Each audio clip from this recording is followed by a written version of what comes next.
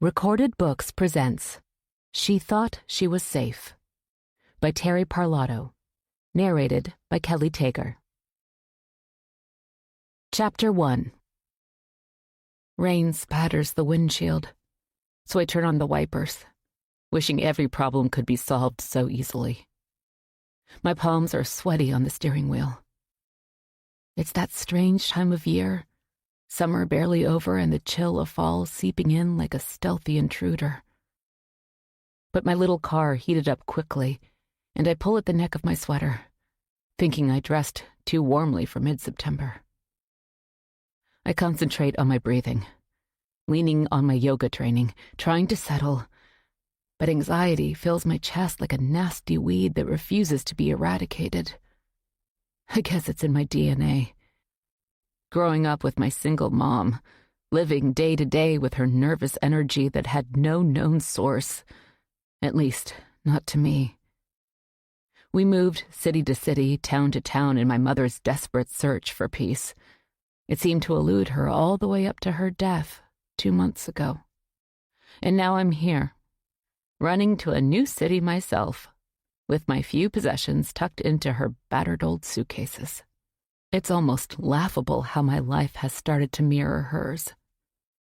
At this point, I'd hoped to have found a sense of calm and purpose, and I thought I had these last 10 years. I was married to my college sweetheart, working my dream job at the city library, even eking out a little time to work on my writing, hoping someday to become a published author. I was content and fulfilled. Until I showed up at Ben's office that day last spring, planning to take him to lunch for his birthday. But instead found him with his office manager, in flagrante, as the saying goes. My mother always said you couldn't trust anyone. I don't know where her paranoia came from. Maybe from her parents throwing her out at 18 when she got pregnant with me. But I'll never know. Her past was a closed book, and now she's gone. My divorce proceedings are over, but apparently Ben borrowed money to pay off debts he'd accrued from sports betting, something else I had been oblivious to. Now his financial troubles are my problem as well as his, for some reason. I had no idea what he had been up to online, or that he'd borrowed money from unscrupulous people, and now they want to be paid. There have been strange men trying to contact me, even though I had nothing to do with it, and I need to get away. Anywhere. But I do have a destination. Boston. I was grasping at straws after my mother died, wondering where I should go to escape my ex-husband and his messy life. I needed a fresh start. So when the invitation came, I made the decision to leave my job, my friends, and my life here in Albany. My phone rings in the cup holder. Unknown caller. I shudder. It can't be the same man who called yesterday. I blocked that number. But maybe he's using a different phone. The man yesterday said that he knows I made money from the sale of my mother's little house. All the money I have to my name. It didn't seem to matter to him that I was no longer married to Ben. I hit the decline button and wipe a tear from my cheek, concentrating on the stormy road ahead. Chapter 2. Traffic thickens as I approach Boston, but at least the rain has subsided. My stomach is in knots, and I wonder if I'm doing the right thing. At 32, I'm going to meet my father for the first time. My mother had gotten pregnant with me after a short relationship with a young man who just graduated from college and was touring the country. He'd stopped off at Mom's small hometown, Truckee, California, and they'd become involved. When he found out she was pregnant, he left as fast as he could without a backward glance. That's what my mother told me anyway. She raised me alone and refused to tell me his name, saying that we were better off without him. Who leaves a pregnant 18-year-old to fend for herself and their baby? On my birth certificate, in the father's spot is just one word: unknown. When I was growing up, we moved from one little town to another. Mom worked at all kinds of jobs: fast food, department stores, plant nurseries, which were her favorites. But money was always scarce. We crisscrossed the country.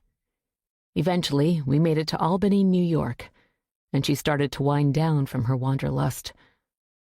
By the time I started high school, we were permanent residents. She worked her way up to manager of a local nursery, and our lives stabilized. I started to pressure her to tell me about my father, but she would get angry and tell me that I was better off not knowing. This caused a lot of friction between us. But then college loomed, and I jumped at the chance to get out on my own. Armed with grants, scholarships, and student loans, I found a new life, one that suited me, a place where I could find a quiet corner and write. After I left Ben, I moved back in with my mom, into the tiny house we had shared before I got married. I was trying to make sense of my life, trying to figure out what was next after the divorce, when tragedy struck. My mother's death was sudden, unexpected. She was young, just 50. During a summer storm, she'd been driving a country road when her car skidded and hit an embankment. Ben had been telling her for months, "Lana, those tires are bald. You need to replace them. They're dangerous." But after all those years of scraping by, counting change to pay bills, Mom wasn't keen on spending money. I was numb. My mother was the only family I had ever known, and while she was different, unconventional, and maddening sometimes, we were close. After the shock had worn off, after the memorial service was over, I went through the junk that crowded the house. Mom wasn't exactly a hoarder, but she was close. I felt a little guilty as I went through her personal things, but I held a secret wish that I might finally find out who my father was. Had she left a clue somewhere in her stacks of papers? And I found out at last. I thought for years that he must be a criminal, maybe a con man or a rapist. My mother was so adamant that we were better off without him. So when I finally found his name, I expected to find him in prison somewhere, or dead from his misdeeds, maybe. I never expected to find out that he was famous. Chapter 3. The Boston skyline comes into view, gray buildings poking up through the mist, the Charles River dark and winding through town like a snake. I exit the highway and head downtown. I listen as Siri guides me to a multi-layered parking garage close to my father's building. The scent of exhaust and a light tinge of seawater fills the air as I make my way down the busy city block. At the steps of a tall, impressive apartment building, a doorman greets me and asks my name. I get past the first gatekeeper. The lobby of the building is shiny, with brass accents and crystal lamps. At the desk, I am questioned again, and Alex Spencer is notified of my arrival. Then I'm shown to the elevator. My heart beats in heavy thumps as I'm whisked to the penthouse, and I wonder if this is a mistake. 2 months ago, after Mom died, I contacted Alex Spencer through his website and told him that Lana Breen had been my mother, and gave him the details of my birth as far as I knew them. I didn't hear anything for several weeks and concluded that he thought I was some nut or I was mistaken about what I'd found in my mother's strong box. But then, his lawyer called and asked me questions and if I'd submit to a DNA test, which I did. And the proof was there. I was stunned to find out that my father is a best-selling author when I have written fiction nearly my whole life. Something my mother discouraged, but that makes sense now. Anything to do with him was poison to her.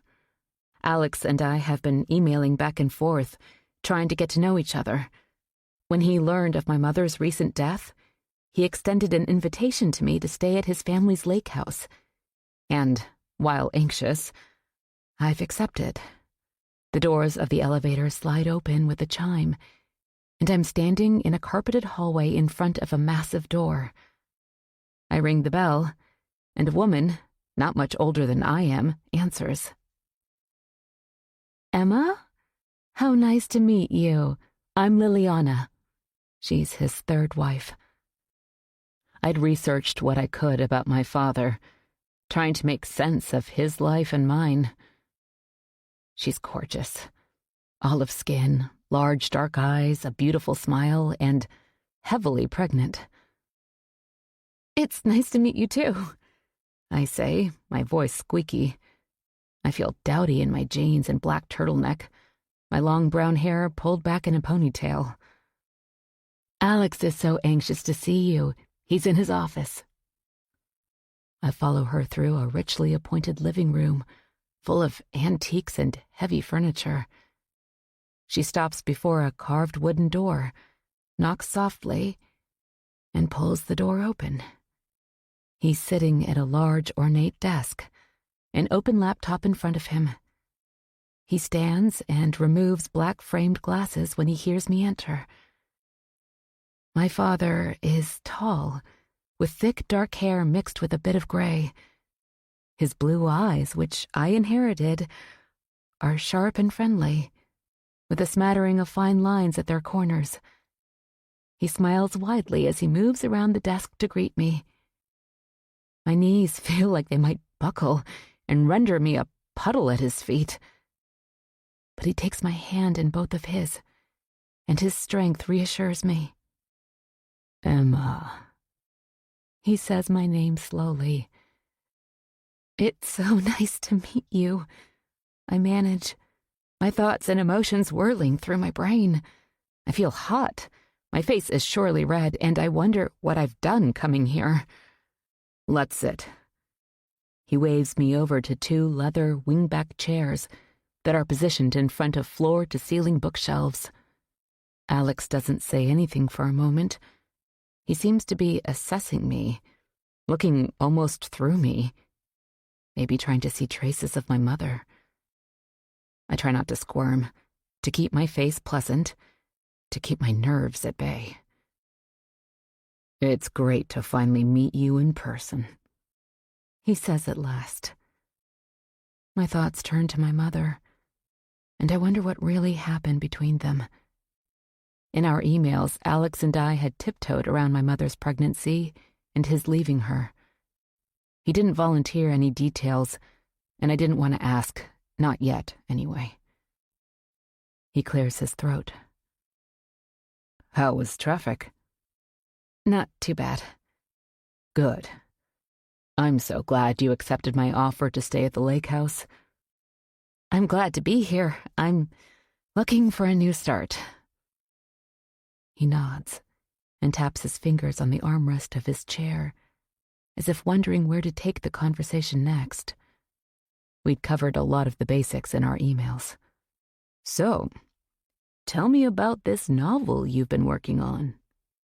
He crosses his legs like some TV interviewer. "I've been writing most of my life, like I told you. I started my novel in college. It was an assignment in one of my creative writing classes. Amazing." He shakes his head. "And you really had no idea who I was?" "No, my mother wouldn't tell me." He chews the earpiece of his glasses.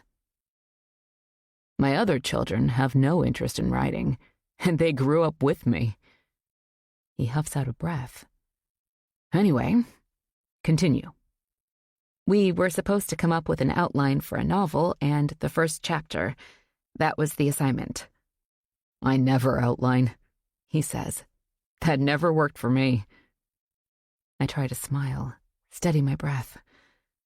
"I managed to complete the assignment, but I've deviated from my outline completely." "So what's it about?"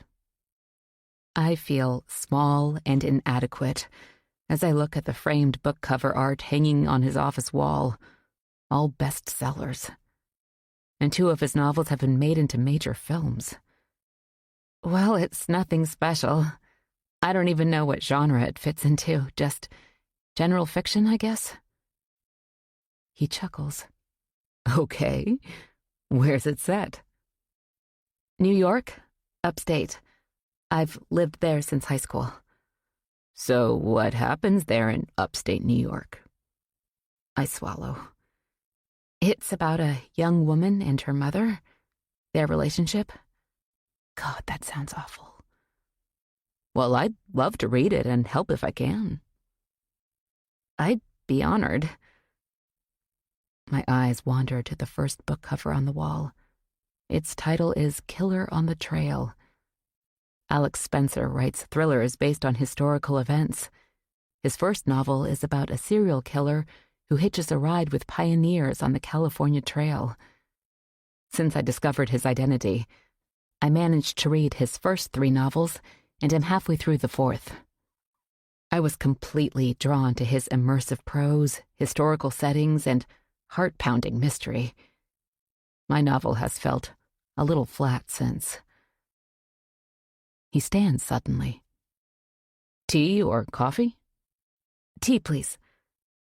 He hurries from the room, and I sink back into my chair. All my life, I've wondered about my father. Who was he? What was he really like?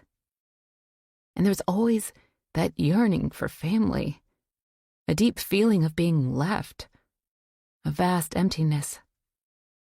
That desire for connection was probably what blinded me to my ex-husband's faults, which, looking back, are glaringly obvious now. Ben was so handsome, so charming, and I had such a longing to be part of a family that marriage seemed to be the way to fill that void in my life. A painful lesson to learn. Alex returns bearing a tray containing a tall mug of black coffee, a delicate teacup, and cream and sugar. A plate of cookies, macaroons, and a rainbow of colors sits beside the drinks. Help yourself, he says, taking a sip of his coffee. While I fix my tea, he goes to his desk and removes a notebook. I need to give you directions to the lake house.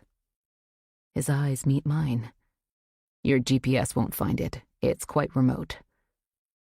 He sits again, sips his coffee, and sets his mug on the table between us.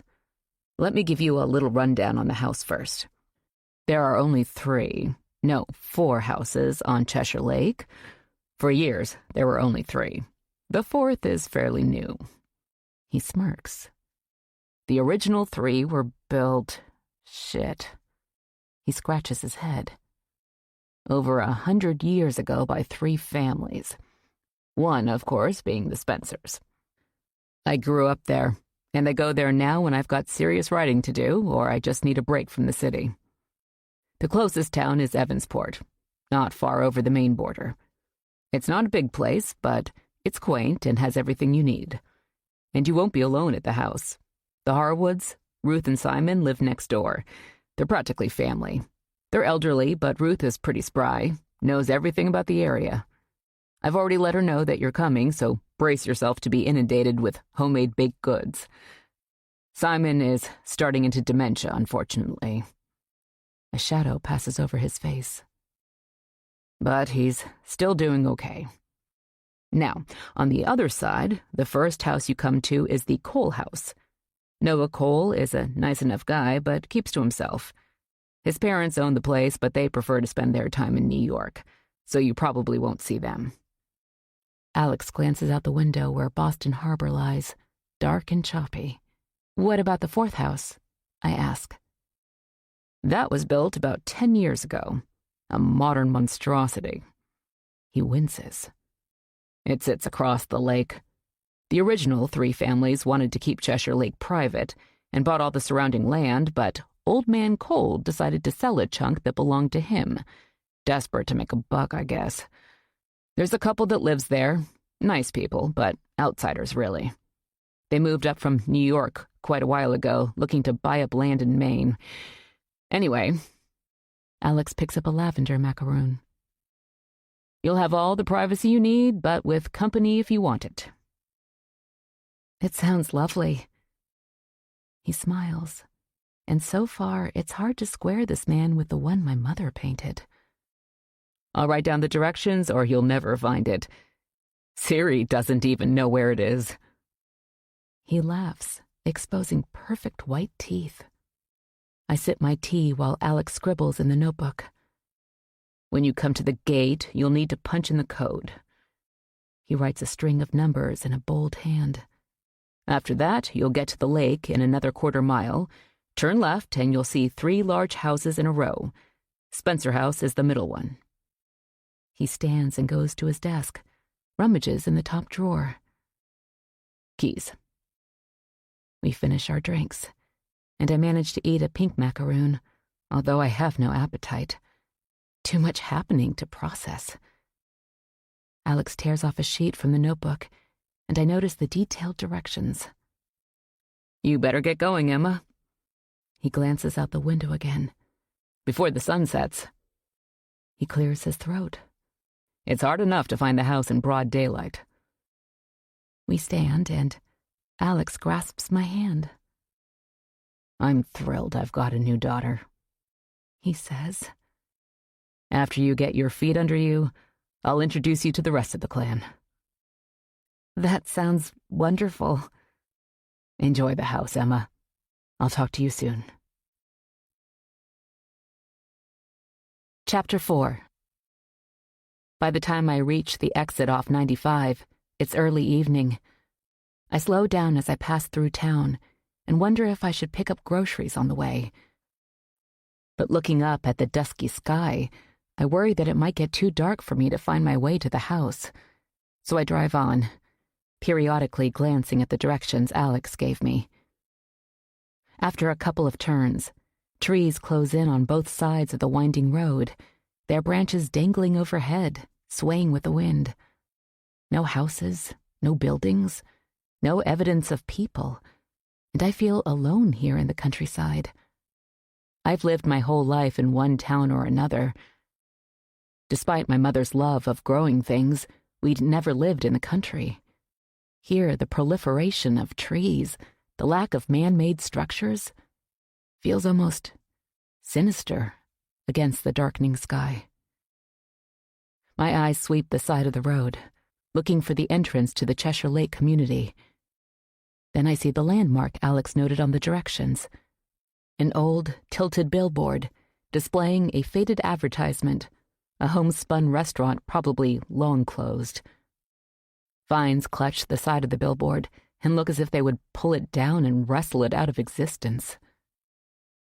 There's a little opening in the woods just beyond it, and I slam on my brakes, turn onto the gravel road. Rocks crunch under my tires, and with thick woods on either side, I need to put on my headlights. Gates appear up ahead, tall, wrought iron spokes with pointed tops, like some medieval castle lies beyond them. I stop and roll down my window. Dank, cold air invades the car. I grab the paper from the center console and punch the number into a black metal box. With a mechanical whir, the gates slowly swing open. I take a deep breath. Something about driving through these gates feels like entering a new world, a permanent shift in my life. Like I'm closing the door on who I used to be and starting as someone new. And the feeling is a little discomfiting, foreboding, like my old self is whispering to me to turn around, leave things the way they are. I screw up my courage and drive through. The car jounces along the rutted narrow road. Rounding a bend, I see something lying in the dirt, a lump near the forest edge. A dead rabbit, his ears laid back. I shiver. Eventually the trees thin and the dark, still water of the lake appears up ahead. The road nearly brings you to its shore before splitting, and the surface smooths to macadam. Per Alex's directions, I take a left turn. Soon, 3 huge houses come into view, and I let go a breath. Civilization. I pass the first one, which sits back among the trees, and turn into the driveway of the second house. Chilly, pine-scented air greets me as I open my car door. I pull my bags out of the trunk, pause, and look out at the shoreline. 3 docks are spaced evenly there with a small open boat tied to each one, like a matching set, bobbing gently, the water lapping quietly against their hulls. There's a small light atop a pole in front of a tall, glaringly white contemporary house across the lake. It must be the newer house Alex spoke of. I turn back to Spencer House, a towering Victorian with a wraparound porch studded with white gingerbread trim, like small bones gripping the edges of the house. It's hard to make out the color of the clapboards in the encroaching darkness, maybe gray. Tall windows, like empty eyes, are situated across 2 floors, and there's a small round window in what looks to be an attic. An ornate turret topped with a weather vane of a running rabbit rises into the murky sky. Next door, the Harwood's house, I presume, is also a large Victorian, similar in build, but it looks more lived in. There are plants in pots along the porch railing, not quite frostbitten, but definitely waning. Outlined in the porch light, 2 rocking chairs sway slightly in the breeze, as if ghost people were sitting there. I see movement in an upstairs window and wonder if someone is there, watching me. I turn away and clasp my arms together as a gust of cold air flutters under my jacket. Then I swing my laptop bag over my shoulder, grab my suitcases, and head to the Spencer front door. It takes a minute of jangling the key and the cold knob to get the door open, but it finally swings inward with a sigh. It's warmer than I expected as I walk into the foyer. The heat's been turned on, and there's a light on down the hall. I drop my bags on the floor, shut the door, and head toward the light. The kitchen is distinctly old-fashioned, green painted cabinets and a farmhouse sink that looks original. The appliances look like antiques, and I hope they work. On an interior wall is a small door, chest high. I pull at the handle, and it squeaks as it slides up. A dumbwaiter. I smile. Of course they have a dumbwaiter. I close the little door and turn to the table. There's a note next to a pie sitting there. Hello, Emma. Alex told us you'd be arriving tonight, so I took the liberty of stocking the fridge. Also, I wanted to leave you one of my famous wild blueberry pies. Please stop by if you need anything at all. Welcome, Ruth Harwood. P.S. The upstairs bedroom at the end of the hall has been made up for you. The writing is a beautiful cursive, like they don't teach in school anymore, and I'm touched by the kindness of a stranger. I open the fridge, and despite looking like it came from a 50s movie set, it hums along and is plenty cold. I find milk, eggs, cheese, bottled water, and other items I can use to put together something of a dinner. But first, I explore the rest of the house, turning on lights as I move room to room. In the dining room, a long mahogany table sits beneath a chandelier that glitters with dozens of crystal prisms. The break-front cabinet holds a delicate china service fit for at least 20 people. It all looks like something from 100 years ago, and I wonder if the Spencers still gather here for holidays. Through a wide arched doorway, the front room windows look out across the road at the lake. The furniture is heavy, with carved wood accents and deep red velvet upholstery. A fireplace dominates one wall and sits dark and cold. There are bookshelves stuffed with leather-bound classics, and there's a flat screen nestled among them. It looks out of place surrounded by old books and antiques. There's a door at the far end of the front room, and when I walk through, there's a spot of cold air, like people claim they feel when a ghost floats by. I know it's the product of an old house, but I shiver just the same. I flick on the light. This room is obviously Alex's office.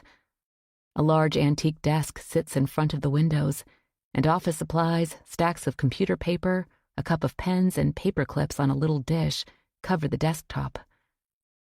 I wheel back the chair and see a power cord sneaking underneath. There are bookshelves in here, too, and Alex's books are lined up on a middle shelf. 19 books, all standing in shiny dust jackets, attesting to my father's success. I can't help but be awed. I picture myself sitting at the big desk, my laptop in front of me, and my spirits rise. I've been working on the same manuscript since college, and my goal is to finally finish it while I'm here at the lake. I head back to the foyer and notice several portraits hanging in the hall.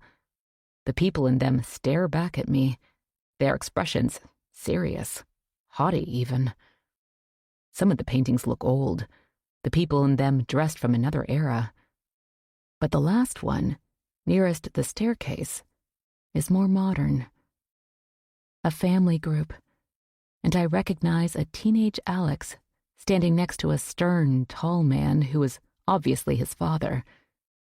They look just alike, strong and powerful in dark blue suits and crisp white button-down shirts. A woman sits below them on a red settee. Her blonde hair rests in curls on her shoulders. Dressed in a filmy white gown, she looks as delicate as a flower, her arm around a young, dark-haired girl who sits beside her. Alex's sister? I'm anxious to meet everyone. I sigh. This is my family, the one I'd so longed for as a kid. On the wall opposite the portraits is a coat closet. I shrug out of my jacket and hang it up. There's a grandfather clock standing alongside the closet, but it's silent, its pendulum still. I guess no one's been here in a while to wind it. Its moon and stars dial above the clock face look slightly faded, and I wonder how old it is. I grab my suitcases and start up the massive, curving staircase. The wood creaks beneath my feet as I wander down the dim hall past closed doors. I try a couple of the knobs, but they're locked. The last door on the right is open to a small bedroom. I feel for the light switch. The bed is made up with a pink comforter. The wallpaper is covered with faded rosebuds, and lace curtains hang at the windows. Old-fashioned and feminine, and somehow sad. As if whoever lived in this room long ago has never left. I set my suitcases down and cross the floor to one of the windows. It looks out on the backyard, which is difficult to see in the encroaching darkness, but I can make out a tangle of trees. My stomach growls and I decide to head downstairs, back to the kitchen. I notice a door outside my bedroom at the very end of the hallway. I try this knob and it opens easily. A gust of cold air shoots past me, accompanied by the smell of must. I flick on the light switch. A steep, narrow set of stairs winds down, but also up. A back staircase. For servants, maybe? I glance up to what must be the way to the attic. The stairs creak beneath my shoes as I climb. There is no railing, so I place my hands on the walls. If I were claustrophobic, this dim staircase would have my heart pounding. As it is, it's creepy enough. I peep up at the landing. There's another door here, and I decide to explore. The crusty door creaks as I swing it inward to a large attic room. I can barely make out a bed in the corner in the light from the staircase. The air is cold, moldy, as if the room hasn't been used in decades. Wind ripples through the rafters and I shiver, half expecting a family of bats to swoop down on me. I close the door and head back down. Enough exploring for the night. After a quick dinner of scrambled eggs, I put on the kettle. There's a box of chamomile tea in the pantry. That will do. Tea in hand, I settle in the front room and click on the TV. Cable. The 11 o'clock news out of Boston plays, and the sound from the outside world is reassuring in the old empty house. Curled up on the sofa, I look around and sigh. This is just what I need. Peace and quiet. A place where I can work on my writing, and a place where my ex, and the men who are hounding us, can't find me. The news ends, and I'm feeling sleepy from the long trip and the emotions of meeting my father, so I decide to go to bed. I turn off the TV, and in the silence, I hear little noises like tiny gasps. Just the wind through the old window panes. As I climb the staircase, the heat rumbles on, making more surreptitious noise and raising goosebumps on my arms. I look over my shoulder, but there's only a dark, empty foyer below. Despite the groaning of the house in the wind, I fall asleep quickly. A woman screams, her terrified voice shrill, echoing around me. My pulse races, and I'm pounding down the hallway. I have to get away. Then I'm immersed in a cold mist, trying to call out, but my voice is trapped in my throat. I'm desperate for help, but there's no one here. Just the screaming woman somewhere in the dark. I wake up with a start. My heart beats like a jackhammer. I'm covered with sweat as I grab for my phone, swing my feet to the cold floor, ready to bolt. But everything is silent. I was dreaming. I was caught in the nightmare that has disturbed my sleep since I was a little girl.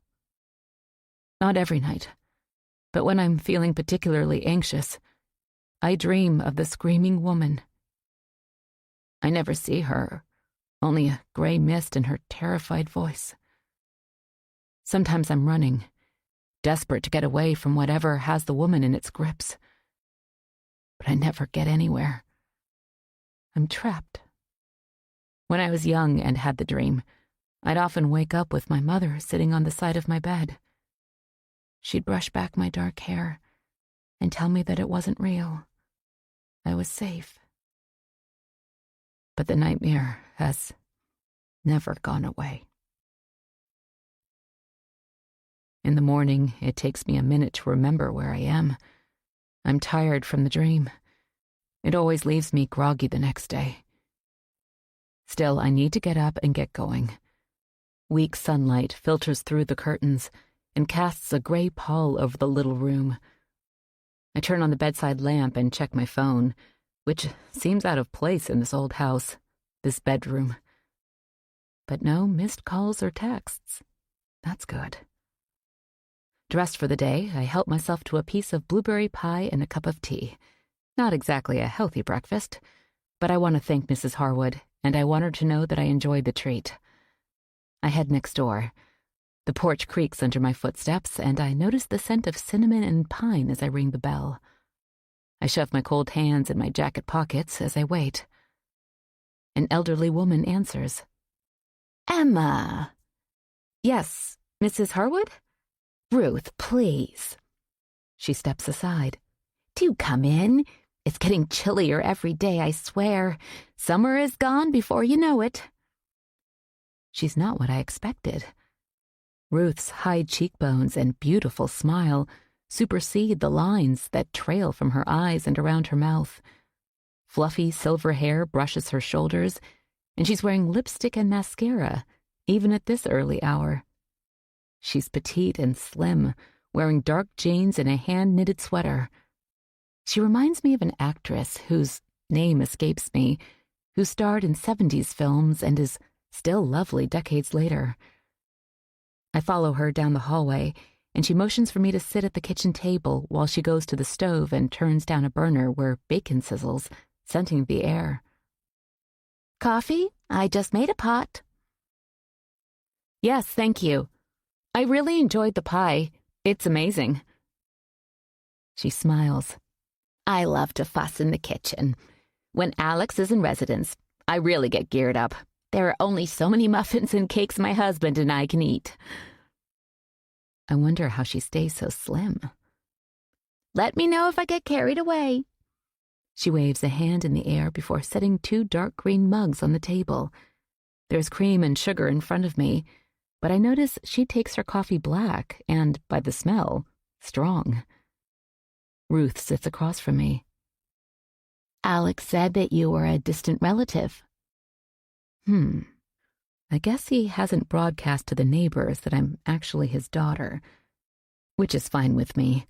I'm still getting used to it myself. Yes, I grew up in New York and didn't know about the Spencer family connection until just recently. I smile and sip my coffee. She studies me closely with dark, depthless eyes. Alex is a wonderful man. I always knew he'd make it big someday. Above and beyond the family fortune, that is. I watched him grow up, he and his sister Mary. Her eyes shift to the window that looks out on the wooded backyard. My husband and I were great friends with his parents. She taps the table with knotted fingers, the most obvious sign of her age. They're both gone now. Ruth stands. Would you like a muffin?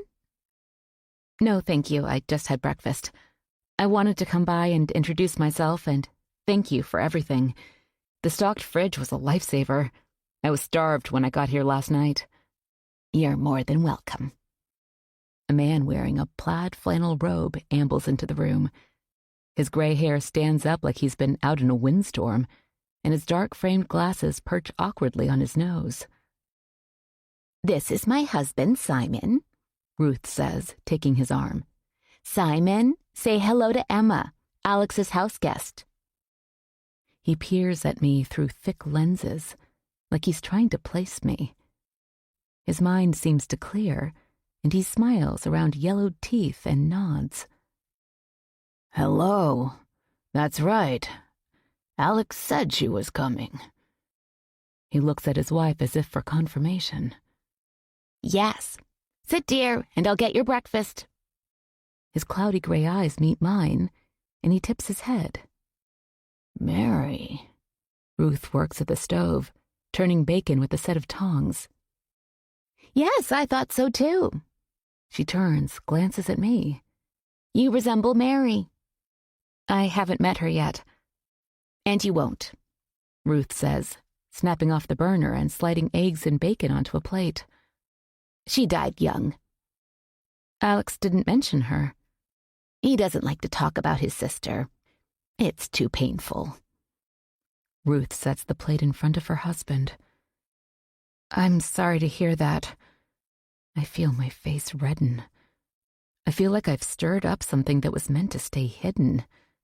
I stand. It's awfully nice to meet you both, but I probably should get back and get busy. Ruth sets a cup of coffee in front of Simon, along with a clutch of pills. I'll walk you out, she says, and leads the way back down the hall. Ruth whispers at the door. Simon, unfortunately, is not himself. She sighs. He does all right most days, but he's prone to say things that don't make sense. I understand. Good. She smiles and squeezes my shoulder before opening the door. Chapter 5. The week has gone by in a blur.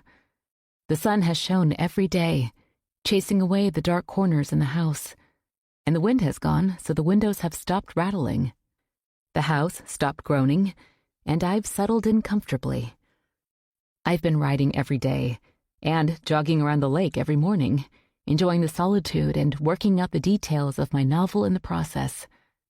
It's coming more into focus, the characters gaining more life, and I'm feeling better about it than I have in a long time. Maybe Alex's support is giving me the confidence I've always struggled with.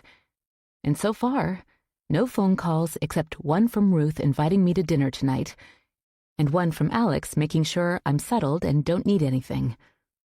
I saw him on TV yesterday on a talk show discussing his new book, which releases soon.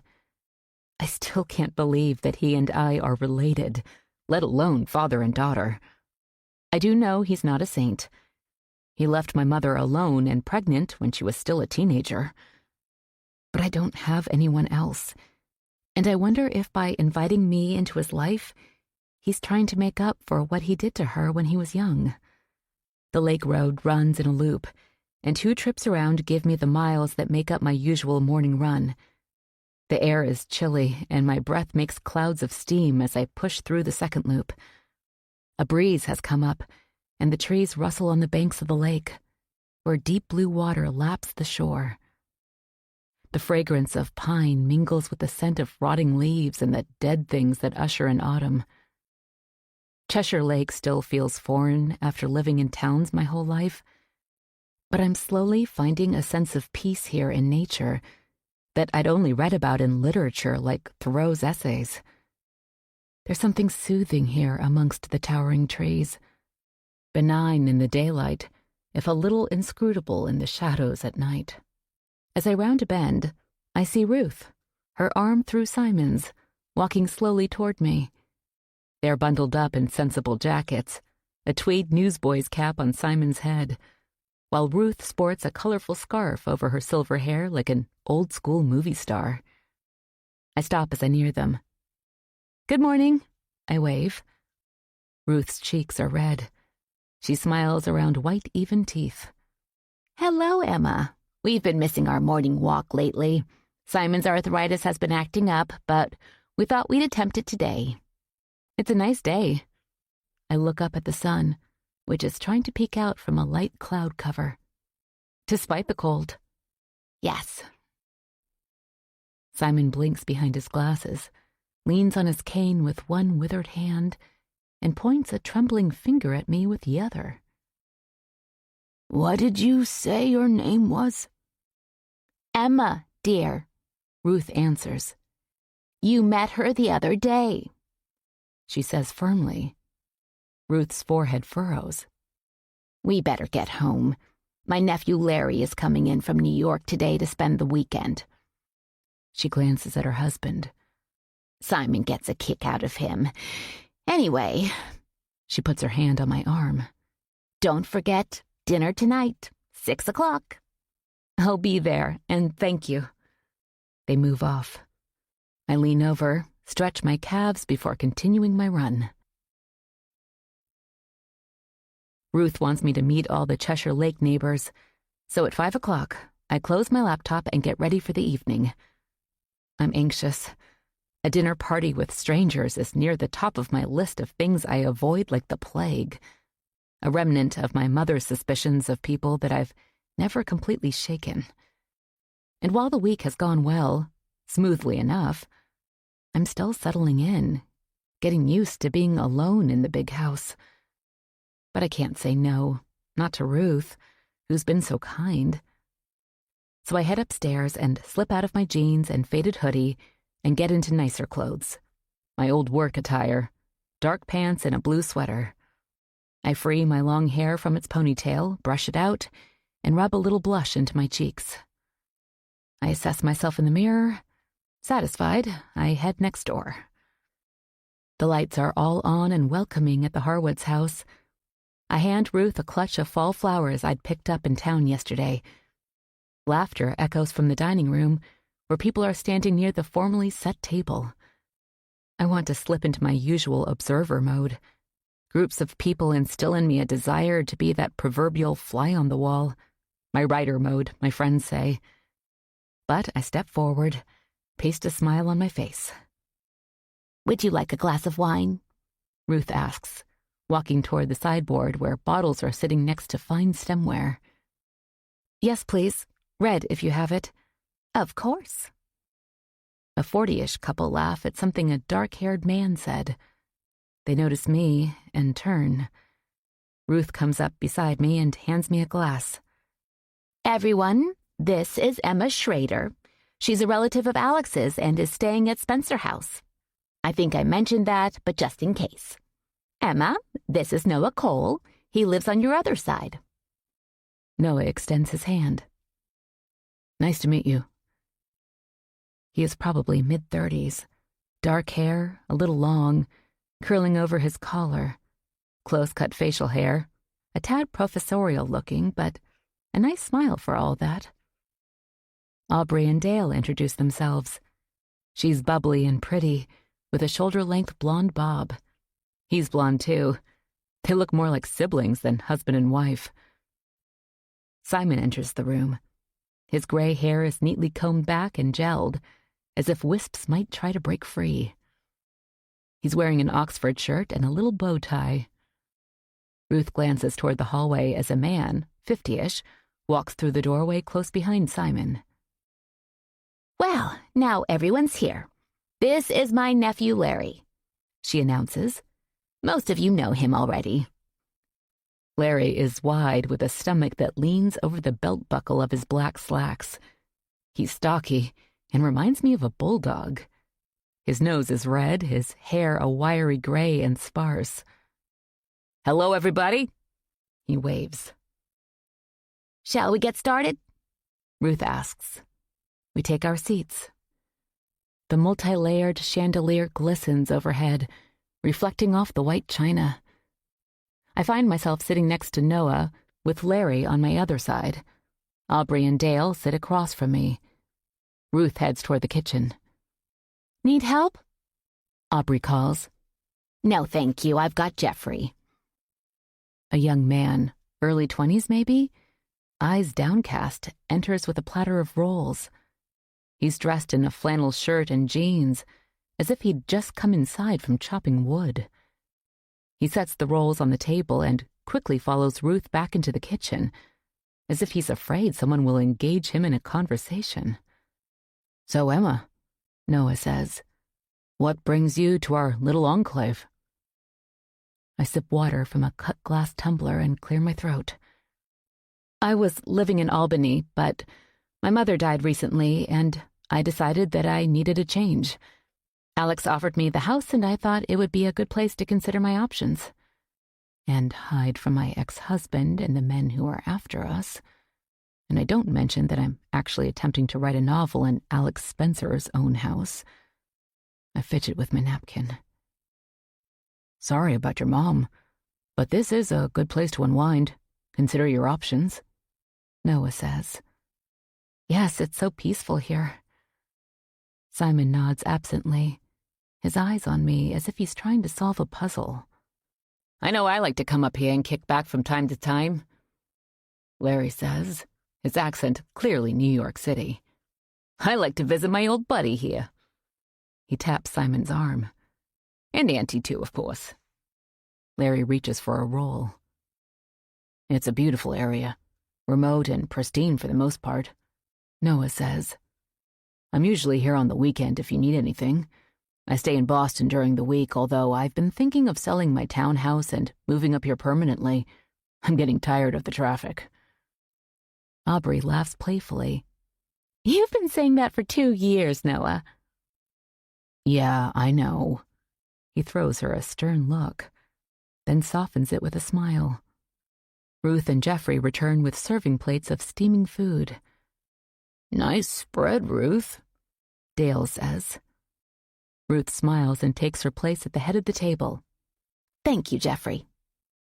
The young man retreats to the kitchen. A rare London broil takes center stage, accompanied by rosemary potatoes, broccolini, and a salad. It looks like Ruth does more than bake. The conversation starts around the weather, as if this disparate group of people have little in common or too much that they don't want to talk about. I learned that the Thompsons are a business team as well as husband and wife. He's a residential property developer, and she's a real estate agent. Larry heaps food on his plate and periodically pauses mid-chew to compliment Ruth. Noah sits quietly at my side, adding a short comment or two occasionally, but letting the others dominate the discussion. "So, Ruth, have you thought any more about our offer?" Dale says, slicing into his London broil. Her gaze shoots to Simon, who struggles to cut his food. "I've told you, Dale, that Jeffrey can live in the cottage as long as he wants. It's in the will. We won't sell it out from under him." Her lips purse. I wonder about Jeffrey. He quickly darted from the room as soon as Ruth thanked him for his help. There was no offer to join us, but it seemed to me that Jeffrey had no desire to stay anyway, as if he couldn't get away from everyone fast enough. Aubrey sets her fork on the table. With the money you'd make from the sale, Jeffrey could live anywhere he wants. So you can build 4 McMansions on that acre? No, thank you. Jeffrey is quite content where he is. Just think about it, Ruth. Dale shakes his head. You and Simon aren't getting any younger. Wouldn't it be nice to have a few million in the bank account? Healthcare costs are out of sight. Larry's small, round eyes cut in Ruth's direction. Money is not an issue, Ruth states. Besides, Simon's lived here his whole life. I don't intend to go changing things up on him now. And we don't want to look out on our lake and see a bunch of ugly new homes crowding out the trees and wildlife. Who did she say she was? Simon's voice is unnaturally loud, cutting through the conversation. He's looking at me. Ruth pats his arm. Emma, dear, Alex's relative. He shakes his head. No, that other woman who was here. No other woman was here, Simon.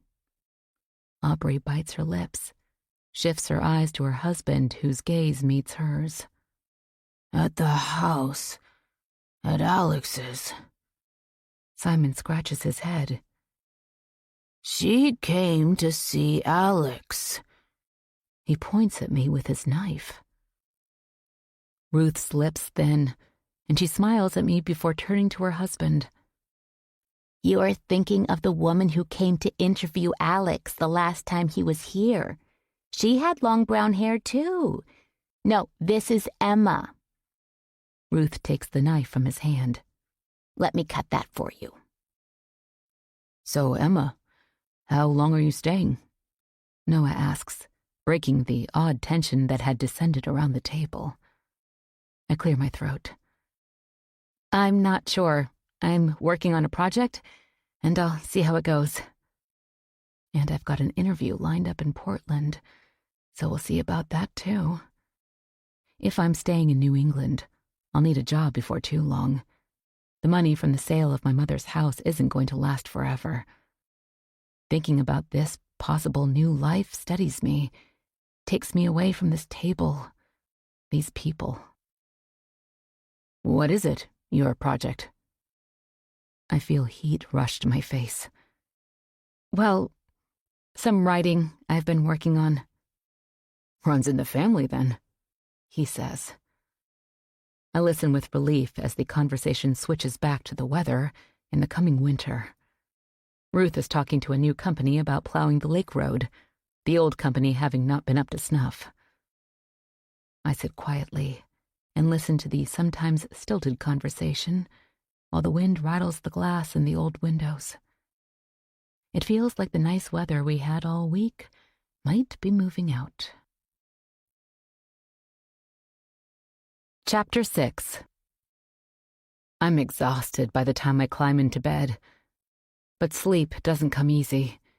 As usual, my anxiety was on full alert during the dinner at Ruth's. There's so much about myself that I have to tiptoe around. Things that most people wouldn't understand. My chaotic childhood, failed marriage to a cheating man who borrowed money from criminals. My fear that they'll track me down here. Eventually, I nod off, only to be jolted awake hours later by voices outside. I shuffle to my feet and pad down the hardwood hallway. A rapid knock hammers on the front door. I glance at my phone, which I'd grabbed from the nightstand. It's just after 6 a.m. Dark, but a tinge of dawn coming through the windows. I grab my jacket and throw it over my pajamas. Ruth stands on my porch, with Larry at her side. Jeffrey stands behind them holding a large, chunky flashlight. Sorry to wake you so early, Emma. No problem. What's the matter? Ruth sniffs, her silver hair blowing across her forehead. It's Simon. He's wandered off again. Her voice trembles. "We've looked all over the house and yard, but we can't find him. I wondered—" "I'll help. Let me get my shoes on." She nods and turns to Jeffrey. "Check Emma's backyard." He takes off around the house without a word. I slip into my boots, zip up my jacket, and step out into the cold morning. Jeffrey meets us down at the road. "Simon's not back there," he says, his eyes on the pavement. Ruth blows out a breath. "I changed the locks. I don't know how he got out this time."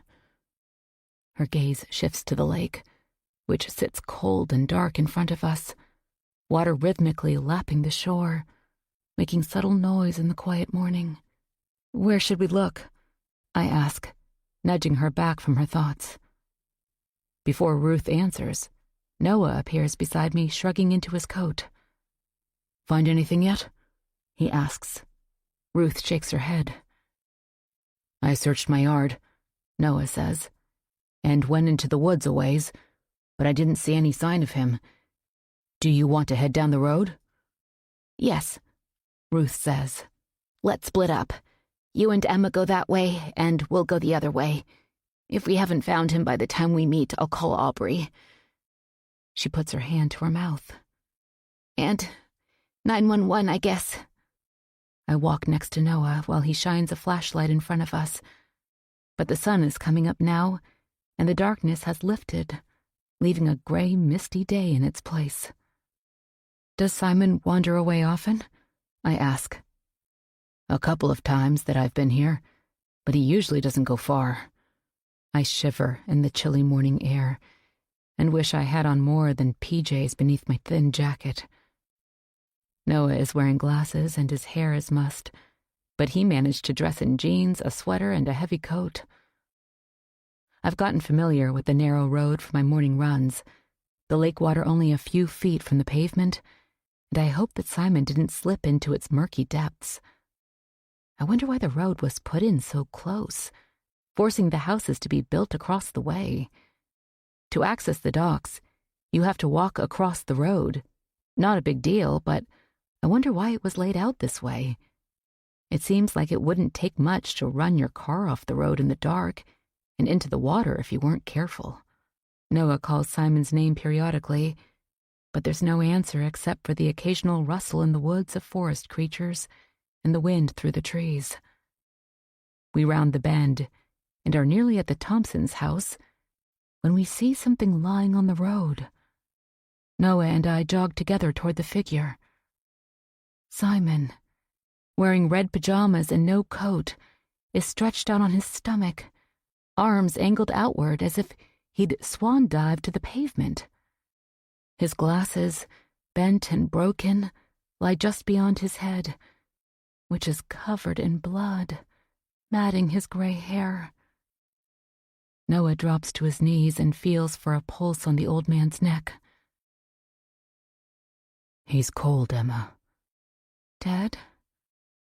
"I think so. I can't feel a pulse or anything." Noah gets to his feet, pulls out his phone. I hear a door slam somewhere ahead, and Aubrey in a long pink bathrobe runs toward us with Dale on her heels. "What happened?" She screams, her blonde hair fluttering in the wind. Dale covers his mouth. "Oh, shit." He stumbles back away from the body. "Is he?" "Yeah," Noah says. He slips out of his coat and lays it across Simon. "I called 911. Ruth, Larry, and Jeffrey hurry toward us. Ruth stumbles and drops to her knees next to her husband. She lays a hand on his head as if comforting a child, and tears slide down her cheeks. Ruth's hand comes away bloodied. She doesn't seem to notice as sobs rack her slim frame. Chapter 7. I'm shaking with cold and emotion. I can't believe that this has happened. I know Simon wasn't well, but he seemed healthy enough at dinner last night. I stand close to Noah, trying to stay warm. No one's had much to say, except for Aubrey, who's been babbling nonstop since she joined us on the side of the road. Sirens become louder as emergency vehicles draw near. An ambulance, lights flashing, grinds to a halt.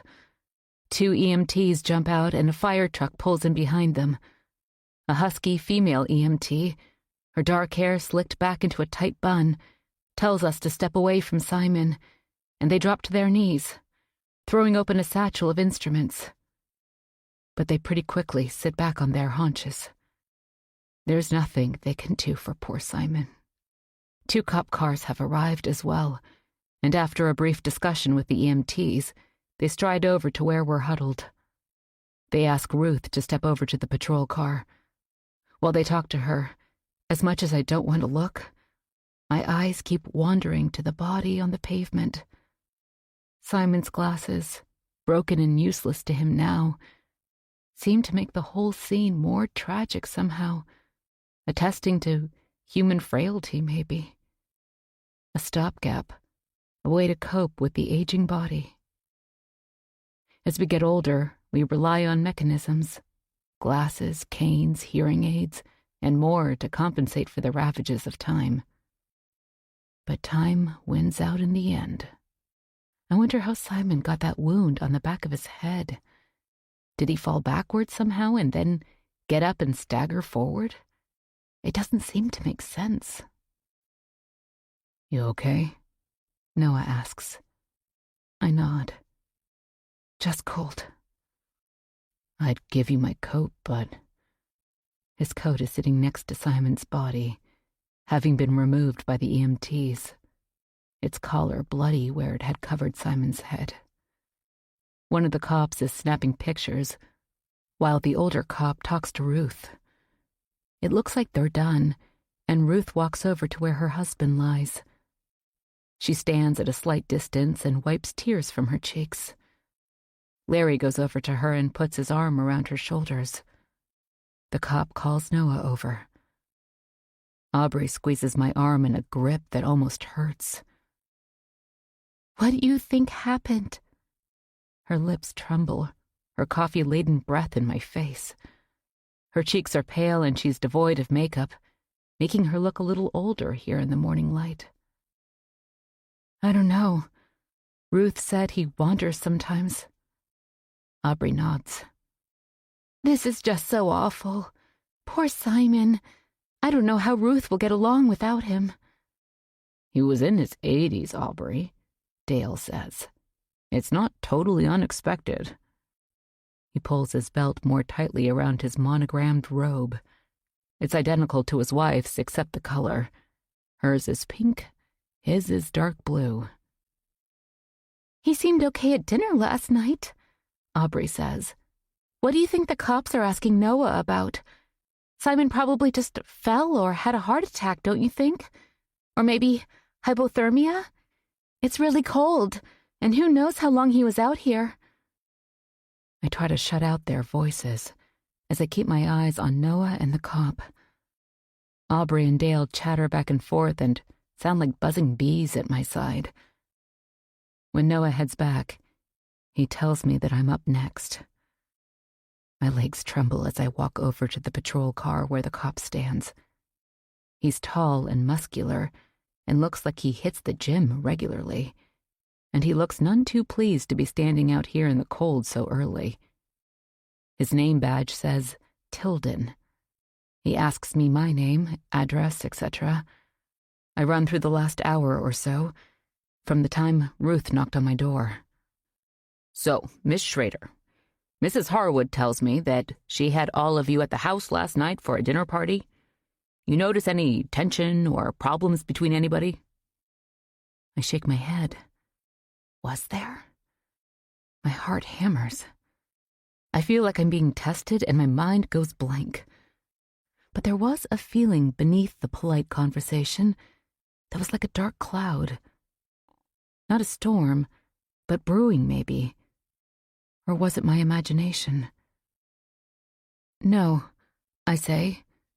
"I didn't notice anything." As we're talking, a van pulls up.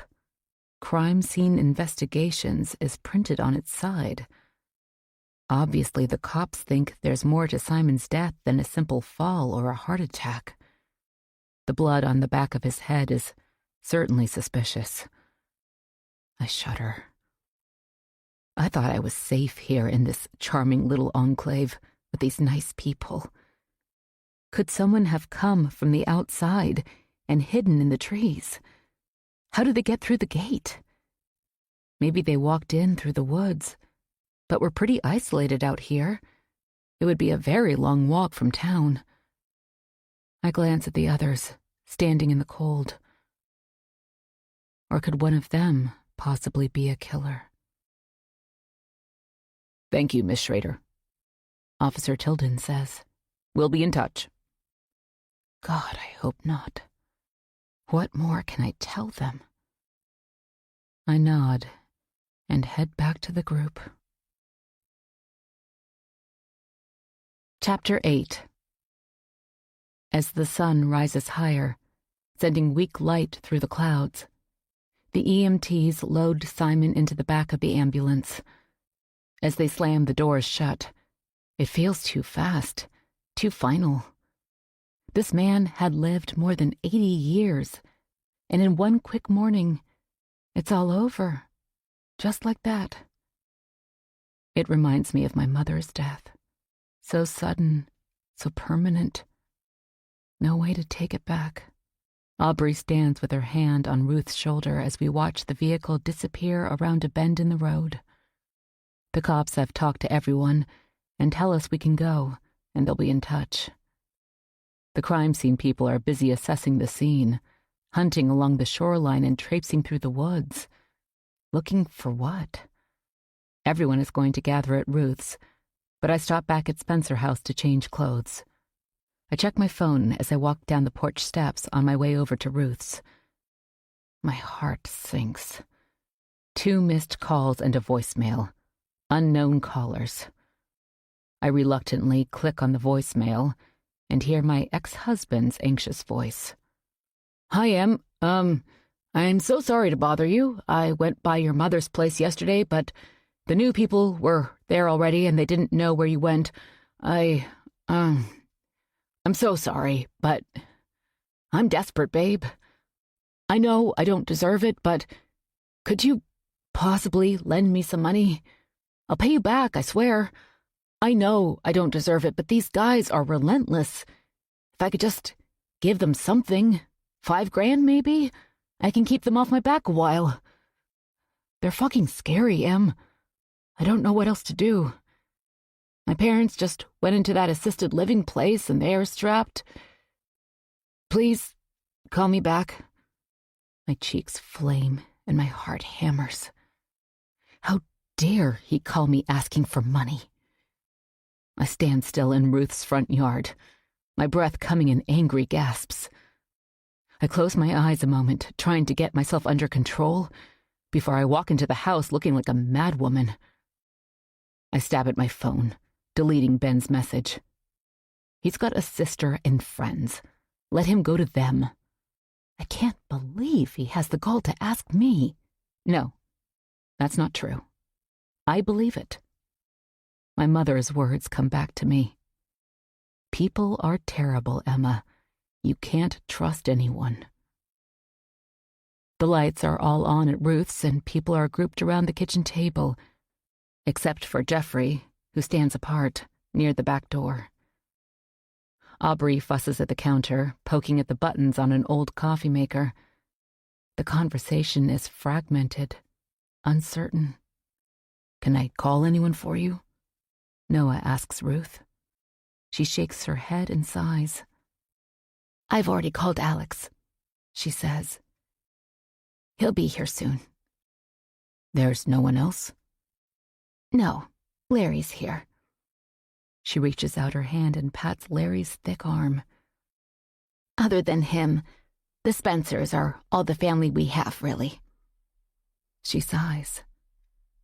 "Poor Simon."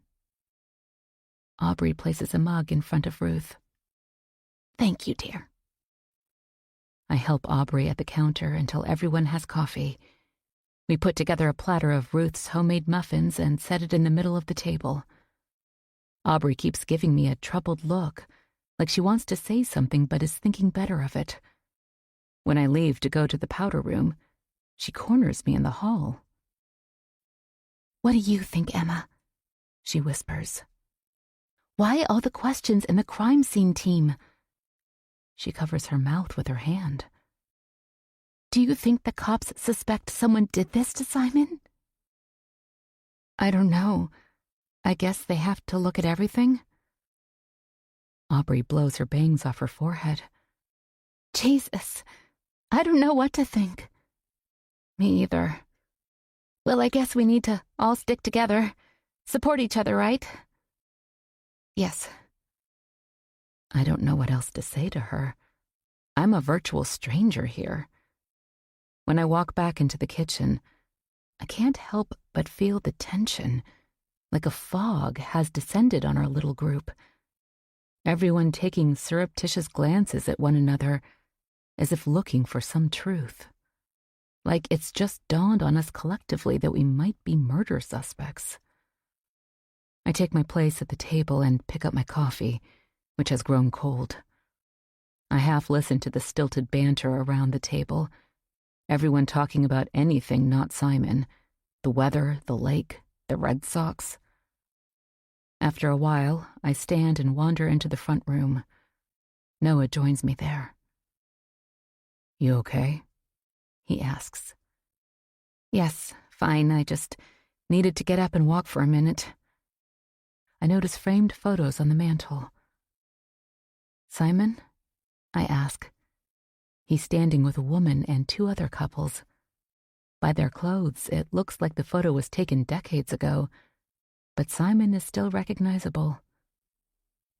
Yeah, that's him and Ruth with my grandparents and Alex's parents. I pick up the photo for a closer look. Ruth's gorgeous. Fluffy blonde hair, dark lipstick, and a knockout figure. Yeah, she's about 10 years younger than Simon. My dad said she was quite attractive back in the day. Where are your parents? I ask, setting the photo back on the mantel. They live in New York. Dad's retired and they travel a lot. Do they come up to the lake house very often? Noah shakes his head. No. Mom doesn't like it out here in the country, as she calls this place. I grew up here, but when I went off to college, they pretty much moved out. Then it occurs to me that I'm also looking at my grandparents. These are Alex's parents? I ask, pointing to the tall couple standing in the middle of the photo, the same people in the family portrait at Spencer House.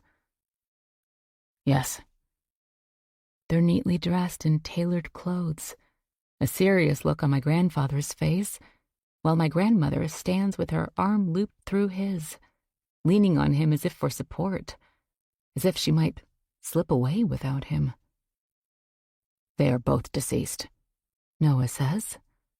They died in a small plane crash when I was a kid. Alex inherited the house and everything.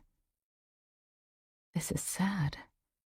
I've never known any grandparents, and it would have been nice to have met them. Did you call your parents to let them know about Simon? Yeah. They feel bad, but, well, my parents and the Harwoods had a falling out after my dad sold some of his land to the Thompsons, so they won't be coming to the funeral or anything. I'm sorry. Don't be.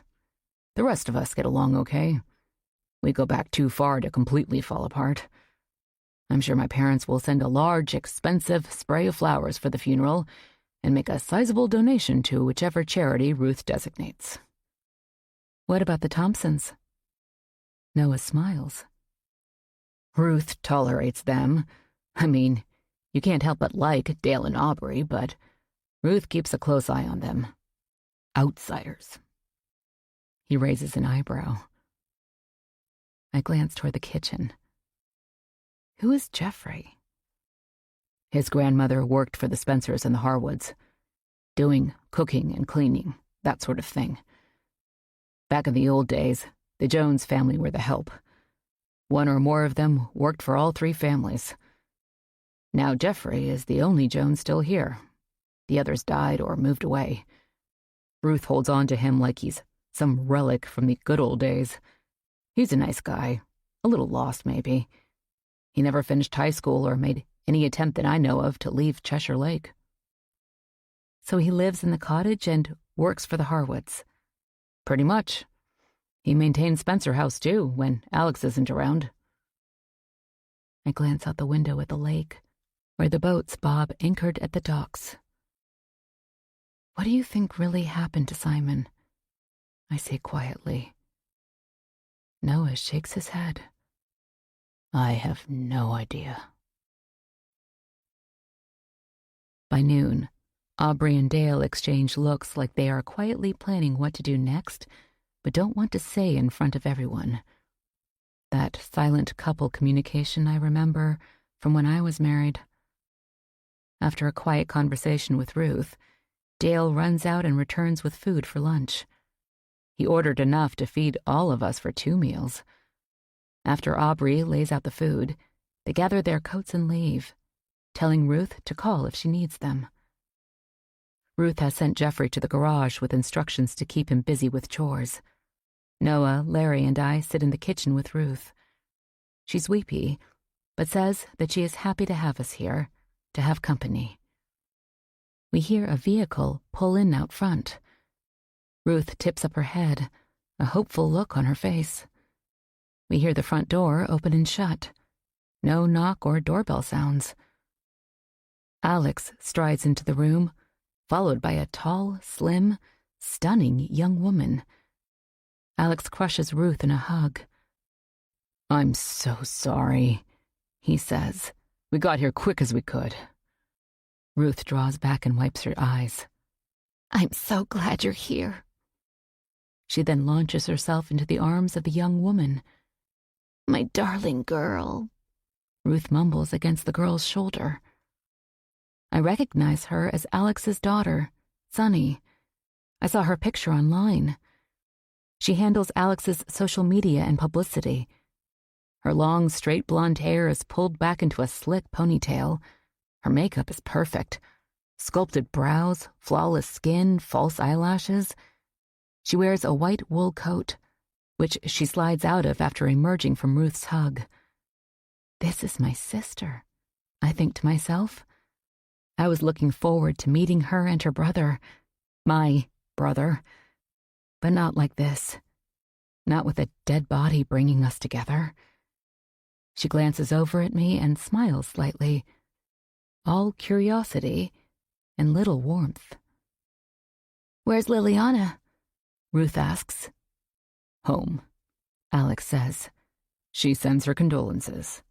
The doctor put her on bed rest. Her sister's with her, and I hired a nurse as well to take care of her. Oh, no. But everything's okay? Just a precaution. The baby's due soon, Ruth says. Liliana needs to take care of herself. Yes, another new Spencer to add to the fold. Alex raises his eyebrows, shoots me a smile. Sunny drops her coach bag on the table with a thud and purses her lips. Chapter 9. I packed up the extra food from lunch and stored it in Ruth's refrigerator. There's enough to keep her fed for a week. When someone dies, that's all we can think to do. Flood the bereaved with food. I remember the casseroles the neighbors brought over when my mom died. More than I could ever eat, and I still feel guilty about throwing most of them out. As the sun started to wane, Sunny looked over the leftovers and decided to order dinner from a restaurant in Evansport. We sat with Ruth and ate. While Ruth picked at her food, Larry managed to make a good dent in the gourmet offerings Sunny procured. As evening came on, Ruth told us she was all right and that we should go back to Spencer House and get some sleep. The house is cold, my emotions raw, and I'm suddenly glad not to be here alone anymore.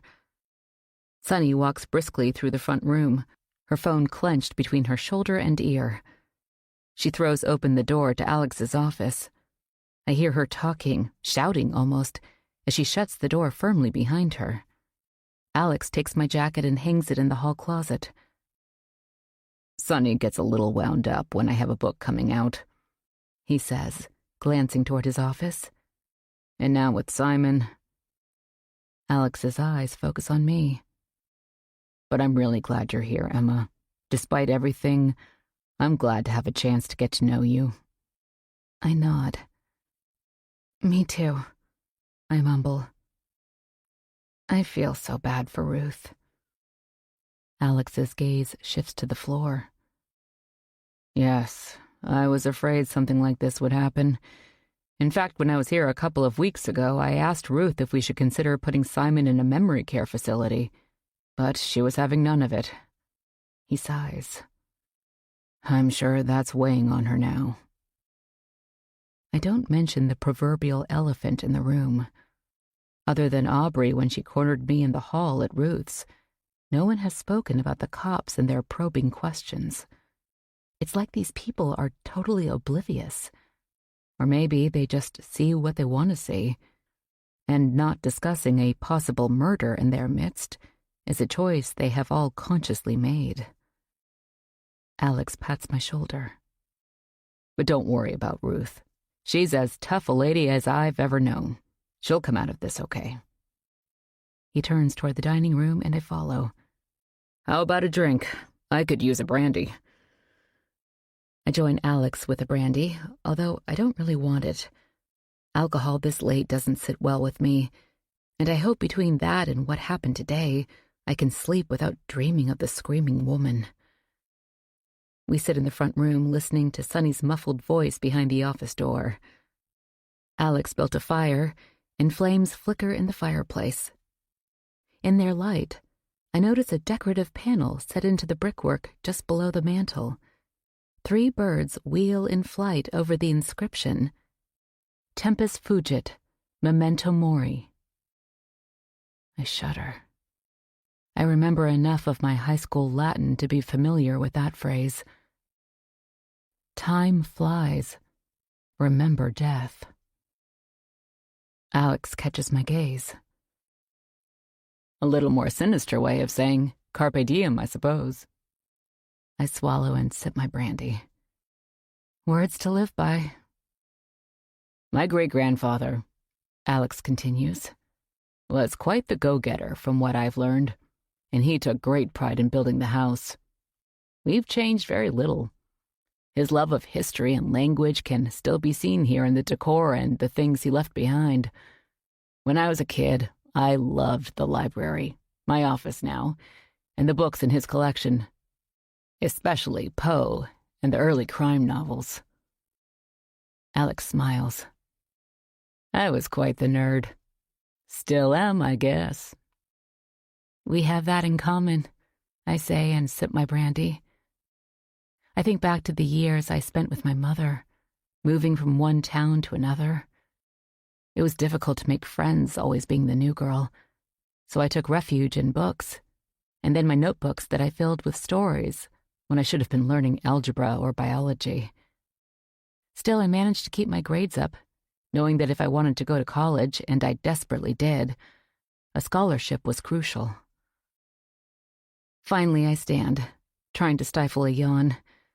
Sunny is still in Alex's office, still speaking on her phone in a sharp, strident voice. Then I notice my laptop. I'd left it on Alex's desk, where I'd been working on my novel. It's now sitting on an end table outside the office door. I pick it up and tuck it under my arm. I think I'll try to get some sleep, I say. Good idea. Alex stands. I'm going to have another drink, then probably hit the sack myself. Sleep well, Emma. He raises his empty glass in my direction. Despite everything, I sleep through the night. No nightmares, no bathroom trips in the wee hours. But when I wake up, I don't feel refreshed, like I'd run a marathon in my sleep. I briefly considered going on my usual morning run, but I feel too drained. And I don't want to revisit the scene of Simon's death either, which was cordoned off by crime scene tape anyway. So instead, I dressed for the day and decided to take a walk right outside to get some air.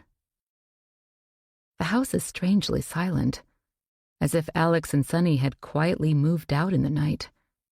But then I hear her voice, more subdued this morning behind Alex's closed office door, and I wonder if she even went upstairs to sleep last night. Just as I reach the foyer, Sunny emerges from the office and pauses in the front room doorway, coffee mug in hand. She's wearing yoga pants and a long, baggy cable-knit sweater, but still manages to look chic. "Need something?" she asks, her brow furrowed. "No, I just thought I'd go outside, walk around a bit." I'm crouched on the floor, pulling on my boots. She purses her lips. "Just be aware that my father's new book comes out soon, and he's got a lot on his plate. And now with Simon. Anyway," she waves her hand in the air. "We're all really busy right now." "I understand." I turn and head out into the chilly morning. I walk around to the back of the house, the breeze flipping dead leaves through the air. No sunshine today, and the atmosphere is close, murky, and wet, as if rain is on the way. I wander around the yard. There's an old rope swing in the corner hanging from a huge oak, and I wonder who used it last. I can't imagine Sunny swinging on it, even as a little girl. There's a row of spent flowers, and that reminds me of my mother. She was like a latter-day hippie, all Earth Mother and Birkenstock sandals. Her love of growing things even helped provide for our dinner table. No matter where we lived, she managed to eke out a little garden patch between apartment buildings, or sometimes in a community garden. I sniff and kick through the leaves, which have started to come down in earnest, and notice a narrow path as the yard gives way to the trees. I decide to see where the path leads. From her cold reception, it's obvious that Sunny doesn't want me here, and of course, that was not what I had hoped for. Still, a lot is happening at once, and I need to give everyone time to get used to my presence. The best thing I can do is keep to myself, be helpful when the opportunity arises, and hope things smooth over. As I head down the path, the trees start to thin, and short wrought iron fencing comes into view. As I draw closer, I see headstones. I shiver. A graveyard so close to the house. A drooping old maple tree leans its heavy branches over the headstones like a protector. I find the gate to the little cemetery. The latch is cold and coated with rust, and it takes me a minute to work it free. The gate swings open with a screech that is loud in the quiet morning mist. Weeds and saplings have grown up around the graves. The name Spencer is carved on the first large stone. Howard and Lydia. From the dates, I assume these are Alex's parents. And they both died on the same day, which would correspond with what Noah told me. They died together in a small plane crash. My grandparents, I think to myself, and reach out my hand to touch the shiny stone. Nearby is a smaller stone with a clutch of roses carved at the top. Mary, Alex's younger sister, dead at 21. There are other stones behind these, all with the name Spencer carved at the top. It seems to me that my father is alone in the world except for his children. Sunny, her younger brother Andrew, me, and a string of wives and ex-wives. But the older generation is gone. Maybe that's why he's so close to Ruth. She's a link to the past. I run my hand along the carving of the roses on Mary's headstone. The rough granite picks at my fingertips. "What are you doing?" Sunny calls behind me. I startle. "Nothing, just walking, and I wandered into the woods and found..." "It's just the old family cemetery, Emma. No need to be back here. Jeffrey takes care of it.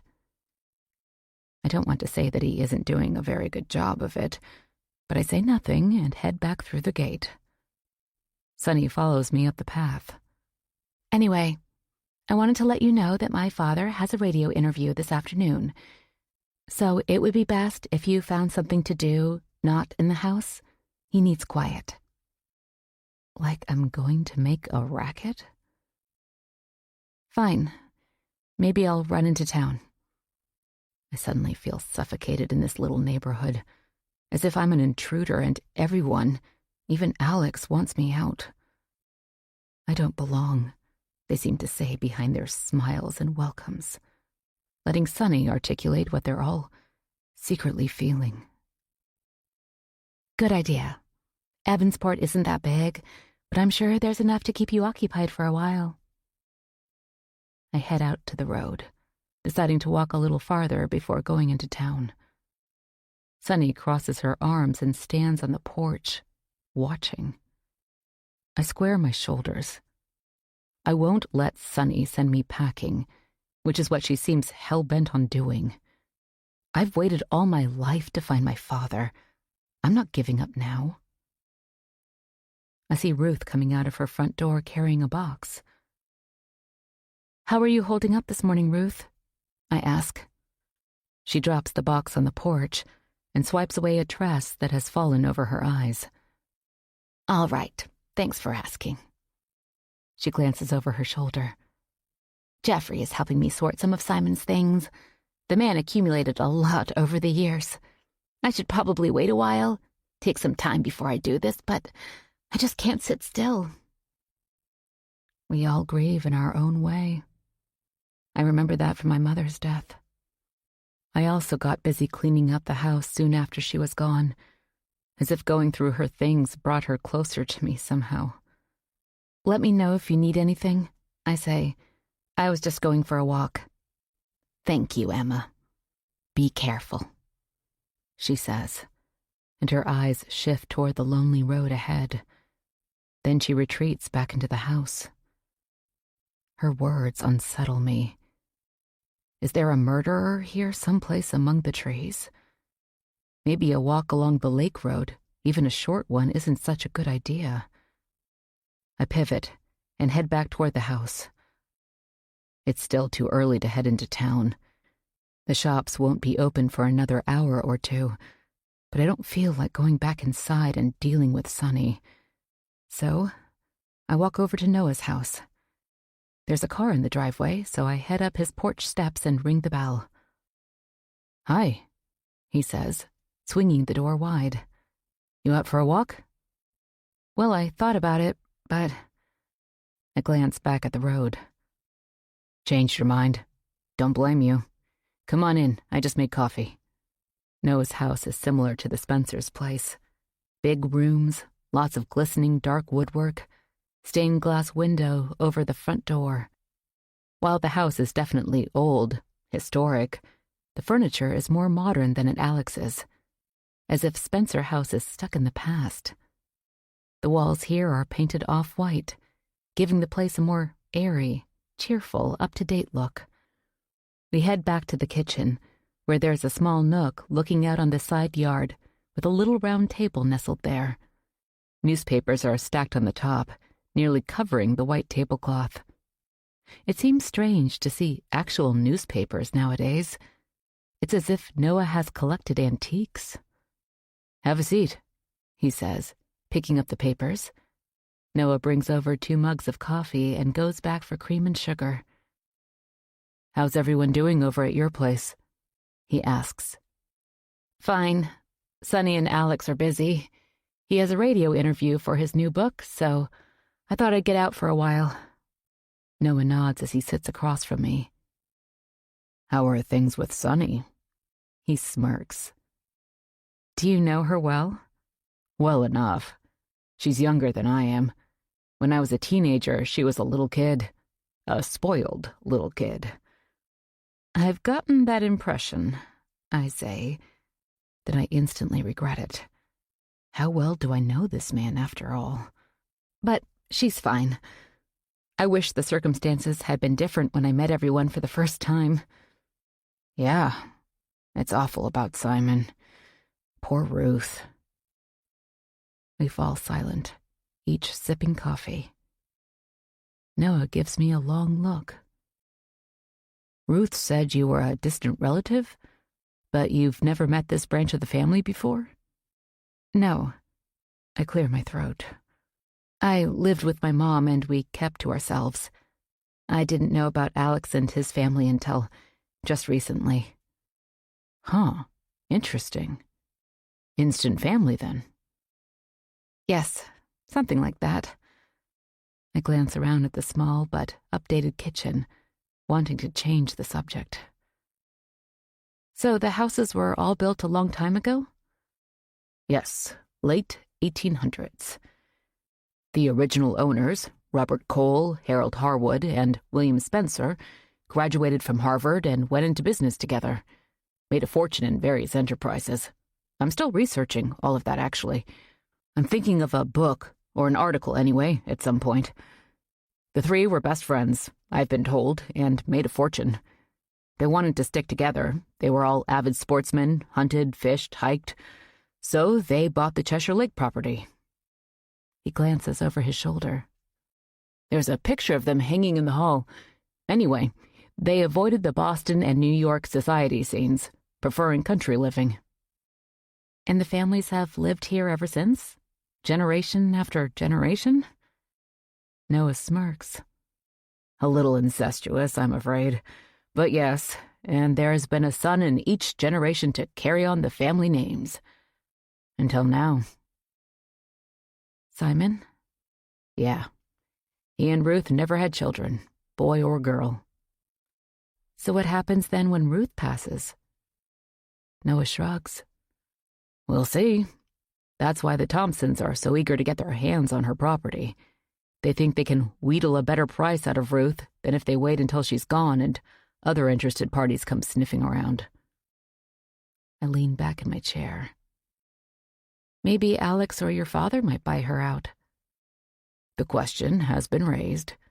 Lots of history entwined in the three families, not all of it pleasant beneath the veneer of friendship. There's always something beneath. That's what I've always thought. People have a way of hiding their true selves, their intentions. My mind flips back to my husband. I had no clue what Ben was up to with his office manager, and I found out afterward that it had been going on for some time. Stupid me, I think to myself. I glance up at Noah, eager to take the conversation in a new direction. What do you do? For a living, I mean.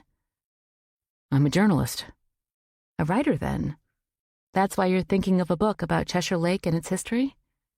That's a side project, really. One of those things I've thought more about than actually done anything about. A lot of writers for one small community. That's interesting. I suppose it is. He stands. Get you a refill? No, I'm good. Who do you write for? Freelance. I sell my articles to different outlets. I've been lucky. After college, I didn't have to find full-time employment because of my family. Trust fund, baby. He adds sheepishly. Nice. He sighs. Yeah, I'm grateful. I can write what I want, but I try to focus on issues that highlight the struggles of people who don't have the privileges I've had. That's a good thing. I hope it is. His back to me, Noah rinses his mug at the sink. What do you think happened to Simon?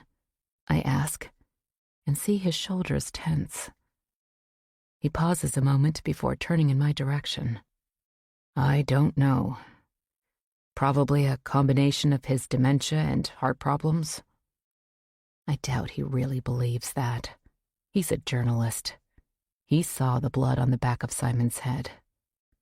The cops seem to think otherwise. They have to look at everything, Emma. Be thorough. I just don't know why anyone would harm Simon. It doesn't make sense. It's possible somebody got into the neighborhood. I guess we'll see. Yeah. I glance out the window where thick woods stand. I'm going to take a ride into town and look around. Noah walks to the window and peers out. Good idea. Get out of here for a while. Any suggestions where I should go? I've been to the grocery store, but that's as far as I've gotten. Evansport has a lot of interesting shops. A nice bookstore, a cafe, and several other restaurants. Then there's always the waterfront. If you drive up the coast a bit, there's a lighthouse that's really spectacular, but it might be a little chilly to go out there today. Sounds nice. I'd join you, show you around, but I've got a deadline I'm fighting, so I should get to work. I stand. Another time, then? Absolutely. Chapter 10. Despite the cold, there are plenty of tourists walking the quaint streets of Evansport. With the weather changing fast, people have started flocking to the northeast to experience a New England autumn. Dry leaves tumble along the sidewalk, wheeling on the steady breeze. I lingered in the bookstore for a while, Alex's books prominently displayed on a table near the front entrance. I was proud and still astonished to see them and know that my father wrote those books. Back in my car, I debate a ride to the waterfront, but a chill has settled in my bones, and I decide to head back to Spencer House. There's a dark car sitting in front of Alex's place as I pull up. I wonder who it could be. A man with gleaming white hair and a bulky build climbs out of the driver's side. He stands and leans against his vehicle, watching me pull around into the driveway. My heart starts thumping wildly. Could it be one of the men who's been calling me? Could they have tracked me down? Obviously, he was waiting for me. I glance up at the house as I get out of my car, but I don't see Alex or Sonny. The man isn't here to see them. Miss Schrader? He calls, walking toward me. I stand still as a pointer. Yes? He extends his hand. Detective Tom Bellman, I'm investigating the Harwood death. Oh. I take his hand, which is cold, meaty, his grip firm. I have a few questions for you. He reaches into his coat pocket and pulls out a notebook. Okay. He has me run through yesterday morning. He nods periodically as if he's checking my words against the statement I gave to the cop on the scene. I understand that there was a dinner party the night before the victim went missing. Victim. And they wouldn't send a detective out here asking questions if they didn't suspect there was foul play. Yes, all of the people who went looking for Simon were there. Uh-huh. His narrow, light eyes meet mine. Any problems you saw that night, or earlier, that made you think that Mr. Harwood and his neighbors didn't get along? Anything? No, nothing like that. Everyone seemed to like Simon. What do you know about these people here at Cheshire Lake? He turns and looks over at the dark water that laps the shore. Not much, really. I've only been here a little over a week. He scratches his head. How are you related to the Spencers? No one I've talked to yet has been very precise. I've lived here my entire life, know the people here well. Never heard of you. He enunciates the last sentence like an accusation, and my heart is thudding. Did he talk to Alex already, and Alex didn't tell him that I'm his daughter? Does Alex not want anyone to know? But I have to be honest, right? I'm talking to a detective. I don't want him to think I'm hiding anything. Then I think of the men who lent my ex-husband money. I had nothing to do with that, but somehow I feel like I've been involved in something illegal, dirty. And I wonder if my anxiety is all over my face. This man looks for deception for a living, and he's obviously been doing this a long time, judging by his white hair and sagging jowls. "I'm Mr. Spencer's daughter," I blurt out.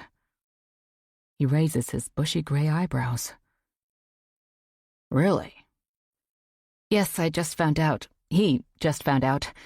He and my mother were together, never married, for a short time when they were both young. Alex moved on before he knew my mom was pregnant," I say, giving Alex the benefit of the doubt. I can see the skepticism in his eyes. Alex is the area's most famous resident, and now here's a daughter popping up out of nowhere. "He had me take a DNA test before we met. It confirmed it." I clamp my lips together to stop my rambling. He nods slowly. "Okay. So what are you doing here?" "My father invited me. We just wanted to get to know each other." "Where do you live?" "New York, Albany." "You didn't know anything about the Harwoods before you got here?" "No, I'm just getting to know everyone." He slaps his notebook shut. "Okay. You came here at your father's request? He wanted to get to know you?" "Yes." "That's it. Just a visit with your new family." Why does he make it seem sinister? "That's all, yes." "Okay, Miss Schrader. I might need to circle back with you later." "All right." He turns, heads back to his car. I jog for the porch and notice Sunny, arms crossed over her chest, at the front room window looking out. Chapter 11. I race inside, lean against the closed door, and try to slow my breathing. Sunny is waiting in the foyer. She grabs my arm. "What did you tell the detective?" I hear Alex's voice somewhere in the interior of the house, talking on his phone. "Nothing. I don't know anything, but he must think that someone murdered Simon." I shake myself out of her grip. "You think?" Sunny smirks and starts pacing. "This isn't good. My father doesn't need this kind of publicity." She's dressed in a tight navy pencil skirt and silk blouse, like she's headed to the office. "Did the detective talk to you guys?" She whirls around to face me. "Briefly. We weren't even here when Simon died. How could this have happened? He interrogated Ruth and Larry and Jeffrey. Aubrey's called me 3 times. She said that they have an appointment to talk to the detective in the morning." Sunny covers her forehead with her hand. "Christ!" Alex meets us in the hall, tucking his phone in his pocket. "Let's sit in the front room." He herds us out of the foyer and glances out one of the tall windows, as if checking that the detective has left before sitting in the armchair near the fireplace. I sit on the sofa, but Sunny keeps pacing. Alex runs his hand through his dark hair. His eyes settle on me. "What did you tell him, Emma?" "Not much. I don't know anything that would help. Who would want to kill Simon?" He shakes his head. "No one. This has to be a mistake." Sunny flops down on a chair. "In any case, there's bound to be some media attention, Dad. We don't need that." Alex arches an eyebrow. "I wasn't even here when it happened. How bad could it be?" Sunny huffs out a breath and pulls her vibrating phone from her pocket. "Here we go." She stands and walks into Alex's office, slamming the door behind her. In the silence, the sound of a bird of prey penetrates the room. My gaze shifts to the window. A hawk swoops along the lake's edge. Alex jumps to his feet. "I need to check on Ruth. Be back in a little bit." I watch him jog down the porch steps and move out of sight. I don't want to see Sunny when she emerges from the office, so I head up to my room. I sit on my bed, open my laptop, and pull up my novel. I'll immerse myself in my story. That has been what I've done my whole life. Escape into fiction when the real world becomes Too much to handle. But I sit and stare at the screen. Inspiration nowhere in sight. And I wonder if I should head back to Albany. But that's not something I really want to do. Ben's there. My mother isn't. I've already said goodbye to my friends at work, off to a new life, a new adventure. Going back would seem like accepting defeat. And I want to give my father a chance. And if I get the job in Portland, it will be a new beginning, one I've been looking forward to. There's nothing for me back in Albany now. And I won't let Sonny scare me off. Hopefully the cops will discover that Simon wasn't murdered, that his death was a strange accident. I won't give up on Cheshire Lake yet. Sonny appears at my open door like a ghost. "It figures Ruth put you in here," she says. "What do you mean?" "This room." She walks inside, runs her hand over the oak dresser. "It was Mary's." "Well, she's been gone a long time. I'm sure this room is used for guests, right?" Sonny's dark eyes lock on mine. "You're the only overnight guest we've had out here in years. Anyway, I wanted to tell you not to talk to anybody about what happened to Simon. My father's a public figure, so you don't say anything to anybody in town or even here, especially not Noah." "Why not Noah?" "He's a reporter, Emma. Don't tell him anything." I lean back on my hands. What could I possibly tell anybody? I was asleep. Then Ruth asked me to help look for Simon. Noah and I found him dead on the road. Like I said, don't get friendly with Noah. And I see something in her eyes that makes me think that this is personal and has nothing to do with Noah being a reporter. Just watch what you say if you want to stay on my father's good side. He's soft-hearted, and he wants to be nice to you and all, but just watch yourself. I stand, pulling myself up to full height, although I'm still 3 or 4 inches shorter than Sunny in her stilettos. I don't need any warnings from you on how to behave, okay? She bats her false eyelashes and turns to leave, then turns back toward me. Mary died in this room, you know. With that, she walks back down the hall, her heels clicking on the hardwood. Chapter 12. I managed to stay away from Sunny the rest of the day, and Alex was either over at Ruth's or working in his office. Dinner time came and went, and I slipped down to the kitchen and warmed up some leftovers Ruth sent from her house. No one was around, and the house was eerily silent. Up in my room, I wondered about Mary. There's a small desk with a few random items in the top drawer: scissors, a dried-up glue stick, pencils. The dressers were empty, the closet too, except for a box on the top shelf. I thought about looking through it, but it was taped shut, and I didn't think it would be right to rip it open, so I left it alone. Sunny's words run round and round in my head. Mary died here, and I wonder what happened to her. Why would a 21-year-old just die in her bedroom? I'm walking back to my room after washing up for bed when my phone vibrates in my pocket. I pull it out. Unknown caller. I decline the call. My heart beats in heavy thumps. Back in my room, I shut the door, sit on the side of the bed, staring at my screen. The voicemail notification pops up. With trepidation, I reluctantly click on it. A strange, yet familiar voice emerges. The same man who had been calling me back in Albany. "Mrs. Schrader, time is running out, and we need to be paid.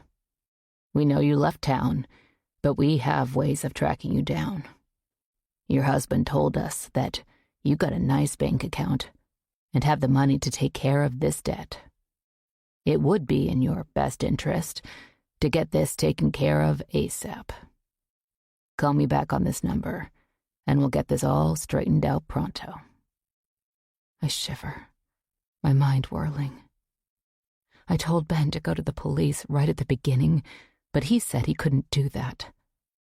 These guys would hurt him if he did. I can't believe he involved me in something like this. When I said that I was going to go to the police myself, he begged me not to and said he'd take care of it. I don't know what to do. Would they really be able to find me? My throat is parched and I feel like I'm going to choke, so I head downstairs for a glass of water. I use the back staircase, my hands on the walls since there is no railing. It's a little claustrophobic, but I don't want to run into Sunny.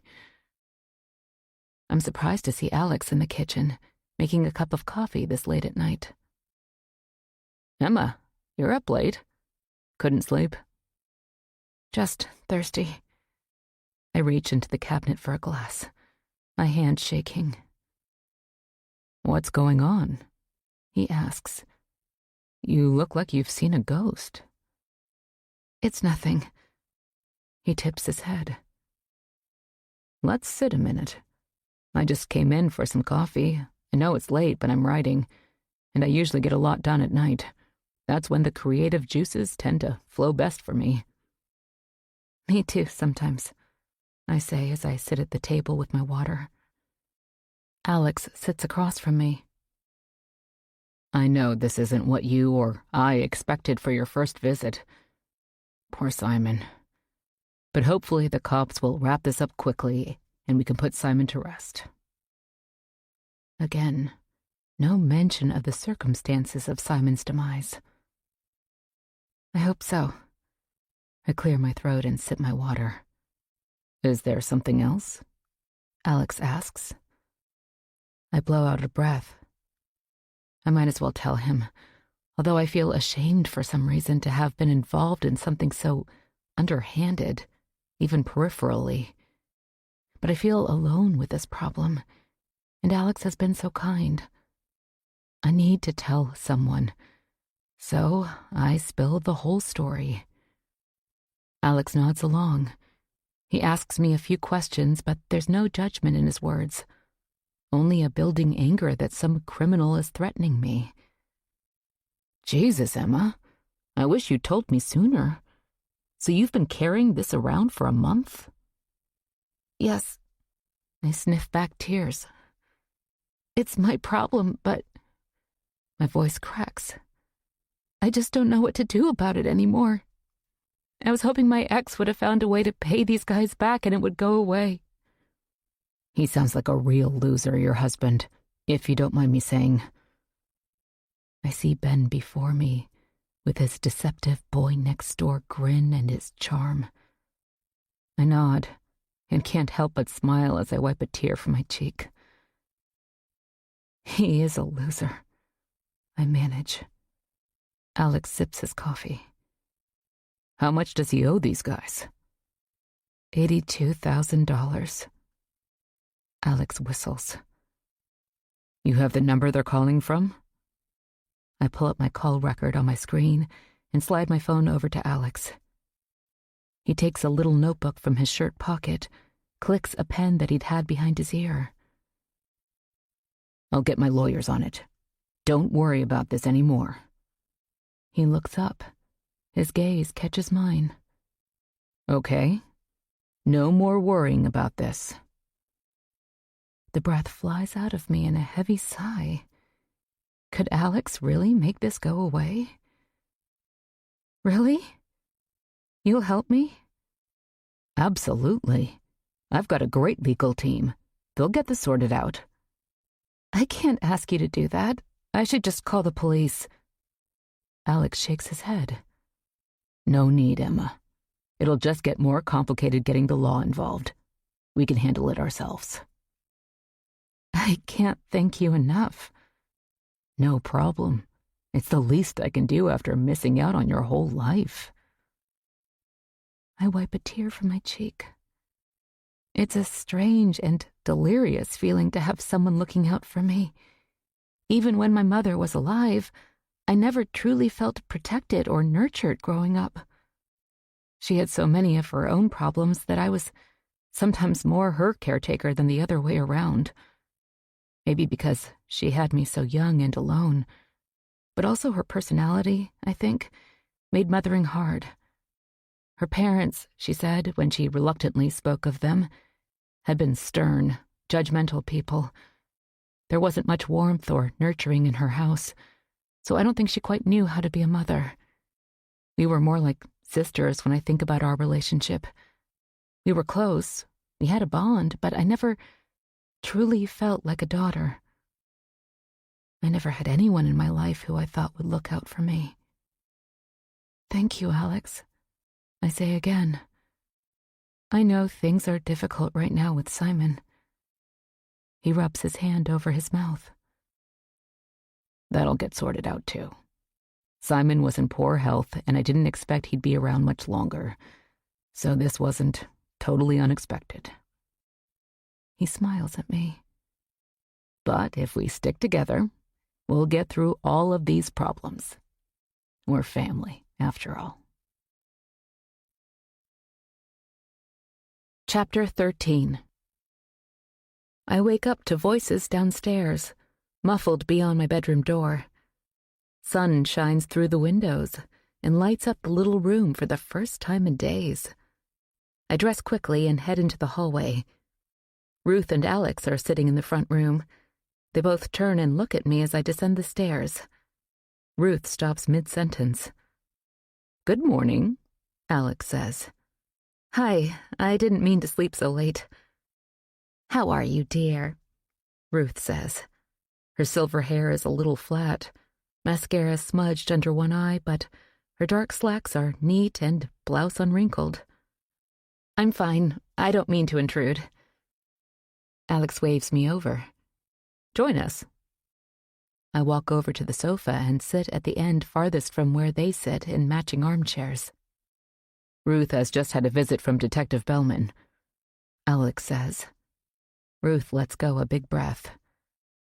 They've completed the autopsy on poor Simon. Ruth shakes her head. I didn't want them to do that to Simon, but that nasty detective said they'd get a court order, so what could I say? She claps her hands against her thin thighs. You couldn't help that, Ruth. Don't let it bother you. I've known Tom Bellman for years. We all have. You'd think he'd be a little more sensitive. She pulls a crumpled tissue from the pocket of her cardigan and holds it against her nose. What did they find? I asked tentatively. They've decided that Simon was murdered, Alex says. Though I can hardly believe it. They think someone hit him in the back of the head with a weapon of some kind, which they haven't found. I feel goosebumps rise on my arms. The Cheshire Lake residents will have to come to terms with this now, and I wonder who could have done this. Do they think someone got into the neighborhood? Ruth's gaze catches mine. That's the worst of it. They've insinuated it was one of us. She clamps her hand over her mouth. It's a horrible thought, but I had wondered before if it was possible. I've tried to discount it. It wasn't possible, I told myself. But could one of the neighbors who have welcomed me so kindly be a killer? It seems beyond belief, and the secluded little community starts to feel suffocating and sinister amidst the natural beauty of Cheshire Lake. That could change, Alex says, as they get deeper into the investigation. How can they be sure that someone didn't get in? Ruth nods, glances sideways at Alex. Do you think the Thompsons could have done it? She asks quietly. Simon was over near their place. Maybe they heard a noise and thought he was a prowler, in the dark. They might not have recognized him, and they hit him and then realized their mistake. Now they're laying low, acting innocent. Alex tips his head. It's possible, I suppose. I think about the conversation at dinner that night. Ruth not wanting to sell because of Simon, the eagerness the Thompsons had for the Harwood land. But they seem so nice, not like cold-blooded killers. But I wonder if Ruth and Alex are thinking the same thing. Alex leans over, his elbows on his knees. Ruth, do you think Jeffrey could have something to do with it? Ruth's mouth falls open. No, of course not. Last time I was up here, I heard Simon yelling at him in the garage. I know that he didn't mean anything by it, but Simon's gotten pretty irritable lately. I'm not blaming Simon. It happens with his illness, but maybe Jeffrey didn't know how to handle that. You know how he is. Ruth shakes her head and gives me a surreptitious glance. Jeffrey adored Simon. He wouldn't have hurt him. I'm just thinking out loud here. Well, you can stop thinking that. Ruth gives me another look. I get the distinct feeling that Ruth has grown uncomfortable discussing Simon's death in front of me. I jump up from the sofa. I think I'll get a cup of coffee. I leave the room quickly. The pot is empty, so I move on to the Keurig. I'd been so happy when I went to bed, so relieved after my talk with Alex, but now, here in the morning, the talk of Simon's murder ratchets up the anxiety that had fled last night. The Keurig burbles as I get the milk from the refrigerator. After the coffee brews, silence descends on the kitchen, and I hear Ruth from the other room. How much do you really know about this girl, Alex? I lean back against the kitchen wall, mug in hand, and close my eyes. Their conversation lowers to where I don't hear anything but muffled words. Oh, God, I think to myself, don't let these people suspect me. I've just found a new family. I don't need this. Chapter 14. After Ruth leaves, Alex retreats to his office. I haven't seen anything of Sunny, and her car isn't in the driveway. Maybe she went into town, or maybe back to Boston. That would be nice. I work in my room on my novel for a couple of hours until my back aches. Then I decide to go outside and stretch. The sunshine that was out this morning has faded behind the clouds, and the air is chilly. Summer temperatures long gone for the year. I walk over to the lake and out to the end of the Spencer dock. The dark water is nearly still, like glass. A family of ducks glides by, headed to the far end of the lake, where the water grows marshy with cattails and pussy willows. I zip up my jacket, pull my hair back, and slip it into the hair tie I found in my pocket. Footsteps sound behind me, and I whirl around. Noah, his dark hair fluttering in the breeze. Didn't mean to scare you, he says. You didn't. I lie. How's it going? He asks, standing at my side. We look out across the lake together, where the Thompsons' house rises among the trees. Okay. Ruth stopped by this morning with news. I heard. The investigation is officially a murder investigation. I bury my cold hands in my pockets. That's what Ruth said. Hard to believe. Even with that wound on the back of Simon's head, that is certainly suspicious. Yeah, I know. I just can't fathom who would have wanted to hurt him. Detective Bellman stopped by my place after he'd been to Ruth's. Questioned me for over an hour. What did you tell him? I take a step away from Noah, landing near the dock's edge. I try to catch his gaze, but his eyes are firmly fastened across the lake. Not much I could tell him, but he's convinced somebody in our little enclave knows something. Like who? Damned if I know, Emma. There's a lot of history here. A lot of secrets over the years. But I wouldn't have thought murder was something anyone had up his or her sleeve. And why Simon? Speaking of over the years, Sunny made a point of telling me that the bedroom I'm staying in was Mary's, that she died there. Noah shakes his head and drops his gaze to the dock. Freaking Sunny. Don't listen to her. So it's not true? I really don't know. I wasn't here when it happened. So why did Sunny say that? I bristle. Because she's Sunny. Just to upset you, I bet. What do you think happened to Mary? I don't know the details. I was just a little kid, and I was at summer camp. My parents told me that she had an allergic reaction and died. It was really sad. I remember one time Mary showed me her EpiPen when I asked her about it. I heard she had to give herself a shot if she ate something she shouldn't have. So I was interested the way kids are. But that's all I know. When I came home from camp, I walked through the woods to the Spencer Cemetery and saw her grave. I didn't want to ask too many questions. Everyone was pretty upset. Alex's parents hadn't been dead a year. So Mary could have died in my room. It's possible, but I wouldn't necessarily believe anything Sunny says. It's sad that Mary died so young. What was she like? Noah runs his hand through his hair, which was tousled by the chilly breeze. Beautiful. Sweet. I had a secret crush on her. She had lots of friends who'd come by to swim and hang out. I was the pesky little kid next door who used to hang around. But Mary was always nice to me. The summer she died, she was home from college. Just graduated. Noah glances down at the dock, kicks at a loose board. Anyway, I'm taking a break. You want to ride into town, get some lunch? You can tell me how your riding is going.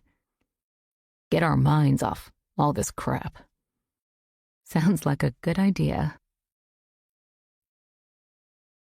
The cafe is warm and looks out on the little downtown where tourists crowd the roads.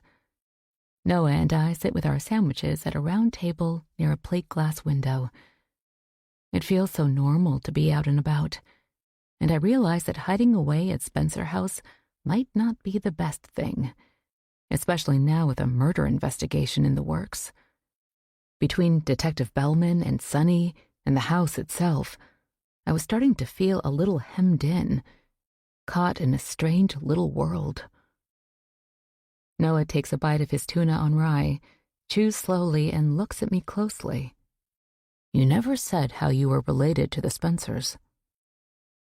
Heat rushes to my face, and I set my sandwich back in its basket. No, I didn't. I pick up a chip and break it into 2 pieces.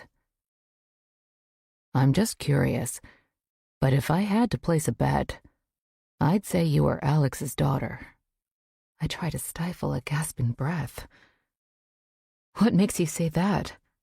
I don't mean to get in your business, Emma. Why are you then? It's just the family resemblance, he says. And you'd be the right age for Alex to have had a youthful fling that he hasn't told anyone about. He's not got the best track record with women. Liliana is wife number 3, and there were others that he didn't marry. Noah leans back in his chair.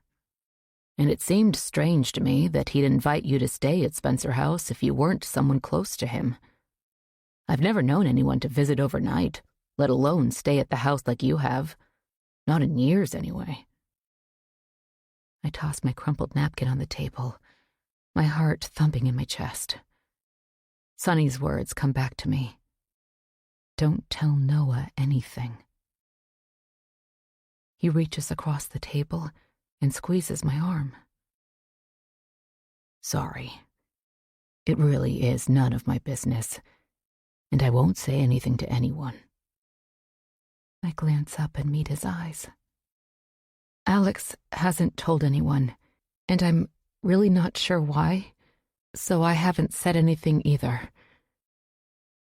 Except to Detective Bellman, but I don't think he would tell anyone. Maybe put it in his report, but it's not like he's going to gossip about me at the grocery store or anything. I don't think so, anyway. No big deal, really, Noah says. Forget I brought it up. I nod, my pulse slowing. What is the big deal? Fine. I'm just getting used to it all. My mother wouldn't tell me about Alex. I only found out a couple of months ago after she died. And I certainly didn't expect all of this. And now, a murder. I don't know what to think about anything right now. Alex has been so nice, but everything else. I shake my head. I'm thinking of moving to Portland. Why Portland? It seems like a nice place. I love the coast. Growing up, I always thought I'd make my way to New England, to the sea, eventually. Then, when I found out about Alex, it seemed to all make sense in some cosmic way. Portland's a nice town. Not too big, but big enough. No plans to go back to Albany? No. You have anybody back there? An ex-husband. I pick up my sandwich. And loan sharks who are after me. Sorry about that. Have you been married? Time to put him on the hot seat. Once, for a couple of years. Madison and I went our separate ways 6 years ago. We were both young, both from the same background. Her family and mine knew each other in Boston, moved in the same circles. What happened? He shrugs. We were just too different in the end. We were young when we got together. You grow and change. She liked the parties and the nightlife, and I did too for a while. But as I settled more and more into my work, we drifted apart, as the cliché goes. The split was amicable, mostly. I wipe chip crumbs from my hands. What are you working on right now? An article about a homeless shelter in Boston, highlighting the lives of 3 different people who are staying there. They come from completely different backgrounds. The point of the story is homelessness can happen to anyone. I totally believe it. I think about how close Mom and I had come over the years to being on the streets. We lived in enough ratty apartments that homelessness seemed just around the corner more than once. That's something that needs to be told. Yeah, I'm pleased with the article so far. Speaking of, I probably should get back to work. We stand, picking up the leavings of our lunches. How's your project coming, by the way? Noah asks. It's a novel, I blurt out. It's coming along in spurts. His gaze meets mine. Not a thriller like Alex writes. No, not at all. No one gets hurt in my story, at least not physically. Sounds good. I'd love to read it if you need some feedback or anything. I'll let you know. We ride back to Cheshire Lake, and I wonder as we wait for the metal gates to swing open just how long I want to stay here. My interview in Portland is a couple of weeks away, and I haven't mentioned it to Alex or anyone. I wanted to see how far entwined into this new family I wanted to become, and that answer is still an unknown. Chapter 15. Simon's memorial service is tomorrow at a funeral home in Evansport. Sonny came back from Boston this morning, and Alex had a phone interview this afternoon. He's preoccupied, and Sonny is in a mood because the interviewer brought up Simon's murder. At dinner time, Alex emerges from his office. He sees me standing in front of the fireplace looking at a photo of him and Sonny. Is Andrew coming in for the memorial?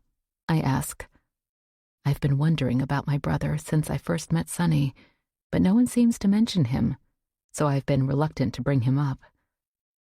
Alex sets his coffee mug on the mantel. No, Andrew hasn't been home in quite some time, Emma. When his mother and I divorced, Sonny wanted to stay with me, but Andrew elected to go to California with her. Unfortunately, the divorce was acrimonious, as they sometimes are, and Andrew blamed me for it all. Alex sighs. Right now, I don't really have a relationship with my son. I'm sorry.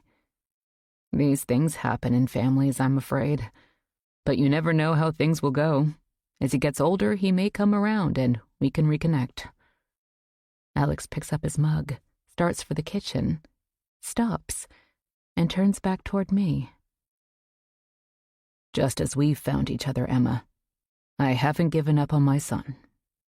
When Alex leaves the room, I look back at the photo, where a teenage Sunny stands with her arm through our father's. I can't help but think that Sunny isn't too upset that Andrew left Alex all for her. I'd like to meet this long-lost brother and see for myself if we could build a relationship between us. It's not likely that Sunny and I are ever going to bond as sisters, and it would be nice to have at least one sibling I could maybe become close to. Sunny has been over at Ruth's, helping make last-minute arrangements for the service and get together at Spencer House afterward. I volunteered to stay home, meet the caterer, and set up for when everyone returns from the memorial. And I'm glad to do it. The last thing I want to do is mingle with a crowd at the funeral home. The caterer and his assistant have come and gone, and the food is arranged on the dining room table. I only have to remove the cold items from the fridge when people start arriving. The desserts are all Ruth's. She's been on a baking tear the last couple of days, saying that it relaxes her. I'm wearing the only dress I kept when I left Albany. It's a blue silk that's not exactly a morning outfit, but it's all I have. I left my old life with the bare minimum, hoping to start fresh here in Maine. But so far, this new start hasn't been without obstacles, large and small. I look out the front room windows. No one has arrived yet. The house is still, quiet. And my eyes shift to Alex's office door. I turn the knob and enter. I haven't been in here since Alex and Sunny arrived after Simon's murder. I've been thinking of Mary since Sunny told me about her death and my discussion with Noah. I wonder if there is a picture of her anywhere. I've seen the portrait in the hall, of course, where Mary must have been 10 or 11, but I wonder what she looked like a little older. I glance at the cabinets under the bookshelves. I drop to my knees and open the first one. Nothing but more books, piled one on top of the other in stacks. Normally that would have me looking at the titles, pulling volumes from the cabinet and reading, but that's not what I'm looking for right now. I close the door and move on to the next one. Nothing but books. I settle back on my haunches and look over the rest of the room. And there, on a top shelf near the ceiling, looks like what might be photo albums. I drag a stepladder from where it is folded and stored next to the office door. Reaching on my tiptoes, I pull an album from the shelf. I page through it quickly and see the same people from the portrait. My grandparents, in their 40s maybe. He's standing on the dock, hands on his hips. She's sitting in the little boat. My grandmother with a scarf on her head and sunglasses hiding her eyes. I look closely. Is that a shadow near the bottom of her sunglasses under her left eye? Or is it a bruise? The idea that it is a bruise gives me pause. What do I really know about this new family? A little boy stands next to my grandmother, Alex. His hand is on her shoulder while she cuddles a little dark-haired girl, Mary. I touch the photo as if I could reach through time. I flip through the pages, but the photos in this album appear to be from the same general year. I slip the album back on the shelf and grab the next one. The first pictures are of a snowstorm, and who I believe are my father and Mary. They're a little older here, building a snowman in what looks like the backyard. I flip pages and, near the end of the album, it's springtime and a few years later. Alex and Mary in front of the house, standing side by side in Easter clothes, maybe. My father is tall, a teenager. His hair is long, and he smirks at the camera, as if in a hurry to get away to see his friends. Mary is a young teen, and I catch my breath. I do resemble her here, this long-lost aunt. Her smile looks a little forced, as if she is also wanting to get away, but her expression is different from Alex's.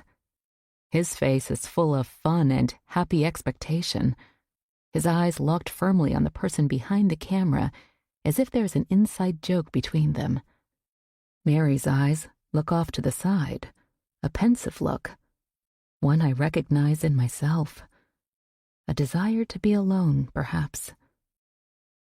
I sigh, thinking about this family that I never knew, and with Mary, we'll never know. I wonder about my delicate-looking grandmother, and wonder if she needed help. Wonder if anyone was there for her. A car rumbles up into the driveway, and I slap the album shut, hastily shove it back into its place on the shelf. I'm dragging the stepladder back to the corner, folding it as I go, as the front door swings open and voices echo. I shut Alex's office door behind me, just as Sunny looks over from the foyer. She frowns, but is immediately encircled by the guests who've begun arriving. I hurry into the kitchen, pull platters from the fridge, and uncover deli meats and salads. Voices erupt in the foyer as people filter into the Spencer home. Sunny marches into the dining room. She glares at me as if she wants to say something, but a woman appears at her elbow and asks her a question. Sunny nods, gives the table a cursory look, and walks with the woman back to the front room. Alex heads to the sideboard and pours a drink. "Everything okay here, Emma?" he asks, sips a glass of wine. "Yes, how was the service?" Before he can answer, Larry sidles up beside him, and Alex pours him a whiskey. "Fine. A lot of people from town. Simon was a fixture in Evansport." He sighs. An elderly couple whom I've never met head over to the table, and I point out the plates and flatware, get them started on the food. Soon the house is filled with people. Aubrey and Dale sit in dining room chairs that have been pushed back against the wall to provide more seating. Aubrey perches on the edge of her seat, her thin legs crossed, her foot jiggling, and she looks like she's ready to bolt at the slightest sound. She clutches periodically at a black and white checkered scarf twined around her neck. Dale's arm is around her shoulders. No one comes over to speak to them, and I remember Alex's description of them as outsiders, people who've come from the big city looking to profit off the locals. Still, they've done nothing wrong that I can see. But maybe Ruth's suspicions have made the rounds. People seem to be cautiously circling, exchanging surreptitious glances, wondering maybe who killed Simon Harwood, and is the perpetrator present among them. I glance out the dining room window, where I can see the edge of Noah's driveway. He said that he would be attending the service, and I wonder if he'll stop by the house as well. Ruth sits in an armchair in the front room. She looks lovely in a black dress with a matching jacket, an onyx brooch pinned on the lapel. Her eyes are red and damp, but otherwise she's as put together as always. People wander over and whisper a word or two to her, clasp her thin hand. Sunny moves to her side and hands her a plate of food and a glass of sherry.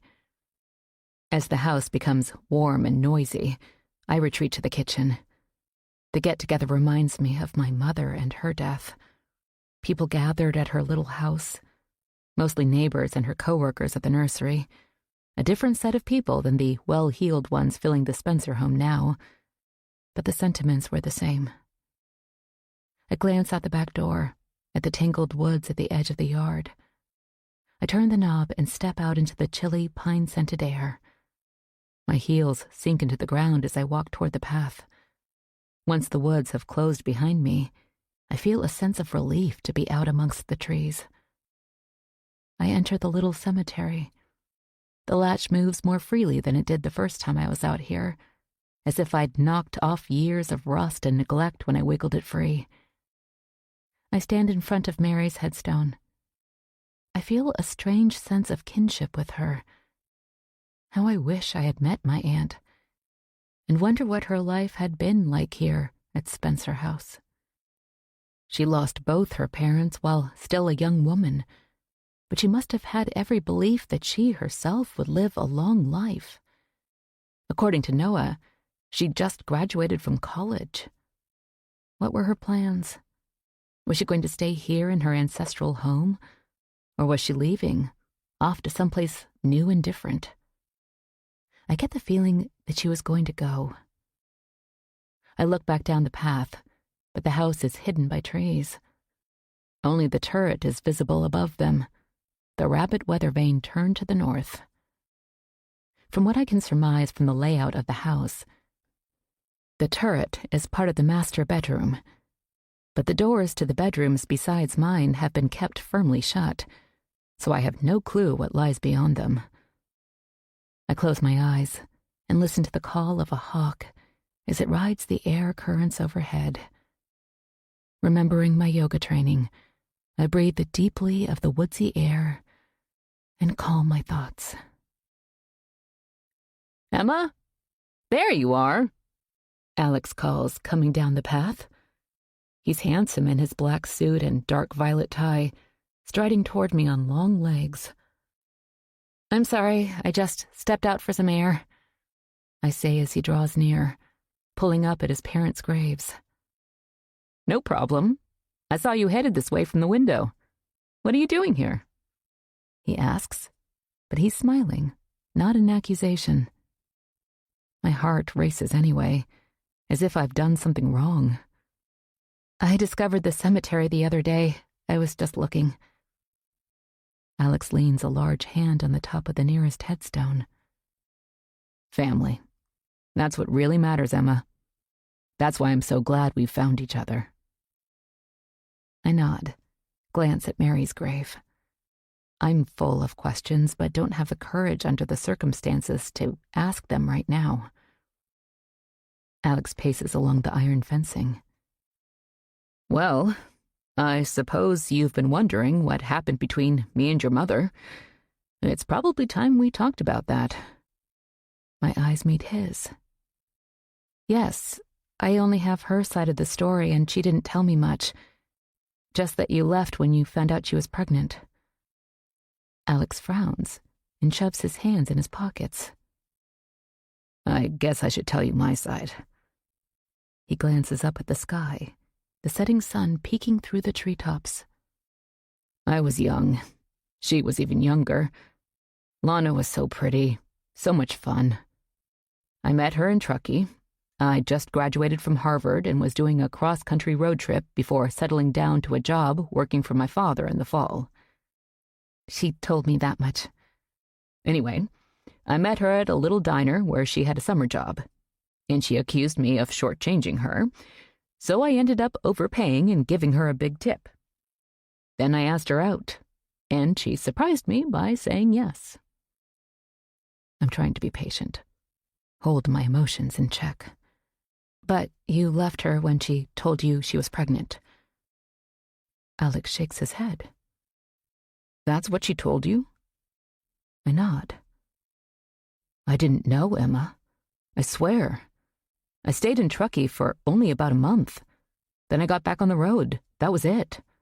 A nice summer romance, but I didn't think either one of us thought it was anything serious. I'm sorry for what you went through, and you too. But I really didn't know anything about it." He walks closer to me and puts a hand on my shoulder. "I want to make it all up to you. I'm sorry that Lana isn't here so that I could do the same for her." "So what happened after you left Truckee?" "I eventually made my way home. Started working for my father in the family business, which back then was mostly shipping and investments. He was adamant that that was what I was raised to do, and I had no say in the matter." Alex grimaces. "But all I really wanted to do was be a writer. and my father thought that was a waste of time, and he hoped the trip would get it out of my system. But far from it. Wandering the country only fueled my quest to be a writer. The trip was my version of Kerouac's On the Road, but by myself. I didn't have a bunch of cool literary buddies to go with me, and I've always been interested in history. I've been fascinated by what happened to the Donner Party since I was a kid. That's why I went to Truckee. Anyway, when I got back home, I started working on my first novel late at night after spending my day in the office under my father's suffocating wing. That's when I finished my first manuscript, which eventually became Killer on the Trail. With the toe of my black pump, I push at a clump of weeds next to Mary's headstone. Alex has filled in some of my history, but I wonder why my mother lied to me. Or is he lying? Who knows? I want to ask him about Mary, too, but I sense that this isn't the time. Alex clears his throat. I'm getting ready to do a little road trip. Research for the book I'm working on now. Like to go with me? I was waiting until after Simon's service. I wanted to make sure that Ruth was okay. Just a day trip. But I'd like some company if you're interested. Where are you going? Fall River, just a couple hours south of Boston.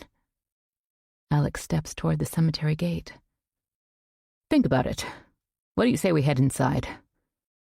He rubs his hands together. Getting chilly. I'll pour us each a brandy. Back at the house, the crowd has thinned, and I notice that Aubrey and Dale have left. I start to clear some of the empty or nearly empty platters from the table when someone squeezes my elbow from behind. I gasp, startled. I hate that I'm so easily startled. Sorry, Em, Noah says. This is the first time he's used the nickname that Ben always used, and I freeze. It's okay. I meant to get over here earlier, but I had a phone call from a magazine editor I'm working with. Well, you're here now. Alex walks over and hands me a brandy. I guess he thinks it's what I favor after that first evening here when we had that drink together. Hello, Noah, he says. Nice service, Noah responds. Ruth seems to be holding up well. Yes, she's a tough lady. I sip my brandy and actually enjoy the burn down my throat. Let Alex and Noah continue their robotic pleasantries. I set my glass on the table and continue to clear. Alex plucks a plate from my hand. Sit, Emma. Finish your drink. Jeffrey is around here someplace. He can take care of the cleaning up. A tiny, elderly man walks over to us and claims Alex's attention. The two of them move off to the front room. Why don't we sit? Noah says, and we find a spot in the now deserted dining room. You okay? You look a little wiped out. Yeah, just an emotional day, I say. And it is. All these strangers. A murdered man remembered and put to rest. It's a lot. Noah sips a glass of wine, his gaze on the Persian carpet. Sorry if I was intrusive the other day at lunch. I had no right to be poking into your personal business. It's fine. Well, I won't tell anyone anything you've told me. Unlike the rest of the people at Cheshire Lake, I'm not a gossip. He turns in his seat, gazes into the front room. Ruth is standing now, up from the armchair where she'd been ensconced all afternoon. She dabs at her eyes with a tissue. Alex and Sonny encircle her, and there are hugs before they walk her toward the foyer, Larry in her wake. After everyone leaves, Jeffrey seems to appear out of nowhere. Eyes averted, he finishes clearing the long dining room table. Alex retreats to his office, and Sonny disappears as well. The house is quiet, except for the kitchen, where dishes clink and water runs. I peer out the dining room window. Light rain is falling, and the light is on in Noah's kitchen. I wonder about Sonny's warning. He seems nice enough, but Ben seemed nice too. I met Ben at an off-campus party senior year. Through the loud music and throngs of students, Ben made his way to the corner where I stood with my roommate, whose idea it was to attend the party in the first place. He brought me a drink and introduced himself. My roommate had her eye on a handsome lacrosse player and soon left my side in search of him, leaving me alone with Ben. He kept up a lively conversation and seemed so relaxed, so confident. We talked about graduation and what our plans were for the future. I had an offer from the city library, and Ben had already accepted a position with a local firm. We seemed to fall into a relationship quickly after that, and since we were both planning to live in town, it seemed only natural that we would continue dating after graduation. I met his family, who were all lovely, and I was looking forward to the future. My mom wasn't so sure. She liked Ben but was wary. He was too nice, she said. I wasn't sure how that was a problem exactly, and I chalked it up to my mom's general distrust of men. But it turned out she was more prescient than I was. And I learned the hard way that too nice could mask myriad character flaws. Chapter 16. I sink into the soft leather passenger seat of Alex's Mercedes. We're off on that research day trip. He seems upbeat and excited, as if Simon's death had never occurred at all. He rattles off historical details of the area, first Evansport and then Boston, which keeps him talkative and animated. I fidget with my seatbelt. Despite the luxury of the car, I can't get comfortable. I take furtive glances at Alex. I certainly resemble the Spencer side of my family. Dark hair, blue eyes, a slight cleft in my chin. I didn't get the Spencer height, though. My short stature alone seems to have come from my mother. She had blonde hair that was unruly with curls, while I've never needed a straightener. She also had big brown eyes, so different from my own. It occurs to me that I must have reminded her of my father every day. There are so many things I want to ask Alex about. My grandparents, Mary, Cheshire Lake. Almost there, Alex says, turning off the highway. Fall River. I'm almost afraid to ask, but since he hasn't brought up the focus of the trip, I feel compelled to. Lizzie Borden? That's correct, Emma. I've long been fascinated with her story, and I think I'm building a pretty good novel around that incident. I was here last month. Bob Chambers, a local historian, and I met, and we toured the house. It still stands pretty much as it did in 1892. I swallow. Are we going through the house today? Not unless you want to. I'm fine. I have no desire to see where the notorious murders took place. Okay, then. I just have to meet with Mr. Chambers. I have a few follow-up questions from when I was here before. Then we can walk around town. I have a map that indicates where everything was back in Lizzie's time. We circle the streets, find a public parking lot. You don't mind walking, do you? No, not at all. Alex stands next to the car, his gaze taking in the street in front of us. I like to get a first-hand feel for the places I use in my fiction, and I try to put myself in the footsteps of the killers, sink into their lives as much as I can. He turns toward me. Speaking of fiction, how is your novel coming along? With all that's been going on, I haven't had a chance to ask you about it. Actually, I've made some progress. Last week, before Simon... My voice trails off. Alex hasn't mentioned Simon today, as if with the sunrise, everything has flipped back to normal, like there never was a murder at Cheshire Lake. Good. Get back to it, Emma. Don't let anything take you away from writing. Maybe now we can both get back on track. Being on the hunt always keeps me grounded, he says. Nothing like interesting work to chase away problems. We walk together down a busy street lined with modern office buildings. Cars and trucks fly by, leaving the smell of exhaust in their wake. The gray sky threatens rain, so we hurry down the sidewalk. Alex pauses occasionally, lifts his head as if scenting the air, feeling the ambiance of the town. I feel a wave of nerves wash over me as I spy the tall, green, clapboard house. The Lizzie Borden house stands like a silent memorial, a relic of a sinister past now nestled in a commercial area where tall modern buildings fill what had once been a residential neighborhood. As if the house refuses to let go. The murders refusing to be forgotten. The evil from the past lingering in this modern town. As we walk by, Alex slows, his gaze sweeping the house and grounds. "You sure you don't want to see inside after my meeting?" he asks. "No, I'm fine." He stops and points to the second floor. Lizzie's stepmother, Abby, was hacked to death as she made the bed in the guest room. The assailant crept up behind her, lifted an axe. Alex's voice trails off. I shiver.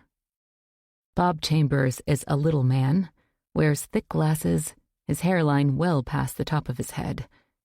He welcomes us into his living room, and I'm reminded of Spencer House, though not as big or grand as Alex's home.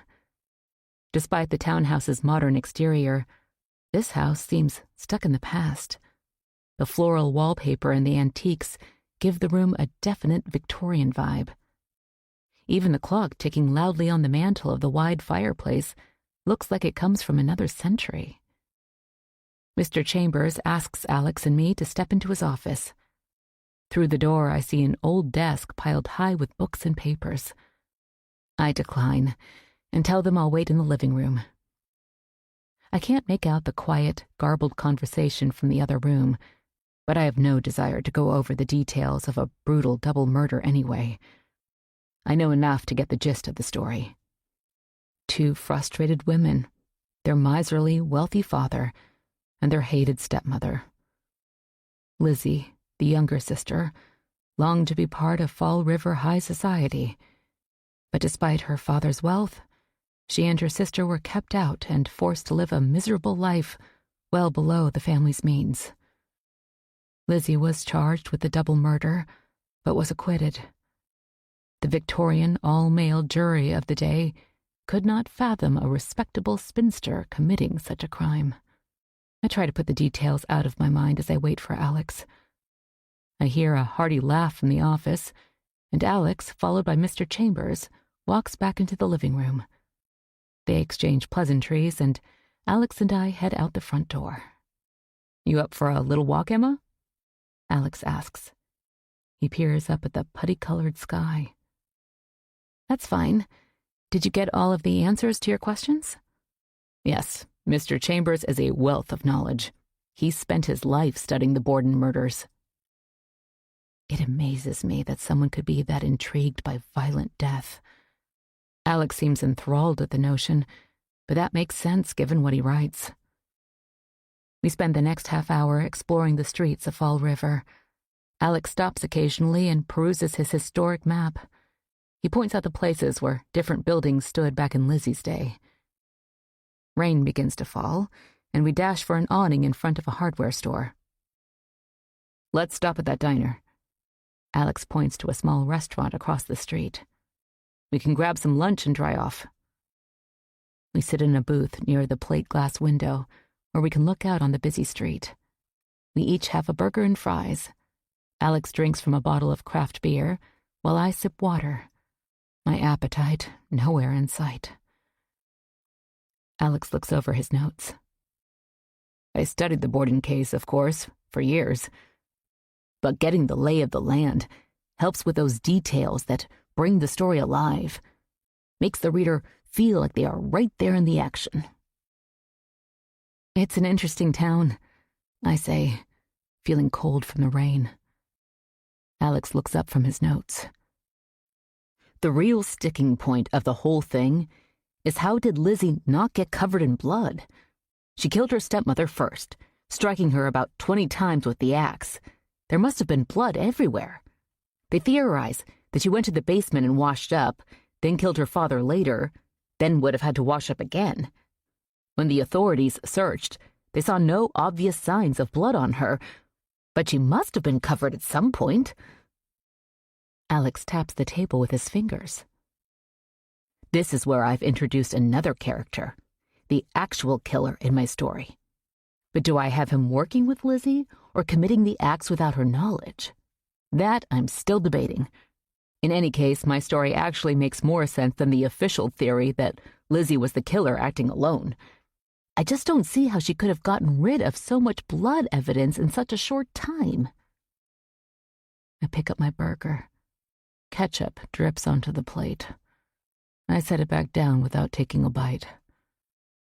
Alex smiles. Sorry, I get carried away. Not a great discussion over lunch.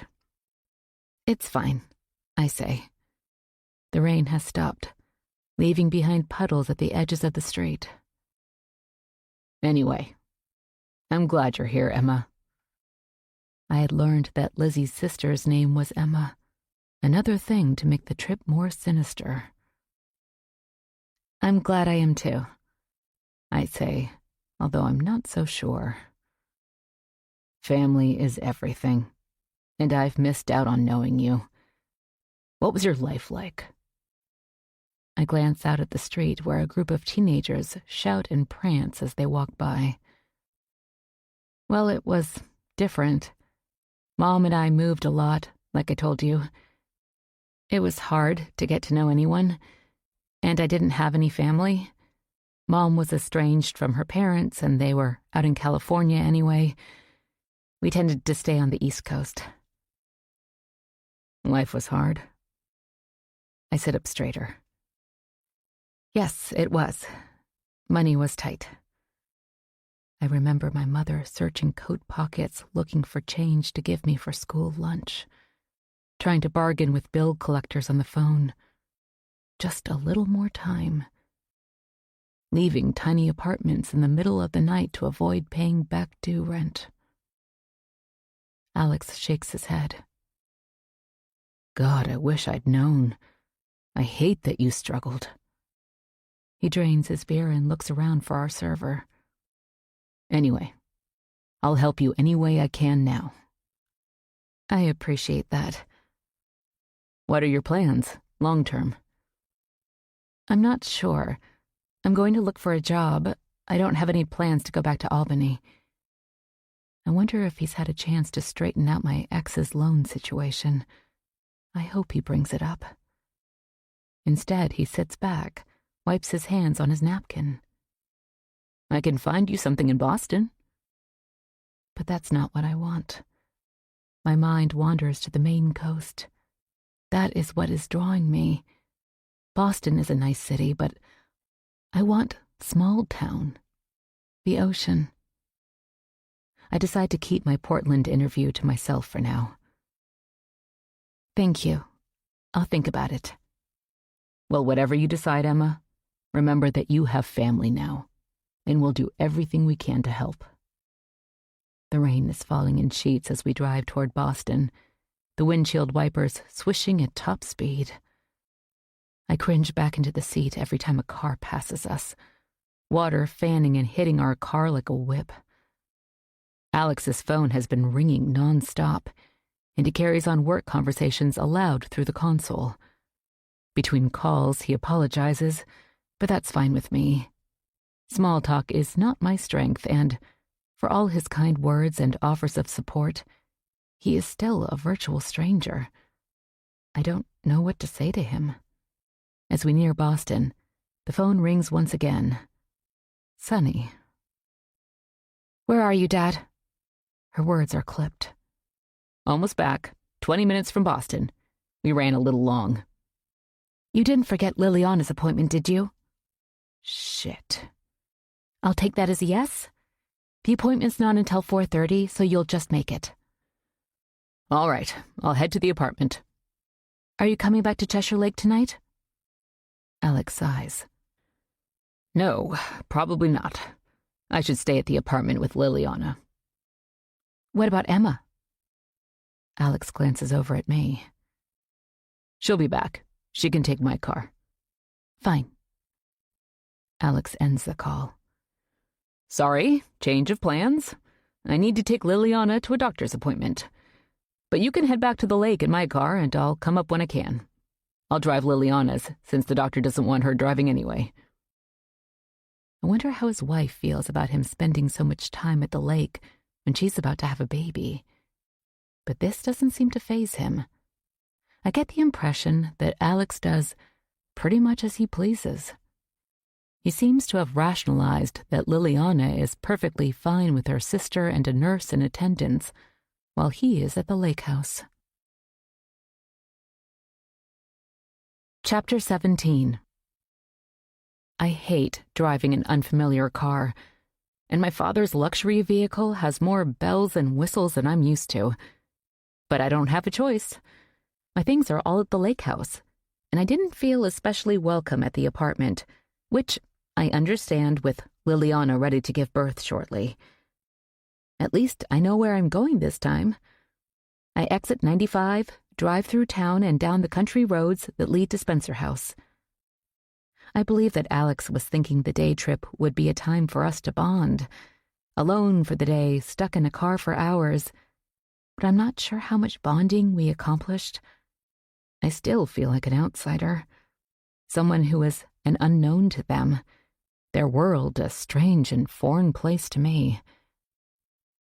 I wonder if the cops have been back out to the lake, and I wonder if they've made any progress on Simon's case.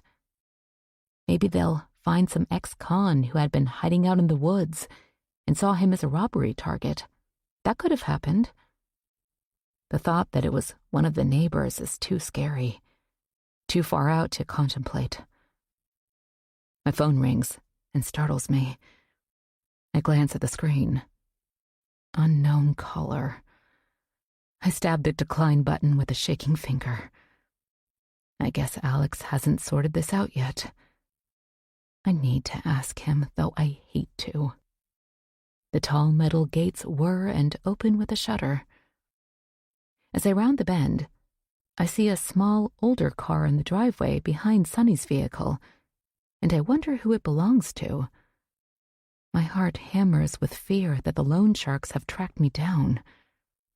I park on the side of the road, not wanting to box in the unknown vehicle.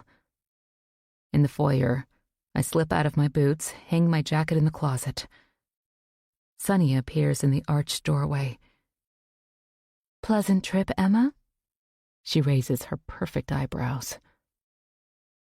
Yes, it was interesting, I say, trying to keep my voice steady. Come into the front room. There is someone here to see you. The loan sharks?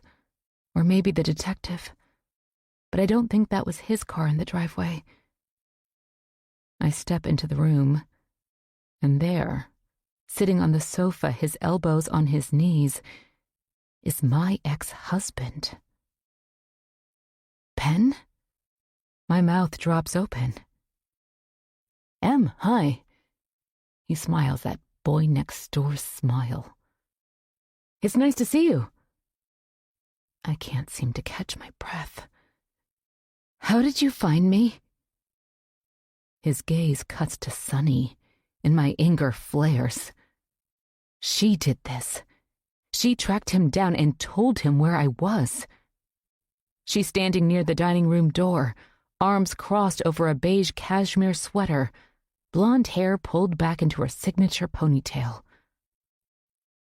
I'll leave you two to talk.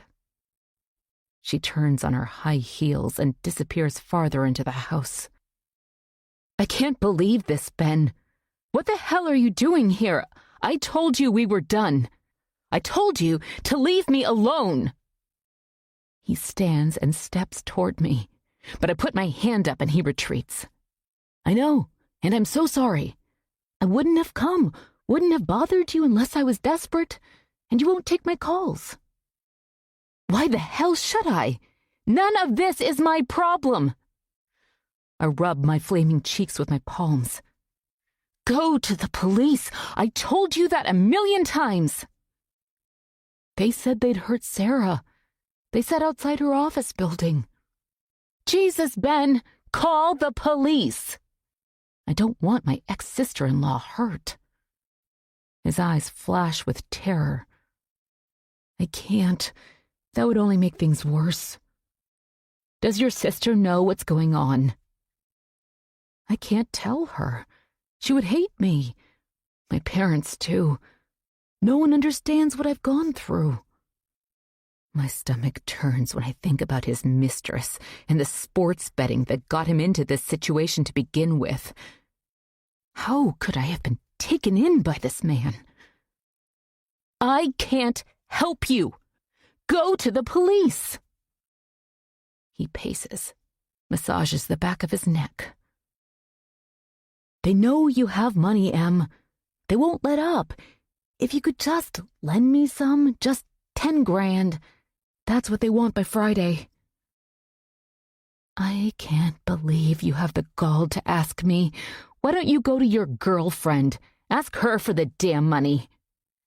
My pulse pounds in my temples. I shake my head, my gaze on the hardwood floor. I need to talk to Alex, but I need Ben to leave, too. And I think of my ex-sister-in-law. She and I always got along well. I'd never forgive myself if something happened to her. All right. My eyes meet his. I'll give you a check for $10,000, and that's it. Don't you dare come back or bother me again, or I damn well will call the cops. If it weren't for Alex's offer, I wouldn't do this. My hope is get Ben out of here and back to Albany. Talk to Alex and hope that he settles the rest for good and all. I won't, Em. Promise. His eyes light up with hope. What will you do to get the rest? Because you're not coming back to me for it. I will go to the police if I hear from you again. I swear it, Ben. Understood. I'm looking into other options. I'll leave you alone after this. You better, because I honestly don't care what happens to you. His face reddens. Too bad. I promise him. I know what his promises are worth. But again, I hope that Alex takes care of this, and if not, I will go to the police and let the chips fall where they may. Chapter 18. I watch from the window as Ben drives off, and I hope that's the last I ever see of him. I whirl around when I hear Sonny's heels clicking on the hardwood. How could you? I say, the words coming shakily from my lips. Sonny furrows her brow. What, Emma? You think I'd just let you waltz in here? Turn my father's head? He's too trusting sometimes, but I won't have him taken advantage of. I looked into your background as soon as my father told me he'd invited you here. You're in quite a mess, aren't you? And I won't let your sordid problems become my father's. He's worked very hard for all the success he's attained, to gain this life, this notoriety. I won't let you destroy what we have here. I'm not destroying anything. I just wanted to get to know Alex. He's the only family I have. My problems have nothing to do with him. And I intend to keep it that way. Whatever, Sonny. Stay out of my way, and I'll stay out of yours. Alex is a grown man, and he'll make up his own mind about me. I won't stand for your interference again. You pull a stunt like bringing my ex here again, and you'll be sorry. I start to walk past her, too angry to continue the conversation. But Sonny reaches out and grabs my arm. Keep quiet. Stay out of the way, and maybe I'll let you stay here. But any whiff of scandal, anything you do to tarnish my father's reputation, and I'll talk to him about sending you packing. I have great sway over my father, and if I decide to convince him that you're a liability, You'll be gone in a heartbeat. I shake my arm out of her grip. Try to send me away, Sonny. I dare you.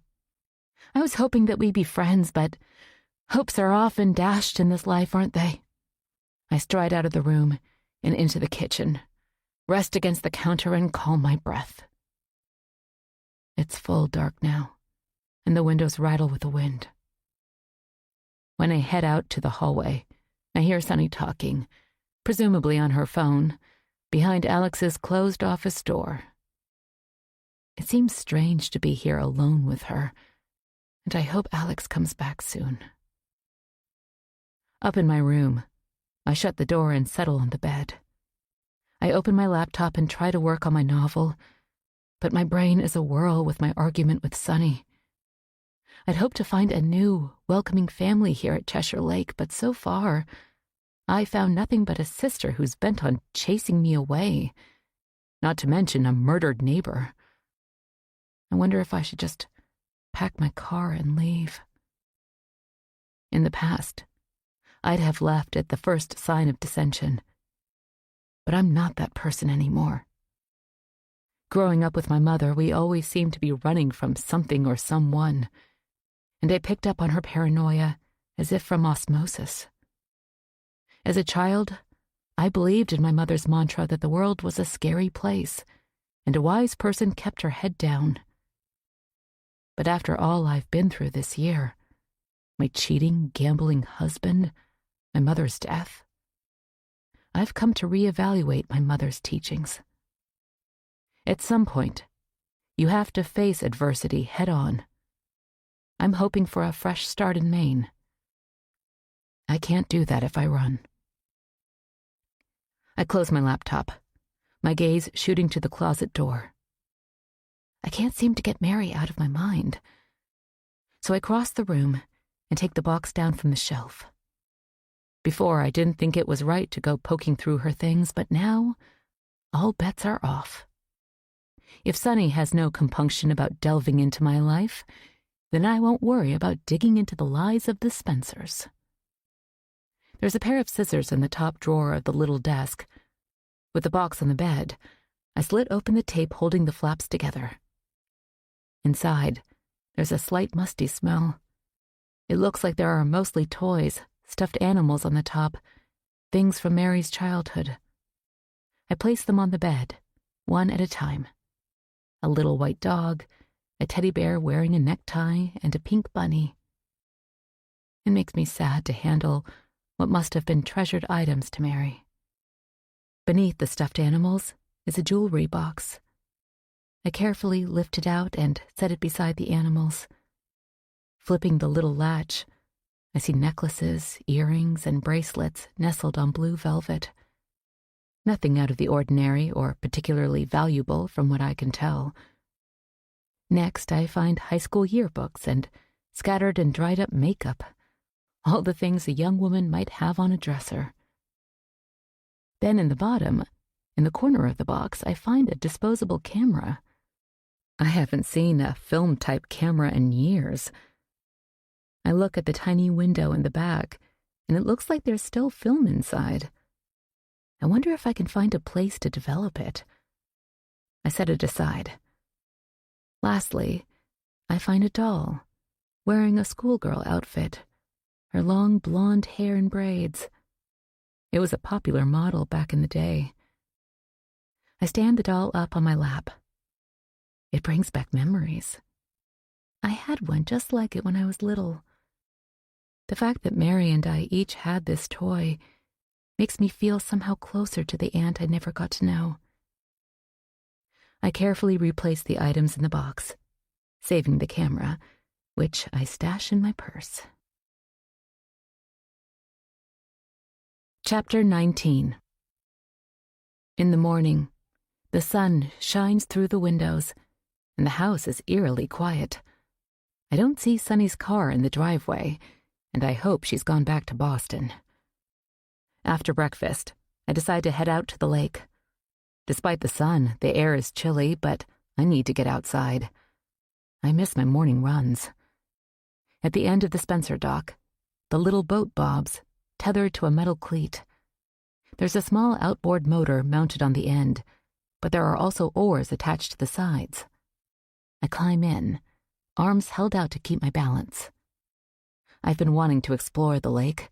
It's small enough to easily see across where the Thompsons' house sits, and it wouldn't take long to paddle the length either.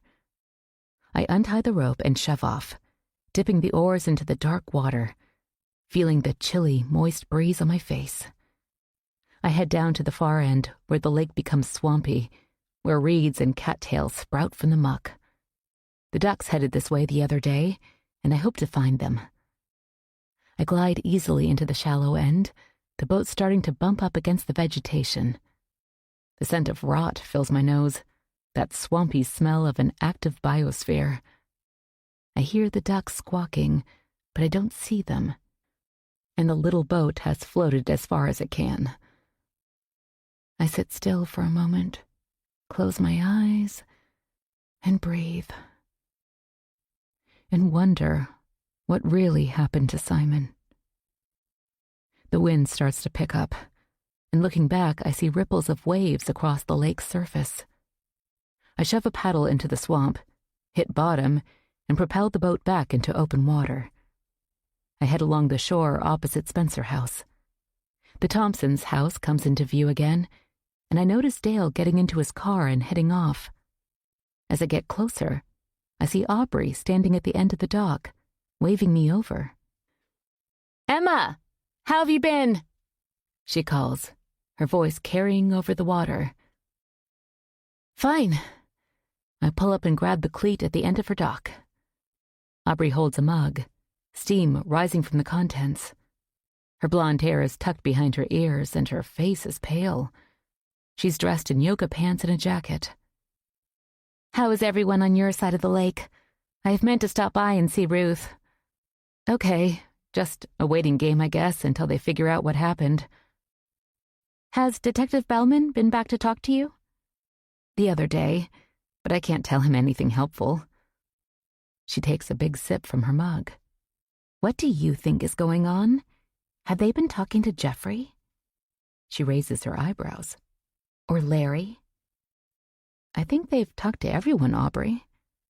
"They asked to search our house and grounds.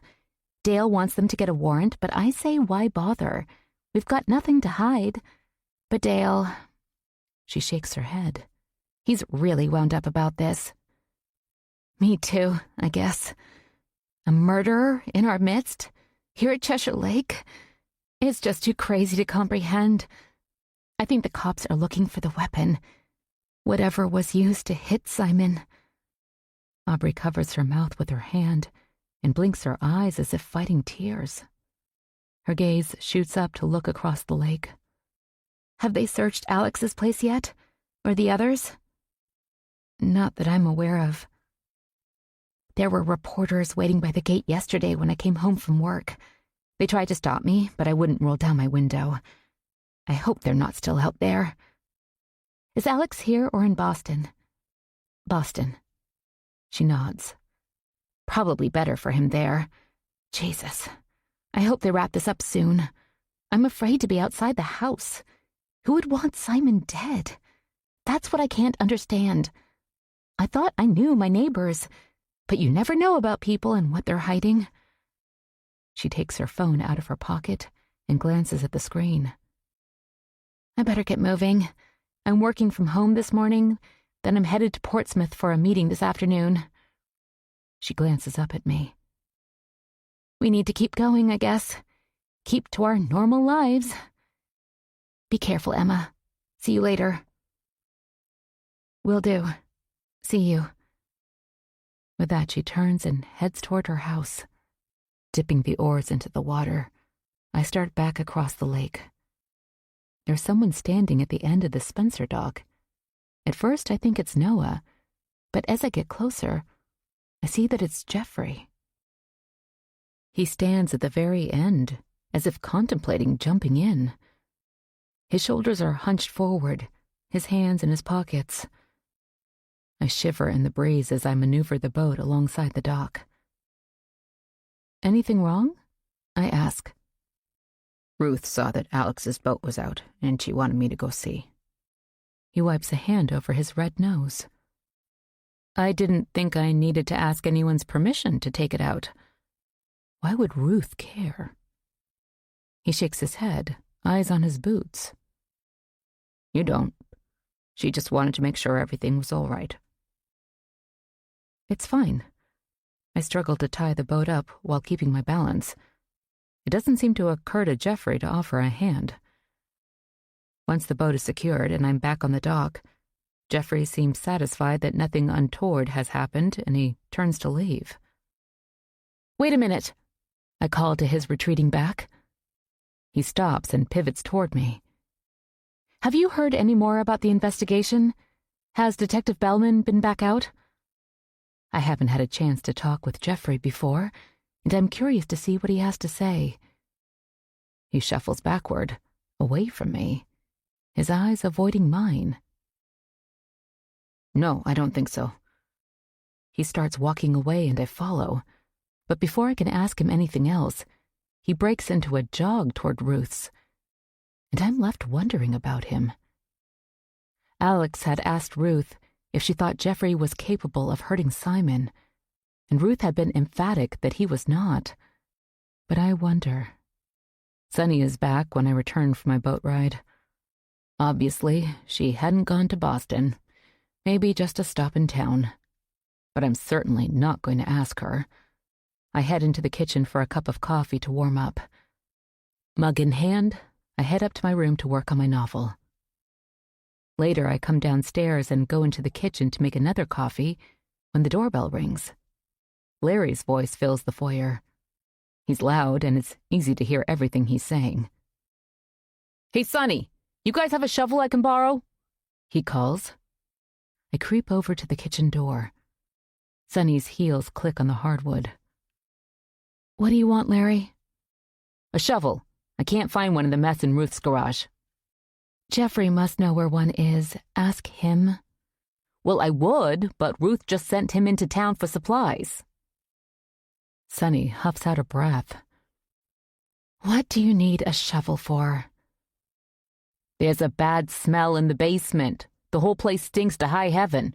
I went down there and found a dead squirrel behind the washer. Must have come in with the cold weather. Anyway, I was going to bury it in the woods, but I can't find a goddamn shovel. Silence. Fine. There's probably one in the shed. Wash it off before you bring it back. The door to Alex's office slams. Bitch. I hear Larry mutter before the front door closes. Chapter 20. Dark descends rapidly in the evenings as we head deeper into autumn. Time seems to be passing quickly since I arrived here at Cheshire Lake. The grandfather clock chimes the hour, 8 o'clock. Headlights cut across the front room windows as a car pulls into the driveway. Alex is back. Hi, girls, he says affably.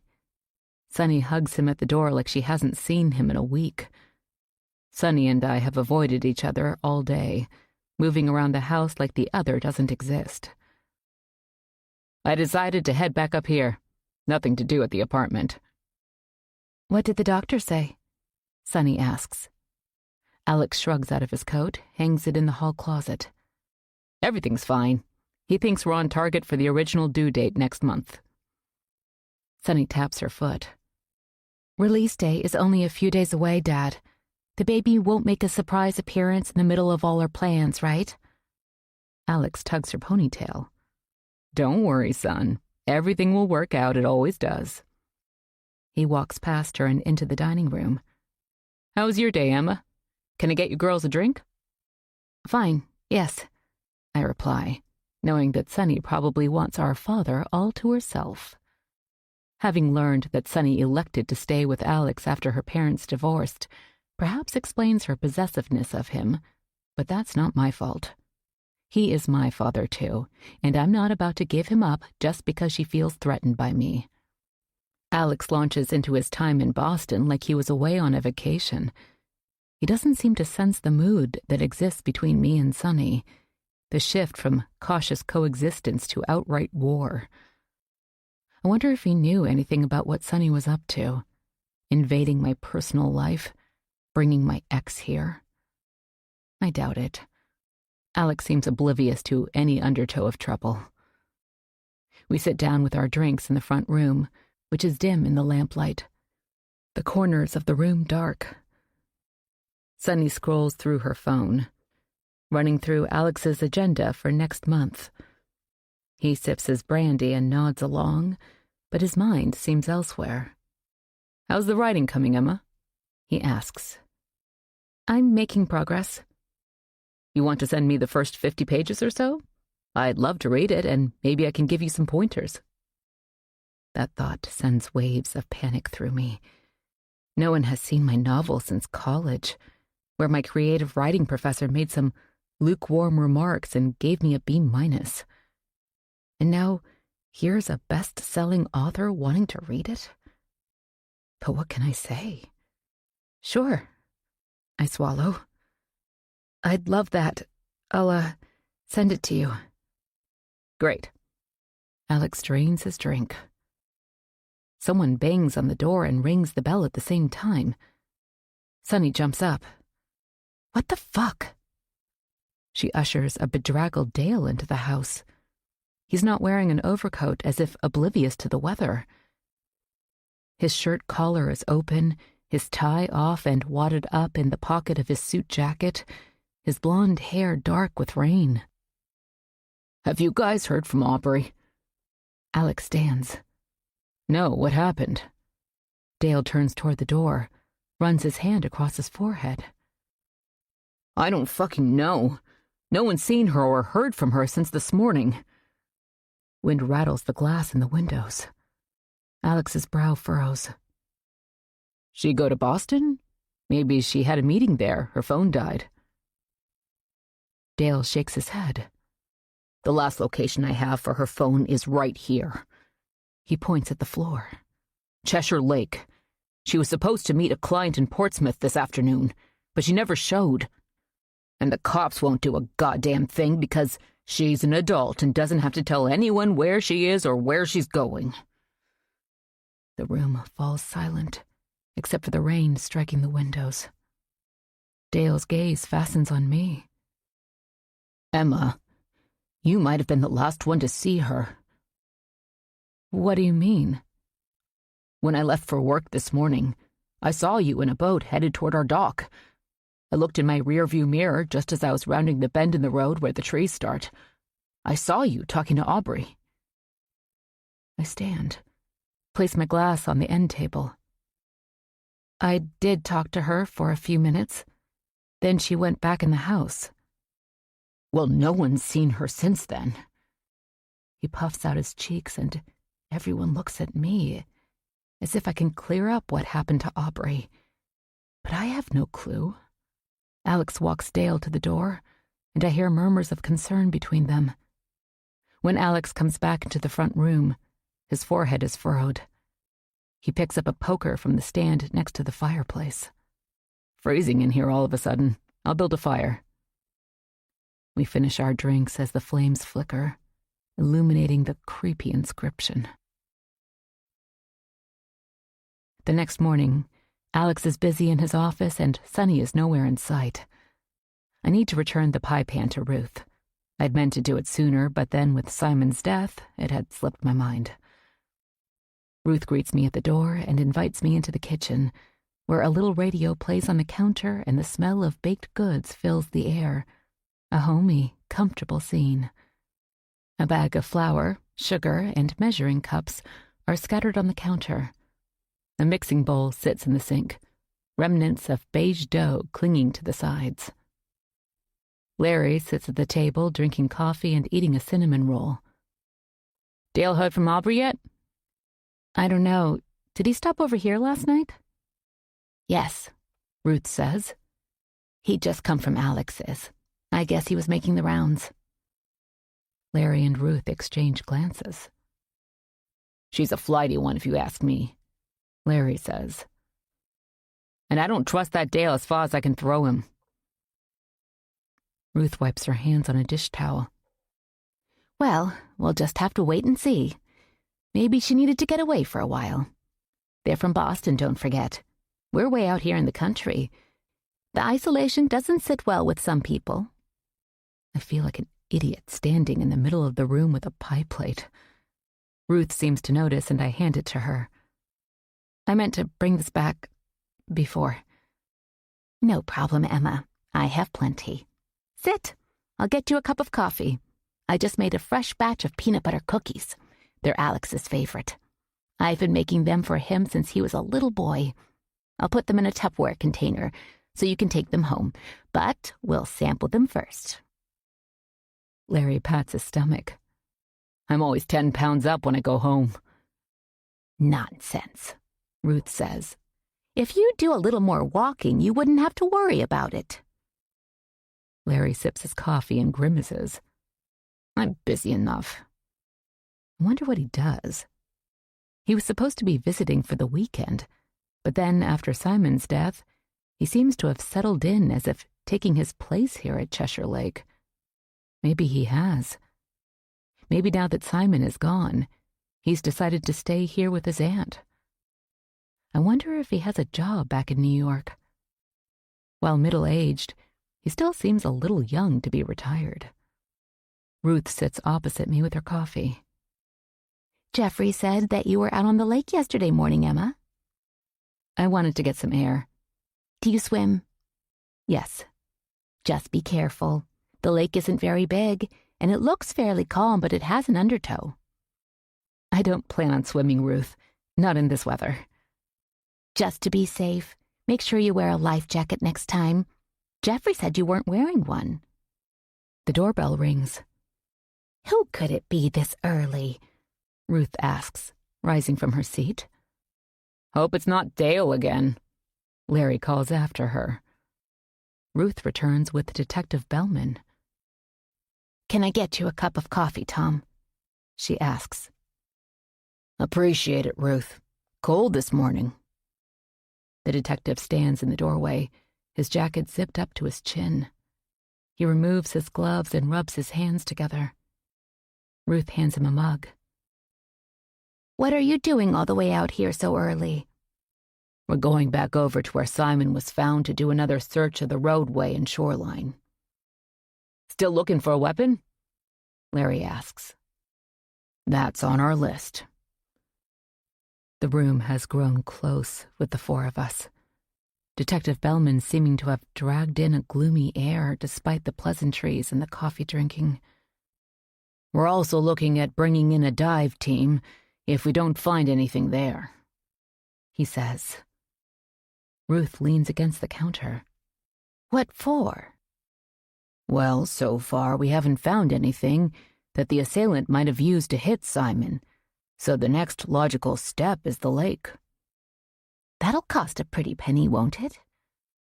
It'll stretch the budget, but it looks like it'll have to be done. Ruth wipes at her cheeks. Are you sure that autopsy got it right, Tom? Who in their right mind would hurt poor Simon? The detective sips his coffee, sets the mug on the table.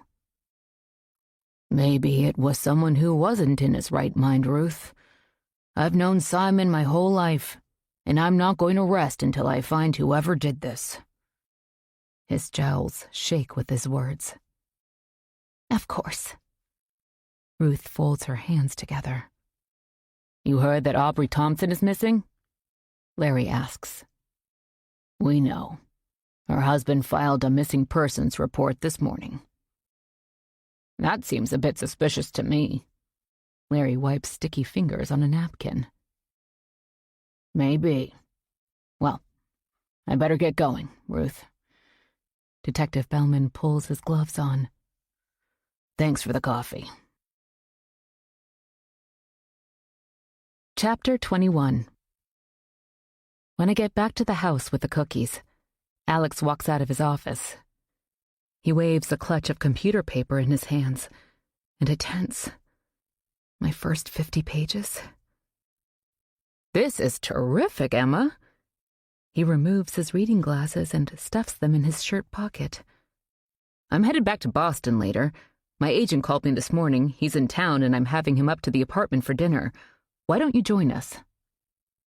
Before I can answer, Sunny appears from the kitchen. You think that's a good idea, Dad? What about Liliana? Do you think she's up for a dinner party with a slew of people over? It won't be a slew of people this time. Barry's in town. You know I always have him over when he's in Boston. Sunny's gaze turns on me. You really need Emma there? I bristle, determined now to go. Of course. I want her to meet Barry. You'll be there too, right? I'm sure he wants to see you. You two can put your heads together over the book tour schedule. This all seems odd to me. My father doesn't seem put off at all by Simon's murder. It's business as usual. Yet the thought of meeting his agent and Alex's approval of my manuscript have me yearning to go along. Forget all that's happened here. Emma, you want to drive my car back? I'll take Liliana's. We'll leave. He glances at his watch. About 4. That okay? Yes, fine. Thank you. He hands me my novel pages. I've made a few notes, just suggestions, but I was really impressed. I retreat to my room, afraid to read the red squiggles I see on the papers out of the corner of my eye. I sit on the bed, lean against the headboard, and read. My heart pounds the whole time, but I start to relax as I go through Alex's notes. They are great suggestions, and not the searing criticism I was afraid of. But I have mixed feelings about the dinner in Boston. There's an active murder investigation here where all of us are suspected, except Alex and Sunny, of course, who were in Boston at the time. And now with Aubrey missing, it seems somehow wrong to go to a dinner party. But Alex wants me there. The prospect of moving forward with my novel, having a real shot at getting published in different circumstances would have thrilled me, excited me. But the gloom here, Simon's death, an unknown murderer, my dead aunt, tugs at me like a shadow. I peer out the window and see Noah in his backyard raking leaves. I throw on my jacket and head down the back staircase. Leaves crackle under my boots. He looks up as I approach. Hey, Emma. He rests a hand atop the rake. Fall's here for real. Yes, I usually love this time of year. Usually? Well, this year has certainly been different. He smiles. It's always different here at Cheshire Lake. What does that mean? Just being poetic and failing miserably. What have you been up to? Working on my novel. I glance up at the back of the house. You heard about Aubrey? Yeah, I think Dale has been by everybody's place. Where do you think she is? I have no idea. But they've had arguments before, and I know Simon's death has her really amped up. The cops seem to be concentrating on their side of the lake, I guess since Simon was found over there. Hopefully she just needed to get away for a while. I hope she's okay. My gaze shifts to the tall trees in Noah's yard. They're nearly bare now, their spent leaves covering the grass. Alex invited me to dinner at his apartment tonight. His agent is in town and Alex wants me there. I feel like I want someone else's opinion, almost like permission. Am I doing the right thing? Moving past Simon's death somehow? Forgetting about the murder? That's great. Alex has the contacts in the business if you need a little help. Seems almost unfair. Nepotism? Yeah. Shouldn't I go through the regular channels, make my own way? Noah sighs. Who you know, Emma. The way of the world. I guess. Hey, a good story finds a way with or without Daddy's help. He starts raking again. Don't worry about it. But I do. Worry. Everything seems to be happening too fast here.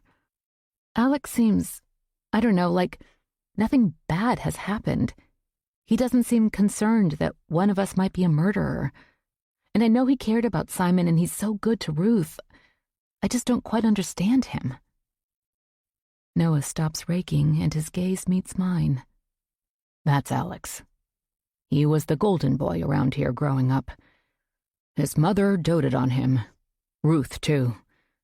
Since she didn't have any children of her own, she was always all about Alex. And it's the way we were raised here. Money. They say absolute power corrupts absolutely. Same kind of thing with money, and the two often go hand in hand. Aren't you the philosopher this morning? Noah props the rake against a tree, frowns, and gives the yard a cursory look like he's lost a battle clearing leaves. The trees have won. Sorry. And I don't mean to say that Alex or any of us here are corrupt. It's just that money does provide a certain buffer against life's problems. It makes you feel immune in a way. When Alex was in boarding school, he wrecked his car. Some luxury vehicle, of course. He and his buddies were drinking, and they hit another car. The woman they hit was paralyzed. Alex's dad took care of it. Paid her off, and it just went away. Then Mr. Spencer bought Alex a new car, like nothing ever happened. That's what I heard anyway, as a nosy little kid listening in to the gossip. So no repercussions from the law? Not that I ever heard. You've read The Great Gatsby? Of course. That's kind of what I'm talking about. Money makes some people careless, self-centered. Are you saying that my father is like the characters in that book? Noah laughs. No, sorry. I'm just saying that Alex goes through life expecting only good things to happen to him. I know he was close to Simon and he feels bad, but he also figures his life will go along in its usual happy, successful path. And the murderer? I think everyone here is torn between it was one of us or the cops got it wrong. It couldn't possibly be murder. And most of the time, they're clinging to the latter. A cold breeze flutters my hair, and I shiver. How could they think that? The autopsy... Again, these people believe what they want to believe, Emma. What about you? I like to think I'm different. I believe what the cops are saying, but I just can't fathom who it could be. No theories? He looks off into the woods. No. But I don't believe him. Chapter 22. The apartment is bigger than I remember. Maybe because I was so nervous meeting my father for the first time, I hadn't noticed how spacious it was. The dining room is sparkling with a chandelier and candlelight. The long table is formally set with fresh flowers in the center. A woman, middle-aged, hair in a bun, clothed in a white jacket, is busy in the kitchen. Alex and I have arrived first. Sunny said she'd follow closer to dinner time. Liliana and a woman who resembles her, only a bit older, greet us in the living room. Liliana's face is slightly puffy, and she takes a heavy breath before speaking. She's reclining on a white sofa. So nice to see you again, Emma. But there's a crease between her brows that I didn't notice last time I was here. I'd have been up to the lake house, but the doctor has forbidden it. I totally understand. You must be getting excited for the baby. Yes, it feels like he'll never get here. This is my sister, Beatrice. Beatrice smiles and extends her hand. Alex comes up behind me. A drink, Emma? Yes, please. The tension between Liliana, her sister, and Alex is palpable, and I don't blame them. Alex has spent more time at Cheshire Lake than in Boston the last couple of weeks, and he doesn't seem to know or care that his wife isn't happy about it. And I feel guilty, like it's my fault. But no, I tell myself. Alex has been at the lake because of Ruth and her loss, not because I'm there. The doorbell rings, and the woman in the chef's coat escorts an older man into the living room. Alex rises and hugs who I assume is his agent. Barry Staunton has thick gray hair and heavy, dark-framed glasses that look too big for his narrow face. He's thin and dressed in a sport coat over a black turtleneck. He bends and kisses Liliana's cheek, shakes Beatrice's hand. "You're lovely as ever, Liliana. How much longer?" "Next month." She shoots a sideways glance at Alex. He turns to me. "And this must be the long-lost daughter." I feel my face redden as I extend my hand. "Emma Schrader." He clasps my hand in both of his. He looks at Alex. "She certainly looks like a Spencer." Alex claps him on the back. "She writes like one, too. I'll get you a drink." "Great." Barry turns and follows Alex over to the sideboard, where bottles of liquor stand. "No other love children from your past going to show up?" "Jesus, I hope not," Alex says, and they laugh. I tug at my blouse. The heat seems to be on high in the apartment, and I thought pregnant women were always too warm. I feel blotches rise on my neck and try to cover them with my scarf. I glance down the hallway. "May I use the powder room?" I ask Liliana. "Down the hall. First door on the right." Inside, I shut the door, look at myself in the mirror. I want to splash cold water on my face, but I also don't want to mess up my makeup. I know Sunny will arrive looking like she stepped off the cover of a fashion magazine, and while I want to think I don't care, I do. I don't want to look washed out and dowdy next to her. So I stand still, take deep, cleansing breaths, and try to regain my composure. I hear masculine laughter as I exit the powder room. Alex and Barry are coming out of Alex's office.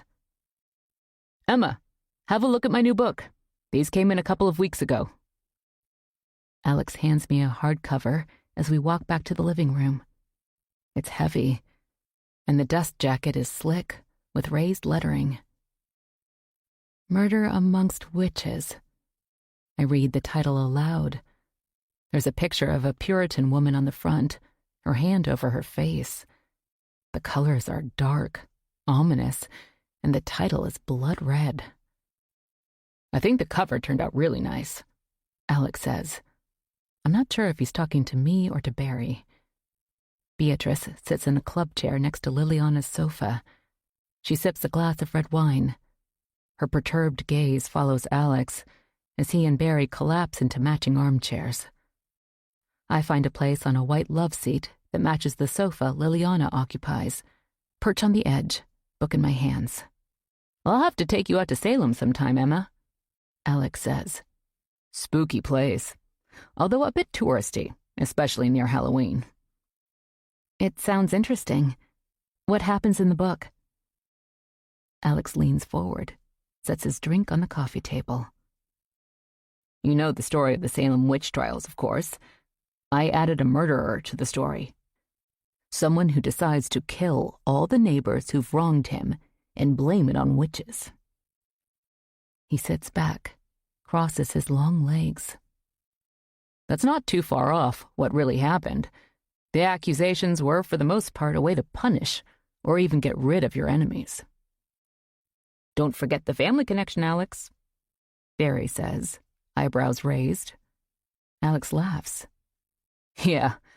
I wonder, though, if readers will be intrigued or repulsed. Do we need to bring that up?" "I vote we use it. The old genealogy freaks will be interested. Lots of older people in your fan base." What's the family connection? I ask. Alex drains his drink, sets the glass down with a clink on the glass-top coffee table. Well, in the course of my research, I did a little digging into the family tree. It turns out that a great-grandfather, I can't remember now how many greats, was an accuser. Helped send a few people to the gallows. My father's family goes back to the 1630s Bay Colony. I sip my wine. That's interesting. Unsettling, but interesting, I guess. We can't help what our ancestors did, Emma. It's terrible, of course, but you can't pick your relatives. The woman in the chef's coat walks into the room. Dinner is ready, Mrs. Spencer. Do you want me to serve? Beatrice helps Liliana to her feet. That would be wonderful, thank you. Liliana glances at Alex. Let's get started. Alex checks his watch. Sonny's not here yet. Liliana purses her lips. She knew what time we were having dinner. I don't want everything to get cold. He shrugs, acquiesces. But before we all get seated at the long table, Sonny bursts through the front door. Sorry I'm late. Traffic was terrible, and I had to stop by my office. I sink into a plush dining chair and stay quiet. Let Barry and Alex dominate the conversation. They talk about people I don't know and laugh heartily while the rest of us pick at our food. Alex gets up and refills wine, while the woman in the chef's coat keeps Liliana's glass of sparkling water refreshed. How's the tour planning? Barry asks Sonny. Fine. We've got most of the dates set.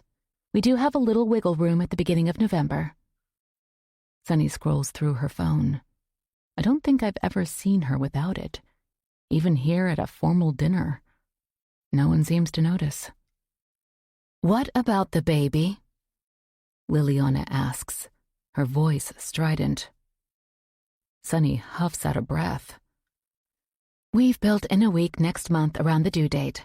Hopefully he'll come then. And if he doesn't? Well, that would throw a monkey wrench into our plans, wouldn't it? The air between the women grows electric. Alex clears his throat. No need to get worked up about it, Sonny. We'll deal with the baby when the time comes. You couldn't have planned a C-section? Sonny smirks. A disgusted yip comes from Beatrice. Alex tips his head. Now, Sonny, it will be fine. Alexander Jr. will get here when he gets here. If we have to move around some event dates, I'm sure everyone will understand. Fine, Sonny says, and goes back to scrolling through her phone. I sip my water. The heated conversation has my nerves jangling, and I just want to get through the evening. I had been excited about meeting Alex's agent, wondering if he really would be interested in my manuscript, but now I just want to go back to Cheshire Lake. The air is tense among the women, as if a dark cloud has descended upon the apartment. Liliana picks at her food, while Beatrice glares at Sonny, whose head is bowed over her phone. Alex and Barry seem oblivious, the wine helping to keep them relaxed and jovial. They speak in loud voices, laughing heartily. So what's the media attention been like out at the lake? Barry asks. The room falls silent. Sonny looks up from her phone. It's gotten more intense, but I hope they'll wrap things up soon. We don't need it to still be going on while we're promoting the book. Barry nods, tenses fingers. They really think the old guy was murdered? Alex sips his wine. That's what they're saying. And reporting, Sonny says. We really don't need this. She shoots a look at Alex. Can't be helped, he says, like they're discussing a fender bender on the lake road. Did some vagrant wander through the neighborhood? Barry asks. Possible, Alex says. Anyway, let's not get too worried about that. Sonny and I weren't there, so the Spencers are in the clear, Barry. No reason to get upset about it. Sonny glances in my direction, a smile tugging at her lips. That leaves me no doubt that they see me as an outsider and one of the murder suspects. Everything set for the big launch party? Barry asks. Yes, should be a great event, Alex says and smiles at Sonny. Her dark eyes meet his over the glittering table. You really think we should go ahead with it, Dad? with what's happened at the lake. Why not? We can always use good publicity, right?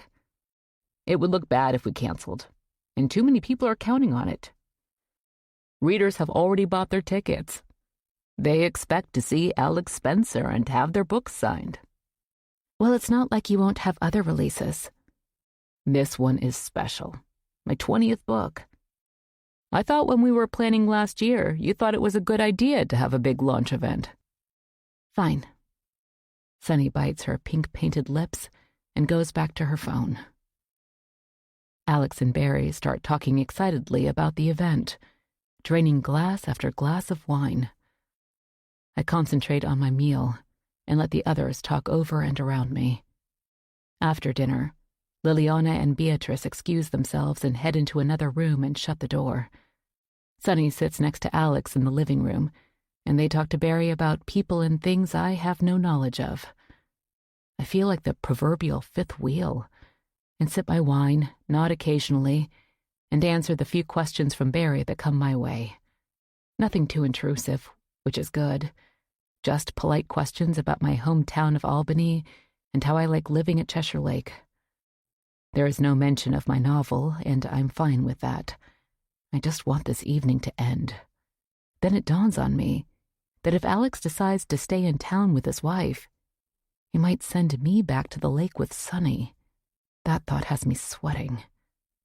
But then she stands and says that she needs to go home, to her own place here in Boston. So I'm either staying here in Alex's apartment, or he's returning to the lake house, or he has me drive his car back alone, which would be my preference. It's almost midnight when Barry leaves, still talking loudly, laughing as Alex walks him to the door. Alex turns to me. It's pretty late to start back to the lake, Emma. Let's stay here tonight. There's a guest room at the end of the hall. There should be everything you need in the attached bathroom. That work? Yes, that's fine. Despite the tension from the evening, I sleep well, falling quickly into a dark and dreamless slumber. In the morning, I smell coffee, and I hear voices ringing down the hall. Not angry, but definitely strained. By the time I shower and dress for the day, making do with the clothes I wore last night, no one is around except Alex, who's sitting at the breakfast bar, laptop open. There's coffee in the carafe, he calls without looking up. I'll be ready to go in a half hour. That's fine. I'm ready whenever. Alex turns from his laptop. I'll run you up to the lake, check on Ruth, then I'll head back here for a few days. He glances off down the hall, where I assume Liliana and her sister have gone. You don't need to go back for me, I say. I can find a way to get back on my own. Uber or something. He waves a hand in the air, his eyes back on his screen. No big deal. I need to talk to Ruth. I know it looks like she's handling everything like a pro, and she is, really. But this is hard on her. She and Simon were married over 50 years. Besides, it's just a little over an hour drive. Not like we're headed to Canada or anything. Chapter 23.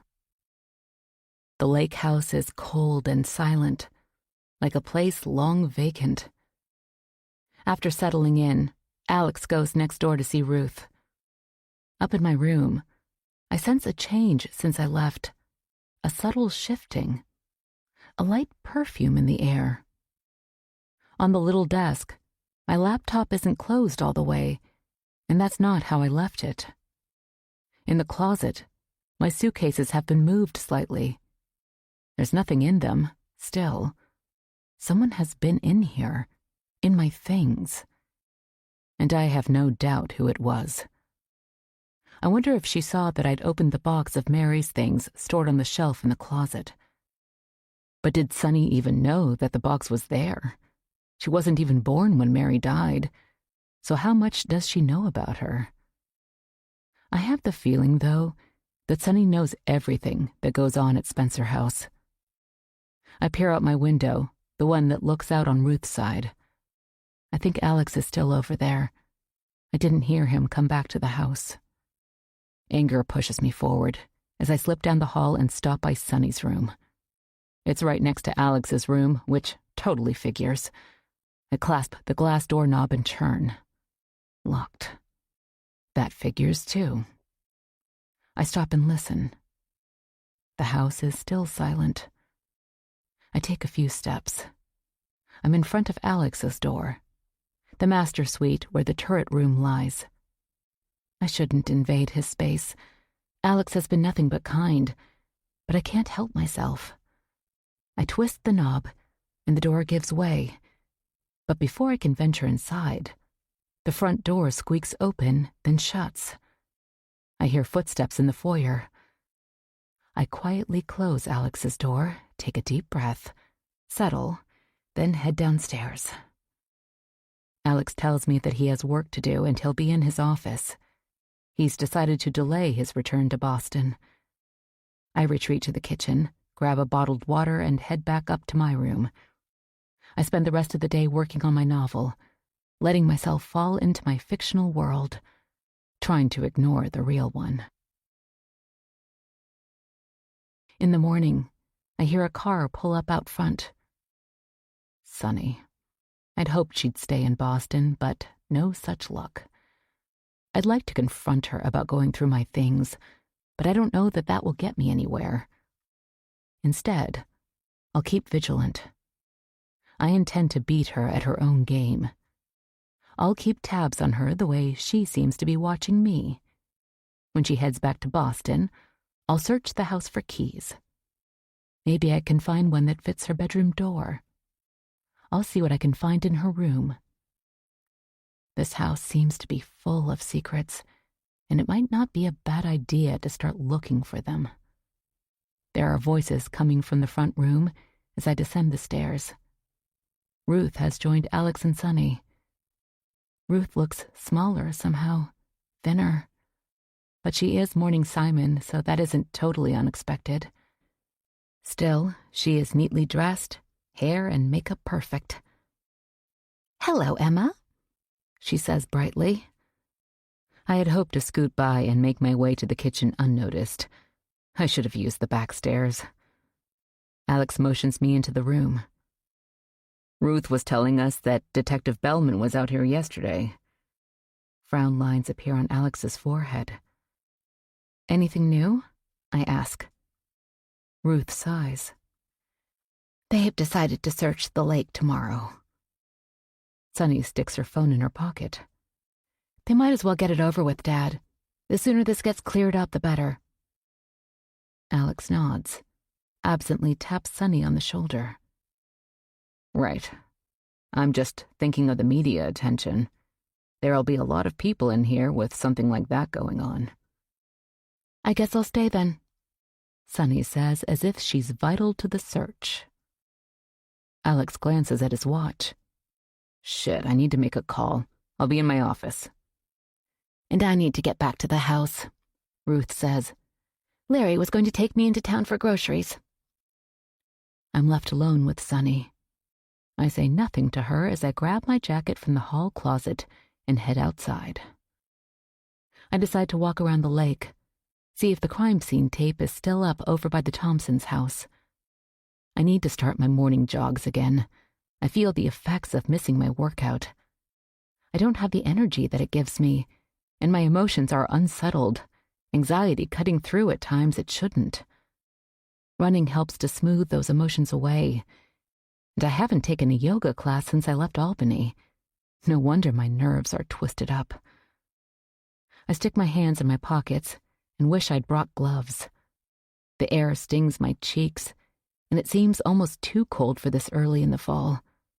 But maybe it's the lake, the breeze off the water that chills the air. Around the bend in the road that cuts off the view of the three main houses, Jeffrey's little cottage is nestled in the trees. A small one-story, white-painted clapboards and shutters on the two front windows. One of the shutters hangs precariously, and the small front lawn is overgrown. It looks lonely and abandoned. A small trellis tilts against the corner of the house where dead roses cling, their red petals faded to a pinkish gray. I wonder who planted them.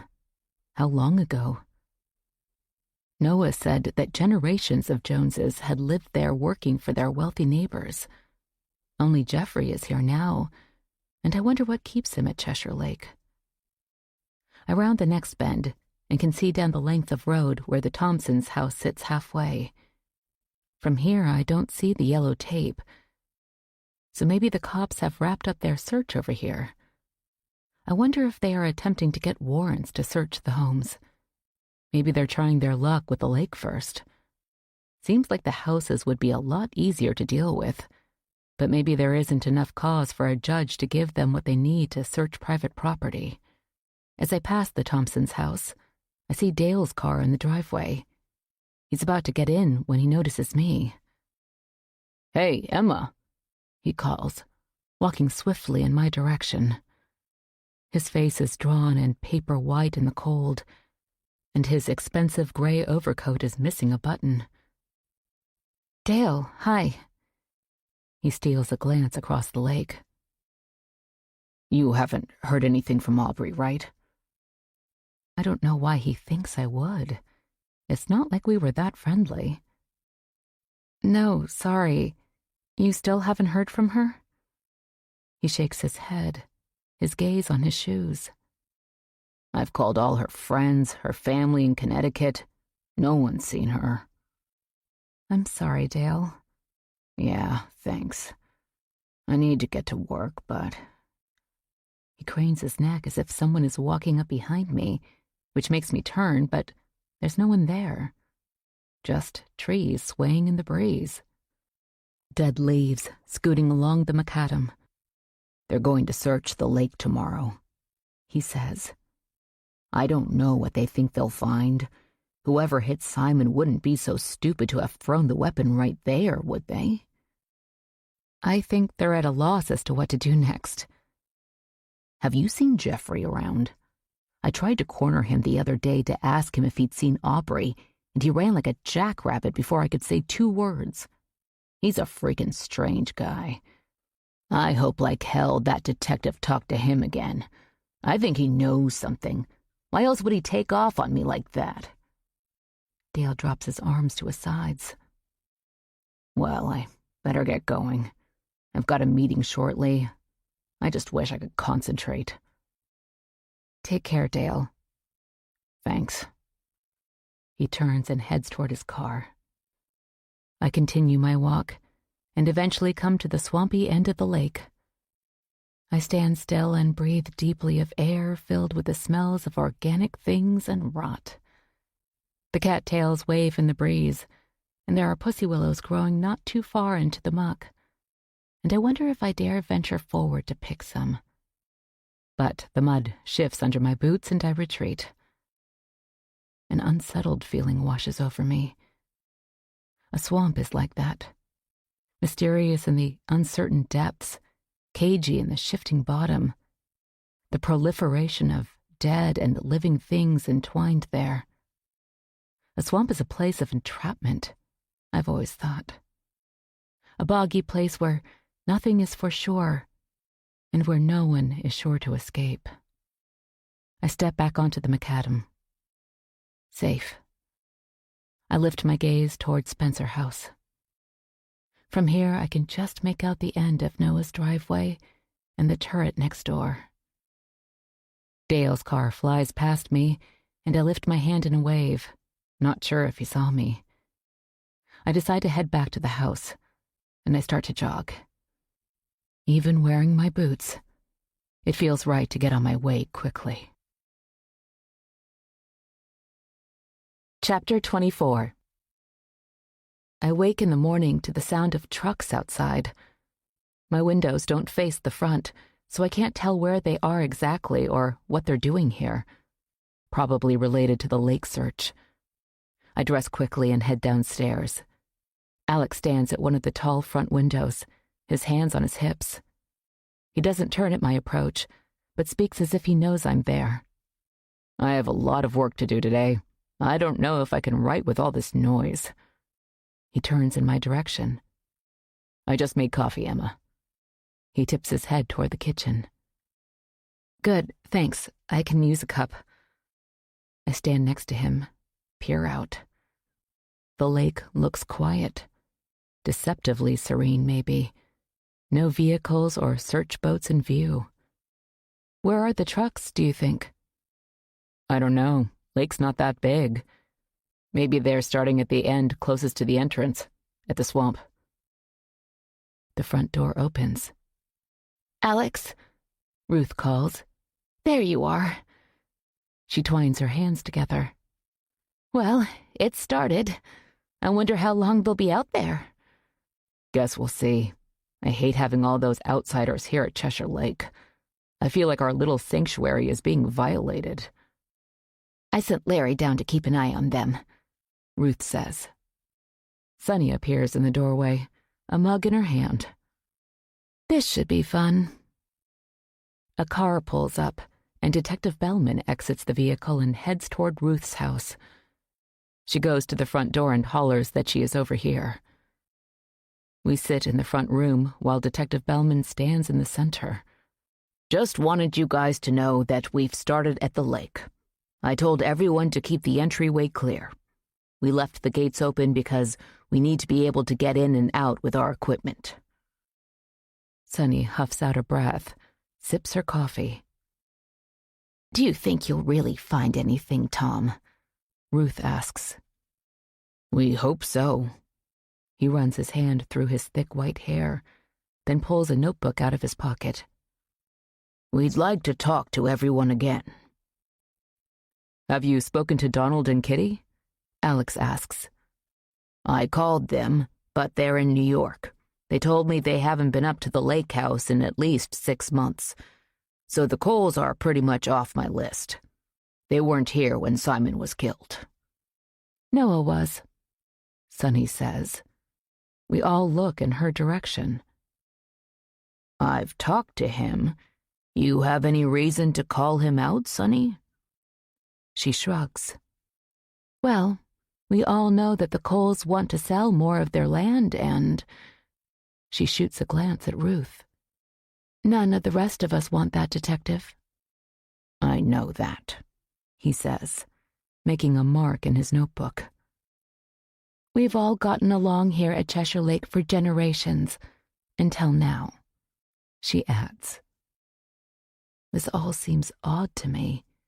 Noah, like the rest of us who were here at the time, is a suspect, I get that.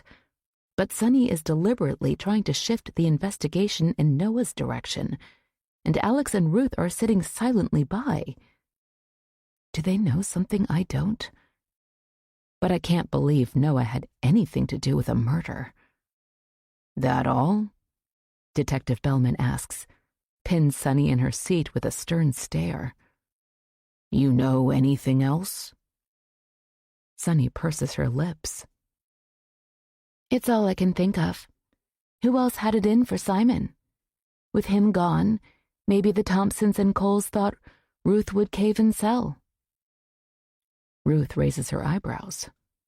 Not a chance I'll sell. But the Coles and Thompsons are certainly worth looking into. I wonder about Dale. Why would Aubrey just take off like that? She hasn't been found, has she? The growl of a truck engine resonates from outside, and the detective glances over his shoulder. No, we haven't been able to locate Mrs. Thompson. If any of you hear from her, let me know. He stuffs his notebook in his coat pocket and heads to the front door. Just after the detective leaves, Larry walks in. His nose is red from the cold, his head covered with a gray fisherman's hat. He wipes a leather-gloved hand across his mouth. They've got quite an operation going. He points over his shoulder in the direction of the lake. Where have they started, Larry? We can't see them from here, Ruth says. Down at the swamp. The dive team here? Alex asks. Nah, just some guys in a little boat. I asked a gal with the police department what they were doing, and she said they were using sonar to go through the swamp. Guess they'll bring in divers when they get out into the open water, unless they find what they're looking for in the swamp. He sniffs. His gaze shoots to Sunny, who's curled up on the sofa on her phone. "Got any coffee, Alex? It's cold as a bitch this morning." "Yeah." Alex tips his head. "Fresh pot in the kitchen. Any media there?" Larry stops halfway to the kitchen. "Not that I saw. Not yet, anyway." "That's a relief," Sunny says, pushing herself up from the sofa. "I'll be upstairs," she says to Alex. In the afternoon, my curiosity gets the better of me, and I slip outside.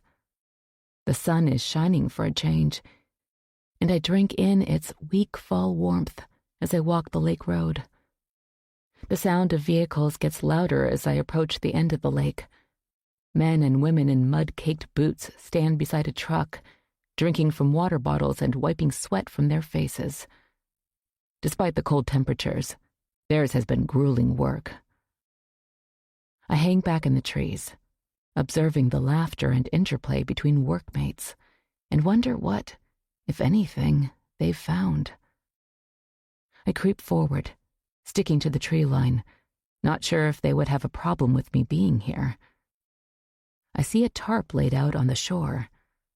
2 men are standing near it as if on guard. One of the men holds a clipboard. It looks like it's covered with junk, bottles, cans, an old fishing pole. All the detritus you'd expect to find in a swamp, and all covered in mud and green slime. I wonder if there is anything on the tarp that has aroused their suspicions. Anything that looks like it could have been used to kill Simon. Detective Bellman, who has discarded his heavy coat, moves toward the group standing around the truck. He says something that has them putting down their water bottles and walking back to the little boat at the edge of the swamp. As I turn to head back to the house, I see a news truck, a white van with the channel's logo printed in bold colors on its side, coming up the road. It stops by the police vehicles and parks in the grass on the road's shoulder. It's a good time for me to leave. I decide to go into town and drop off Mary's camera. I wasn't sure if anyone developed film anymore, and was surprised to find that the local drugstore still did. And I'm anxious to get away from Cheshire Lake for a while. The trucks are still lining the road as I drive past. I see a woman holding a microphone standing next to Detective Bellman on the lake's shore, not far from the swamp, where people in reflective vests are busy at work. Evansport is crowded with tourists, and the drugstore has its share of what look like out-of-towners filling the aisles, maybe looking to pick up forgotten toiletries or drinks and bags of snacks. I make my way to the counter, where a sign indicates film processing. Holding Mary's small camera in my hand, I hesitate. Am I violating her privacy? Even though she's long dead, she hadn't developed the film. Why not? Maybe she died before she had a chance to do it.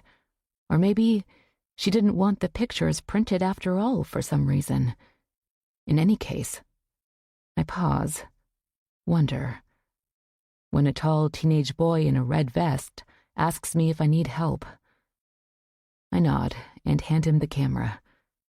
He whistles. "I haven't seen one of these in a while." His teeth are perfect, as if he'd spent the last 10 years in braces, but his brown hair is a wild nest. "But you can develop it." "Yeah, we do that. Fill out the envelope." He points to a stack on the counter next to a pen with a big pink feather taped to it. "Do you think the pictures will turn out? It's really old." The kid purses his lips. "They might. I had a customer last year that found a bunch of disposable cameras in his grandma's closet. He brought them in, and when they came back, he said they turned out okay. He showed me one of the pictures. It was of him when he was a baby. It was a little grainy and the color was weird, but it turned out okay for being so old." "I guess it's worth a try then." "Yeah," he shrugs. "Can't hurt." As I leave the store, step out into the cold, a woman stops me. She's young, long dark hair and lots of makeup. Emma Schrader. Do I know you? I'm Destiny Barnett. I work for an online news outlet. I start to turn away when she touches my arm. Please, just a few questions. I'm sorry, I have nothing to say. Sunny's admonitions about talking to media flow through my mind. As much as I don't want to heed anything she has to say, I don't want to hurt Alex. I'm interested in you, your background. What are your plans here in Evansport? Excuse me? Well, I understand that you are Alex Spencer's daughter, that you showed up out of nowhere, basically. How did it feel to find out that your father is an internationally renowned author? That must have come as a shock. I lean back against the side of the drugstore building. How do you know about me? She blinks her false eyelashes, and I shudder, wondering if I'm on camera.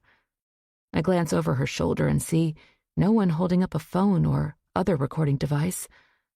That's good, at least. She must think I'm an idiot. Nothing is secret or sacred anymore. People can find out anything about you. All your personal business is out there in the ether if you want to look for it. Still, I didn't think the connection between me and Alex was documented anywhere except with his lawyers. It had to come from someone at Cheshire Lake. Noah? He figured it out pretty easily. Does anyone else there know? Why would Sunny tell anyone? Or maybe Liliana or Barry Staunton? But who would gain anything by talking to the press about me? Destiny leans toward me. And now, with a murder in the neighborhood, how is Alex taking it? Do you have any idea who might have killed Simon Harwood? I have nothing to say. I push myself away from the brick wall and walk briskly to my car. Destiny follows me, still shouting questions that I barely comprehend. My heart is beating in erratic thumps and my hands shake as I dig through my purse for my keys. I finally get into my car, and I think she's going to put her hand on the door to keep me from closing it. Please, Emma, just a few words for my article. Your story is so interesting and... I slam the car door, nearly catching her coat sleeve. My emotions are all over the place as I drive toward Cheshire Lake. Then I start my deep breathing. Is it really so bad that people know who I am? It's not something that can really stay hidden in the long run, and there is going to be interest in the murder, especially it having occurred in Alex's own neighborhood to a close family friend. I'm just not used to this. My mother and I did everything we could to be invisible, to keep to ourselves. We had friends, and I had a husband, but we never liked to be the center of attention. And now, I have a father who draws attention at every turn. And I wonder again, who would have told the reporter that I am Alex's daughter, that I showed up after 32 years? I hope it wasn't Noah. He said he wouldn't tell. The sun is starting to fall behind the trees as I drive into the entrance of Cheshire Lake. The air is gray and misty. Quiet seems to have settled over the neighborhood, and all that remains of the cops and their helpers are ruts in the ground from their vehicles on the sides of the small road. The house smells like spaghetti sauce as I walk in. The lights are on, the foyer is warm. In the kitchen, Alex, whistling, stirs a pot on the stove, wraps a wooden spoon on the side and places it on a spoon rest. You're just in time, Emma. Ruth brought over homemade sauce. I'm warming it up. Taking a break from work. You hungry? Yes, that sounds good. Should be ready in a few minutes. What have you been up to? I feel heat rush to my face. Just went into town to pick up a few things. He nods and takes plates down from the cupboard. Alex? He turns, sets the plates on the table. A woman stopped me in town. She said she writes for an online magazine. She knew who I was. He puts a hand on his hip, sighs. Well, That was sure to happen at some point. What did you tell her? Nothing. Did she ask about Simon? Yes, but I didn't tell her anything. Good. Alex drains the pasta, steam rising up from the sink. I told Sonny we needed to put together a press release about you. That way, maybe you won't run into any more nosy reporters. About yourself, anyway. I think we can get some good press out of it, actually.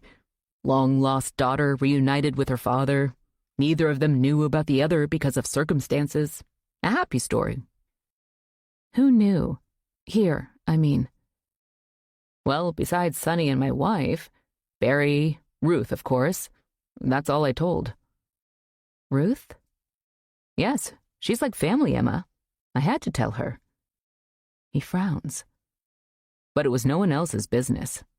I knew it would come out, but I wanted to make a formal statement before telling everybody. We should have gotten ahead of it, though. When Simon died, I just didn't think to do it. I'll get Sonny on it tonight. No sense letting it go any longer, and it will be some good attention in the midst of, well, Simon.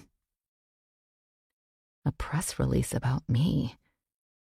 This is something, again, I hadn't thought about.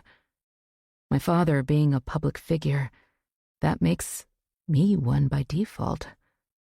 The last thing I ever wanted to be. We sit at the small kitchen table and eat Ruth's amazing spaghetti. Sonny declined to join us, which makes the meal more pleasant. Alex launches into his plans for his new book with almost giddy glee. I'm excited that this new book is set right here in New England. I've had the idea for this story in the back of my mind forever. As a kid, I used to beg my mother to take me to Salem. We'd walk those streets, visit the witch house. God, I loved those Saturday afternoons. And now it's the setting for my latest work, and it's ready to head out into the world. That's got to be exciting, Alex, even if it is your 20th book. Hard to believe. Seems like it wasn't all that long ago that I was a kid running around Cheshire Lake. My gaze rests on the dumbwaiter on the wall opposite from where I sit. It's a cool place. The lake, these houses. You even have a dumbwaiter. Alex twists in his seat. Yeah, I was fascinated with it growing up. My great-grandfather, who built Spencer House, wanted to have all the modern conveniences. So, among other things, he had a dumbwaiter installed. It starts in the cellar, goes through the kitchen, up to the second floor, and ends up in the attic. I used to play with it as a kid, drove my parents nuts. I'd go down to the cellar and hoist up my plastic army men. Alex laughs. One day, I found a half-rotted dead rabbit in the yard and put it in the dumbwaiter. I'd opened the little door in the kitchen first. Myra, the housekeeper, was fixing lunch. I can still hear her screams when the tray with the rabbit on it stopped in the kitchen. I shiver thinking of the dead animal, and I wonder if anyone besides Alex thought it was funny. Chapter 25. The trucks are back the next day. I wake up to the sounds of diesel engines and the shouts of the cops. But I'm determined to start my morning runs again, so I slip into running gear. Sonny is walking toward Alex's office as I head down the stairs. She turns, phone in hand. My father told me that a reporter stopped you in town. Yes. And you didn't tell them anything? She arches an eyebrow. No, Sonny, I didn't tell her anything. I remove my running shoes from the closet, drop to the floor to pull them on. I just put out a press release about you and Dad. Her lips twist into a grimace, like she's tasted something rotten. Be prepared to get contacted by reporters who want to know more about your charming story. So the less you say, the better. And keep what you do say upbeat and positive, okay? My father has been very kind and patient with you, so you owe him. I wouldn't say anything to hurt him, Sonny, and I really have no inclination to talk about my private business, Not with reporters, and not with you either. You go your way, and I'll go mine. Keep your reprimands to yourself. I don't need them. With that, I head out the door and slam it behind me. Outside, the sun is shining, but the air is cold. I stretch and try to shut out the noises emanating from the lakeside. It seems as though they're closer now, more toward the center of the lake, away from the swamp. I stretch my quads as I stand in the middle of the road, where I can get a better view. Fewer trucks are here this morning, and one van has "Dive Team" printed on its side, so they are headed into the open water today, into the depths. They certainly are determined to do a thorough job. I remember the crowds that attended Simon's post-funeral get-together. Apparently, he was popular among the people of the town, so I'm sure there's a lot of pressure on the police to solve his murder. I start running in the other direction. My muscles warm, and I feel a sense of lightness I haven't felt in a while. I've missed my runs. I turn along the bend in the road, and I start down the back stretch where the Thompsons' house sits, and I wonder about Aubrey. Hopefully she's back by now. Besides their big house, there's not much but trees on this side of the lake. Clouds cover the sun, and the air turns gray. In the distance, over the water, I hear voices, trucks, and the sound of a motorboat. But it's hard to see through the trees here. My skin begins to crawl, as if I'm being followed, as if someone lurks in the woods and is watching me. I pick up the pace. This is the loneliest spot in the loop. The Thompsons' house is up ahead. I can just see their mailbox, dead vines trailing from it. Dale has probably already left for work, so the house is most likely empty. But I still feel someone's eyes on me, and just as I pass the Thompsons' driveway, I dart into their yard and circle around the house. I'm breathing heavily and wonder if I'm being paranoid. But I did hear something, like the snapping of twigs or brush nearby. There's a shed in the back of the Thompsons' house, and I head toward it. Tall, weedy grass wets my ankles as I sprint across the yard. I near the shed, turn the corner, and hide behind it. I'm breathing heavily, pulling mucky, dank air into my lungs. Despite the cold, I'm sweating. I listen. I don't hear anything now, just the sound of my own labored breath. Maybe I was hearing things, letting my anxiety get the better of me. It was probably just a deer. I rest my back against the shed wall, then glance down at the ground. There's a patch of dirt that looks recently turned over, disturbed, as if someone buried something here. I scrape at the earth with the heel of my running shoe, but I don't see anything. Then I hear another sound, a door shutting. I peer around the corner of the shed, just in time to see Jeffrey disappear into Dale's house. What the hell? Was he following me? Is he looking for me? Why is he going through Dale's back door? I thought that Dale suspected Jeffrey in Simon's death. It certainly sounded that way when I talked to him. But maybe Dale doesn't know that Jeffrey is in his house. Maybe Jeffrey is behind more than Simon's death. Maybe he's somehow involved in Aubrey's disappearance as well. My heart is hammering so loud, I'm afraid he'll hear it all the way inside the Thompsons' home. I wait, catch my breath, then peek around the corner again. The coast looks clear, so I sprint for the road, my feet sliding in the mud as I near the house. I turn the corner and run headlong into Jeffrey with enough force that I fall backward on my behind. I crab walk away from him, but he stands still, blinking his eyes as if he doesn't know what to make of me. "What are you doing here?" he asks finally. I was out for a run, and You shouldn't be back here. What are you doing here? Jeffrey wipes his red, runny nose with his jacket sleeve. Slight acne scars cover his hollow cheeks, and his lank, dark hair falls across his forehead. Checking on Dale's house. He asked me to. Why? There's a lot of strange people around here lately. The cops? Jeffrey nods. And other people from town, reporters. You should be careful. His dark eyes meet mine for a second, then flicker away, as if he'd broken some kind of social taboo. I'm still sitting on the ground, the cold, wet earth penetrating my sweatpants. It doesn't occur to Jeffrey to help me up. In fact, he steps away from me while I push myself to my feet. You need to get going, he says. Right. Going. I sprint to the road and try to concentrate on my gait, keeping good form and breathing deeply and evenly. My mind is a whirl with the disturbed dirt behind the shed. Maybe there's a good reason that Dale doesn't want the cops to search his place. Do I tell the cops what I saw? But maybe it's nothing. I have no idea what to do.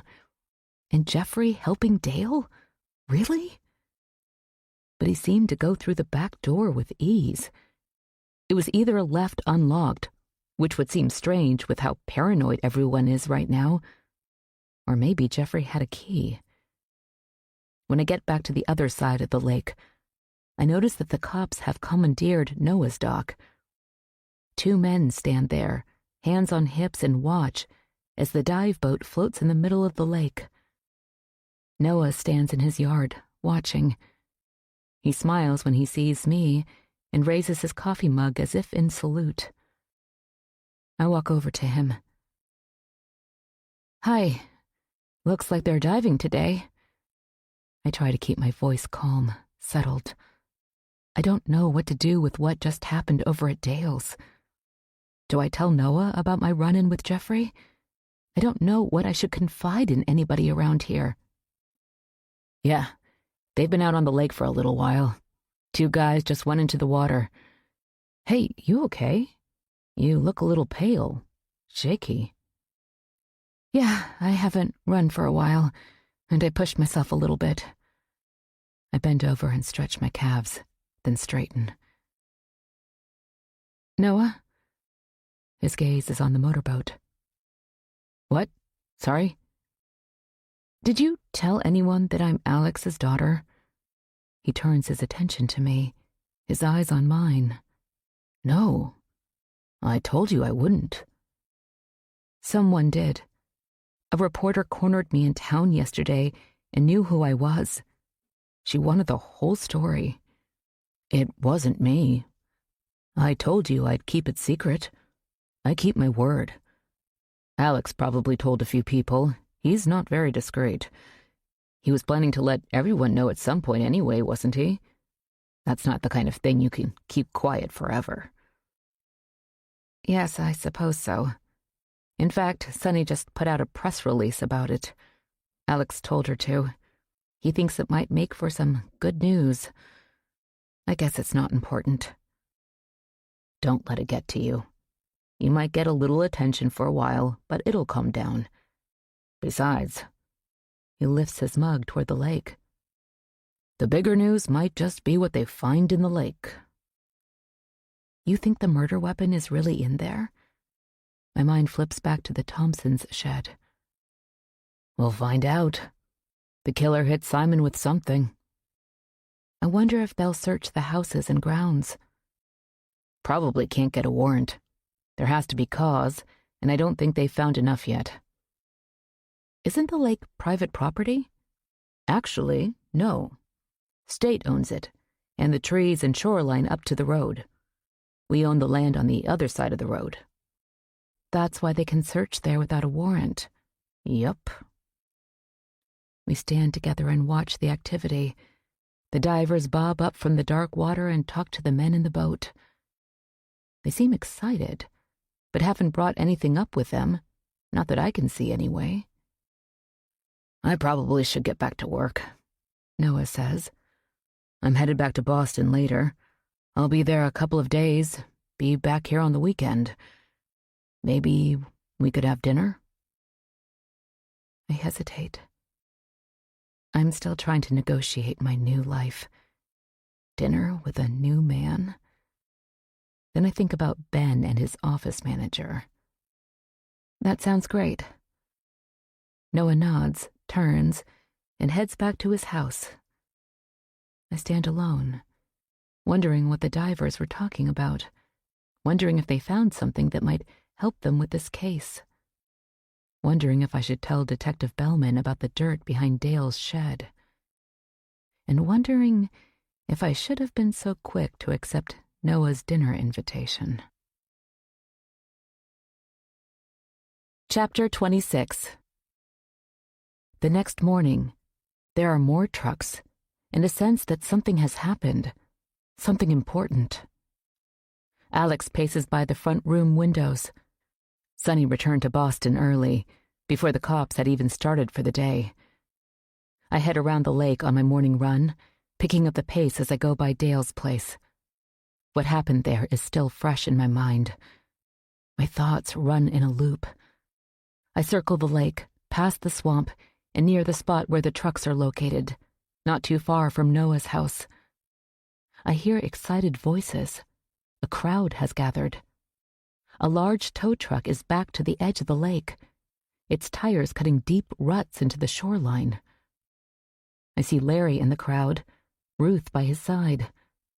Alex is crossing his lawn on his way to see what the commotion is all about. I approach slowly. I want to observe from a distance, by myself. An engine roars, and the truck lurches forward. Dark, muddy water parts behind it, rushes outward, as something very large is pulled from the lake. The truck inches forward, engine straining, and the top of what looks like a car. Blue paint streaming mud and silt emerges. The crowd mumbles excitedly as murky water rushes from the open driver's side door. The truck eases forward as the car fully escapes the water and settles on the shore like a dead fish. Rusted and old, the dark blue mud-encrusted sedan lies silently next to Cheshire Lake.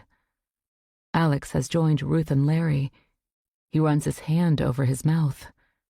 Ruth's arm encircles his waist. Detective Bellman leads a group over to inspect the vehicle. Another cop motions the spectators to step back. Reporters resist and angle for a better vantage point. Footfalls sound beside me, and I stiffen. Dale. He's dressed for work, but coming through the trees where I stand. What's going on? He covers his mouth with his hands. Aubrey? He cries. No, an old car, too old. Jesus. Thank God. He leans over, his hands on his knees. He blows out a breath and straightens. What's it doing in the lake? He steps forward, angling his head. I wonder how long that's been there. I have no clue. It must have been there a long time based on the rust and the shape of the car. It wasn't a recent accident.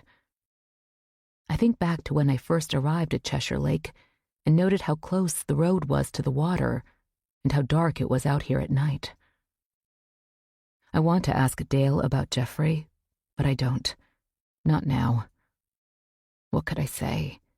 I'd been skulking around his backyard when I saw Jeffrey go into the house. Maybe before the electronic gates were put in, Dale says.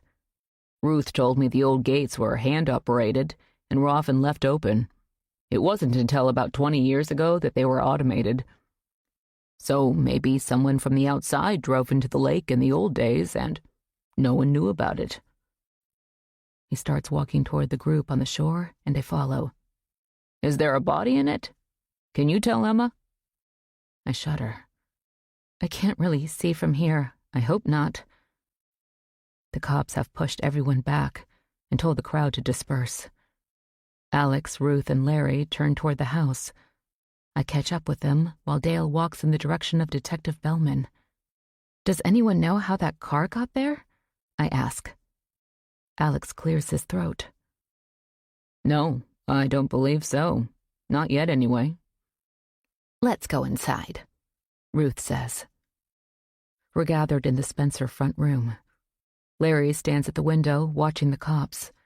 Ruth and Alex sit close together on the sofa. Well, this is something, Larry says. They go looking for a weapon, and they find an old car. You guys had no idea it was in there? He swings around, stares at Alex and Ruth. Ruth clasps her hands together. No, of course not, Larry. It looks like it's been there a long time. Jesus, I hope there's not a body in it. All this time, Larry says. Alex shakes his head. Someone must have driven in there at night. Couldn't see where they were going. Instead of taking a right turn toward the gates, they got turned around and went left.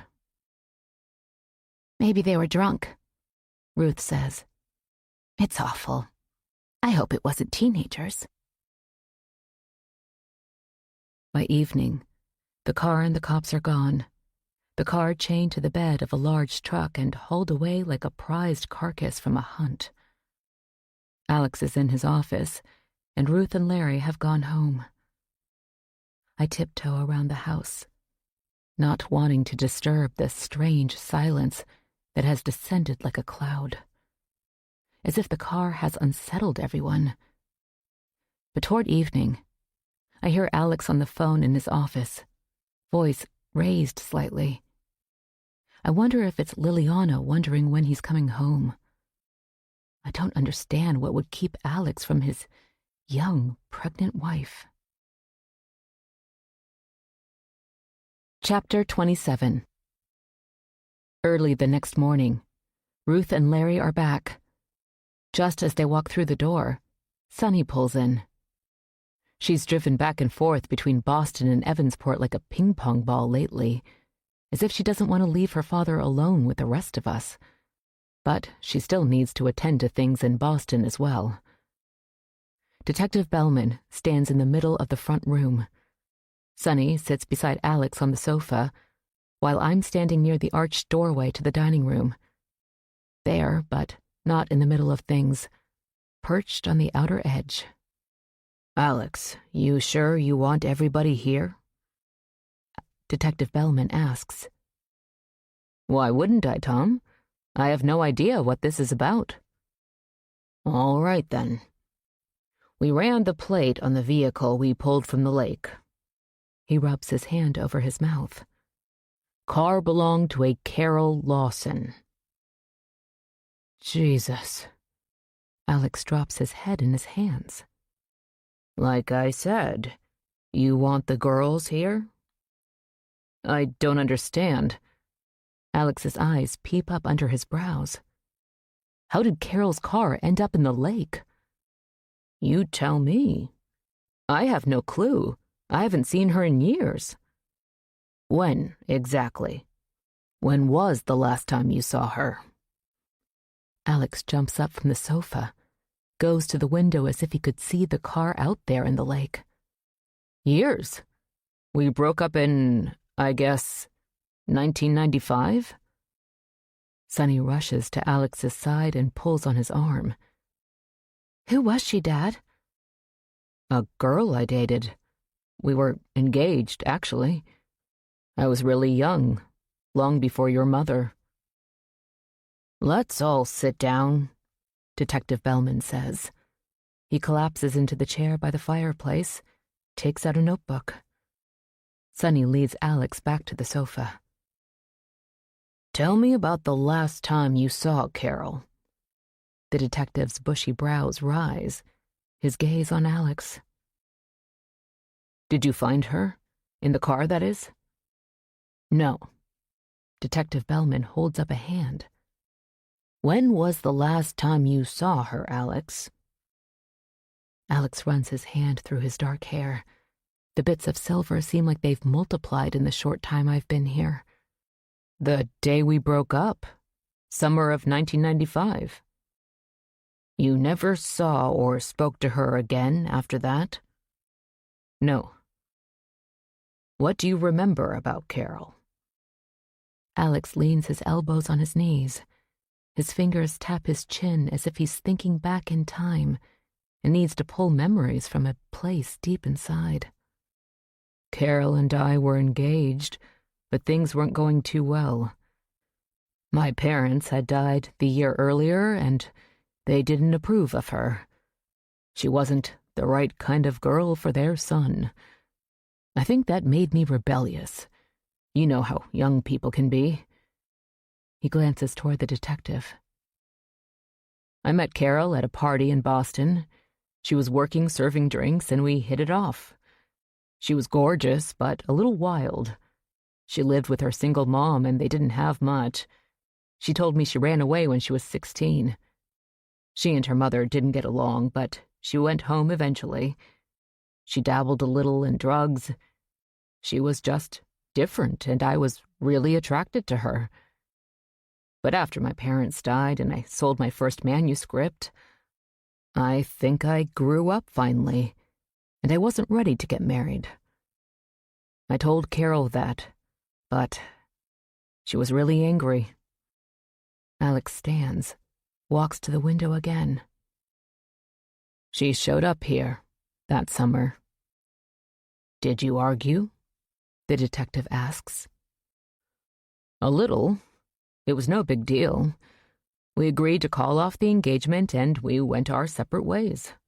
That was the end of it. No idea how her car ended up in the lake. Alex lets go a deep breath, looks at the detective. Tom, I had no earthly idea that happened. I figured all these years that Carol left Cheshire Lake and went on with her life. Uh-huh. He's writing in his notebook. Sonny jumps up. Why didn't you ever tell me about her? Alex wraps an arm around her shoulders. Why? Why would I tell you about an old girlfriend? I haven't thought about Carol in forever.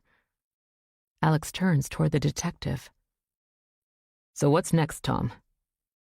We've called in help from the state. We'll need to do a more thorough search of the lake.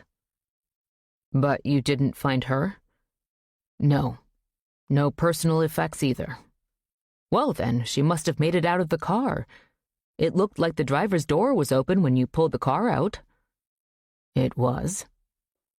Maybe she walked out to the main road then, hitchhiked into town and called someone to pick her up. She was like that. She would have been too angry to come back here and ask me for help. And she hitchhiked occasionally, even though I told her it was dangerous. Could be, Alex. Detective Bellman stands and stuffs his notebook in his pocket, zips up his jacket. The thing is, though, her mother filed a missing persons report that summer. I went back and read the files. I remembered that we'd looked for her then, but found nothing. The detective's eyes meet Alex's. I read that the people here, you, Ruth, and Simon, were questioned. Alex wipes his hand over his mouth. Yes, I do remember that, vaguely. But we had no idea where she was. Detective Bellman nods. Well, it doesn't look like the search went anywhere. Carol was an adult, and we figured she'd show up at some point. And although we've just started looking again, no one that we've found so far has seen Carol Lawson since 1995. Chapter 28. 2 days go by, and the neighborhood seems empty, as if everyone has fled. The cops have been nowhere in sight, maybe waiting for help from the state agency to complete their search. You can't turn on the TV or scroll through internet news without seeing coverage about Alex and Cheshire Lake. Who killed Simon Harwood? What happened to Alex Spencer's old girlfriend? Sonny is getting really wound up about the coverage. Even Alex has seemed concerned. They went back to Boston this morning, leaving me alone in the old house. Running is helping me settle, and so far, it seems like everything has gone quiet here. Even the birds are silent as I jog around the lake. I've seen nothing of Dale or Jeffrey. It's as if a strange pall has settled over Cheshire Lake, and I'm both relieved and unnerved at the solitude. As I round the last bend in the road, I see Noah unloading his Subaru. He's back from Boston for the weekend. He waves when he sees me, and I pull up, breath heaving. "Morning," he calls. "Hey." I guess I missed a lot of excitement while I was gone. He walks toward me. "If you could call it that. I don't know what to think. My father's former fiancé's car pulled from the lake." Noah's gaze shifts to the water. "Strange. How long do they think it's been down there? I didn't catch the whole story on the news." 1995. Noah's brow furrows. I was just a kid when it happened then. I don't remember much about the fiancé. Apparently, Alex was pretty young, too. He hadn't married wife number 1 at that point. But they didn't find remains, right? Not yet. Alex is hoping she got out and walked out to the main road and found help. "Let's hope," he says. "Things around here just keep getting crazier." Noah leans back against his car. "Anyway, you up for dinner tonight? I stopped for groceries on my way in. I'm an okay cook, not like Ruth or anything, but I'm not too bad. Or we can head into town. Your choice." "Here's fine. I don't want to run into another reporter. Cheshire Lake, despite its secrets, feels safer than the outside world at present." "Anything you don't like?" "Not really. My mom pretty much made sure I ate everything she put in front of me. I'm not picky." "Great. See you at 7? "Sounds good." Spencer House feels full of creaks and groans again, probably a product of being here alone. I shower, dress in comfy clothes, and pull out my laptop. I head downstairs, but instead of using Alex's office, I set up in the kitchen. I try to concentrate on my novel, but my mind keeps turning back to Simon and his murder, to the car in the lake, the disturbed dirt behind the Thompsons' shed. Too much to think about. But I haven't had any calls from my ex or the men who are after me, so that's good. And I hope that Alex was able to take care of that. I really don't want to ask him about it now. After an hour of stops and starts, I've managed to write a couple of paragraphs. Not exactly great production, but something. I decide to take a break and check on Ruth. She answers her door quickly, looking a bit haggard, but dressed impeccably as usual. "Emma, dear, nice to see you. Now that Alex and Sonny have gone back to Boston, you're alone in the house again," she says, as if double-checking. "Yes, I thought I'd stop by." "Come in. Larry and I were just thinking about taking a walk."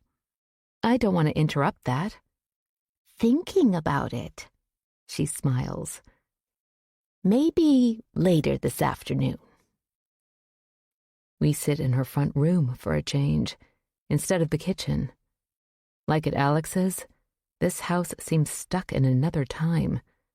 Floral wallpaper, heavy carved furniture, photos on the mantel and end tables of people from long ago. Ruth sighs. "I still can't believe that Simon's gone. I woke up thinking about him today. It's funny. I still start to get his pills out in the morning, make his breakfast. It's like when I wake up, things are like they were. It takes me a few minutes to remember." She wipes her fingers under her eyes. "Sorry. It's just when your life falls into a pattern for so many years, It's hard to accept change. I'm sorry, Ruth. She nods, sniffs. Anyway, now with this whole car business. Did you know her, Carol Lawson? Oh, yes. Alex's parents were not pleased. She raises her eyebrows. Carol was a wild thing. Nice enough and movie star pretty, but just not suitable, you know. But then Howard and Lydia died, and I think that changed Alex. He matured. He inherited the house, and he had to look out for Mary. Simon and I tried to help, too. I think Alex came to his senses. He broke up with Carol, and that was that. What do you think happened to her? Well, I hope she walked away from it, you know. I wasn't her biggest fan, but I hope nothing happened to her. At the time, we didn't think anything of it when the police came out to ask us about her. We figured she'd run off again. And Alex gave her quite a large engagement ring, worth quite a bit. So she had that with her if she needed money.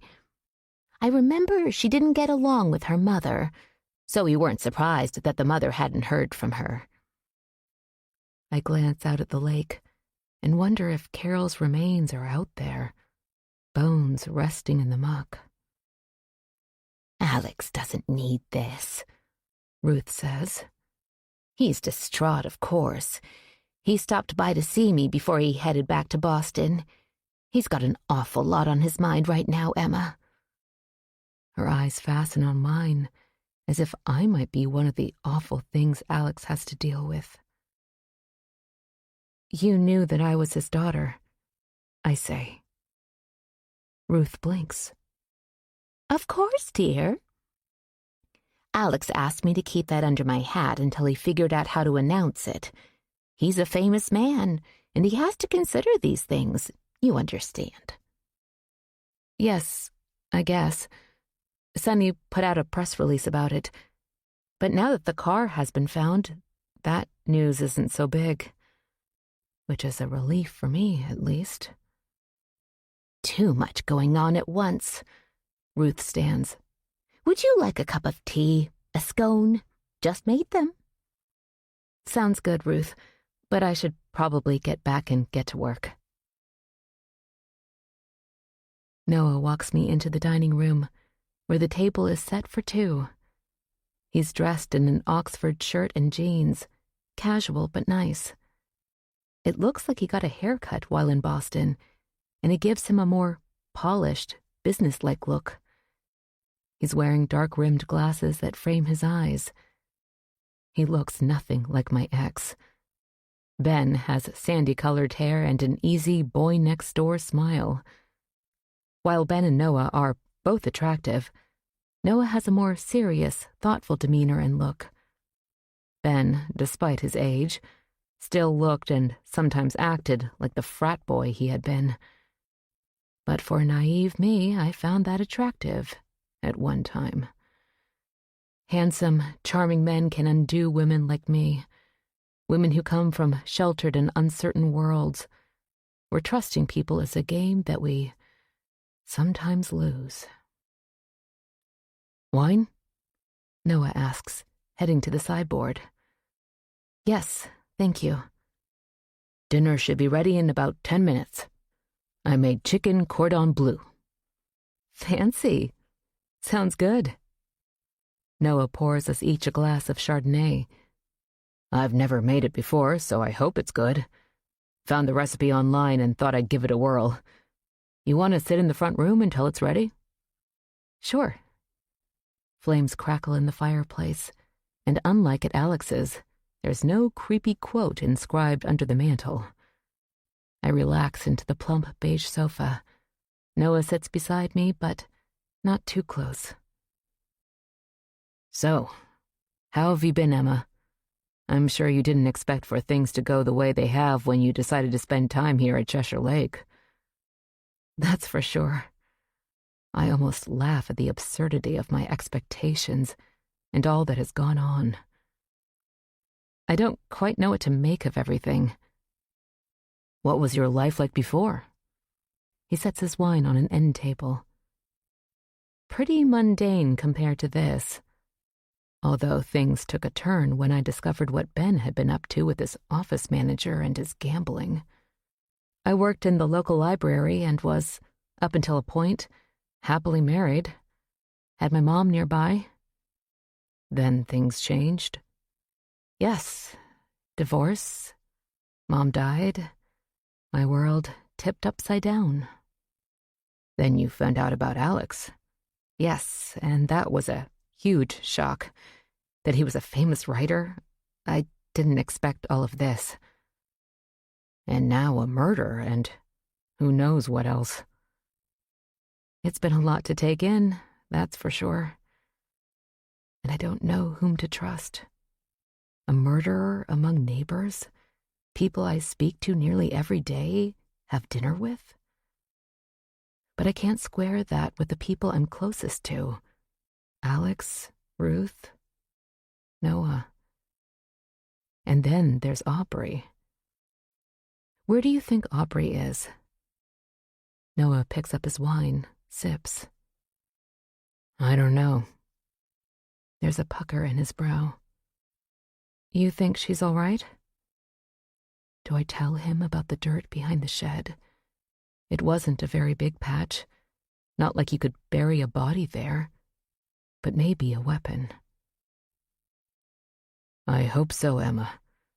Like I told you before, she and Dale sometimes had disagreements. She confided in me a little.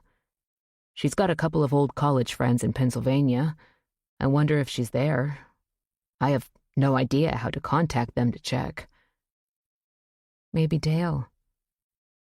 That's all I can say. Thinking that if Dale is the murderer, maybe Aubrey found out and fled. I just hope that it's nothing worse. Maybe, Noah says. Just be careful, Emma. Don't be alone with Jeffrey or Dale either. Although I really don't think Dale did anything to her or to Simon either.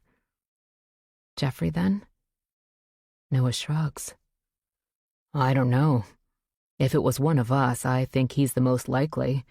Don't tell anyone I said that. I don't want to accuse anybody. He puts his hand on my arm. Just be careful until they get this all sorted out. I know, I will. A timer dings in the kitchen. Have a seat in the dining room. Need help? No, I've got it all under control.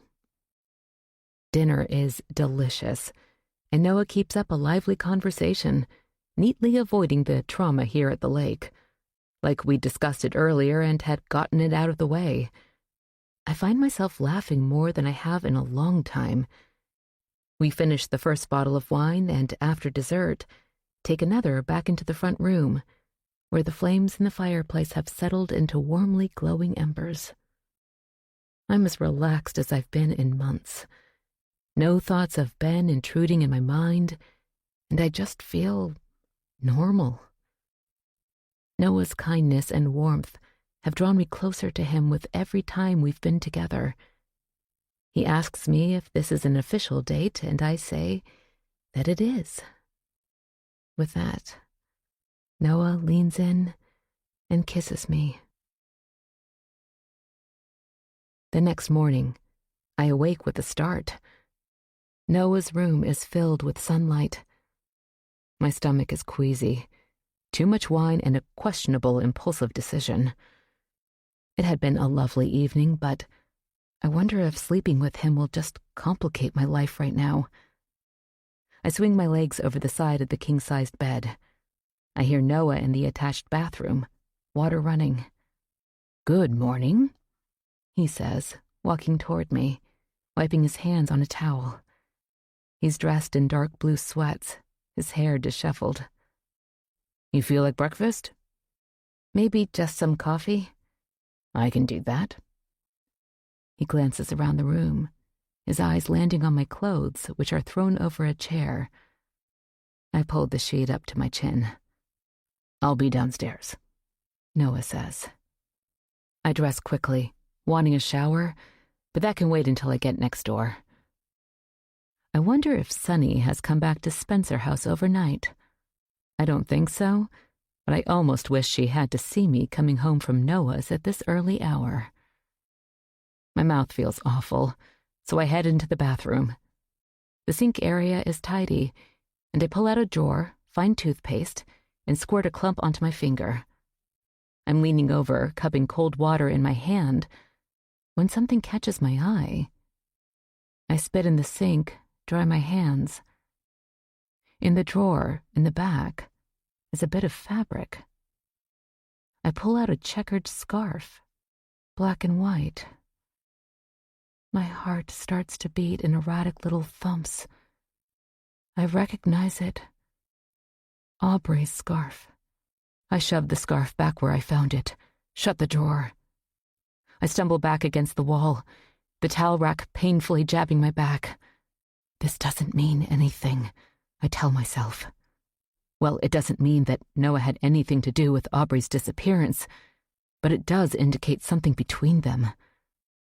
What was I thinking, sleeping with him, letting myself get close to him?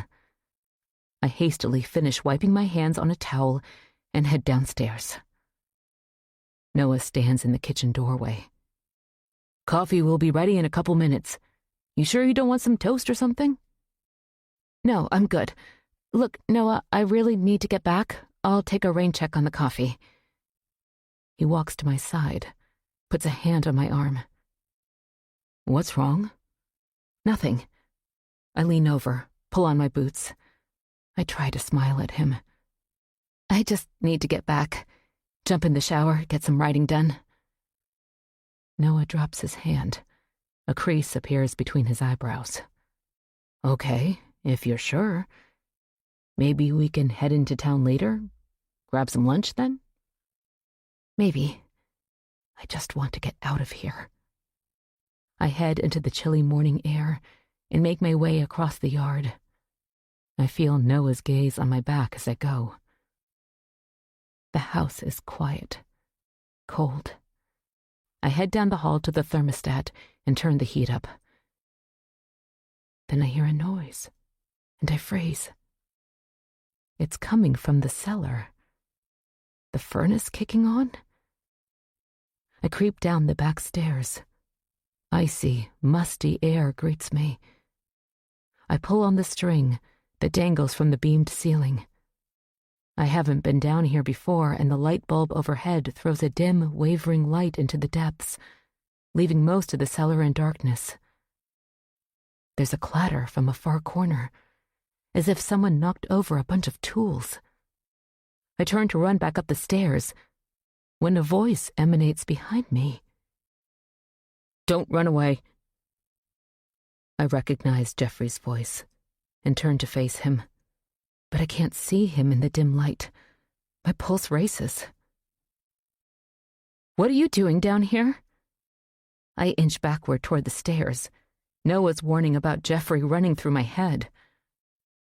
Jeffrey steps closer, and I can see him now standing beneath the light. His hair is disheveled, his thick jacket hangs open. I was looking for something, he says, to help Ruth. That's when I notice the axe in his hand. I gulp for breath. How did you get in here? I had locked the house before I had gone to Noah's. But then I remember seeing Jeffrey slip through Dale's back door with ease, and I remember hearing that Jeffrey looked after Spencer House when Alex was in Boston, so he probably has keys. Maybe Jeffrey has keys to every building here at the lake. He grasps the axe with both hands. His mouth hangs open as if trying to form words. I don't wait for a reply and run up the stairs. When I get to the hallway, I make a dash for the front door. Jeffrey catches me before I can turn the knob. His hand nearly crushes my arm, and I scream. Don't do that, he says, wincing. I glance down at his other hand and see that it's empty. No axe. I didn't mean to scare you, he says, his gaze on the floor. Let me go. Jeffrey drops my arm as if I'd burned him, and he steps back away from me. "Ruth wants me to cut more firewood," he says. "Why did you need to come in here? Doesn't she have her own tools?" He shakes his head, his lank dark hair flopping over his brow. "I can't find the axe in her garage. I don't know what happened to it. I remembered that there was one here in the cellar." I take a deep breath. I don't know that I believe him. "Don't come in here again without asking first." "I won't, Emma." It's the first time he's called me by name, and it makes me shudder. His eyes meet mine. Another first. "Be careful around here." Of what? He shrugs. "I need to go check with Ruth about the firewood." He runs out the front door, axe apparently forgotten. I walk into the front room, peer out the window at the lake, and try to calm my breathing. When I've settled, I call Alex, tell him about finding Jeffrey in the cellar. Alex seems mildly concerned and says he'll speak to Ruth about it. He'll tell her to have a talk with Jeffrey and tell him that he's not to enter Spencer House unless Alex is there. Then he says that he'll tell Ruth to take the Spencer House key from Jeffrey, just to make sure. After I hang up, I collapse back onto the sofa. Between what I found at Noah's and my run-in with Jeffrey, I'm a quivering mess. It doesn't seem like there's anyone here at Cheshire Lake whom I can trust. Chapter 29. I settle into the front room with my laptop. A different writing location, hoping for inspiration. Enough to keep my mind off Noah and Aubrey and what happened this morning with Jeffrey. For a change, words seem to flow, and after an hour I stand and stretch, musing about the scenes I had written and feeling like my novel of a young woman and her mother has taken a turn. From a relatively bland start of a young woman contemplating her life and its disappointments, to a woman of more strength and conviction. But a darker mood has crept into my prose, and I don't know if that's a good thing or a bad thing. Returning from the kitchen, a cup of tea in hand, I hear truck engines. I don't see them from the window, so I venture out on the porch in the cold. I place my cup on the railing and lean out, but still can't see anything from here. I'm tempted to walk out into the road. I glance at Noah's place. His car isn't in the driveway, so I head down the porch steps. Then curse myself for caring whether he's there or not. There's no one around, and the bare trees bend and sway in the wind.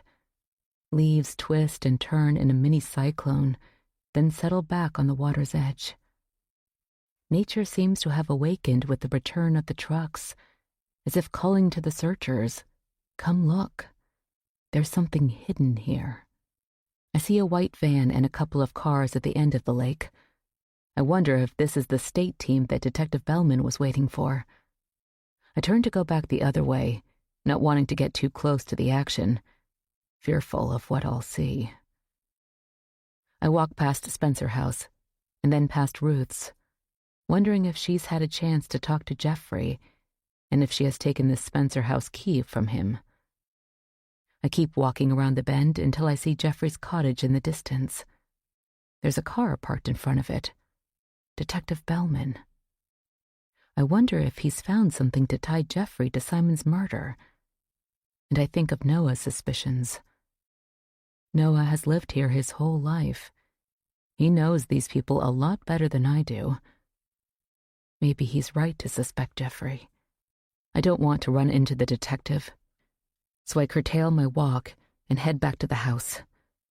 Maybe the exercise and cool air will give me a second burst, and I can get more work done on my novel.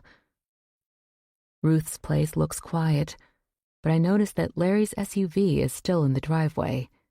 Maybe he has made a permanent move here. I'm about to head up the Spencer house steps, pick up my forgotten tea, when Noah pulls into his driveway and jumps out of his car. "Hey, Emma," he calls. "You up for a late lunch in town?" I feel my heartbeat kick up and heat rush to my face. I'm terrible at hiding my emotions. "Sorry, another time?" "Okay," he says, his brows drawn together. "See you later," I holler back and rush inside the house. I check my phone and see that I have a text from the drugstore. My photos are ready for pickup. I get into my car and head down the lake road. There are more vehicles gathered at the end of the lake now, and a couple of news vans. I speed past and see that the neighborhood gates are open. That's how the media got in, on the coattails of the cops' vehicles. Town is busy, and I feel a little better. I seem to be able to breathe easier away from Cheshire Lake these days. Sometimes it still feels like a sanctuary, other times a sinister, suffocating prison, making my emotions yo-yo seemingly on a whim. I wonder what I'll find in Mary's photos. I back up into a parallel spot in front of the store and head to the counter. The same tall, skinny teenager is there. He recognizes me, the lady with the ancient disposable camera.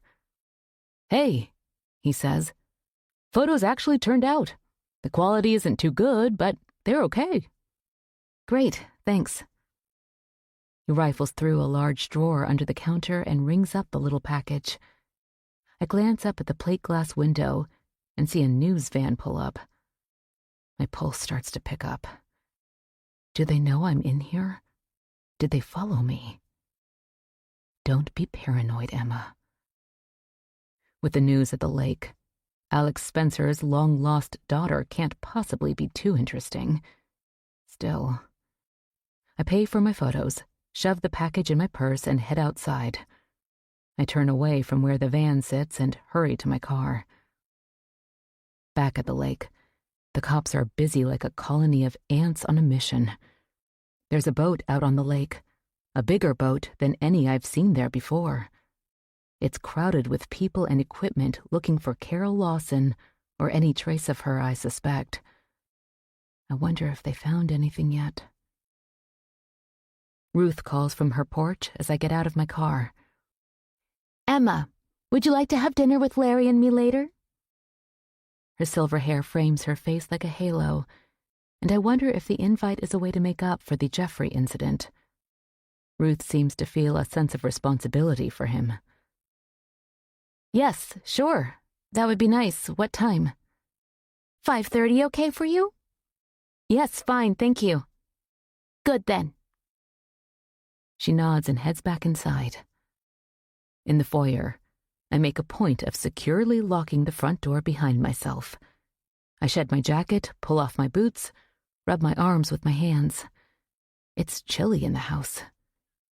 The gray day is getting dimmer as the afternoon has progressed to early evening. The big boat is motoring back toward the end of the lake, and I assume that the day's work is over. I wonder if they'll be back tomorrow, and I wonder if Alex is keeping track of what's going on from Boston, and I wonder if he'll stay there with Liliana. I drop my purse on the sofa, pull out the photo envelope. My heart beats in heavy thumps. Am I invading Mary's privacy? Would she care? With trembling fingers, I opened the flap and pulled the substantial stack from the paper pocket. The photos are nested together, almost stuck, almost moist. The top photo is of the lake, grainy, with a funny greenish tint. It looks like it was taken from the dock. Where the Thompsons' house now sits, there are only thick woods. Mary died long before Dale and Aubrey moved here. The next photo features two young men, not Alex or anyone who looks familiar. They stand together, wide grins on their faces, bare-chested, wearing cutoffs. I remember that Noah said Mary had friends who would come over in the summer to swim and hang out. The next photo is of a girl with one of the guys in the last photo, her big hair curling over her shoulders, obviously not wet, despite the bikini she wears. She must not have been in the water, maybe just sunbathing. I glance at the mantel clock. It's nearly 5:30 now. I need to brush my hair, tidy up, and head over to Ruth's. I take a peek at the next photo. Again, nameless young people. I was hoping to see one of Mary. I'll look later. Maybe one of her friends took her picture, and it's farther down in the stack. I shove the photos back in the envelope. Ruth has set the dining room table with her everyday china, probably to give us more room than there is in the little kitchen. I don't see Larry, and the house is quiet. I help Ruth carry serving bowls to the table, a much smaller and more homey assortment than the dinner party with Simon, where we all sat and ate London broil, talked pleasantly, not knowing what was to come. Tonight, meatloaf and neat slices with tomato sauce adorning the tops is arranged on a platter. In a tall bowl, mashed potatoes sit with a hunk of butter melting in the middle. String beans with a bit of seasoning on top round out the meal. I wonder what's keeping Larry, Ruth says. Dinner's going to get cold. She wrings her hands. I'm so sorry about Jeffrey. She almost whispers. He doesn't think sometimes. I had a talk with him, took his key, and told him he was not to go into the house without Alex's permission or yours. Thank you, Ruth. He really scared me. He means well. He just doesn't always use his head. Ruth glances toward the dining room door. Let's sit, Emma. We don't need to wait for Larry. We'll get started. Before we can fill our plates, the front door opens and the sounds of Larry fill the house. Scraping boots, a cough. Sorry, Ruth. I lost track of time. He calls from the kitchen. We hear water running and I assume he's washing his hands. Larry joins us at the table. Emma, didn't know you were going to be here. I asked her to dinner, Ruth says. She's alone again. Larry nods and settles himself into the chair opposite me. The chair creaks as he reaches for the meatloaf platter. What did you find out? Ruth asks. Not a hell of a lot, but I know they didn't find anything. I figure today was a bust. They'll be back tomorrow. I couldn't get much out of anybody. The cops kept shooing everybody back. I hung around this reporter gal. She seemed to be getting all there was to get, I think. So Larry has been down at the lake, gathering what information he could. I eat quietly, absorbing their conversation. Have you heard anything, Emma? Ruth asks, shaking me out of my thoughts. No, and I haven't been watching the news lately either. I've been avoiding the coverage since it seems to fuel my anxiety. Ruth nods. I've seen a little bit of the coverage. They want to make a mountain out of a molehill, that's my opinion. She sighs. Seems to me if Carol went down with the car, she would have been in the vehicle. She was a tough little thing. I'll bet anything she walked away, got out, and never looked back. Probably, Larry says. But because of Alex, they want to make more out of it. Ruth's gaze turns to me. You haven't said anything to anyone, have you, Emma? Have reporters called you? I haven't spoken to anyone about it. When I get an unknown caller, I don't answer. Smart girl. Despite the delicious comfort food, my thoughts are in a whirl. It's full dark now. The windows rattle with the wind. The corners of the room are dim where the light from the chandelier doesn't reach. I feel strangely alone, and I shudder to think how entwined I've gotten so quickly here with these people at Cheshire Lake. My mother would never have let her guard down so quickly. And I think of Noah. Have I made a huge mistake? Noise from the kitchen has Ruth turning in her seat. Jeffrey? The young man, head bowed, stands in the doorway. I just came in with a load of firewood, he says, pointing over his shoulder. He must have found Ruth's axe after all. Or maybe it was never lost to begin with, and he had another reason for being in the Spencer house cellar. Larry jumps up. I'll help you with it. He and Jeffrey disappear back into the kitchen. It's gotten so chilly at night, Ruth says. Larry likes to build a fire in the front room in the evening. I haven't been using our fireplace, not when I'm at the house by myself. Do you think Alex will be back anytime soon? He said he'd be staying in Boston for the time being. Do you need anything? No, I was just wondering. After some grunting and scraping from the kitchen to the front room, Larry returns to the table. He glances back at the kitchen until we hear the back door close. He said Detective Bellman talked to him earlier. Larry says quietly, leaning in. About what? Ruth asks. I didn't get too much out of him. You know how he is. But he's nervous, Ruth. More than usual. Larry's gaze catches mine. The detective talked to you lately? No. Larry nods. Jeffrey did say that Bellman wanted to search the cottage. Ruth bats her eyelashes. What did Jeffrey tell him? He said he needed to ask you first. You own the place. What do you think, Auntie? Should you let the detective do his job? Ruth toys with her napkin. I don't know what to do. I don't believe Jeffrey could ever have harmed Simon. Then they won't find anything, will they? I suppose not. She picks up her water glass, sips. Something about Larry leaves me unsettled. He's brusque, but nice enough when he needs to be. He seems more intrusive now that Simon is no longer here, as if he's running the show, or Ruth's life anyway. That he's daring you to try to shut him out, put him in his place. But we're both outsiders here. Not Spencers or Harwoods or Coles. Larry and I belong on the same side as the Thompsons, if anything, with Jeffrey occupying this nebulous no-man's land. The meal continues with Ruth and Larry speculating on the investigation, running over the same details, their ideas spinning in circles. My mind keeps flipping back to Noah and Aubrey. Should I mention the scarf to Detective Bellman? But I really don't believe Noah would hurt Aubrey.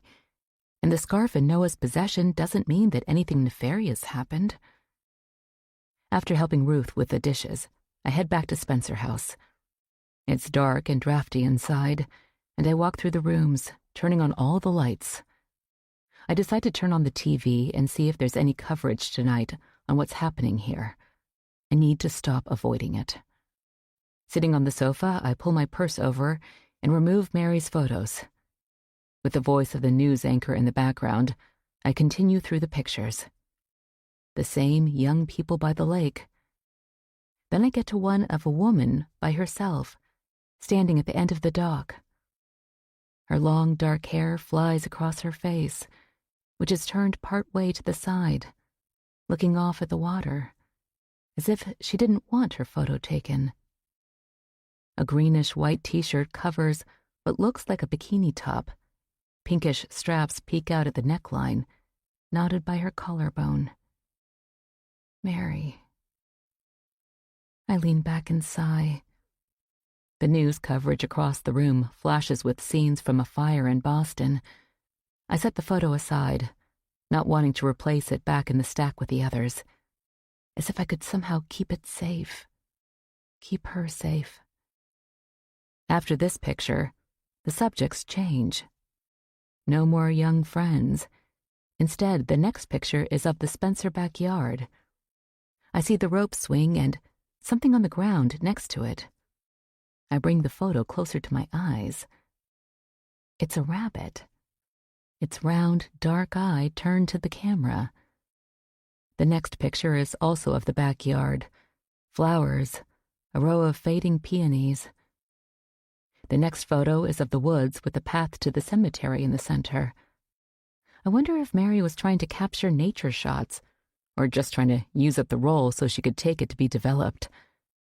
Knowing what I think I know of her, I believe Mary was taking nature shots because they interested her. I flip to the last photo and my heart stops. This one isn't nature. A young blonde woman stands at the edge of the frame, her face turned to the side, her hand outstretched as if beseeching someone standing across the room. This room. The photo falls from my hand, flutters to the floor. The woman in the picture is my mother. Chapter 30. I'm crawling on my hands and knees. My heart is slamming against my ribs. Maybe I'm wrong. It can't be her. I pick up the photo, rock back on my knees. But it is. She's standing in the Spencer front room, next to the fireplace. How can that be? She looks very young. Did she track Alex down here to tell him about her pregnancy? Maybe he did leave her before he knew, or before she even knew. But why not tell me she went looking for him? And why did Alex lie? She wouldn't have shown up here and not told him about me. What would be the point? I lean back against the sofa and close my eyes. Picture my mother in this house, in this room where I now sit. Maybe she did tell Alex, and he rebuffed her, sent her on her way, thus her hatred for him. And she didn't tell me because she didn't want me to end up here looking for him. But Mary took her picture. Why? And why wouldn't Mary have developed the film? She wouldn't have died for several more years if I've got the dates right. Maybe she left it in a drawer and forgot about it. I grabbed the photo of Mary. She does look young here. She died at 21, a few years after I was born. Is she just a teenager here? It's hard to tell. But in any case, I need to confront Alex. That makes my blood run cold. What can he say that will do anything but have me packing in my bags? I can't sleep. The picture of Mary and the one of my mother sit on my nightstand. I'll deal with this tomorrow. But after tossing and turning for an hour, I get up, turn on the lamp and study the picture of my mother. She stands next to the fireplace, next to the creepy inscription. She's wearing a sleeveless white blouse that looks greenish from the old film. Her hair is long and is pushed back over her shoulder. She's sideways, as if she's talking to someone out of the frame. Alex? I go downstairs and I'm pretty much up the rest of the night, dozing fitfully on the sofa in the front room. I want to call Alex, but it's too early. I startle awake with the sun hitting me in my eyes. I head to the shower and let the water run as hot as I can stand it. I'll get cleaned up and go talk to Ruth. Was my mother ever here at Cheshire Lake years ago? What do you mean, dear? Ruth pours coffee into 2 mugs. She's still in her robe, her eyes sleepy. I've just been thinking about her. I don't want to tell Ruth about the photo, that I found an old disposable camera in a sealed box that belonged to Mary and had the film developed. And I wondered if you ever met her or saw her here? Ruth sits, sips her coffee. Well, it's possible she was here, I suppose. But wasn't she from somewhere out west? Yes, California, but we ended up on the East Coast. She could have been here. Ruth sighs. From what Alex told me, he met your mother right after college and they dated for a short time. Then he came home. He didn't know your mother was expecting. She squeezes my hand. But it's all worked out in the end, hasn't it? We've got you here now. The staircase creaks with footfalls. Larry, I really don't want to talk about this in front of him. Ruth, are you sure you don't remember my mother being here years ago?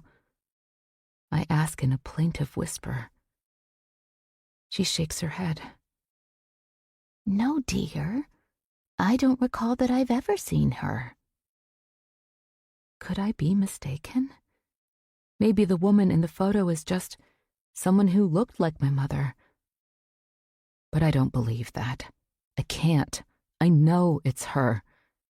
Just because Ruth didn't see her or doesn't remember her doesn't mean she wasn't here.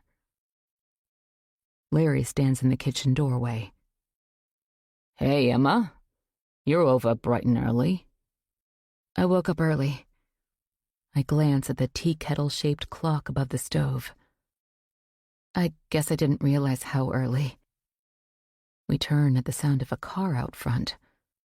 Larry walks out and calls from the foyer. Detective Bellman? Jesus, I'm glad I got dressed already. He ushers the detective into the kitchen.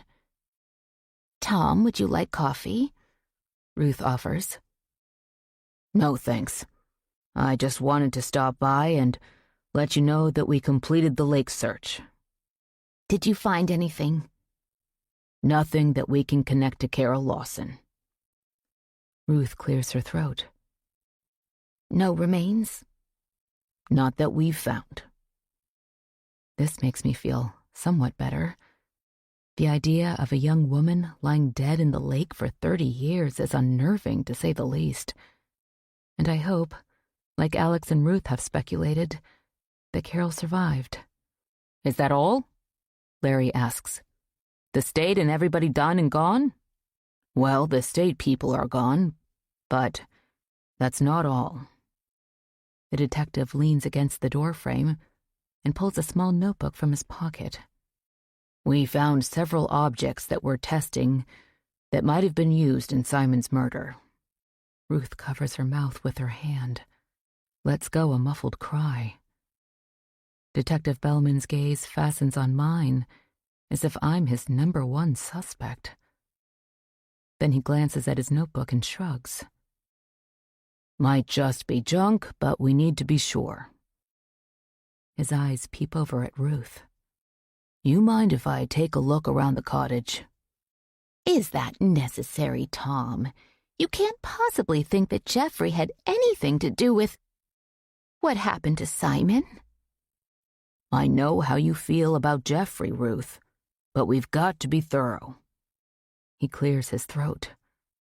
And you know as well as I do what Jeffrey might have done before. I sink back in the hard wooden chair. What could Jeffrey have possibly done? I think again how little I know about these people. That was an accident. You know that, Ruth says, her voice stern. Well, I think it would be prudent to take a look at the cottage anyway. Ruth wrings her hands. Okay, then. I guess it would be all right. Let me go down there with you. I don't want Jeffrey to get upset. Let me get dressed, Tom. I'll meet you out front. The detective heads for the foyer. I fade into the background as Ruth and Larry huddle in the middle of the kitchen, as if drawing themselves into a little world of their own. You want me to go with you, Auntie? Larry asks. Yes. She pats his shoulder absently. Please. I don't like this, she whispers. Ruth seems to realize that I'm still sitting at her kitchen table. She glances in my direction. I stumble to my feet. I'll get on my way, I say. Let me know if you need anything, Ruth. The neighborhood is quiet. No cop vehicles in sight after Detective Bellman, with Ruth and Larry in his back seat, drives off down the road. The wind sends ripples across the dark lake. I feel alone and restless. I miss being able to talk to Noah, but I just don't know that I trust him anymore.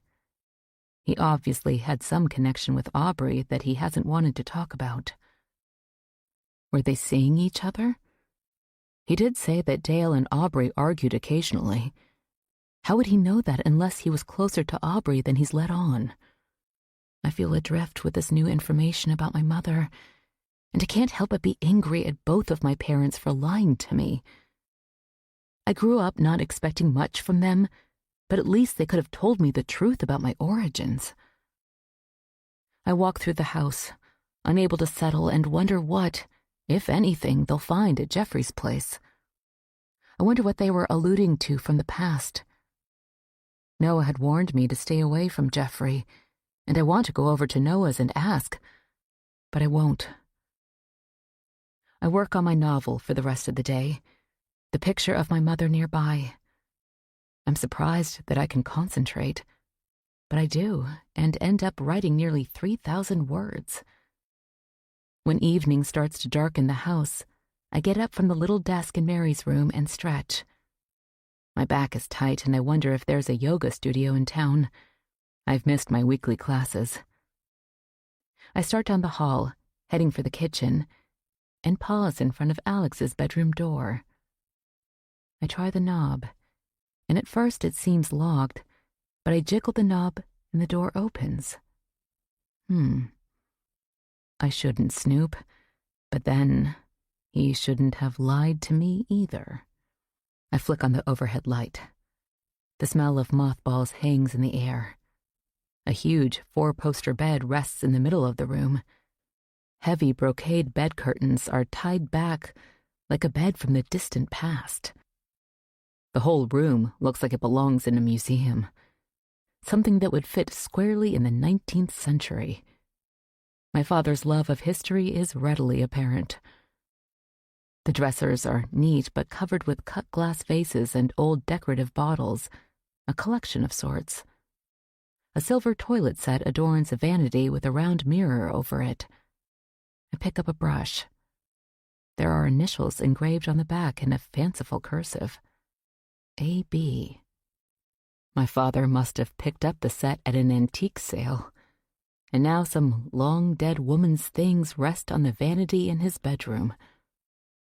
I turn the brush over in my hand, half expecting to find strands of long hair still attached to the bristles. I shudder and replace it next to a silver comb. I turn and see a door in the corner. A closet?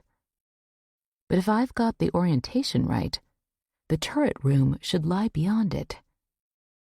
I cross the floor, try the knob. The door opens to darkness, chilly air, and a musty scent. I stand still. I hear a car out front. I close the turret room door and start to head to the window to check, but pull back quickly. Turn off the light and shut the bedroom door behind me. I'm standing at the top of the stairs when Alex walks into the foyer. My heart is hammering. Did he see the light on in his bedroom window? He slides out of his coat. Alex's gaze meets mine, a crease between his brows. "Hey, Emma. I would have let you know I was coming, but the day got away from me." I continue down the stairs, clear my throat, and try to relax. I don't want Alex to know that I'd been in his room, that I'd discovered my mother was here at Spencer House. Not yet. "Everything all right? I thought you were staying in Boston." I follow him into the dining room, where he reaches for the brandy bottle. He raises his eyebrows and I nod. He pours us each a glass. "Yeah, fine on the home front. But Ruth called me." He strides into the front room, talking over his shoulder. "They took Jeffrey down to the police station and Ruth was beside herself." Alex sets his glass on an end table and loads wood into the fireplace. "Cold as a bitch tonight." I sit on the sofa and watch while Alex works, crouched at the hearth.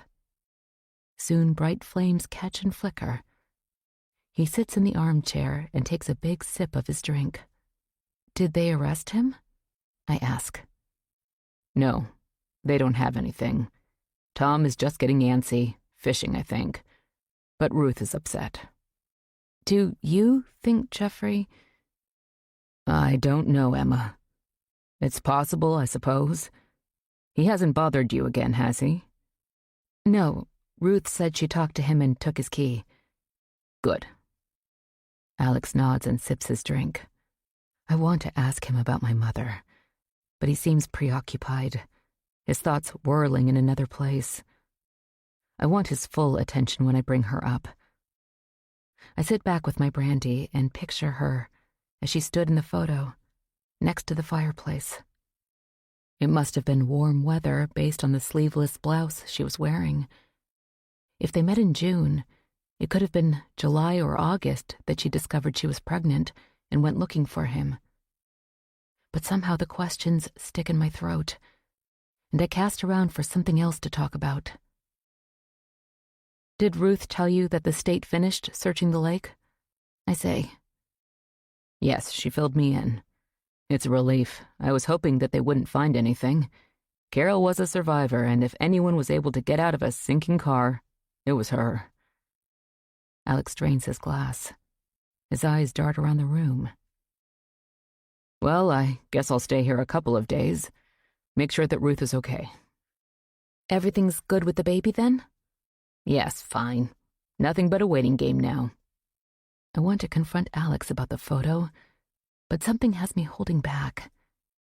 Here in the dark of night, with the flames crackling in the fireplace illuminating the inscription, "Time flies.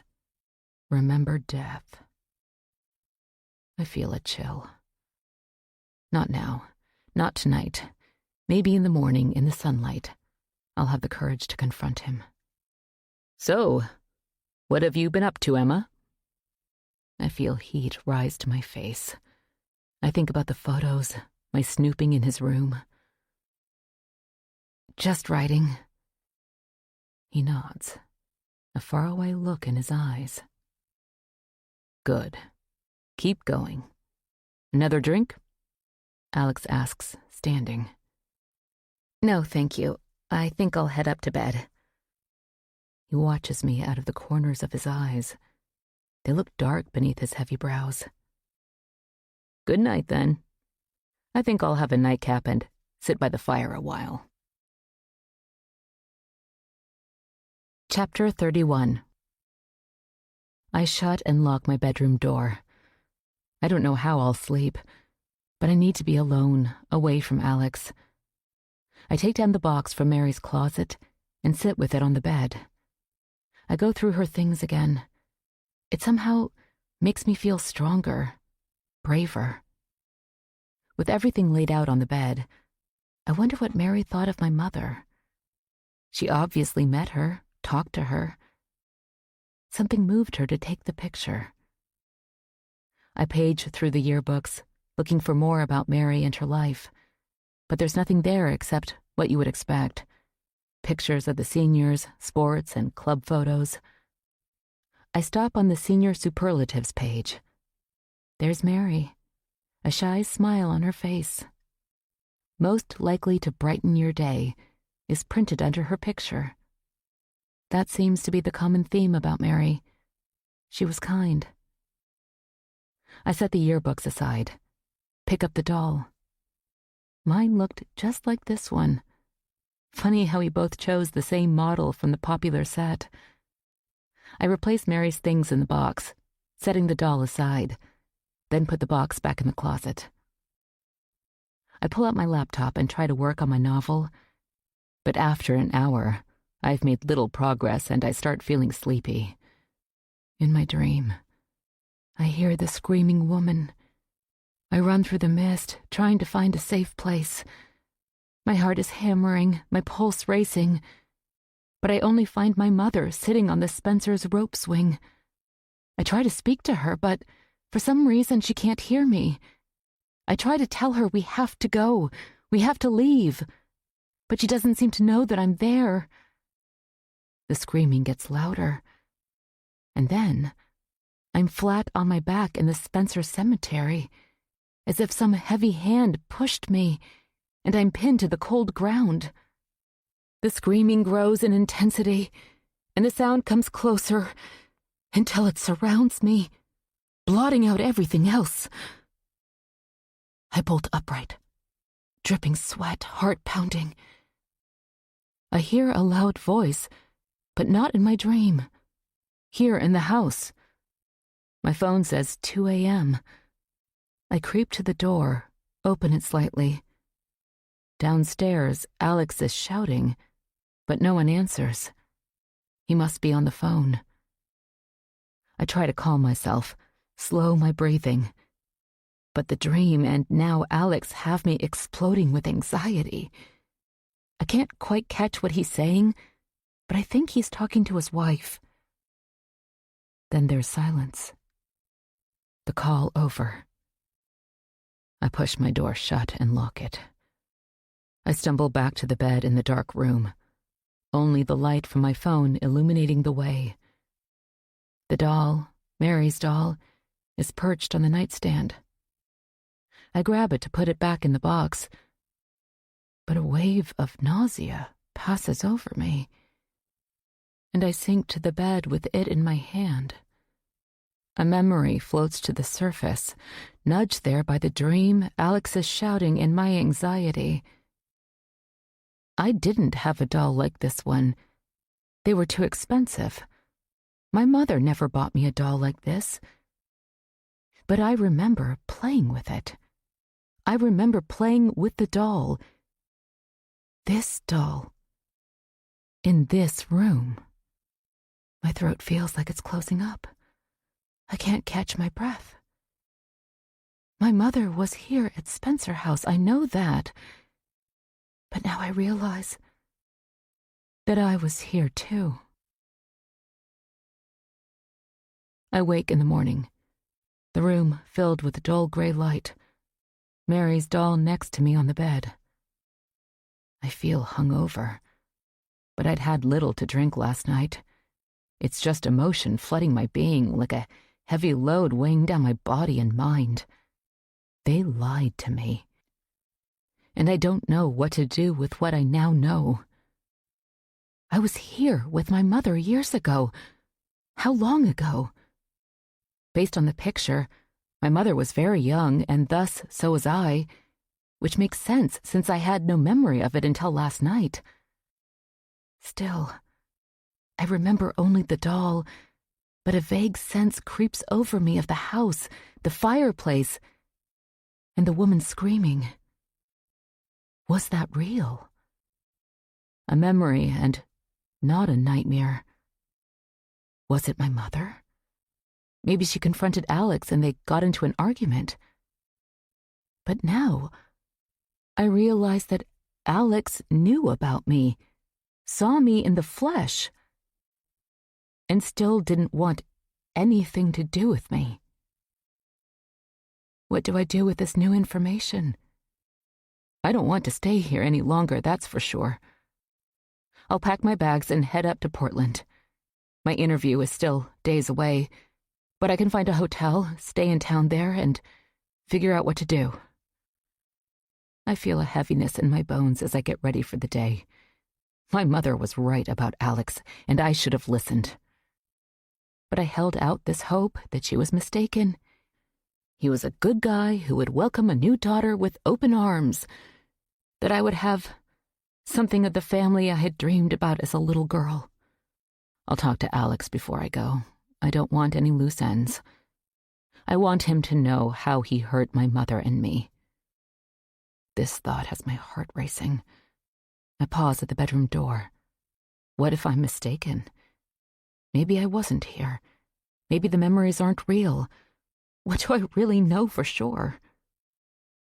I draw a deep breath, pull my shoulders back, and head down the main staircase. I hear Alex in the kitchen. I screw up my courage and head into the room. He's fussing with a coffee maker and turns when he hears me. His dark hair is mussed and his eyes are heavy with fatigue. "Good morning, Emma. I hope I didn't wake you last night." He pulls 2 mugs from the cupboard. My sister-in-law called at some ungodly hour. I don't even know what time it was. Anyway, she and I never did get along. Nothing wrong with Liliana or the baby, I hope. My voice is surprisingly strong and steady. No, they're fine. Beatrice was just giving me hell for being up here at the lake again. I think she'd had a few drinks. She's getting bored staying at the apartment, and I guess she decided to take it out on me. Sorry if I woke you. It's fine. He hands me a mug. I don't know where to start, what to say to him. I can't do this now. I take the coffee and turn back around to leave the room. I think I'll go for a walk. I take a few sips of the coffee, set the mug on the counter. Nice day for it, Alex says. Not too cold anyway. I'll be in my office working. The sky is a murky gray, like rain is on the way. I walk out to the dock, gaze across the choppy dark waves. The little boat bobs and bumps against its moorings. I think about taking it out, gliding across the water away from Spencer House. But the wind keeps kicking up in stiff bursts and I shiver. What am I going to do now? I should have talked to Alex in the kitchen, but I just couldn't. Maybe I need time to pump up my courage. Quick footfalls sound on the boards behind me. I whip around. Noah. I cross my arms over my chest. Hey, Emma. How've you been? Okay. I glance off over his shoulder to avoid meeting his eyes. Look, I'm sorry if things went a little too fast the other night. I know that you've been through a lot with your mom and now with what's happened here. But I want you to know that I'm here for you. I feel myself wanting to give in. Noah is the only person I felt completely comfortable with at Cheshire Lake, and now I feel adrift. Have you heard from Aubrey? I ask. He shakes his head. His eyes narrow. No, why? Have you heard anything? No. I step back, toward the end of the dock. I want to leave, but Noah blocks the way, and for a second, I'm afraid he won't move. I start past him and brush against his shoulder, trying to get by. Noah is behind me, walking in step with me. Has something happened, Emma? I come to a stop. I don't want to talk to him about us, or Aubrey, or what I've just learned about myself and my mother. Did you know that they took Jeffrey down to the police station for questioning? Yes, I heard. Of course he heard. Do you think they've got anything on him? They didn't arrest him. Hard to say. What do you know, Noah? It seems to me that nothing around here escapes you. Ruth and Detective Bellman were talking about Jeffrey, saying that he apparently did something before that makes him a target for the investigation now. What did he do? Noah pulls up in front of me. The wind whips my hair in front of my face, and I hastily scoop it away. About 3 years ago, Jeffrey's grandmother, she raised him after his mother died when he was little, was found dead at the bottom of the cellar steps in the cottage. She'd fallen and broken her neck. Jeffrey admitted that they had been arguing at the top of the stairs, but he said that the fall was accidental. There was some talk that he pushed her, but there was no evidence of that. She was old and infirm. She'd fallen a couple of times before, but the people in town talked anyway, and so there's always been some suspicion about Jeffrey. And you know how he is. Different. Why is Ruth so protective of him? She's like that. She wants to mother everyone, and she and Jeffrey's mom were really close friends. When Agnes died of cancer, Ruth took it hard, and she helped Agnes's mother look after Jeffrey after that. He's creepy, and he scares me. I shove my cold hands in my pockets. I shudder thinking about Jeffrey in the cellar with the axe in his hands. I wouldn't be alone with him. I don't think that he killed Simon. Noah's eyes meet mine. But somebody did. Do you think they'll ever solve the case? I don't know. And what about the car? What do you think happened to Carol Lawson? I don't know what to think about that either. The media is all over it, speculating. True crime podcasters are featuring her story. Where is Carol Lawson? Are you one of them? One of what? The media trying to track down what happened to her? There's a lot going on here. I've done a little looking.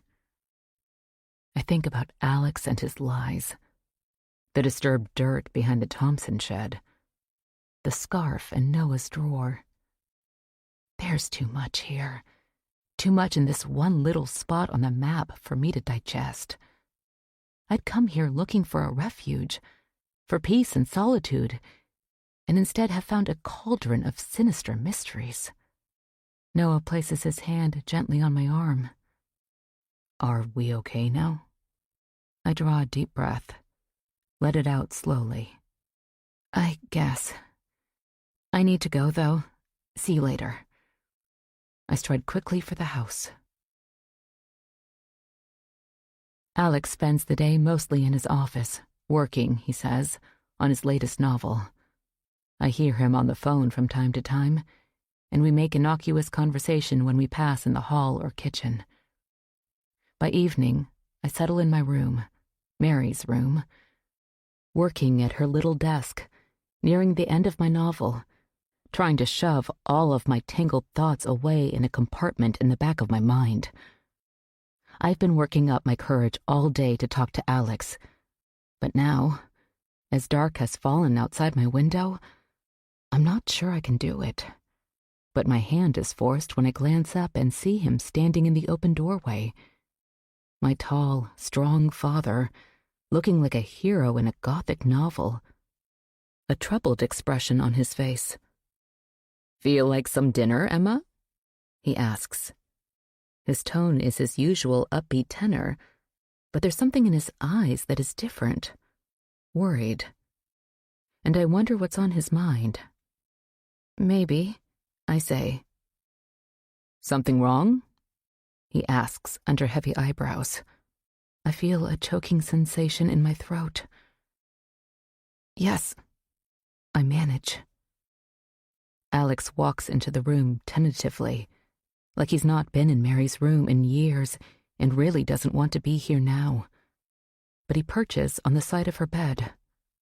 Tell me. You lied to me. It comes out teary and more angry than I'd hoped. He blinks, his lips thin. Go on. I stand up from the desk chair, inch my way toward the door as if I might need an easy exit. I found something. A picture. Words catch in my throat. A picture? My mother. My eyes find his. She was here, at Spencer House. He nods, but his expression, one of concern and caring, doesn't change. You didn't tell me that she was here. I continue. Alex sighs.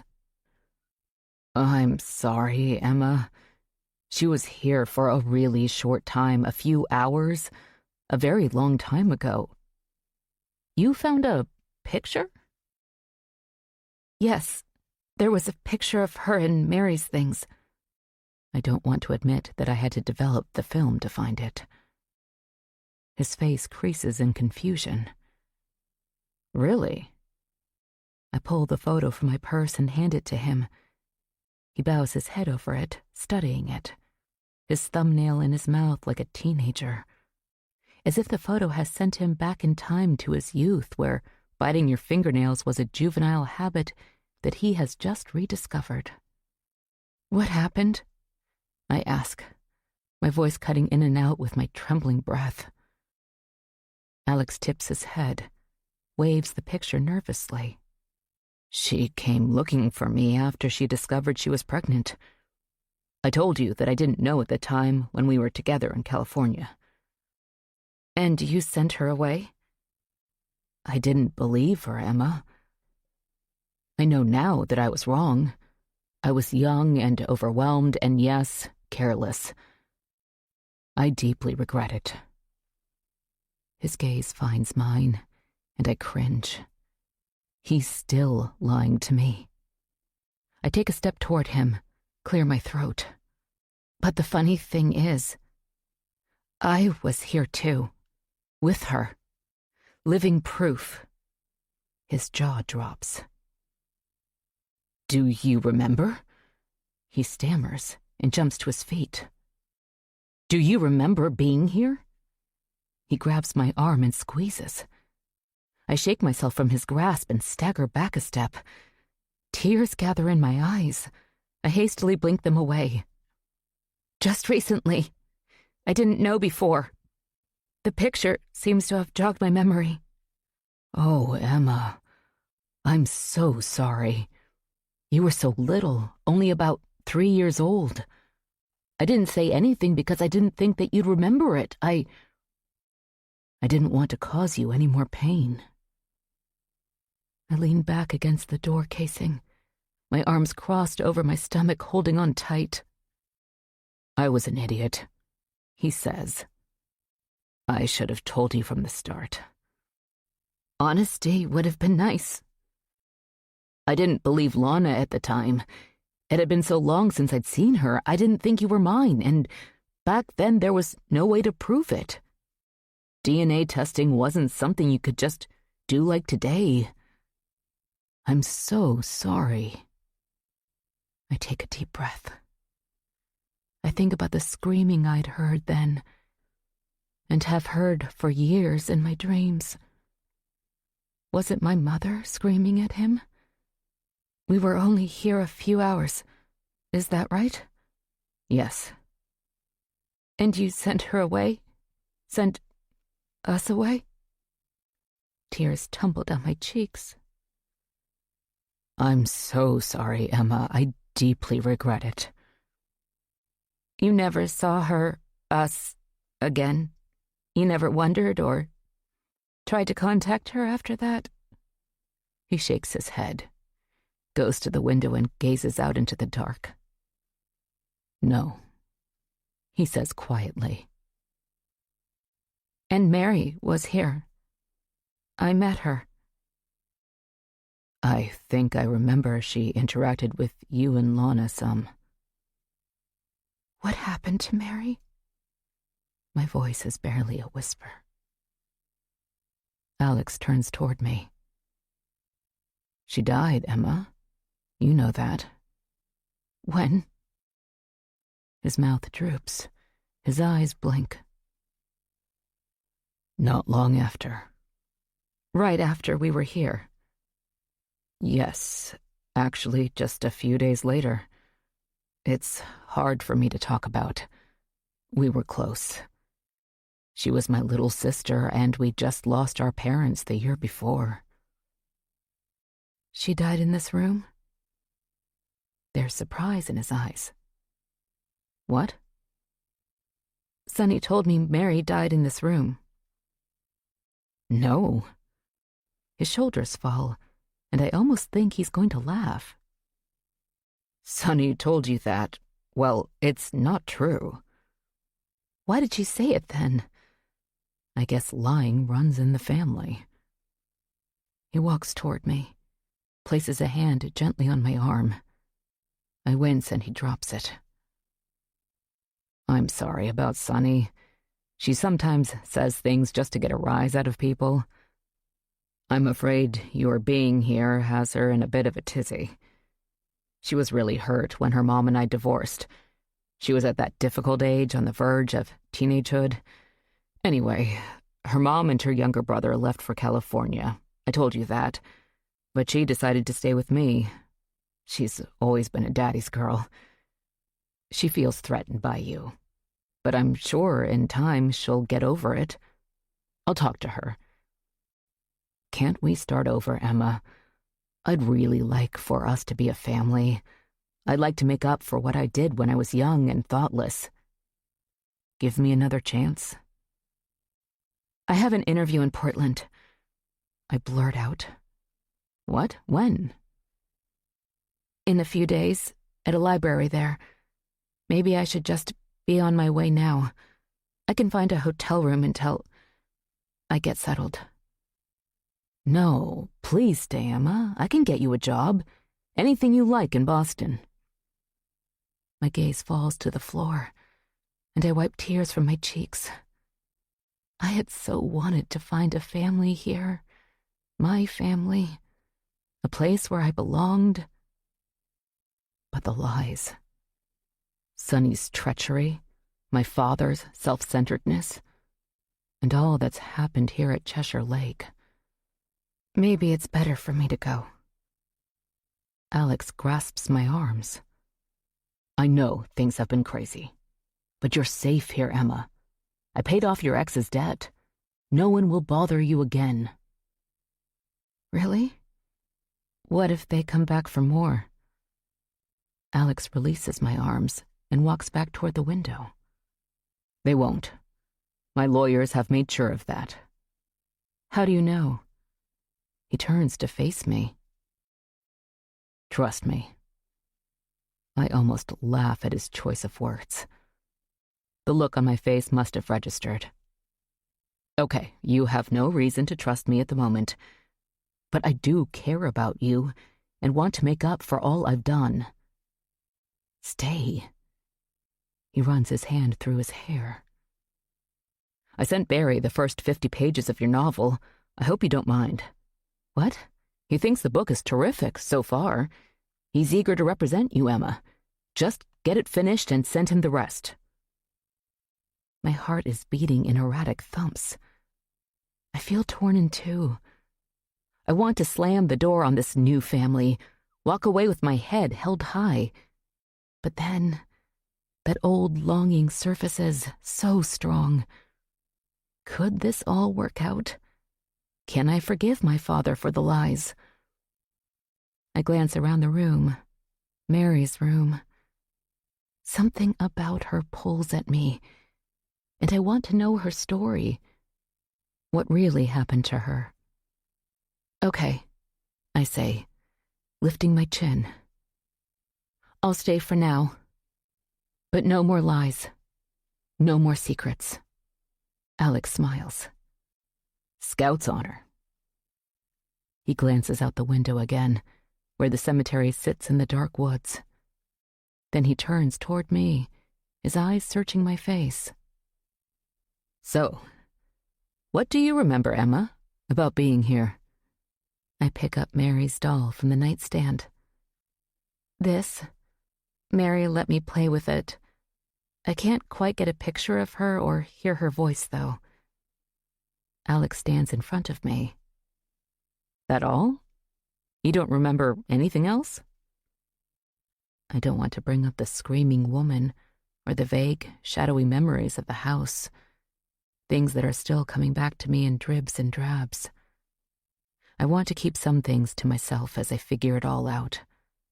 And I'm not sure that Alex isn't doing the same. Yes, that's all. Chapter 32. In the morning, the sun is trying to peek out from a heavy cloud bank as I run past the cottage and round the bend to the backside of the lake road.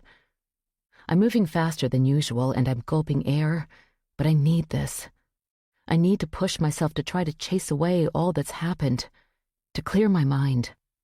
I see Dale up ahead at his mailbox. He notices me and waves me down. I don't want to stop my run, but I don't want to be rude either. Hey, Emma.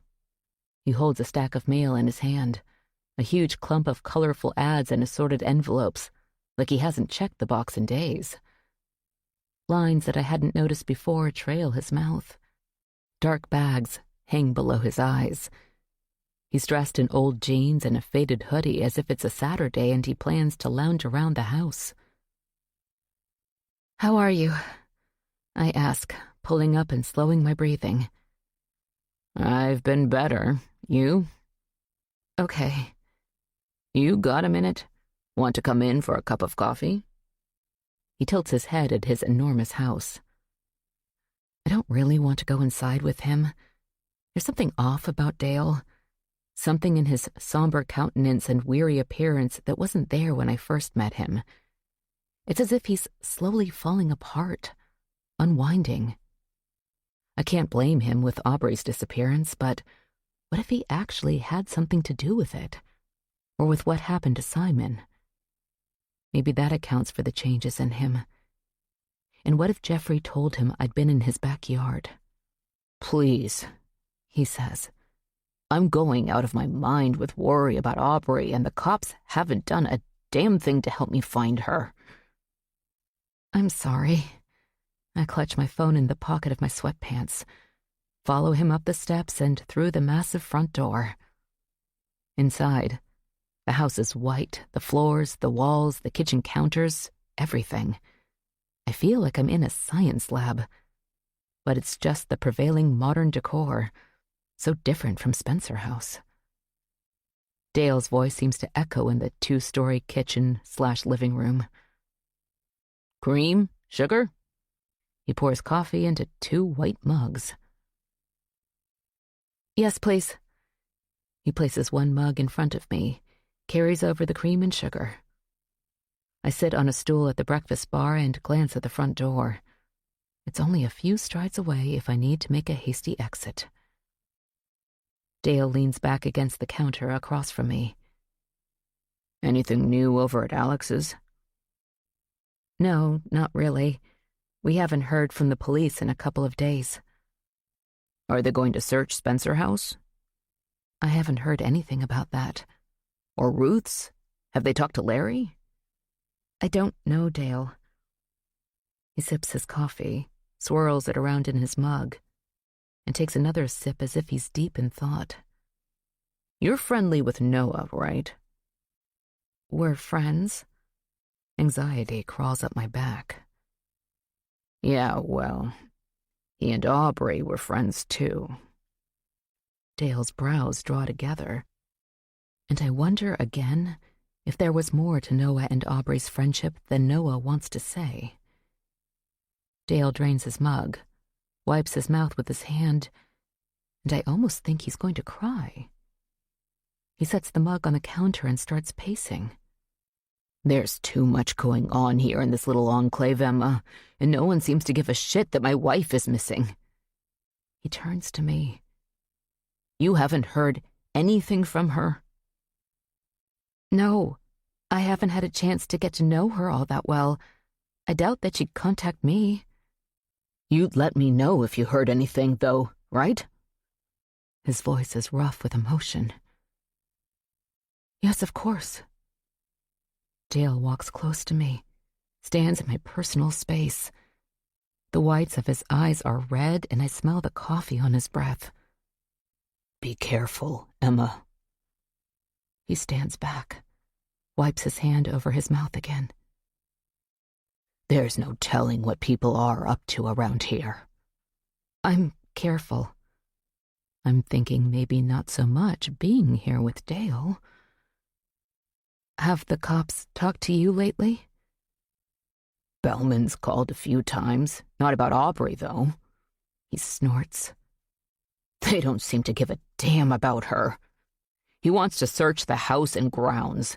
Still looking for the weapon used on Simon, but they won't find it here, so I told him to pound sand, you know? They won't look for my wife. I'm not going to help them out. He leans back against the cabinets and taps his fingers against the countertop. What am I going to do? Who knows if my wife is alive or dead?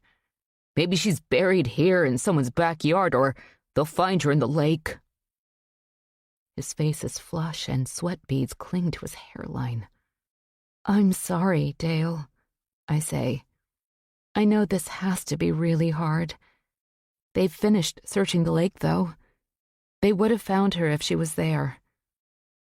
Right. Yeah. He ruffles his hair as if that will help clear his mind. His blonde locks are thin and lank. He looks so different from the dapper businessman I met when I first arrived. It's torture.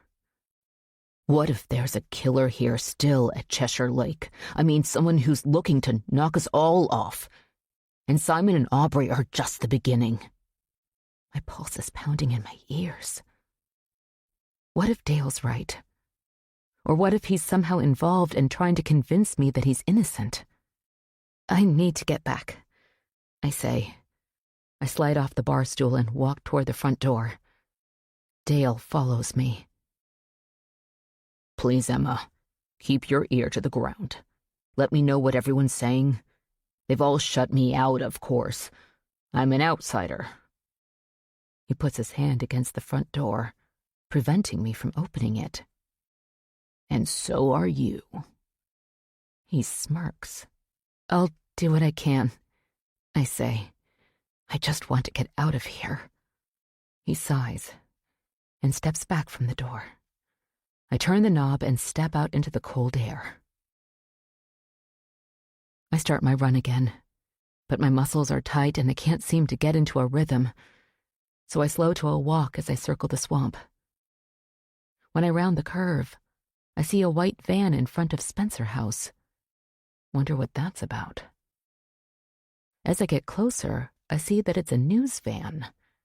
Great. And there's a woman and a cameraman on the porch with Alex. Sunny is going to be pissed if this wasn't cleared with her, and she isn't here to supervise. That almost makes me smile. I don't think it was planned because Alex didn't mention anything to me about an interview.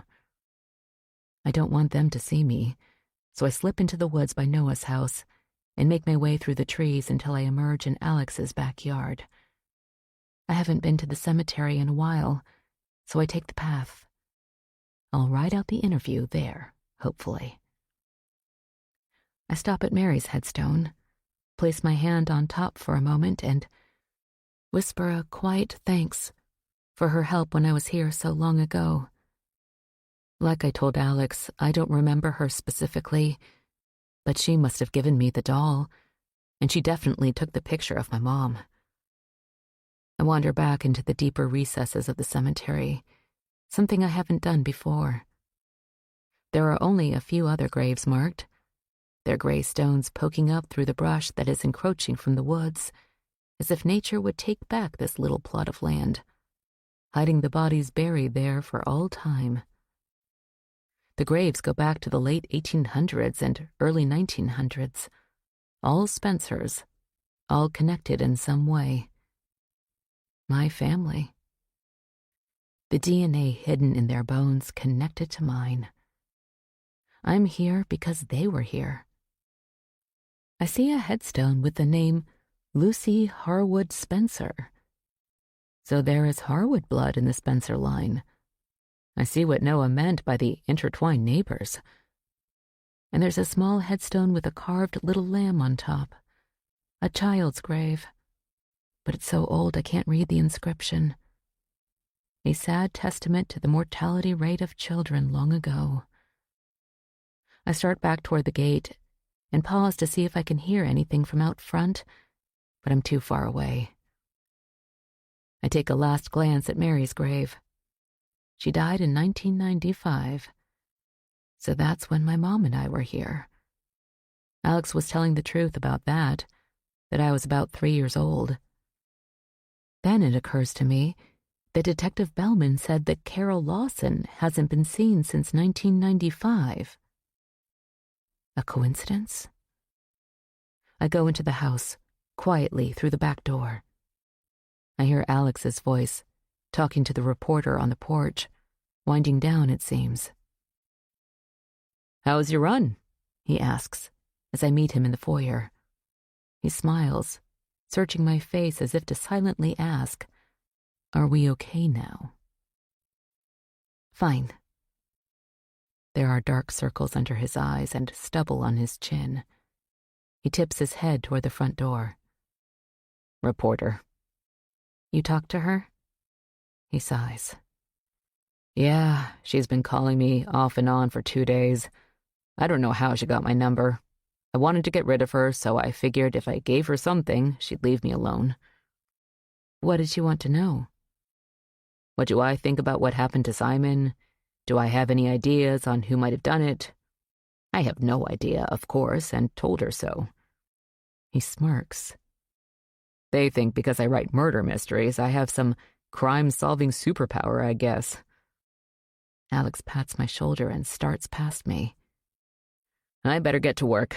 I'm in the home stretch on the first draft of my Lizzie Borden manuscript. Did she ask you about Carol Lawson? He turns to face me. She tried, but I shut that down pretty fast. I don't know anything about what happened to Carol, so I think Miss Reporter was left with a whole lot of nothing. Alex nearly slinks away, it seems to me. He heads into his office and shuts the door. Ruth is in her backyard, hedge clippers in her hands, which are covered with floral printed gardening gloves, her silver hair tucked under a sun hat, although the sun hasn't fully come out in days.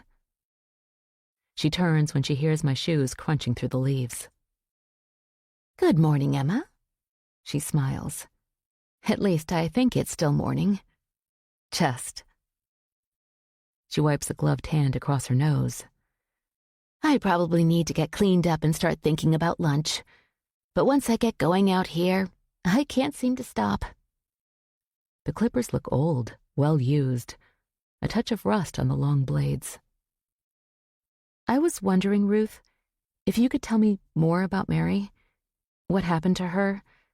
Sonny apparently made up a story about Mary dying in my room. Ruth's face falls. That girl. Well, it isn't true. Alex told me, but he didn't go into details, and I'm curious. She drops the clippers to the soggy ground and pulls off her gloves. It was a tragedy, that's for sure. Ruth shakes her head. She was so young. I lift my gaze to the treetops, which sway in the chilly breeze. I know about my mother and me, Ruth. I know that we were here right before Mary died. I watch her face carefully. No surprise there. Alex must have told her that I'd found out. I don't think there are any secrets between them. Yes, Emma, I know. But you didn't tell me. When I asked you if you'd ever seen my mother here, you said you didn't remember. Her lips thin. She leans over to pick up the clippers, her face hidden by the brim of her hat. It wasn't my place, dear. Alex needed to tell you that. Besides, I never spoke to your mother, and I barely remember her being here. I do remember the old car she was driving, sitting in Alex's driveway. That memory seems to have stuck with me. Did you see me? I was here too. No, I didn't. Her eyes fasten on mine. Do you remember being here, Emma? Did you know all along? Of course not. I had no clue. All I knew was what my mother told me, that Alex had left her in California when he found out she was pregnant. So your mother didn't tell the truth either, did she? I feel tears gather in my eyes. My breath catches. I've never felt so alone. No. Emma, sometimes people do things, say things that they shouldn't. Lie? Yes, they lie. Not out of malice, but to protect the ones they love. I'm not feeling very loved at the moment. I say, my voice steadier than I expected. Ruth's shoulders sink. Dear, sometimes you need to forgive and move on. What matters is now. Alex is thrilled he's found you at last. Can't you embrace that, this new family? We're delighted that you're here. Granted, it's been a rough start with Simon. She sniffs. And finding out everything. Let's go into the house. We'll have a cup of tea and an apple muffin. Just made them. We head through the back door. Ruth pauses at a little hall table, hangs her sun hat on a hook, and runs a comb that was sitting there through her hair. We settle at the kitchen table with our tea and muffins. Ruth's answer to every problem. "Please tell me what happened to Mary," I say, my gaze on my tea. "Alex said she died not long after my mother and I were here." "Yes." Ruth reaches for a little white pitcher and pours milk into her cup, stirs it slowly as if taking time to think. "Mary had food allergies, peanut especially, and it was serious." Her dark eyes meet mine. "We had to be very careful. Then, when Mary was a teenager, the pediatrician prescribed an EpiPen for her. I remember when Lydia, Mary's mother, came back from the pharmacy with it. Lydia was a nervous wreck, worried. She came over here in tears and asked me to help her figure out the instructions. She said she could barely listen when the pharmacist explained to her and Mary how to use it. Anyway, I told her we'd be careful and make sure that Mary didn't ever have reason to use it. I've always liked to bake and cook, so I told Lydia we'd make sure that peanuts never made their way into my kitchen or hers either. The kids, both Alex and Mary, were over here as much as they were at their own house in those days. Anyway, as Mary got older, she was in charge of her own EpiPen, and she was very careful to avoid any situations where she might get exposed." She had an allergic reaction? That's how she died? Noah had told me the same thing, but I want to hear it from Ruth, too. Since everyone here seems to lie about everything, it's best to hear from all sources before I decide what really happened. "Yes." How, then, if she was so careful? Ruth sips her tea. She sets her cup down and it rattles on the saucer. "Well, Mary was a moody girl. She had an entirely different disposition from Alex. He was always the optimist, always a great zest for the next big thing." Ruth waves her hand in the air, smiles. "But Mary took everything to heart. When her parents died, she really went into her shell. She was really close to her mother. We didn't think Mary would even go back to college after the funerals. She just sat in her room with the door shut. Finally, she rallied. I talked to her and convinced her to finish her degree. Anyway, she graduated, came home, but something wasn't right with her. She was in a deep depression." Ruth sighs. "I suppose we should have insisted she get help, you know, but hindsight. Anyway, Alex in the meantime had just sold his first manuscript, and he was on top of the world, and I think she resented that. She missed her mom so much, and she thought that Alex was just moving on. Anyway, one day, she loaded up her little car, said she was going on a day hike. She did that a lot, so we didn't think too much of it. But that evening, by about 7:30, she still wasn't back, so Alex went looking for her. She always hiked the same trails, so he knew where she'd be." Ruth gets up and wanders to the refrigerator, pours more milk into the little pitcher. "Alex found her. She'd left her EpiPen behind. She was deceased." "But you said she was careful. Why would she leave her EpiPen behind? And she would have needed to have ingested—" Trail mix. Trail mix that belonged to Alex. She knew better, Emma." Ruth's gaze meets mine. "Suicide? Mary killed herself?" Ruth nods and wipes a tear from her cheek. Chapter 33. We're sitting in Ruth's front room. Detective Bellman has called all of the residents of Cheshire Lake together for an update. A young woman has accompanied him, and he introduces her as Detective Roz Sanchez. Her dark hair is slicked back in a tight bun, and her blue suit is neat and tailored. She remains quiet in the background, her brows drawn together over her notebook, while Detective Bellman addresses us. I just want to let you know where we are in the investigation into Mr. Harwood's murder. I'm perched at the end of the sofa. Noah came in last and wedged himself between me and Alex. Sunny, who drove back as soon as she heard about our father's impromptu interview, sits on Alex's other side. Larry and Ruth are sitting in matching armchairs. Larry leans back, his hands clasped over his belly, while Ruth fusses with her wedding rings. Dale sits in a dining room chair pulled to the arched doorway.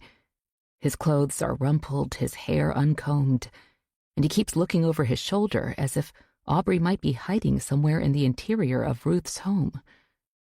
Jeffrey stands half in the foyer, half in the front room, as if he doesn't want to be too near the detectives. Detective Sanchez peeps up from her notebook periodically, her gaze lingering on each of us in turn. We still have not located the weapon used in the commission of the murder, Detective Bellman says. Nothing has panned out from our search in the lake on that front.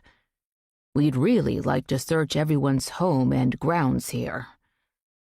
His forehead furrows as his eyes go from one of us to the other. But so far, other than Jeffrey, no one has allowed us to do that. Why? It would move the investigation forward to check that off our list. He hitches up his pants. Seems to me you would all be eager to let us do our jobs. The antique mantel clock chimes loudly. Alex clears his throat. It's not that, Tom. We just feel it isn't necessary. No one here would have hurt Simon. We think you're barking up the wrong tree. We've got no indication whatsoever that anyone came from the outside, Detective Bellman says in a stern voice, daring us to challenge him. Ruth turns and looks at Dale, whose face is bright red. Dale's gaze shifts to Larry, who takes a furtive glance at Jeffrey. What about my wife? What about Aubrey? Dale shouts, standing beside his chair.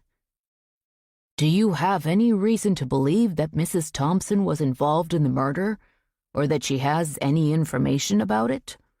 The detective asks. What? No, of course not. I want to know where she is. I want to know if... His gaze wanders the room. I want to know if someone killed her, too. And I don't understand why you people don't seem to give a damn about her. Dale collapses back into his chair, his head in his hands. Well, maybe if you or your neighbors let us take a look on your property, we might find a clue to your wife's situation, Detective Bellman says. In any case, her car is gone. You told us her purse and her phone aren't at the house. At this point, there is no reason to think anything bad has happened to her. But you don't know that, Dale says. I think of the black and white checkered scarf hidden in Noah's bathroom drawer. I notice that he's got a small notebook on his lap, a pen in his hand. Sunny seems to have just noticed too. What about you, Noah? She says.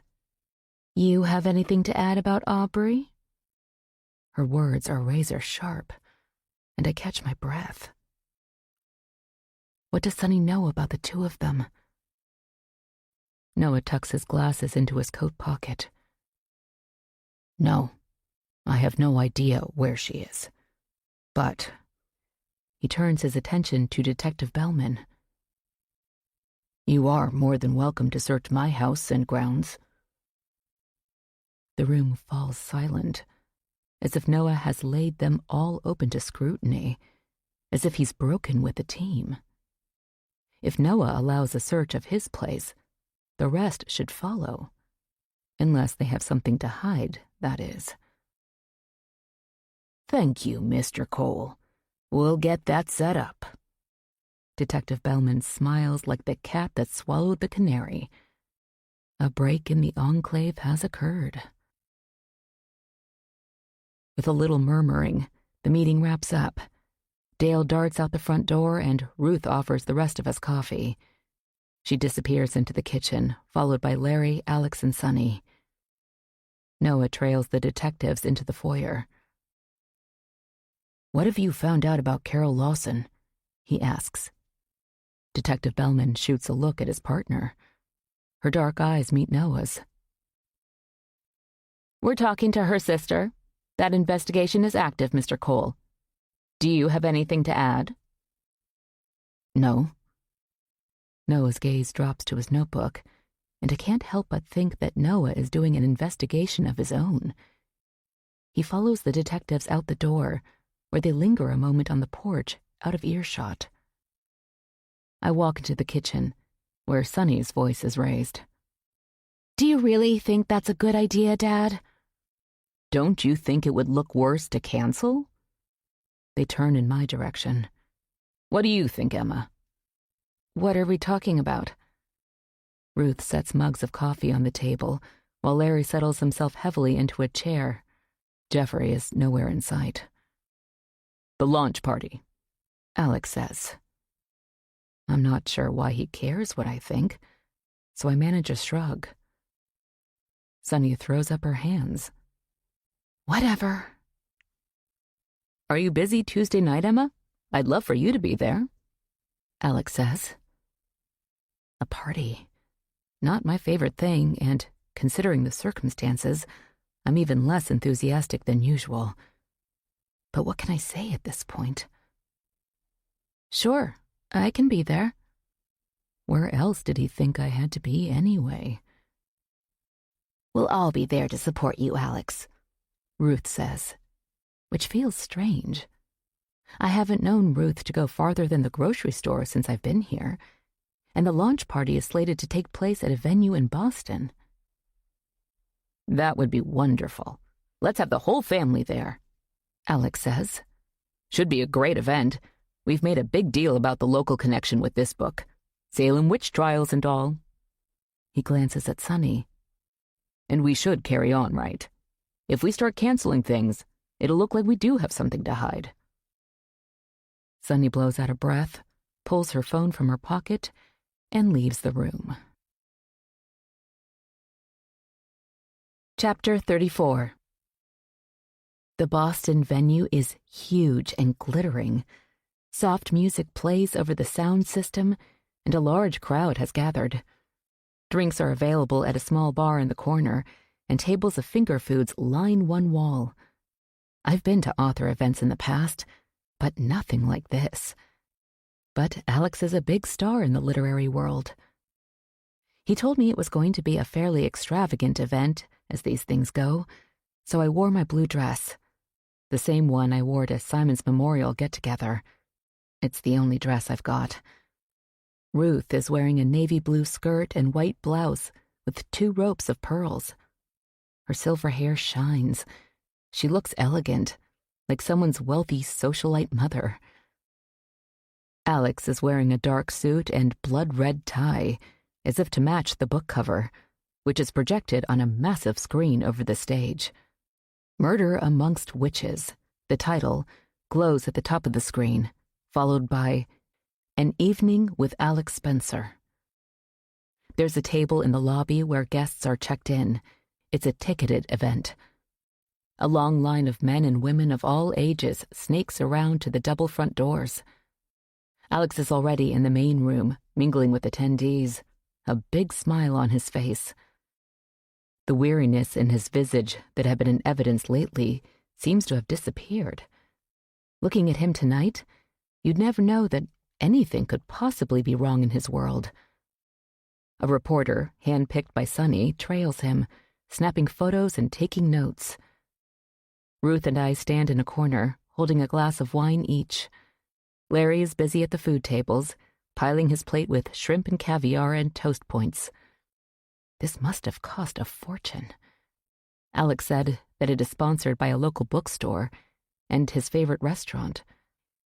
But he also said that he made a generous donation to the cause as well.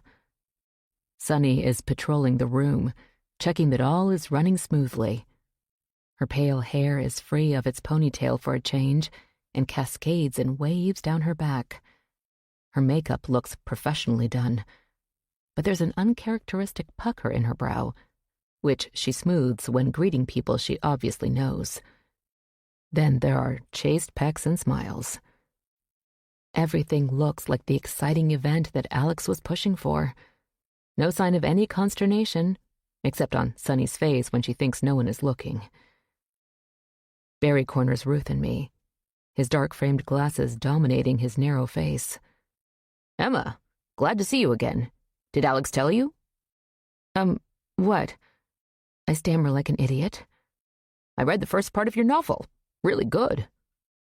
He seems to bounce on his heels. "Oh, yes, thank you so much. He said that he sent it to you. I really appreciate you taking a look at it." He taps me on the arm, as if in a parting gesture as his gaze shoots across the room to Alex, who is talking with two young women. Alex casually touches the blonde's shoulder, and both women giggle and smile. "Send me the rest, Emma, when you get a chance," Barry says, and walks off toward Alex. "Isn't this exciting?" Ruth says. "Alex told me that Barry really liked your book. Wouldn't it be something to have two authors in the family?" I feel dizzy. The room is too warm, too crowded. "Yes," I say. Larry joins us, balancing his overburdened plate and a glass of beer. "Food's great," he says around a mouthful. A woman in a red dress approaches the podium, and the music stops. She introduces herself and thanks the sponsors, her smile wide. "Ladies and gentlemen, please take your seats. Our program is getting ready to begin." People discard their plates, quickly refill drinks to take with them. Ruth, Larry, and I sit in the back and watch as everyone settles, which takes several minutes. The lights go down as if to hurry people along. The woman in red adjusts the microphone, pushes back her dark bobbed hair. "We are pleased to see so many of you here tonight. Thank you so much for coming out on a cold autumn evening. Sit back and enjoy the internationally best-selling author, Boston's own Alex Spencer." She steps aside, and the room echoes with applause. Alex jumps up the 2 steps to the stage, smiles, and waves. He seems to have the energy and verve of a 20-something. My father is totally in his element. So different from me. Just being a guest at this event has me shrinking back, fussing with the neckline of my dress as if it might smother me. I think of Mary. Am I more like her? Alex plunges into the story of his new book, what inspired him, how the setting helped tell the story. He's funny and interesting, and the audience is captivated, willing to follow him anywhere.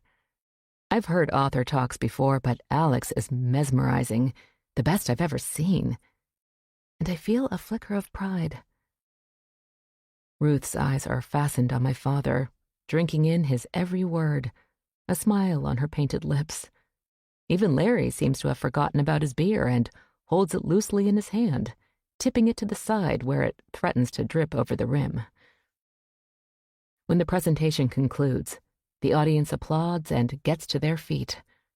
The signing will occur now, and everyone wants to get a good place in line. There's a scurrying of people hefting coats and tote bags, talking and laughing, as they file out of the room and head into the lobby, where a table is set up. Alex's books neatly arranged in mountainous piles. "Think I'll grab another plate before they shut down the food," Larry says, and saunters off. Ruth tips her head toward mine. "I need to speak to Sunny, dear. You all right?" "Of course. I'm going to get some water." Alone, I head toward the bar, where a few people linger. Husbands or wives, maybe, who have no idea who Alex is, dragged along to the event by an eager spouse. I'm handed a lukewarm bottle of water. "At least it's wet," a middle-aged man says to me companionably as he opens his own bottle. I smile in return and make my way back toward my seat. Noah is crossing the room. I didn't know he was going to be here. He's wearing that same tweed jacket over a white shirt and jeans. "Emma?" He follows me to my chair. I stand behind it, gripping the back. "I didn't expect to see you here," I say. "Wasn't sure I was coming, but decided at the last minute." He cranes his neck around to look at the crowd in the lobby. "It was sold out, but I bought the ticket a month ago, in case. How've you been?" "Fine." I set my water bottle on the seat of the chair. Noah lowers his voice. "I've been wanting to talk to you." "About what?" "I've been doing some research." Of course he has. "On Carol Lawson." "What does that have to do with me?" He opens his hands. A plea. "I just want to talk to you about what I found." "Have you heard anything about Aubrey?" He blinks his eyes behind his glasses. "No." "Seems to me that we ought to be more concerned with who killed Simon and what happened to Aubrey. That seems to be more pressing, don't you think?" "Well, of course. But the cops are actively investigating Simon's death. I think they'll get to the bottom of it sooner rather than later."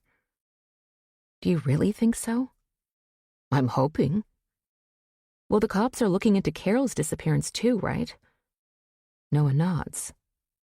"Detective Sanchez said that the investigation is active again, but the case is so old, it doesn't hurt to have more eyes on it." "I guess.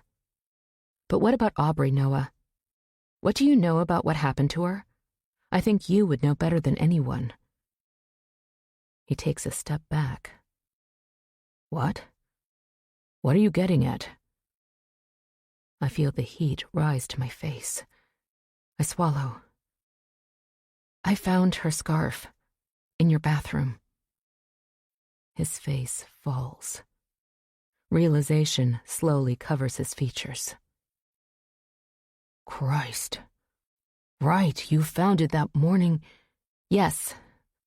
I wasn't snooping, just looking for some toothpaste."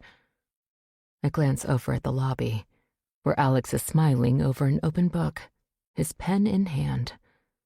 There's still a big crowd.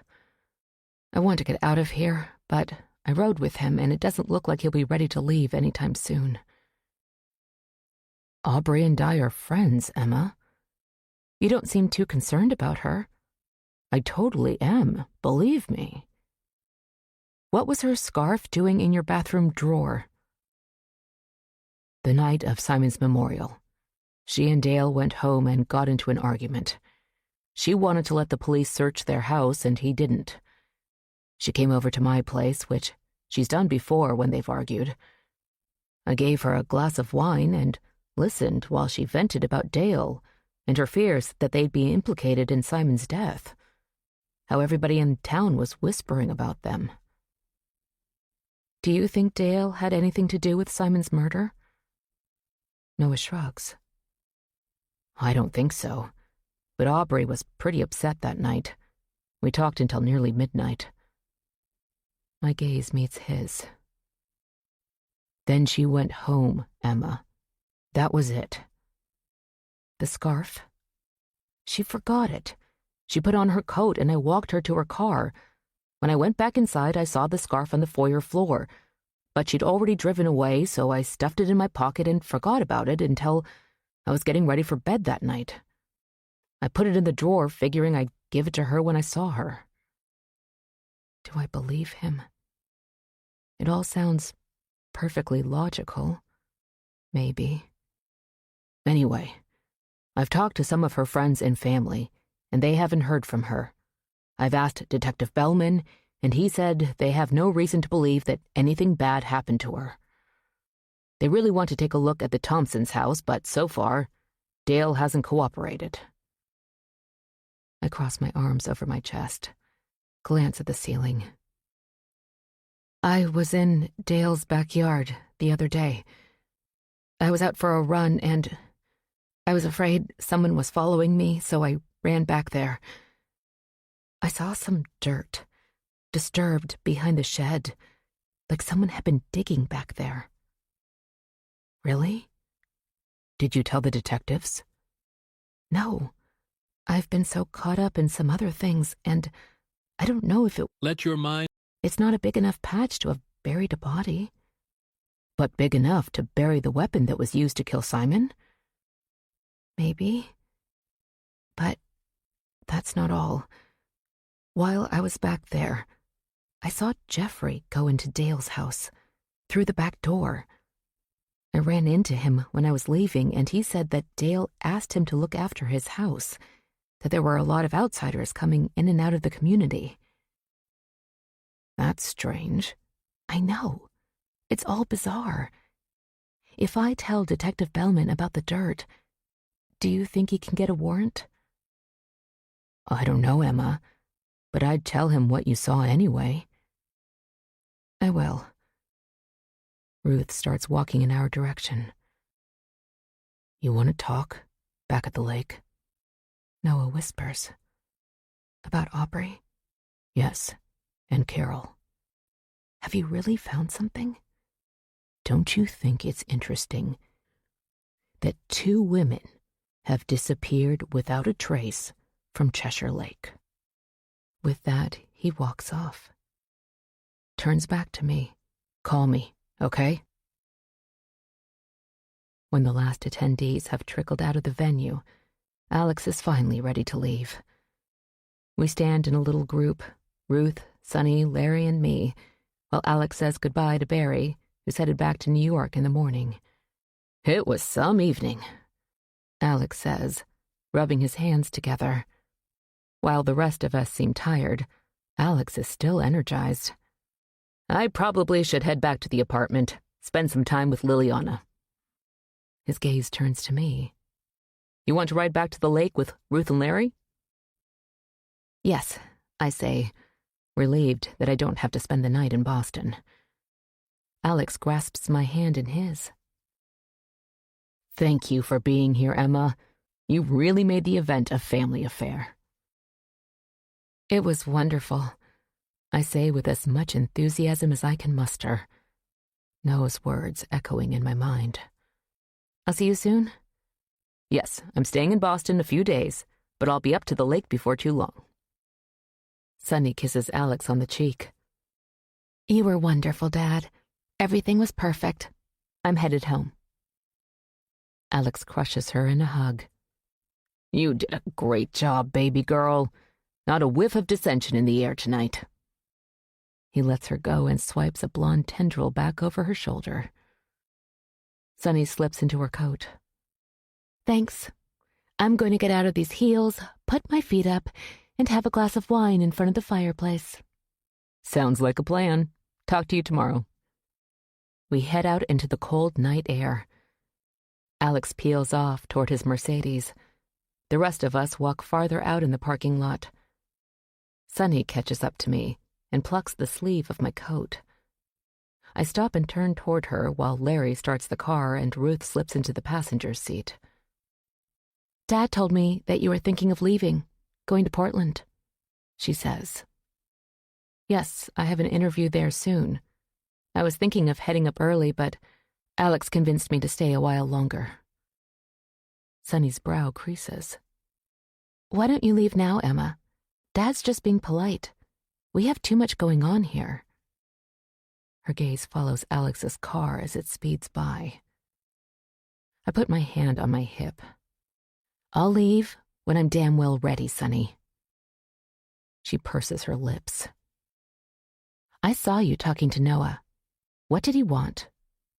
Just saying hello. Right. Her dark eyes meet mine. Be careful. You have no idea what you might step into. My heart is beating in rapid little thumps. Why don't you enlighten me, then? Just watch what you say to people before you make trouble for my dad. Why would I do that? He's an important man, And there are some people who would relish the chance to do him harm. Well, I'm not one of them, Sonny, so stay away from me. I go to push past her, but she reaches out and grabs my arm. Just leave, Emma, okay? I would if I were you. I shake myself out of her grasp. Leave me the hell alone! I open the car door, slide inside, and slam the door in Sonny's face. She stands still a moment, glaring at me through the glass. I return her stare as Larry backs the car out of the parking spot. Chapter 35. Back at the lake, the house is cold, drafty. I turn up the thermostat, and even though it's after midnight, I turn on every light. Larry and Ruth discussed the event all the way back in the car, so I didn't have to say anything and could relax in the back seat, turn over Noah's words in my head. The next morning, I sit in the kitchen and work on my novel. I'm trying to concentrate on what I can control. I think I can finish my book in a couple of weeks if I keep at it. I sit back, sip my coffee. I'm pulled in two different directions. If I stay here, stay part of the Spencer family, there's a chance that Barry will take me on as a client, and maybe, just maybe, he'll find a publisher for my book. That thought fills me with excitement and dread. When I think of putting myself out there where people, strangers, can judge my work, can put their opinions online for the world to see, I'm filled with anxiety. Do I want to step into that arena? And yet, writing is all I've ever wanted to do. It has been who I am. In the troubled years when my mother and I moved from city to city, when I sat in the back of classrooms, the new girl always, I had my notebooks that I filled with stories that took me away from the uncertainty that was my life. If I never get published, I will always write. That thought grounds me. I'll finish my novel and worry about the rest later. I close my laptop and head into the pantry, where boxes of food and canned goods are crowded on floor-to-ceiling shelves. I peruse the items, looking for something that I can make for lunch, when I notice a key ring hanging on a hook behind the door. The metal ring looks old, rough, and slightly rusted. There are maybe a dozen keys hanging from it, and they look old too. I wonder if one of them fits the lock on Sonny's door. My phone buzzes with a text. Noah. Meet me at the dock in 10, please. I stuff the key ring in my pocket. Okay, I text back. He's waiting for me at the end of the Spencer dock, wearing a heavy coat, his laptop under his arm. It feels cold enough to snow, but it's way too early for that. But there's definitely an iciness in the wind. Hey, I say, and he turns to face me. You got back late last night. I bristle. Were you watching? No, I was up working and I heard Ruth's car go past. It's so quiet out here at night, you hear everything. Right. Well, we didn't leave until the event was completely wrapped up. Alex took his time saying goodbye to everyone. What did you want to talk to me about? I cross my arms over my chest, trying to keep warm. You want to go inside? It's freezing out here. I glance back at Spencer House. All right. I start walking and he follows. Anyone else home? Noah asks. No, just me. Alex stayed in Boston. This is the first time that Noah has been in Spencer House with me. He looks around as if he hasn't been here in a long time. We settle in the front room. The fireplace is dark and cold. Wind rattles the windows. Noah smiles. I don't think Alex, or Ruth either, have updated their decor since these houses were built. Yeah, they seem caught in the past. Alex likes that, I guess. He likes his history, that's for sure. He's written enough about it. Noah glances around the room. Are you doing okay, Emma? Comfortable with this new family? I wouldn't say comfortable. It's been daunting. I'm not sure how I fit in. My life here is very different from what I left behind. Tell me about it. You haven't said too much about your past. I wonder if this is Noah the friend or Noah the reporter. I guess it doesn't really matter. Nothing is a secret anymore. I told you I was raised by my single mother, that we didn't have much, that she wouldn't tell me anything about my father. She only said that he left her, and thus he was a bad man. Life was difficult? Yes. What do you do for a living? You never really said, not specifically. My mind flips back to my past, my working life, the comfort I felt amongst the stacks, my camaraderie with my coworkers. That life pulls at me now. I'm a librarian. I worked in one of the city libraries in Albany. Really? Then you know how to do research? Of course. He sinks back into the sofa. I wanted to share with you what I found on Carol Lawson. Why? Aren't you curious? This is part of your father's history.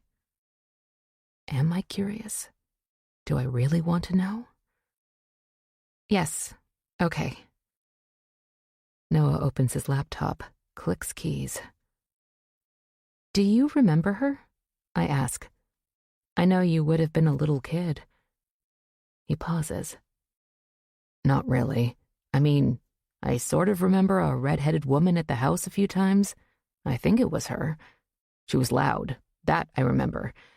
But there were always people around Spencer House back in the day. Alex has always been a friendly guy. He likes to surround himself with people. I've been trying to track down when Carol was here last, when exactly her car ended up in the lake. I shiver. I need to turn the heat up or maybe light the fireplace. You think something bad happened to her? You don't think she walked away from her sinking car? Noah's gaze meets mine. No one has seen or heard from her in nearly 30 years, Emma. I've been tracking down her family. Well, a sister. That's about all she has left. The sister told me some interesting things. Like what? I'm not sure I want to know. She said that Carol and Alex had a tumultuous relationship. But Carol was excited to become Mrs. Alex Spencer. She was planning a big society wedding. And then it was over. The engagement broken out of the blue, and Carol was devastated. Carol figured that after Alex's parents died, the wedding would go ahead, since Alex said that they were the ones standing in the way. But it didn't turn out that way. Once Alex inherited the house and his writing career was set to take off, he dumped Carol. The last time the sister saw Carol, she was planning to confront Alex here at Spencer House, but she can't remember the exact date, only that it was shortly after the 4th of July. And that's the last anyone ever saw her? Yes. I've been all over this, and Carol disappeared without a trace. Detective Bellman said that they'd looked for her at the time. There was something of an investigation after she'd been missing a while. Again, like Aubrey, Carol was a grown woman. She had a right to disappear. I found out from the sister that cops were out here. They talked to Alex and the neighbors, but nothing came of it. They would have noted the date then that Carol was here, wouldn't they? Yes, but they haven't shared that with me. I haven't been able to get much out of Detective Sanchez. And the sister said that Carol was living on her own, and they weren't sure what day she was here, and the cops apparently had no reason to think anything bad had happened to Carol. Until now. Until her car was pulled out of the lake. I spoke with Detective Sanchez. I think the investigation is her baby. She said that since they discovered the car, the investigation is active again, but she wouldn't say a whole lot more. Does Alex know they're looking into it? Yes, but I don't know how much he knows about the investigation. In any case, he doesn't seem fazed by it. Is this because he has nothing to worry about? Or because he's Alex, living in his own Alex world? Noah glances at his notes.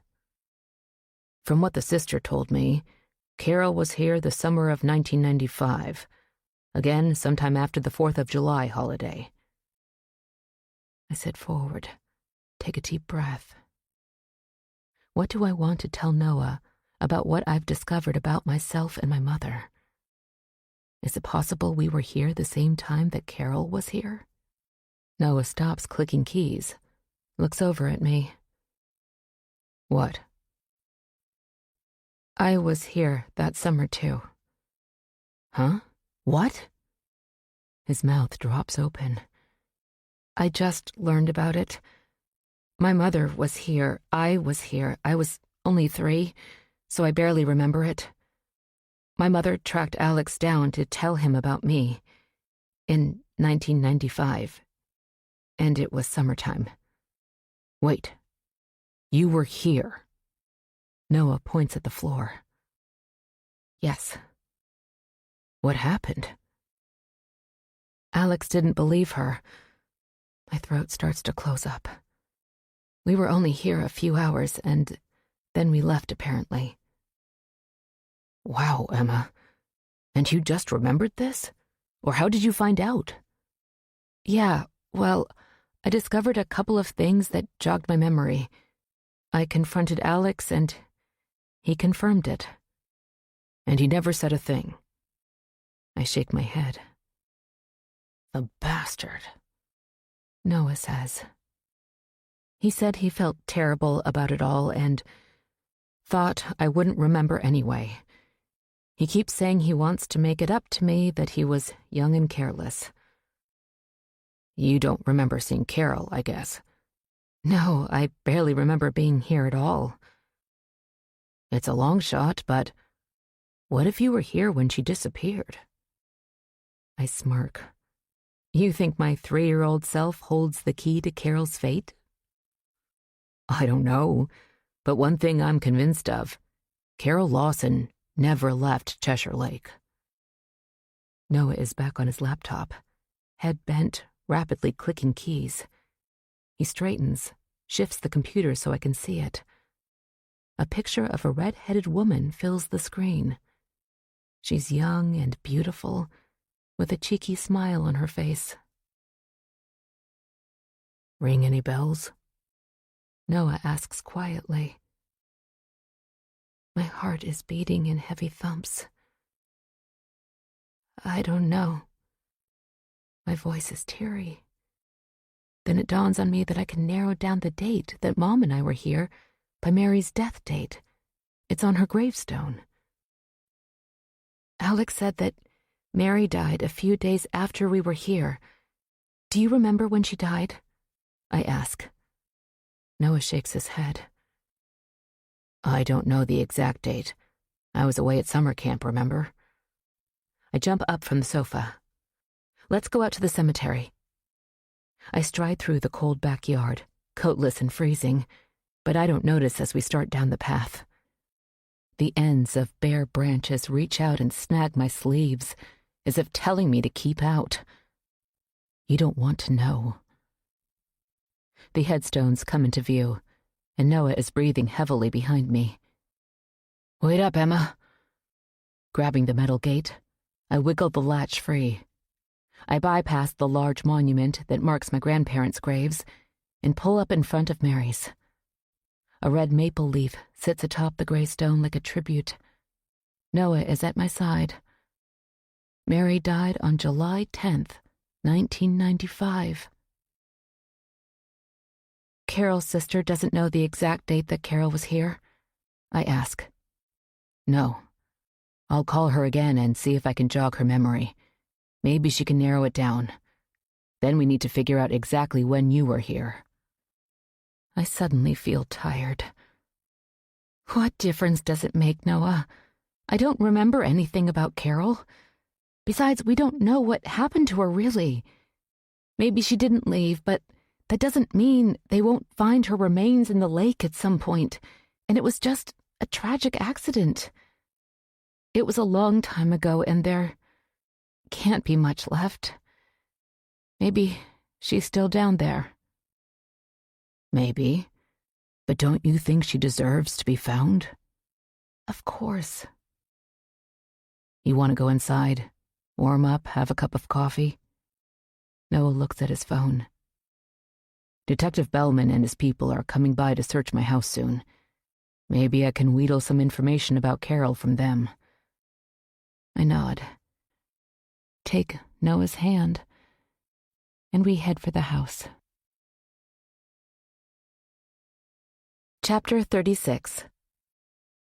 Detective Bellman stands in Noah's front yard, talking to several uniformed cops.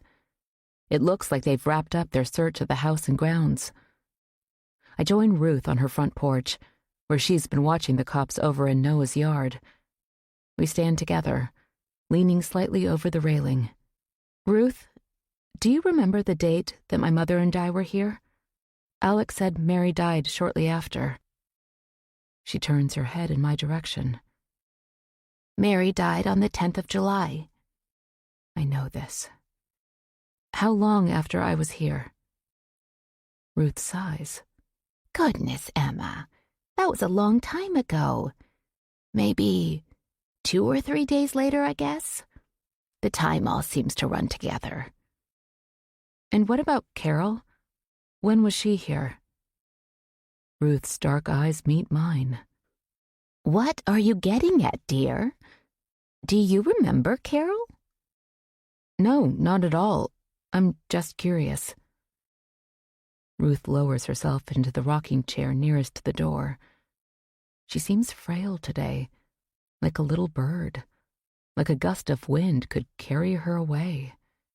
Why? Why bring up problems from the past? You found your father. He's trying his level best to make it all up to you.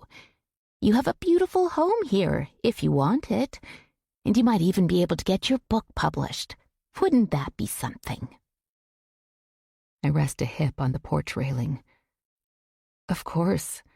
I'm so grateful for all Alex has done for me. She raises her thin eyebrows. I hear that you had trouble back in Albany. Trouble that Alex has taken care of for you? I feel heat rush to my face. I'm still mortified by Ben's problems as if they were mine too. If I'd only been a better judge of character, I never would have married him in the first place. Yes, like I said, I'm grateful. Ruth reaches over and clasps my arm. Her eyes lock on mine. Cheshire Lake is a beautiful place, Emma. I've lived a wonderful, contented life here. That's why I haven't sold any of my land or the house. I intend to stay here the rest of my days. She sits back, sniffs. I wanted that for Simon, too. He dearly loved this place.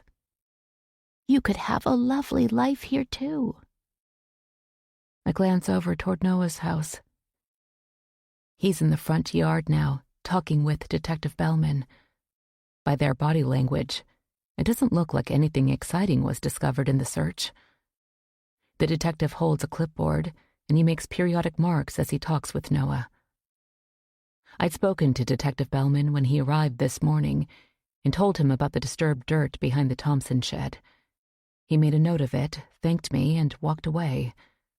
I'm not sure how impressed he was by what I told him, but at least it's off my chest. Are you going to let the police search your place? I ask Ruth. I suppose I'll need to.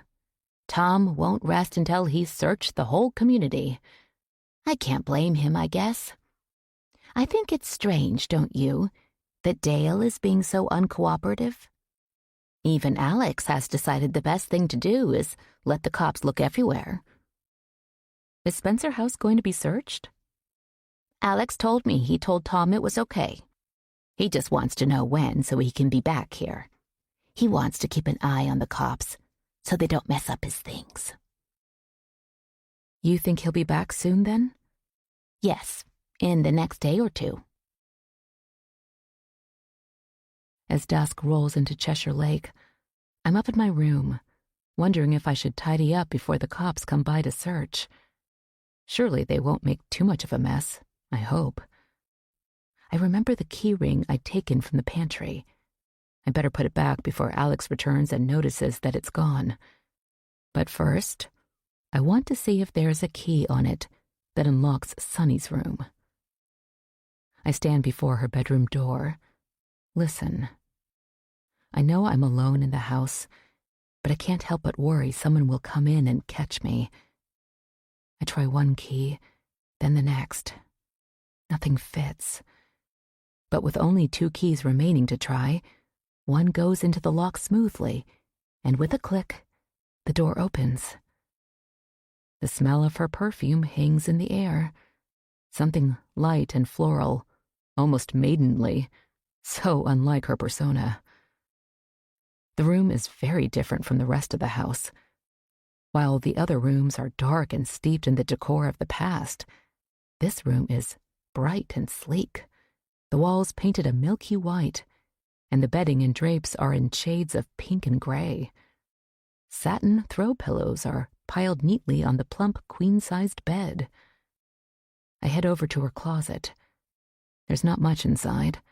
A few pairs of expensive shoes, a winter coat. She probably keeps most of her things in her apartment in Boston. There's a small desk between 2 windows. There isn't much on the desktop, so I open the drawers. I glance over my shoulder, still paranoid that someone will catch me, but I carry on. There are a couple of notebooks and a few pens in the top drawer. I open the one below it. There are folded up papers there. I pull out a clump and start to weed through them. I catch my breath. They're all articles from magazines and newspapers, and they all have one thing in common. They were all written by or about Noah. The last article was torn from a newspaper. It's yellow with age. It's a bridal notice. Someone, that is, Sunny, must have taken a black pen and scored out the bride's face. Noah's ex-wife. So apparently, Sunny had a thing for Noah.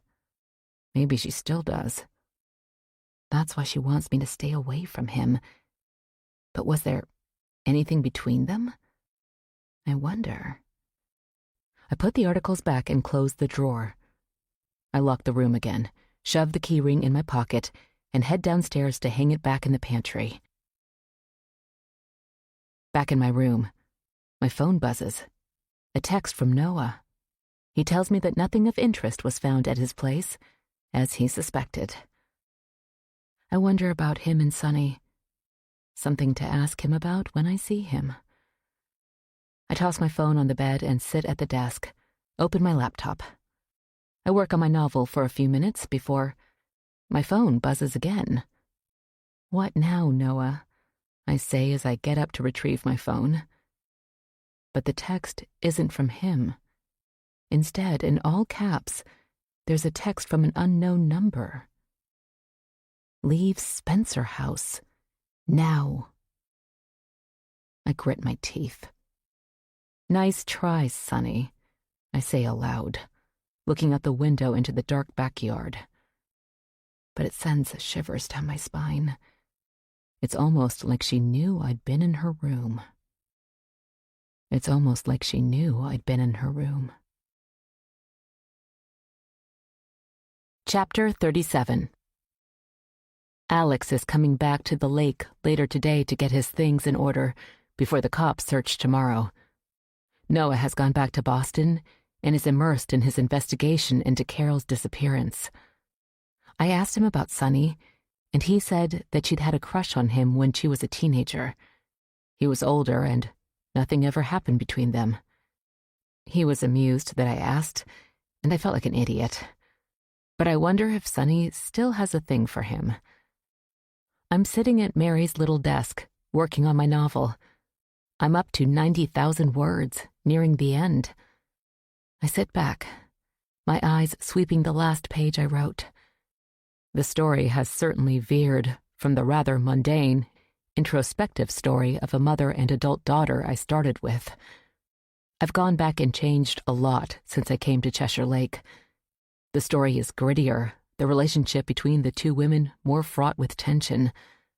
I'm not sure I like what my book has become, but it certainly is more interesting than it had been. I've opened myself up to my own feelings, my own life. I don't know if anyone else will appreciate it, but it's honest, and I'm happy with that anyway. I hear Alex down the hall. I peek out my door. His bedroom door is open, and he's carrying boxes down the stairs. He hears me and glances over his shoulder. "Research," he says. "I don't want the cops bothering it." Which makes me wonder if Detective Bellman's searches are worthwhile.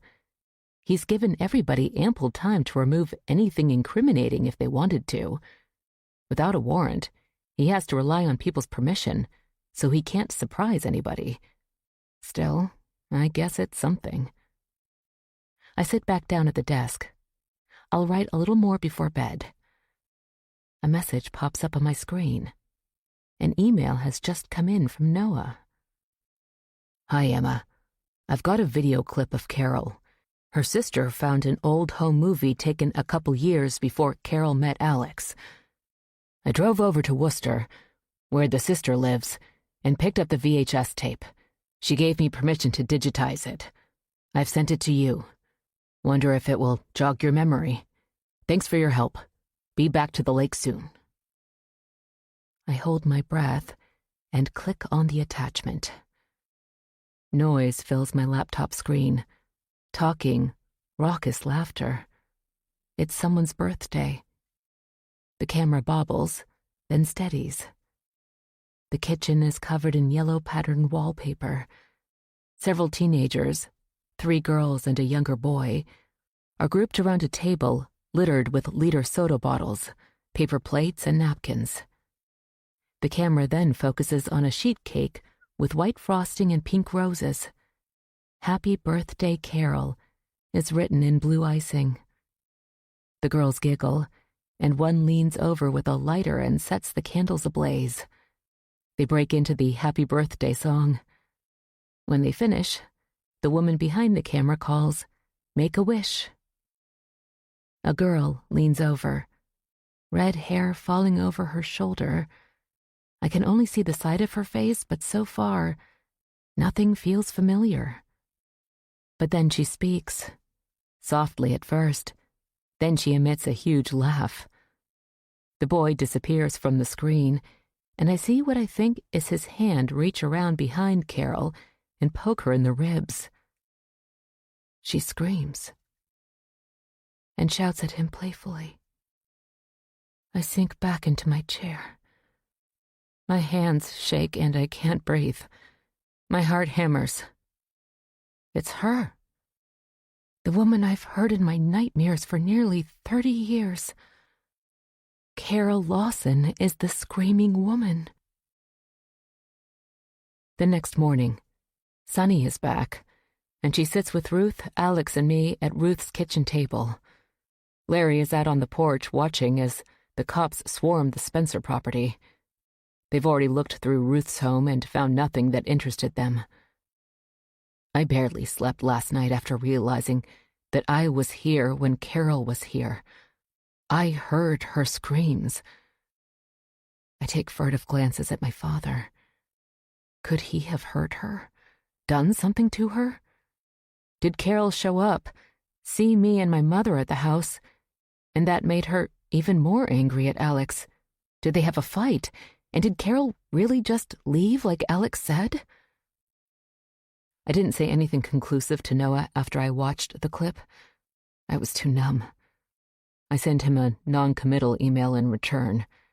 Not sure, I'd said. But I am. And I want to let this settle in my brain a while before I talk to him. Sunny keeps giving me side-eyed looks, like she knows that I was in her room. Maybe I left some telltale sign. Too bad. I don't care what she thinks. Let her be uncomfortable for once. Or maybe she's wondering if her text had any effect on me. They're wrapping up, Larry says, walking into the kitchen. Alex shoots him a glance. Do they have anything? Could you tell? Larry shakes his head. Nah, but I didn't really get a good look. Well, Alex says, coughs. Hopefully that'll satisfy Tom and he can concentrate on finding out what really happened to Simon. Ruth sniffs and wipes at her eyes with a napkin. There's a knock on the door. Probably Bellman, Larry says. I'll get it. Satisfied, Tom? Ruth says.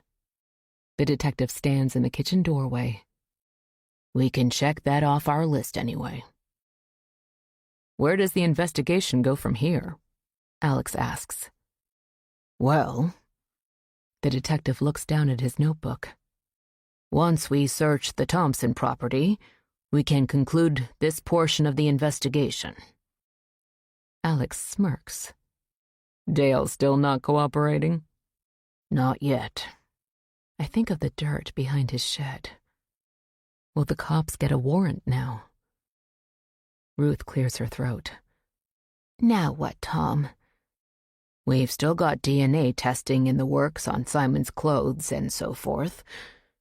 Bellman's face is flush, jowls shaking.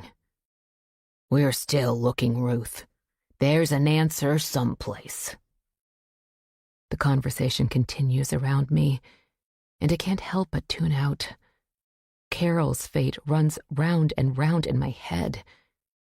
We were all at the house at the same time. That's obvious to me now. But what happened after? Alex said that Mom and I left. Before Carol did or after? Did she just leave like Alex said? Or did something else happen to her? Was she screaming at Alex because she was angry or because... Emma? Alex calls, and I realize that the detective has left and everyone is getting up from the table. Yes, sorry. You okay? Yes, fine. But I don't feel fine. Chapter 38. Alex went back to Boston last night because he has an early interview on a local morning show. I settle on the sofa and tune in. I'm still walking around in a daze. I want to think that my father is a good man, thoughtless maybe when young, but a good person now. Upbeat bumper music plays and applause sounds. The set is small and adorned in blues and yellows. My father sits, legs crossed in a chair with a small round table separating him from the host, a young blonde woman in a teal-colored dress. We are thrilled to have best-selling author Alex Spencer here with us today. Welcome back, Alex, she says with a jaunty smile. She reminds me of a cheerleader I went to high school with, all pink cheeks and perfect white teeth. I'm so glad you asked me back, Alex says. He looks neat and handsome, as usual, but there's a slight pucker in his brow, a tenseness around his mouth. Last time was for the release of Killer on Kennesaw Mountain, which stayed on the bestseller list for a gazillion weeks. And now, with last week's release of Murder Amongst Witches, you're back there again. And I am so grateful, Caitlin. Who knew 30 years ago when I sold my first manuscript that I'd still be here all these years later? I have to thank my loyal readers. You give them quite a story each time. When I read your last book, I was surprised at how interesting a Civil War story could be. You really make history come alive in a way that is so accessible and entertaining. And your descriptions of the murders, she visually shivers, enough to give you nightmares. Alex smiles, taps his fingers on the arm of the chair. I almost literally devoured your new book. Caitlin continues. I was so let down when I turned the last page and knew I'd have to wait another year for the next Alex Spencer novel. Everything this woman says is full of excitement. I guess a requirement for someone on a TV talk show. Thank you, Caitlin. Rest assured, I'm working on it. Any hints about what's next? Alex tips his head, flashes his best smile. Only that it takes place in the 1800s, and the setting is here in the Northeast again. That brings me to my next question. What is it about the past that so intrigues you? And would you ever consider setting a novel in modern times? Well, I've always loved history, from the time I was a kid, and growing up in a historic Victorian home only fueled that interest. Alex rushes on, as if he's sorry he mentioned the lake house. Despite her adulation, he doesn't want to give her an in into the investigations going on there. Besides, it's tough to write a modern thriller these days because of technology. DNA, surveillance video, which is everywhere. That presents a huge challenge for mystery writers. Caitlin laughs. Right. How does the murderer not get caught by the third chapter nowadays? Exactly. If I set my stories in the past, I don't have to worry so much. Today, something like the Jack the Ripper murders would probably be solved in short order. Even fingerprint evidence was still in its infancy then, and not used in the courts. I notice all of your books are set in the United States, feature American history. Any plans to go looking abroad for a story?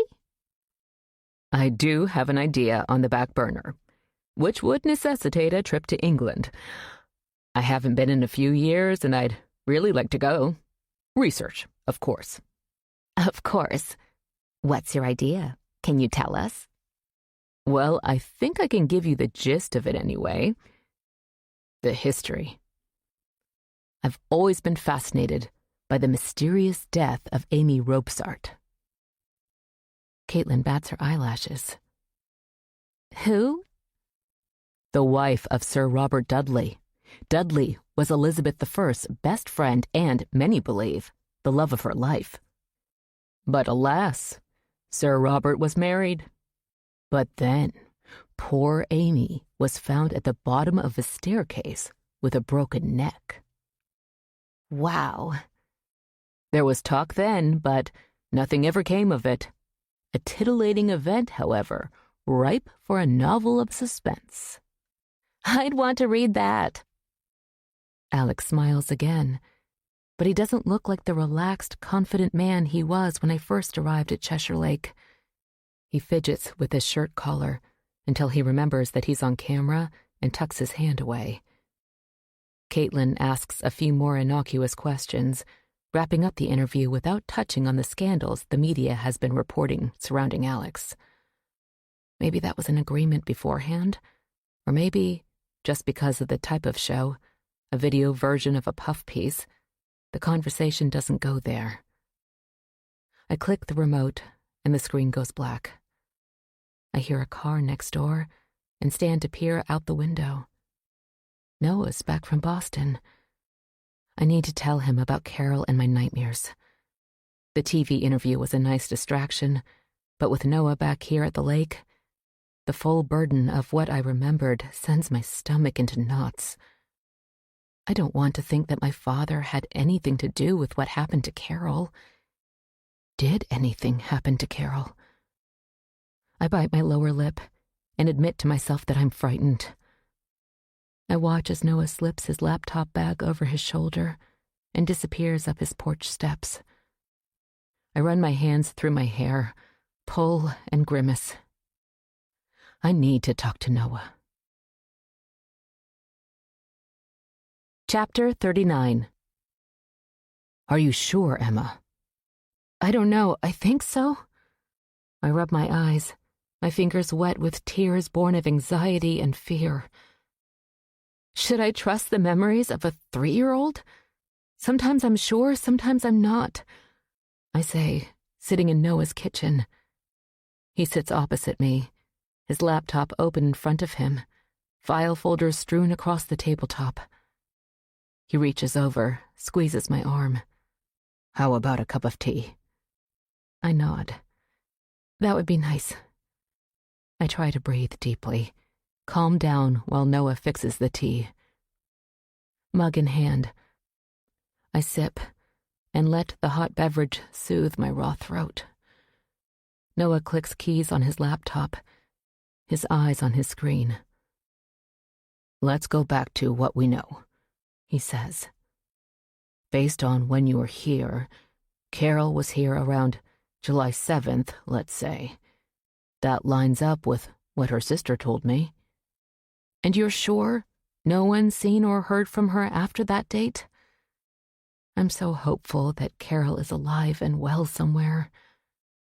Noah's eyes meet mine over his computer screen.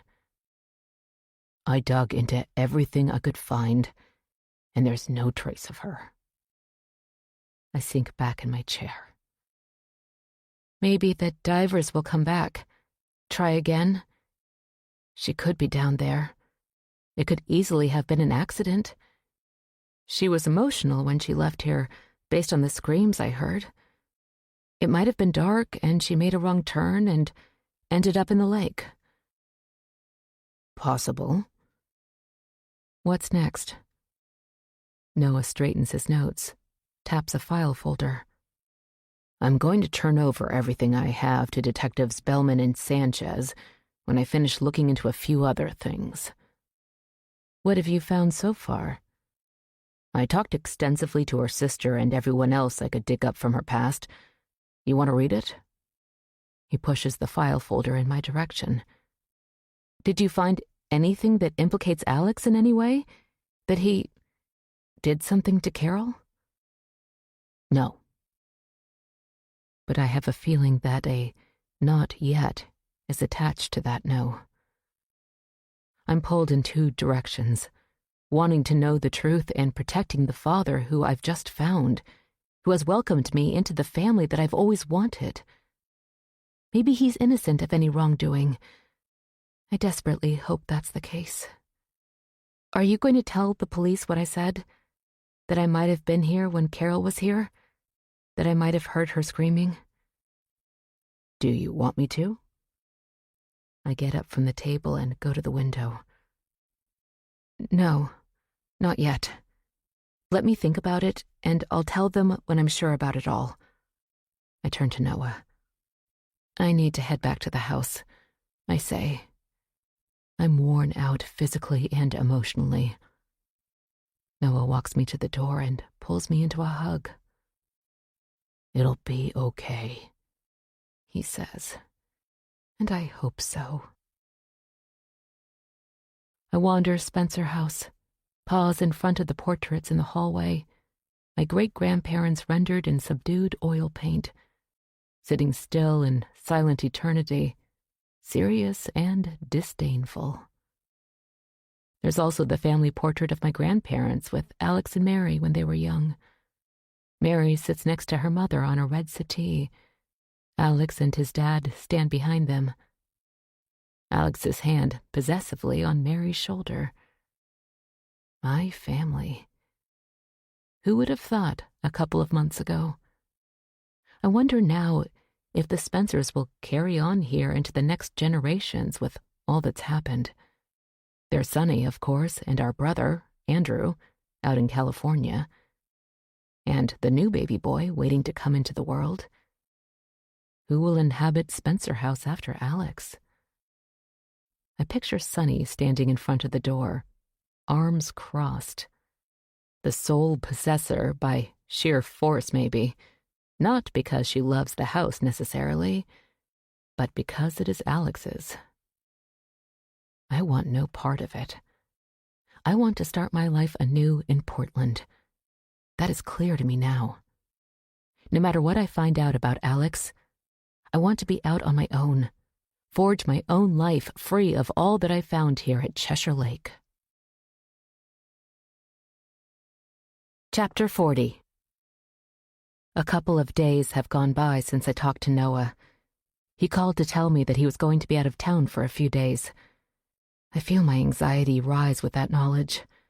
Having Noah nearby helps me to feel more secure with all that's going on. Detective Sanchez called Alex into the police station to talk. Ruth is on pins and needles, and so am I. Ruth paces Spencer House's front room, peering out the tall windows, as if the answer is out there. Did you say anything to those detectives, Emma? I feel the heat rise to my face. I don't know anything, Ruth. What could I possibly tell them? The detectives haven't talked to me since we were all together. I don't mention the short conversation I had with the Detective Bellman the day they searched Noah's house. I just told him about the dirt in Dale's yard anyway, nothing to do with Alex. But I know that Noah did talk to them about Carol. He gave the police copies of his files, and he insinuated to me that he's on the trail of something. Ruth turns on me, her dark lipstick slightly smeared, as if she'd applied it with a shaky hand. You've been asking a lot of questions about the past. Alex hasn't been concerned. He figures you have a right to know. But I'm wondering if you said anything that has... She clears her throat. Inadvertently got the police interested. Like I said, Ruth, I haven't spoken to them. But will I? Do I need to go into town? Stop at the police station and request a meeting with Detective Sanchez? But what if I've got it wrong? And will they be interested in the memories from such a long time ago from a possible 3-year-old witness? I wonder what Noah dug up, and whether whatever he handed over to the police caused them to call Alex in. This is all Carol Lawson's fault, Ruth says. That girl. She was always trouble, and now 30 years later she's still causing trouble. They'll figure it out, Ruth. They'll probably do another dive. She's probably down there. Ruth stands still. Unless, of course, they find her hiding out in some distant state under another name. That's probably what happened. Probably. And I truly hope so. Well, I've got a cake in the oven. Ruth looks at her watch. I need to get back. Upstairs, I look around Mary's room, feel her presence, and appreciate all she's done for me, even though she had no idea of what was to come. That I'd be back here, in her room, that I would find the photo of my mother, and that her doll would jog my memory. I lift my suitcases onto her bed and start packing. Dark descends. I plan to leave in the morning, despite what I told Alex. I don't want to be here any longer. Downstairs, I rustle through the kitchen for something to make for dinner. The front door opens and I walk out into the foyer. Alex. He's looking grim as he slides out of his gray London fog. And I notice rain has dotted the shoulders as he puts his coat away in the closet. Emma? He says simply, and I can't quite pick up on the vibe in his voice. Fatigue, maybe? How are you? Fine. He rubs his hand across his hair, as if to settle it from the rain. I need a brandy. Care for a drink? He rushes past me into the dining room. I follow reluctantly. I know he's come from the police station, and I was hoping he'd go from there to Boston so I wouldn't have to face him. He pours us each a glass of amber liquid. Let's sit in the front room, in front of the fire. Okay. In the low lamplight, he sets his glass on an end table and heaps wood and kindling into the wide firebox, lights it with a long wooden match, and shoves the wood around with a poker. The room is deadly quiet, except for the crackling of the flames which light Alex's face from below, making him look like some otherworldly creature. I shiver and slink back into the sofa, the carved wood trim at the top hitting the back of my head. Alex sits heavily in the armchair nearest to the flames.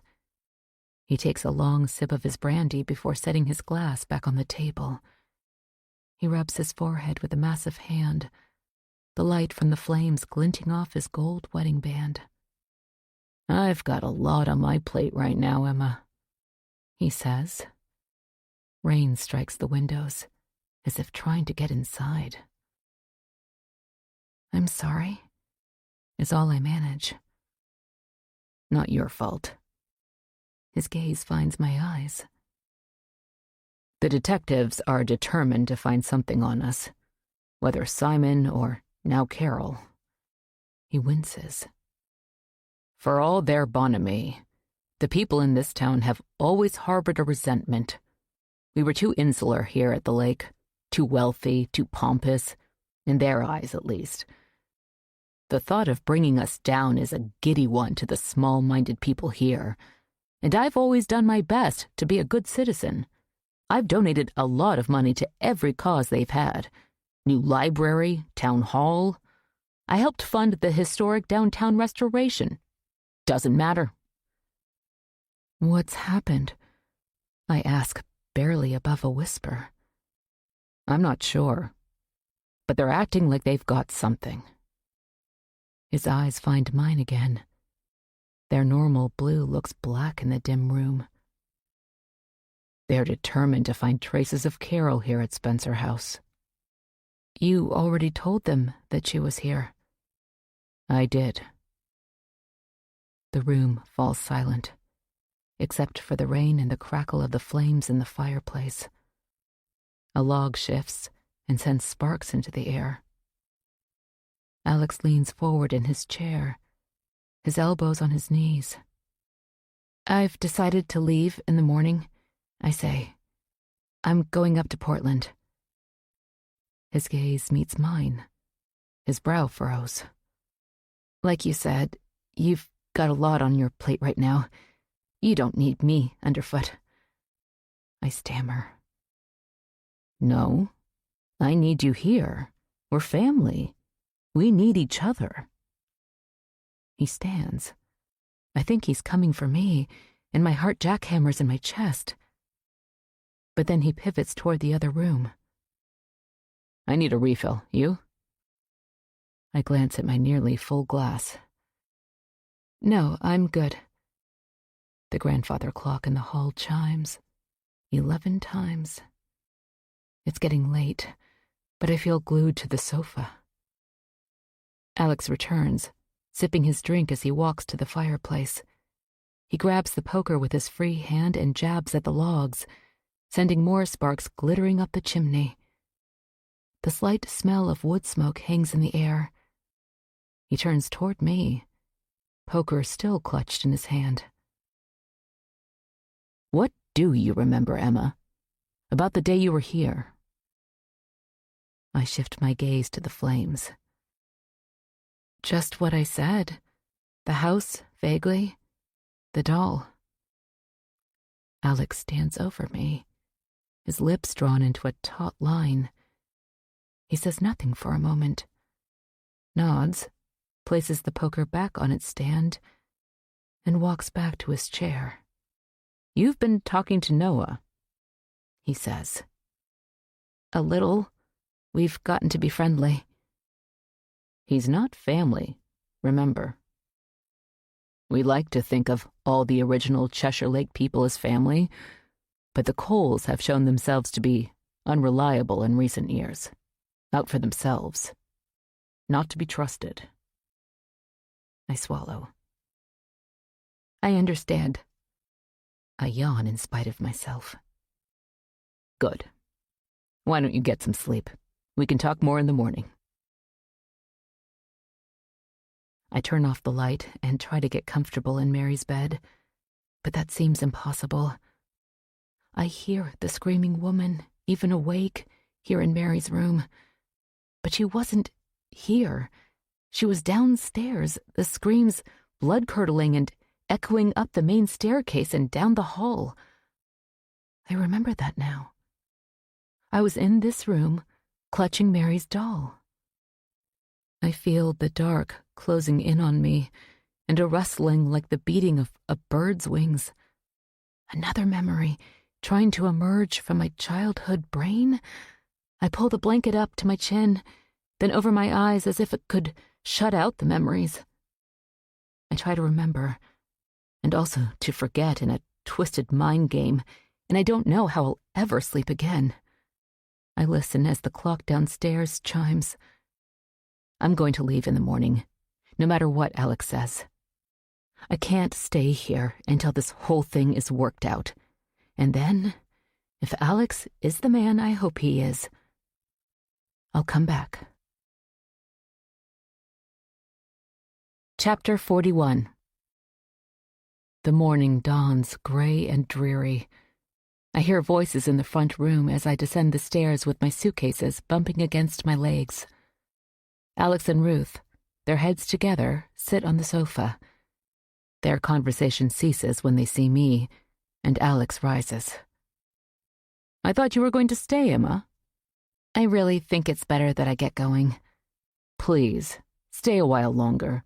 Let me take those for you. Alex crosses the floor. He reaches out and grabs my suitcases.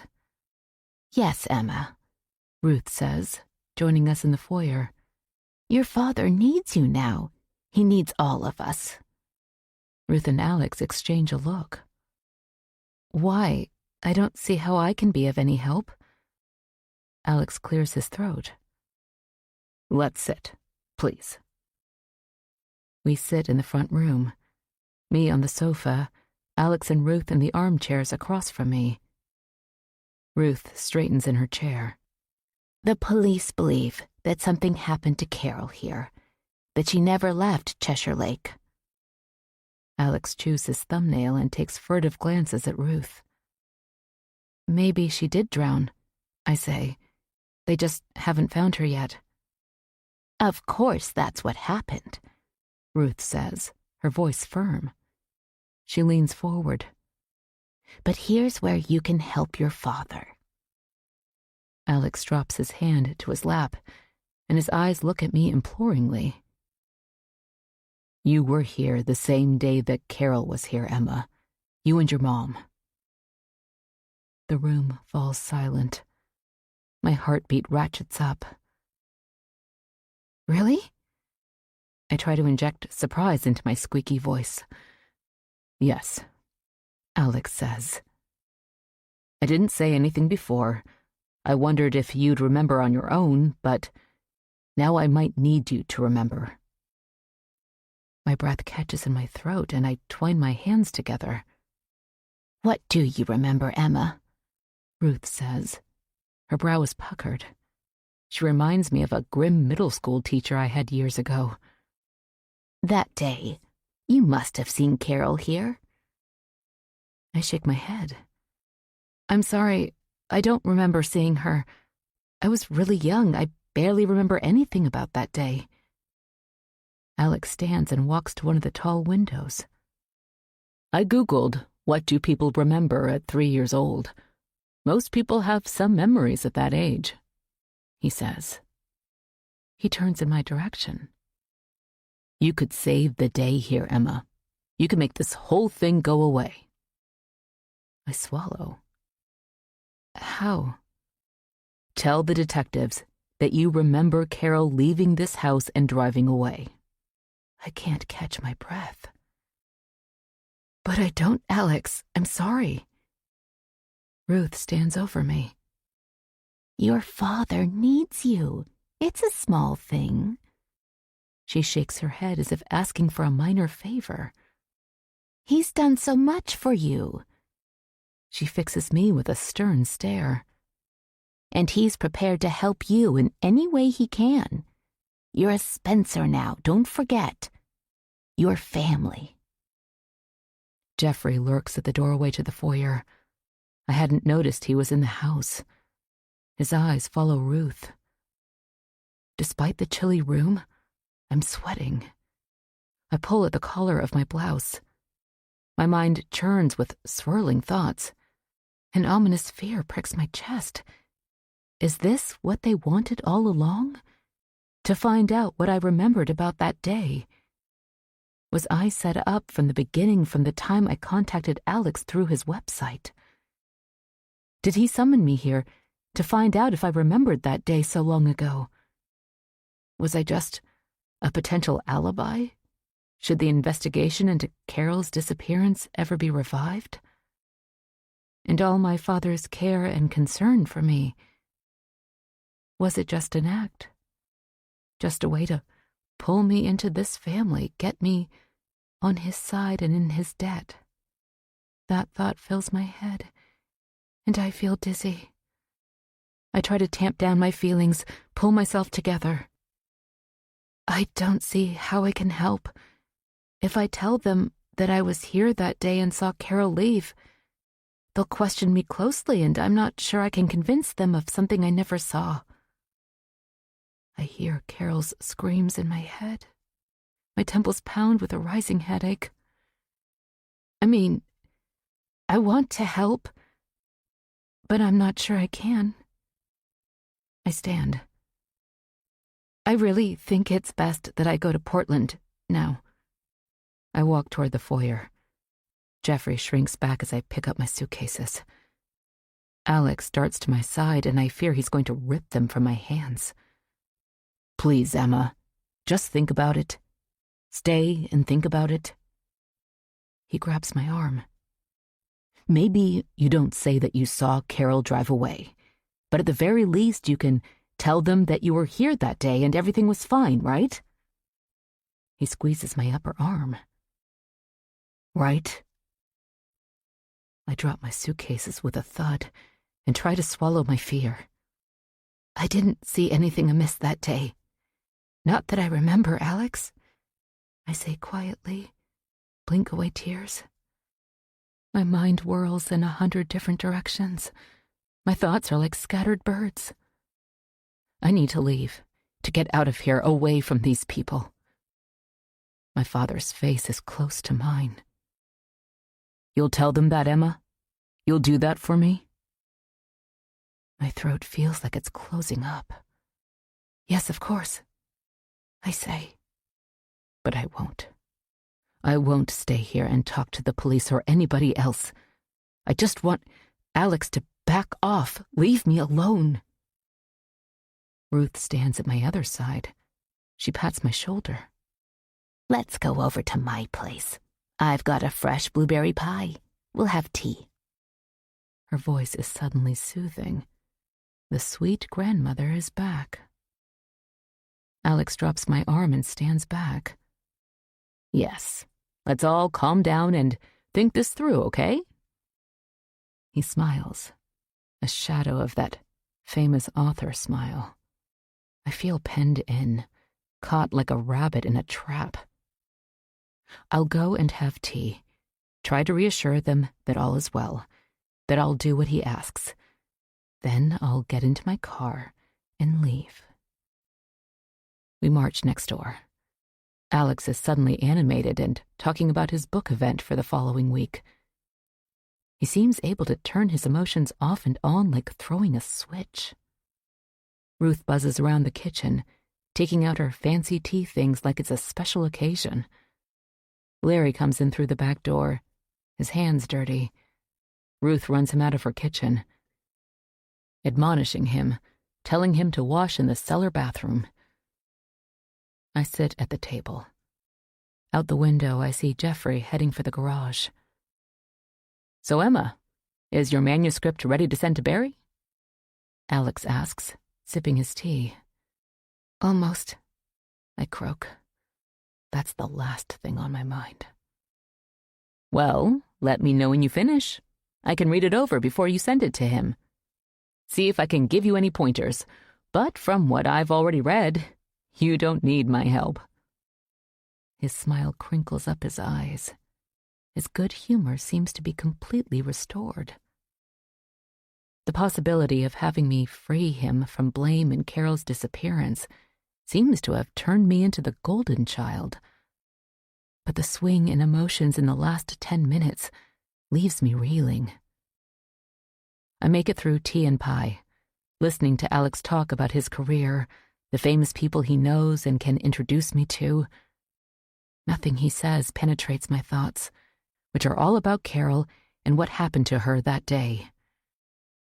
Finally, Alex stands, thanks Ruth for the tea, and he and I head back to Spencer House. Alex then retreats to his office, while I head back upstairs, pretending I'm going to work on my novel. From Mary's room, I listen at the door. All is quiet downstairs. I tiptoe down the staircase and hear Alex talking on his phone behind his closed office door. This is my chance. I leave a note on the foyer table, sling my laptop bag over my shoulder, pick up my suitcases, and quietly head out the door. A smudge of dirt is on the handle of my car door. Strange. I open the back seat door and set my suitcases and computer inside. I slide into the driver's seat and slowly close the door, trying not to make too much noise. I place my keys in the cup holder, glance up at the houses. Ruth's place looks quiet, and Spencer House sits still in the light rain. I push the ignition button. Nothing happens. I take my foot off the brake, try again. Nothing. I glance up and see Alex in the front room window.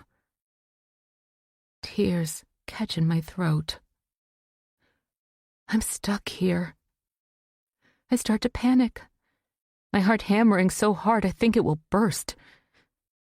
He did this. He did something to my car. And now I'm stuck here with him.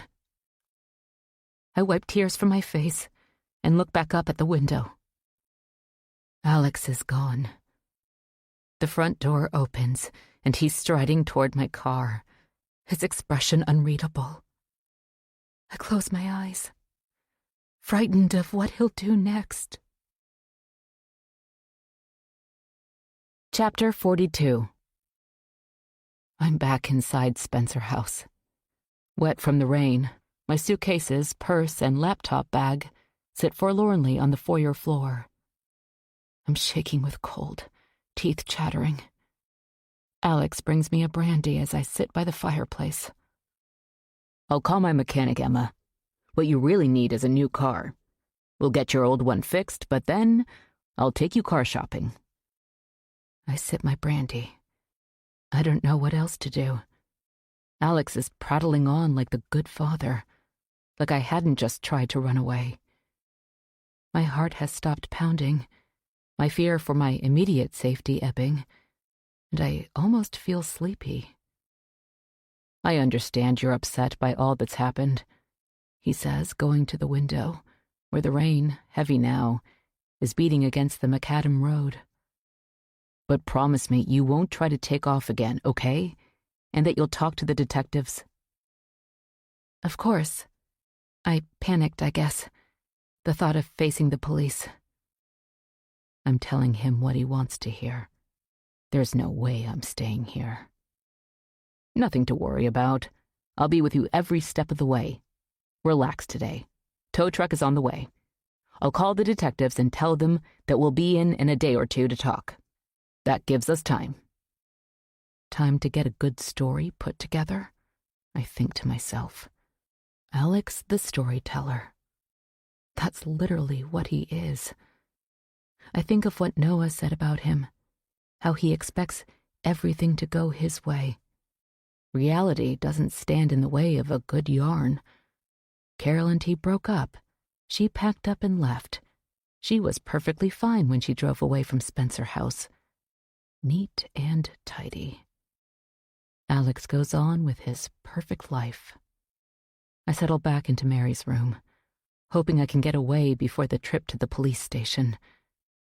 What am I going to do? I text Noah. I need to know what he found out that's got the police zeroing in on Alex. But my text goes unanswered. Then I notice that a text had come in while I was downstairs. Another unknown number. I click on it. You are not safe. Leave Spencer House. My breath catches, and my hands shake. It occurs to me that maybe this isn't from Sonny. Not this time, or the original warning either. It can't be Noah. He'd use his own phone, and he'd just call me or send a text that actually made sense. But who? Then my mind goes to Aubrey. Did she leave because she felt unsafe?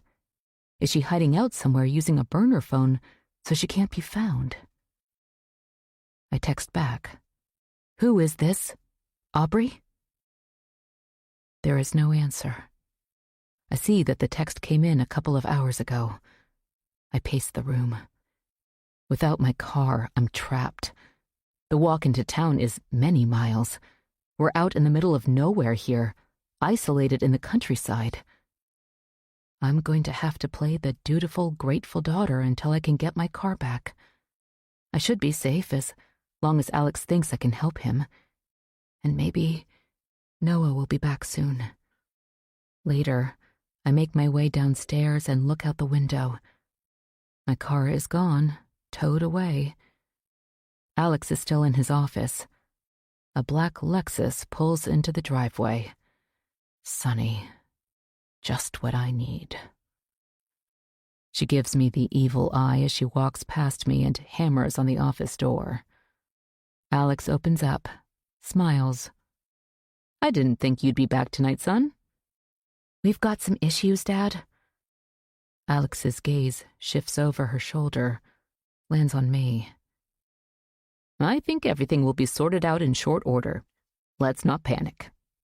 Have you seen any of the coverage? Haven't looked. It's not good. The cops are talking to the press about Simon and how their suspects are all out here at the lake. We knew that already, and it's come to nothing so far. It has nothing to do with me anyway. I wasn't even here when Simon was killed. Still, it's a bad look, and now they've shifted to Carol Lawson's disappearance, and they're trying to link the two incidents together, not to mention Jeffrey's grandmother's death. Alex shakes his head. There's nothing linking any of those things, Sonny. They're putting it all out there to see what might come out of the woodwork. They're poking the bear, so to speak. Dad, this isn't good. I've had 2 of the bookstores on your tour reach out wondering if you're going to cancel on them. Why would I cancel? He smiles at me. Everything will be fine. He cups her chin in his hand. Don't worry. I've got to get back to work. Alex turns and heads into his office. I head upstairs before Sonny has a chance to turn on me.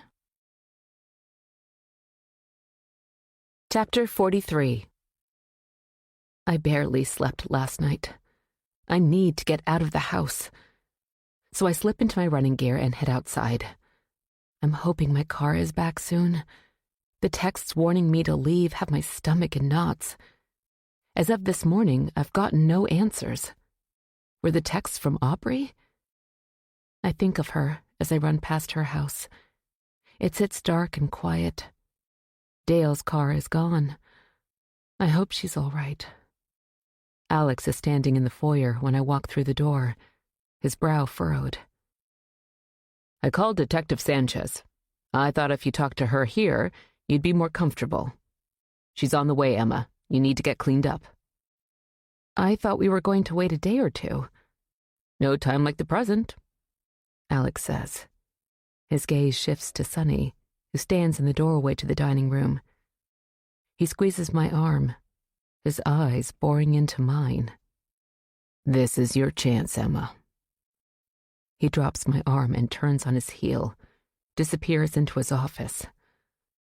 I run the shower until the water is hot and step in. What do I do? I could tell her that I remembered Carol, her screaming anyway. But what if that's not enough? What if Detective Sanchez is not ready to arrest him even when I tell her that it sounded like someone was being murdered? If she doesn't arrest Alex, take him away, then what? I shiver to think what might happen to me. I'll have to play along. When I have my car back, I'll get out of town. Then I'll call the cops when I'm somewhere safe and let them know what I really remembered. I hear voices from downstairs as I leave my room. Detective Sanchez watches me with dark eyes as I descend the staircase. She's talking with Alex. Sunny sits on the sofa, phone in hand. I stop on the last step, trying to catch my breath. "Miss Schrader," the detective says. "Please have a seat." I walk past her and sit on the sofa, on the other end from Sunny. Alex deposits himself in one of the armchairs next to the fireplace. "I'd like to talk to Miss Schrader alone," the detective says. "Of course," Alex says, standing. He gives me a hopeful look and a smile before he and Sunny head to the kitchen. Detective Sanchez pulls out a notebook and sits in the chair Alex had just vacated. "Now, Emma, your father said that you have something to tell us that is germane to the investigation into the disappearance of Carol Lawson." "Yes." Sweat is dripping down my back. "What? What do you know?" She leans toward me. "Well, I was here that day. The day that Carol was here, I was here with my mom." "Really?" Her eyebrows arch. "How old were you?" "Just 3. I don't have much memory of it, and it only occurred to me now." I'm rambling. I wipe sweat from my forehead. "You just now remembered?" "Yes." "You saw Carol Lawson here?" "I might have." "You might have." She digs her phone out of her pocket, clicks and points the phone in my direction. There's a picture of Carol on the screen. "Did you see this woman in this house on July 7th, 1995? I lean forward. I don't know." I mumble. "I was just 3, I think so." "Come on, Emma. You can do better." But I'm a shaking mess. She nods, bites her lips as if she's so disappointed in me. "Right." She scribbles in her notebook. "But if what you're saying is true, that would make you probably the only witness, besides Mr. Spencer, who is still alive. Are you sure you don't remember anything about that day?" I know that my body language is screaming, I know something. "Just vaguely. I remember the house and a doll I played with." I listen for Alex and Sunny in the kitchen. Can they hear me? "Emma," Detective Sanchez says, "you sure you don't remember anything about Carol that day?" Alex is standing in the arched doorway. Detective Sanchez throws him a stern look. "Sorry, I left my phone in my office. I've got a call coming up," he says and hurries by. He shuts the door, but I know he can hear me behind the office door. I cough, wipe my eyes with my hand. "I saw Carol leave. She was okay." "That's all? She left. She was fine." "Yes." My gaze drops to the floor.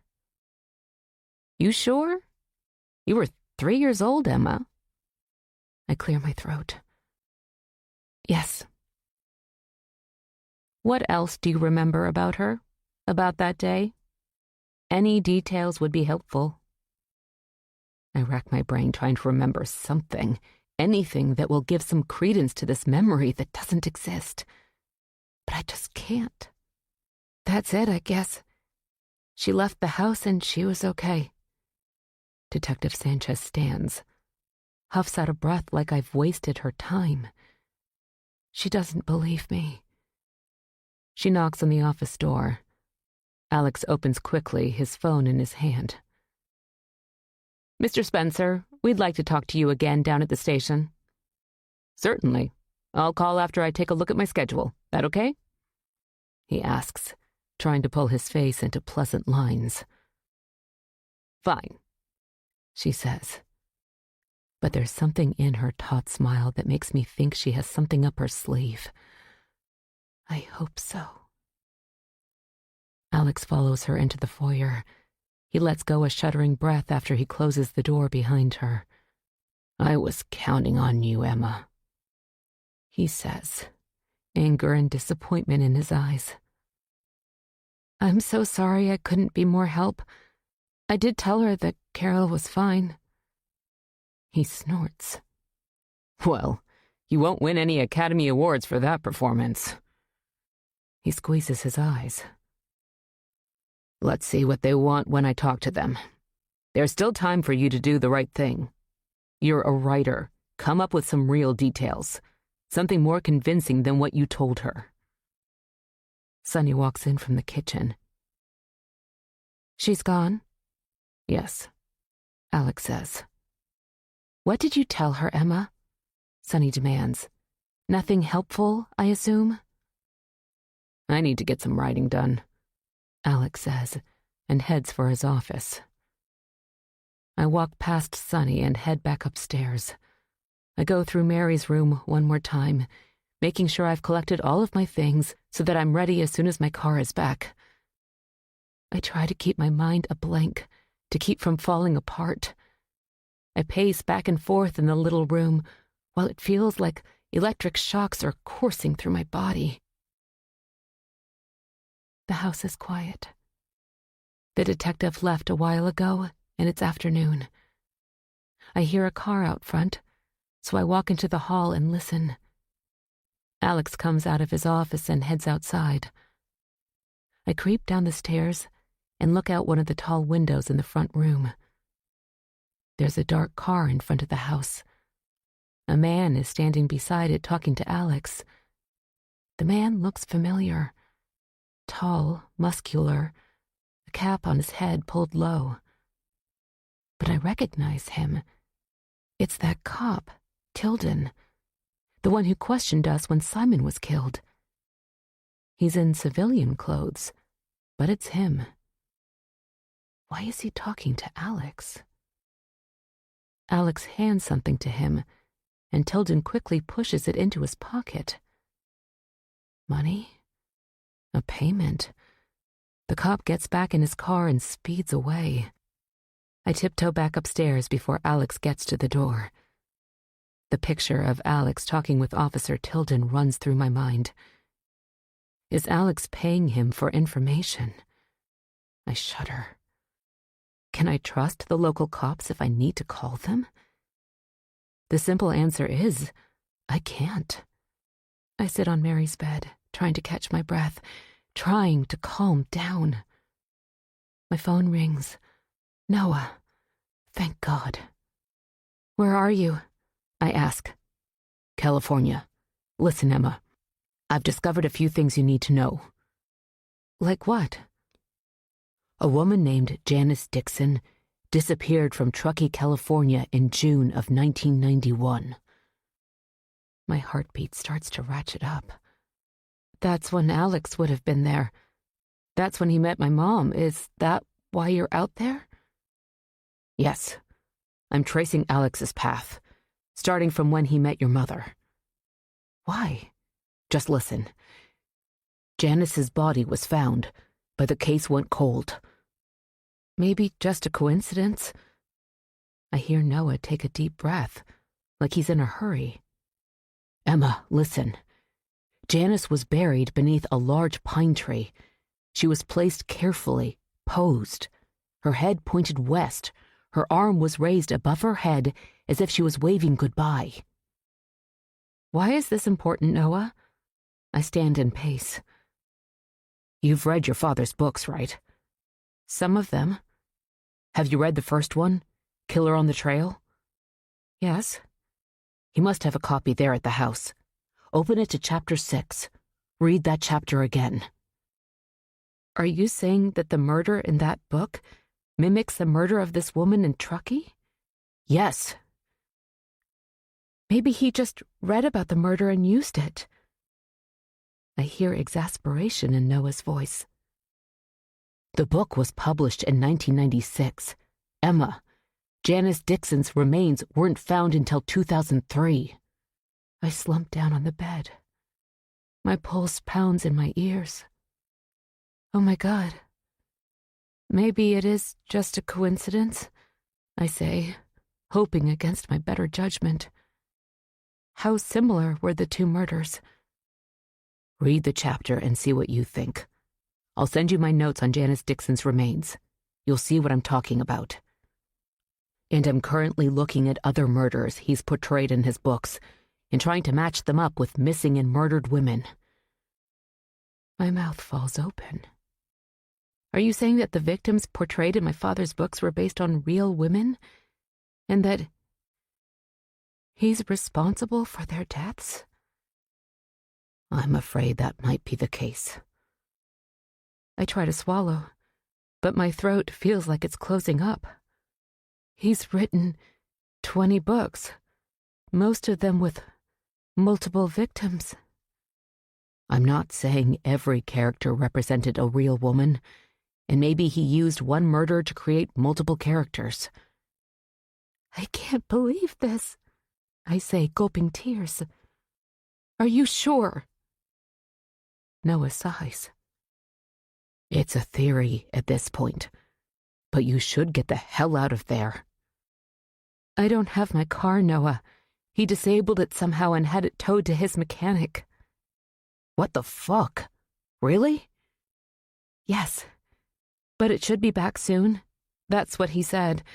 He wanted me to tell the detectives that I saw Carol that day, that she was fine when she left, and I did that. Detective Sanchez was here this morning, and I lied for him. I told her that I saw Carol and that she was fine. I didn't say anything about the screaming I heard. I was afraid she wouldn't believe me and that Alex would be angry. I tried to do what he asked. When I get my car back, I'll leave. Then I'll tell the police that I heard Carol screaming that day. Jesus. As soon as I get my car back, I'm out of here. Are you okay? Yes. He's still hoping I can give him an alibi. He's hoping I'll talk to the cops again and, I don't know, be more convincing this time. I'll tell him I suddenly remembered it all and that I'll tell the detectives the whole story, that Carol was perfectly fine. She left and drove away. I glance out the window, where dark has descended. Who knows about what you found? Is that what you turned over to the detectives? No. I just figured this out. I've contacted the FBI, though. I'm meeting with them tomorrow. Is there anyone who can pick you up? Get you out of there? I can't think of anyone. I'll convince Alex that I can help him. And I hope he believes me. All right. Be careful, Emma. I'll call you when I know more. He ends the call. I'm still sitting on Mary's bed, my phone in my hand. I'm numb and scared witless. I stand and pace the room, my mind darting in 100 frightened directions. Could Noah be right? Is my father a cold-blooded killer? I can't believe it. If he hurt Carol, I have to believe that he didn't mean it. He didn't set out to murder her. They got into a fight and she was accidentally killed. Maybe it didn't happen at all. Maybe she did leave after a heated argument. But I'm shaking, pulling at my hair, trying to hold down my panic. If nothing else, I've got to remain calm. I can't give away my fears in front of Alex. But what about the other women? The murders that Noah is looking into? I pull up Noah's notes on Janice Dixon, read them over. A broken bone in her throat, leading cops to believe that she'd been strangled, and the position of the body. It makes my blood run cold. But I need to see for myself how similar her case is to the murder in Alex's first book. Maybe Noah's exaggerating, looking for something that isn't there. I wipe my face, brush my hair. I must look like a mad woman, and start down the main staircase. Alex is in the foyer, slipping into his shoes. Do you think my car will be ready soon? I manage, my throat dry. Shouldn't be too long. I've been thinking, I would like to talk to Detective Sanchez again. I was really nervous last time, but now I've thought it through. I'm sure I can convince her that I remember Carol leaving the house, driving away. Alex nods. Good. I'm counting on you. He forces a smile. I'm going to run over to Ruth's for a little while, he says, and heads out the door. I glance at his office. The door stands open. I listen for Sunny and think I hear her in the kitchen. I head inside the office, scan the bookshelves. Alex's books are lined up on a middle shelf. All 20 of them stand like soldiers in gleaming dust jackets. But are they more than fiction? It makes my skin crawl.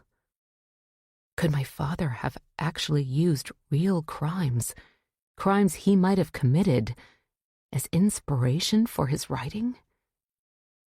I take a deep breath, try to calm my nerves, and pull Killer on the Trail from the shelf. I drop down into a wooden chair, open the book to chapter 6, and read. Grace Callahan is the most beautiful creature I've ever seen. We've been on the trail now for weeks, and my desire for her has only grown with every passing mile. But she hasn't given me the time of day.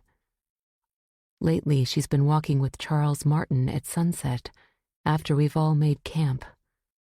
I hear her laughter as they stroll hand in hand, not too far away from the wagons to tempt the Indians or cause a scandal, but close enough that I can hear her gentle voice on the breeze. The other fellas notice too, and that agitates my blood. There'll be a lot of competition for her when we reach California. Wives are in short supply there. Charles Martin thinks he's smart getting a jump on everybody, but I've got a surprise for him. He's an arrogant son of a bitch and needs to be put in his place. In the morning, after the oxen have been tended, I slip around to the side of the Callahan wagon. Grace is there by herself, washing clothes in a bucket. I watch her as she bends over, plunges her hands into the water, then straightens and wrings out the clothes. She's taken her bonnet off. The sun is scorching this morning, and her pretty blonde hair runs down her back. There are sweat stains under her arms wetting her blue gingham dress. She's tired. We all are. She's had a lot on her shoulders caring for her ailing mother and 3 little sisters. Grace. She squeals. I've scared her. I didn't want to do that. I clear my throat. Sorry. Awful hot today, I say. Yes. She's slender and a little peaked. The rations have gotten thin the last few days. The men are going to have to search the woods for game before too long. It's still a long way to California. I saw some blueberry bushes not too far into those woods, I say. You want me to help you pick some? She furrows her forehead, thinking, looking between the wash and the woods. They looked nice and ripe, I say. They'd be a real treat in this heat. She wipes her hand across her brow and pushes her fair hair behind her ear. Yes, they would. Let me tell Ma. I'll get a bucket from the wagon. I got one already, I say, and show her the little pail I'd brought with me. I skip down the page, my heart fluttering in my chest. I look up at the door to Alex's office. Everything is still quiet in the house. I start reading again. Deep in the woods, the killer has his hands around Grace's throat. I skip down the page. I remember that Alex's descriptions of the killings in his book are graphic. I don't want to read that part. She looks so sweet lying there in the weeds, wildflowers around her head. I sigh. She shouldn't have resisted me. It's her own fault. But I can't leave her out here like that for the animals to get at. So I pull my knife out of my pocket and use it and my hands to scrape out a small grave under a pine tree. When I've got it dug, sweat running into my eyes, I place her in it. I point her head west, the destination she'll forever be yearning for. Then I raise her arm up over her head and open her hand like she's waving us all goodbye. Godspeed to California. Then I cover her up with dirt and wildflowers I've pulled. What are you doing, Emma? Alex stands over me. My heart nearly jumps out of my chest. I slap the book closed. Just reading. His eyes search my face. Thought you'd already read that one. I stand and shove the book back on the shelf, my legs quivering so hard I can barely stand. Yes, I have, but it's so good I, just came in and pulled it out at random and got caught up in it, you know? I'm rambling like an idiot. Well, you can take it upstairs with you if you want. I've got to get back to work. He glances at his desk. Sorry, I mumble and slip past him. Back in my room, I lock the door and pace. Is the description in the book that similar to the dead woman in Truckee? Maybe the dead woman just happened to have her arms stretched over her head. Maybe it was just a coincidence that she was lying with her head to the west, that she was strangled like the character in the book. Is Noah just trying to see something that's not there? Or am I trying to rationalize? I glance at my phone. I have a text, but not from him. There's an answer to my text to the unknown number. I drop to the side of the bed, fingers shaking as I click on it. My name is Nina Garrett.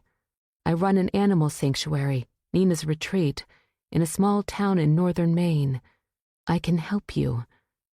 I knew your mother, Lana. Meet me here. Tell no one. This is crazy. How does she know me or my mother?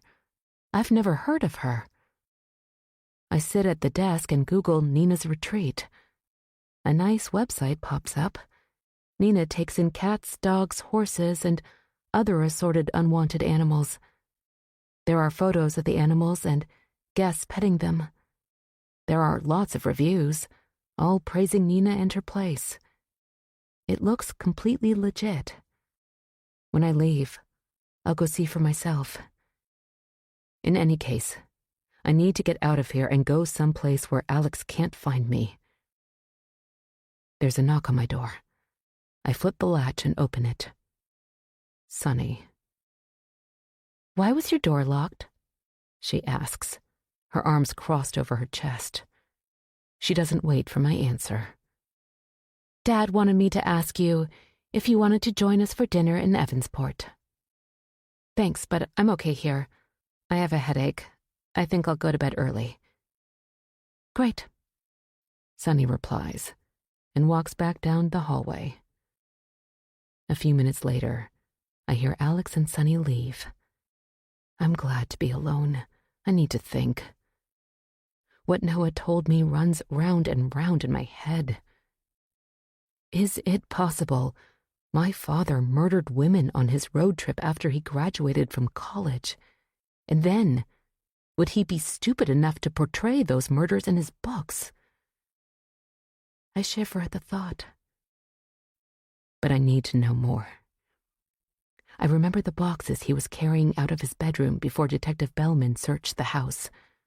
I'm pretty sure he brought them back after the cops left. I need to see for myself what he's hiding in his room.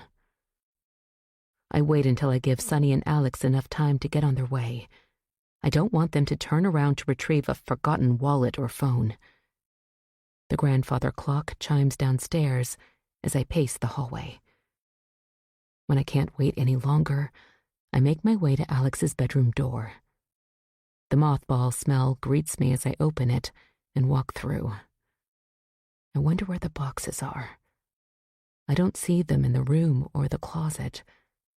I turn toward the door that leads to the turret room. That's the last place to look, and I open the door. Inside, the turret room is dark, damp, and chilly, like the heat doesn't reach here. I turn on my phone flashlight.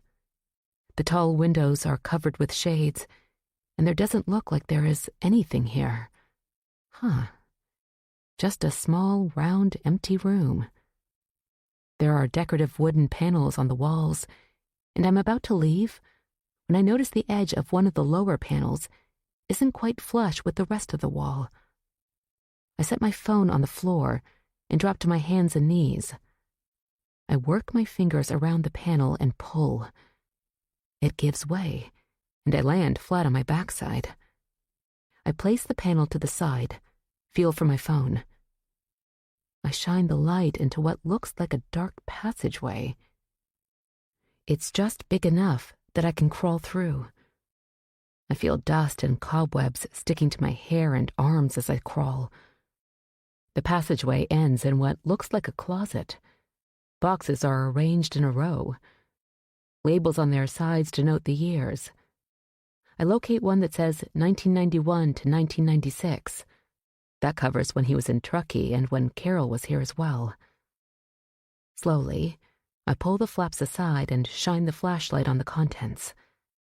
File folders. No big deal. I pull out the first folder and open it. Catch my breath. It holds what look like crime scene photos. Bloody bodies, knives, rope. Where did he get these? The cops?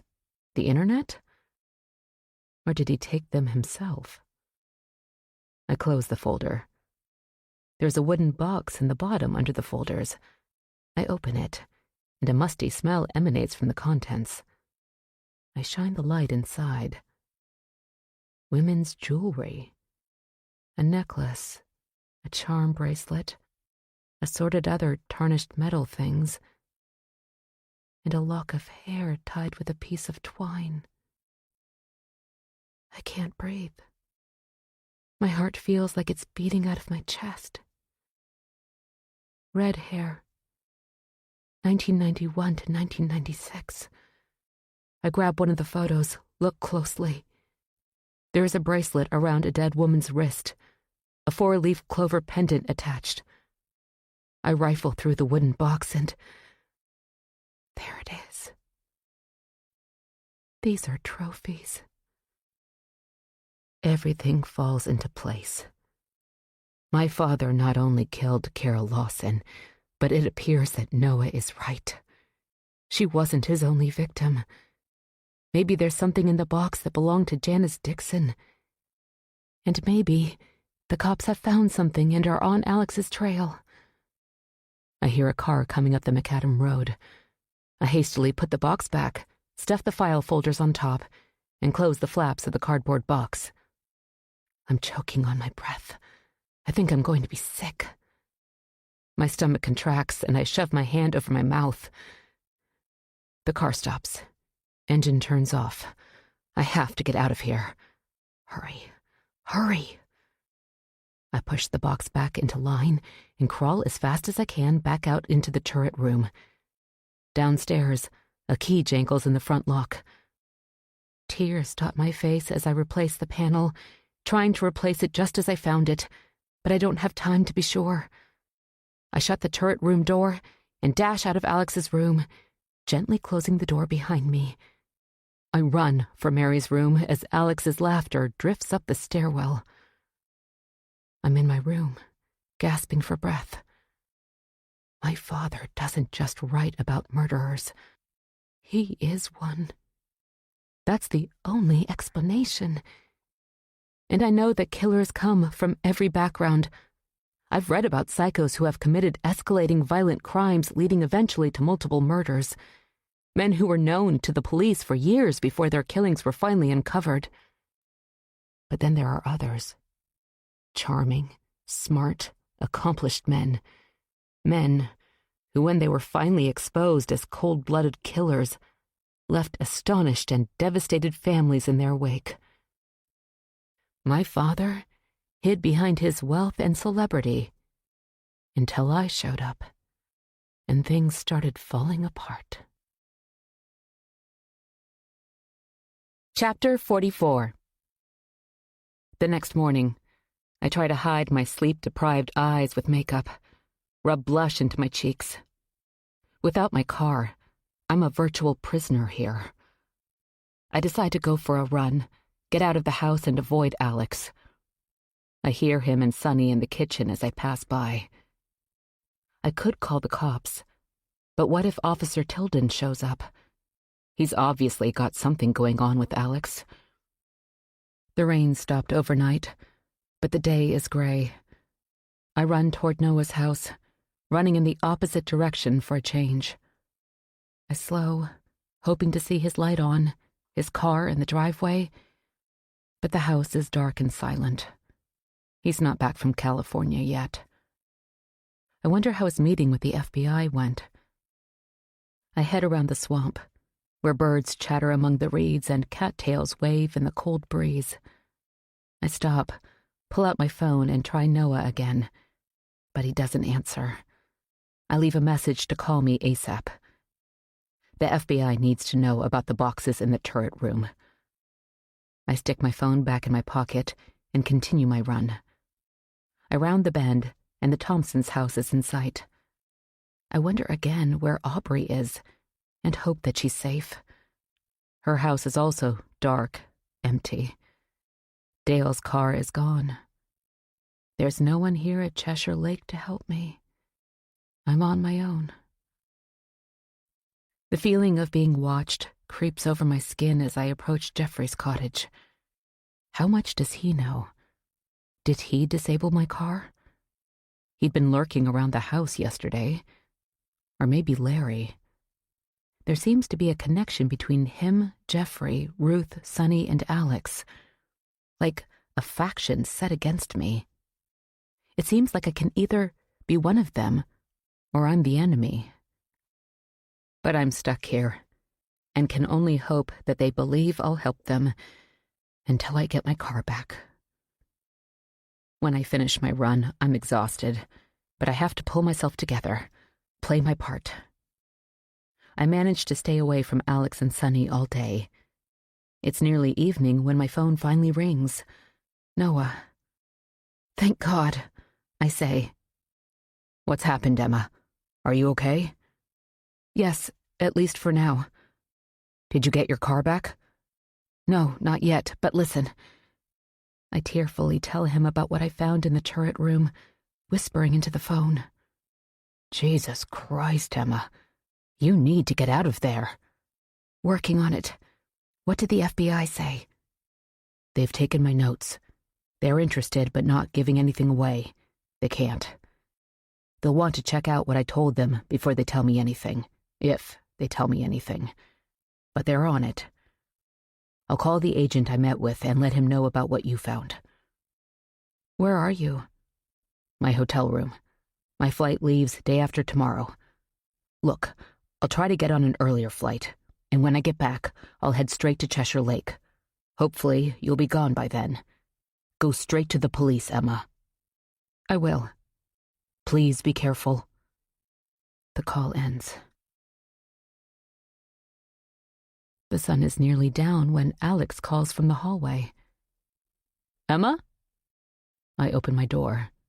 He's coming down the hall, his bedroom door open. I think he's been in there all afternoon. Yes? Ruth's coming over with dinner in a few minutes. Okay. Any news on my car? Actually, they just brought it by. All fixed. He smiles. I feel relief flood my body and nearly tumble to the floor. That's great. Thank you. Maybe we can head down to the police station in the morning. Yes. He nods, his eyes on mine. Come downstairs. We'll have a family dinner. The house is quiet.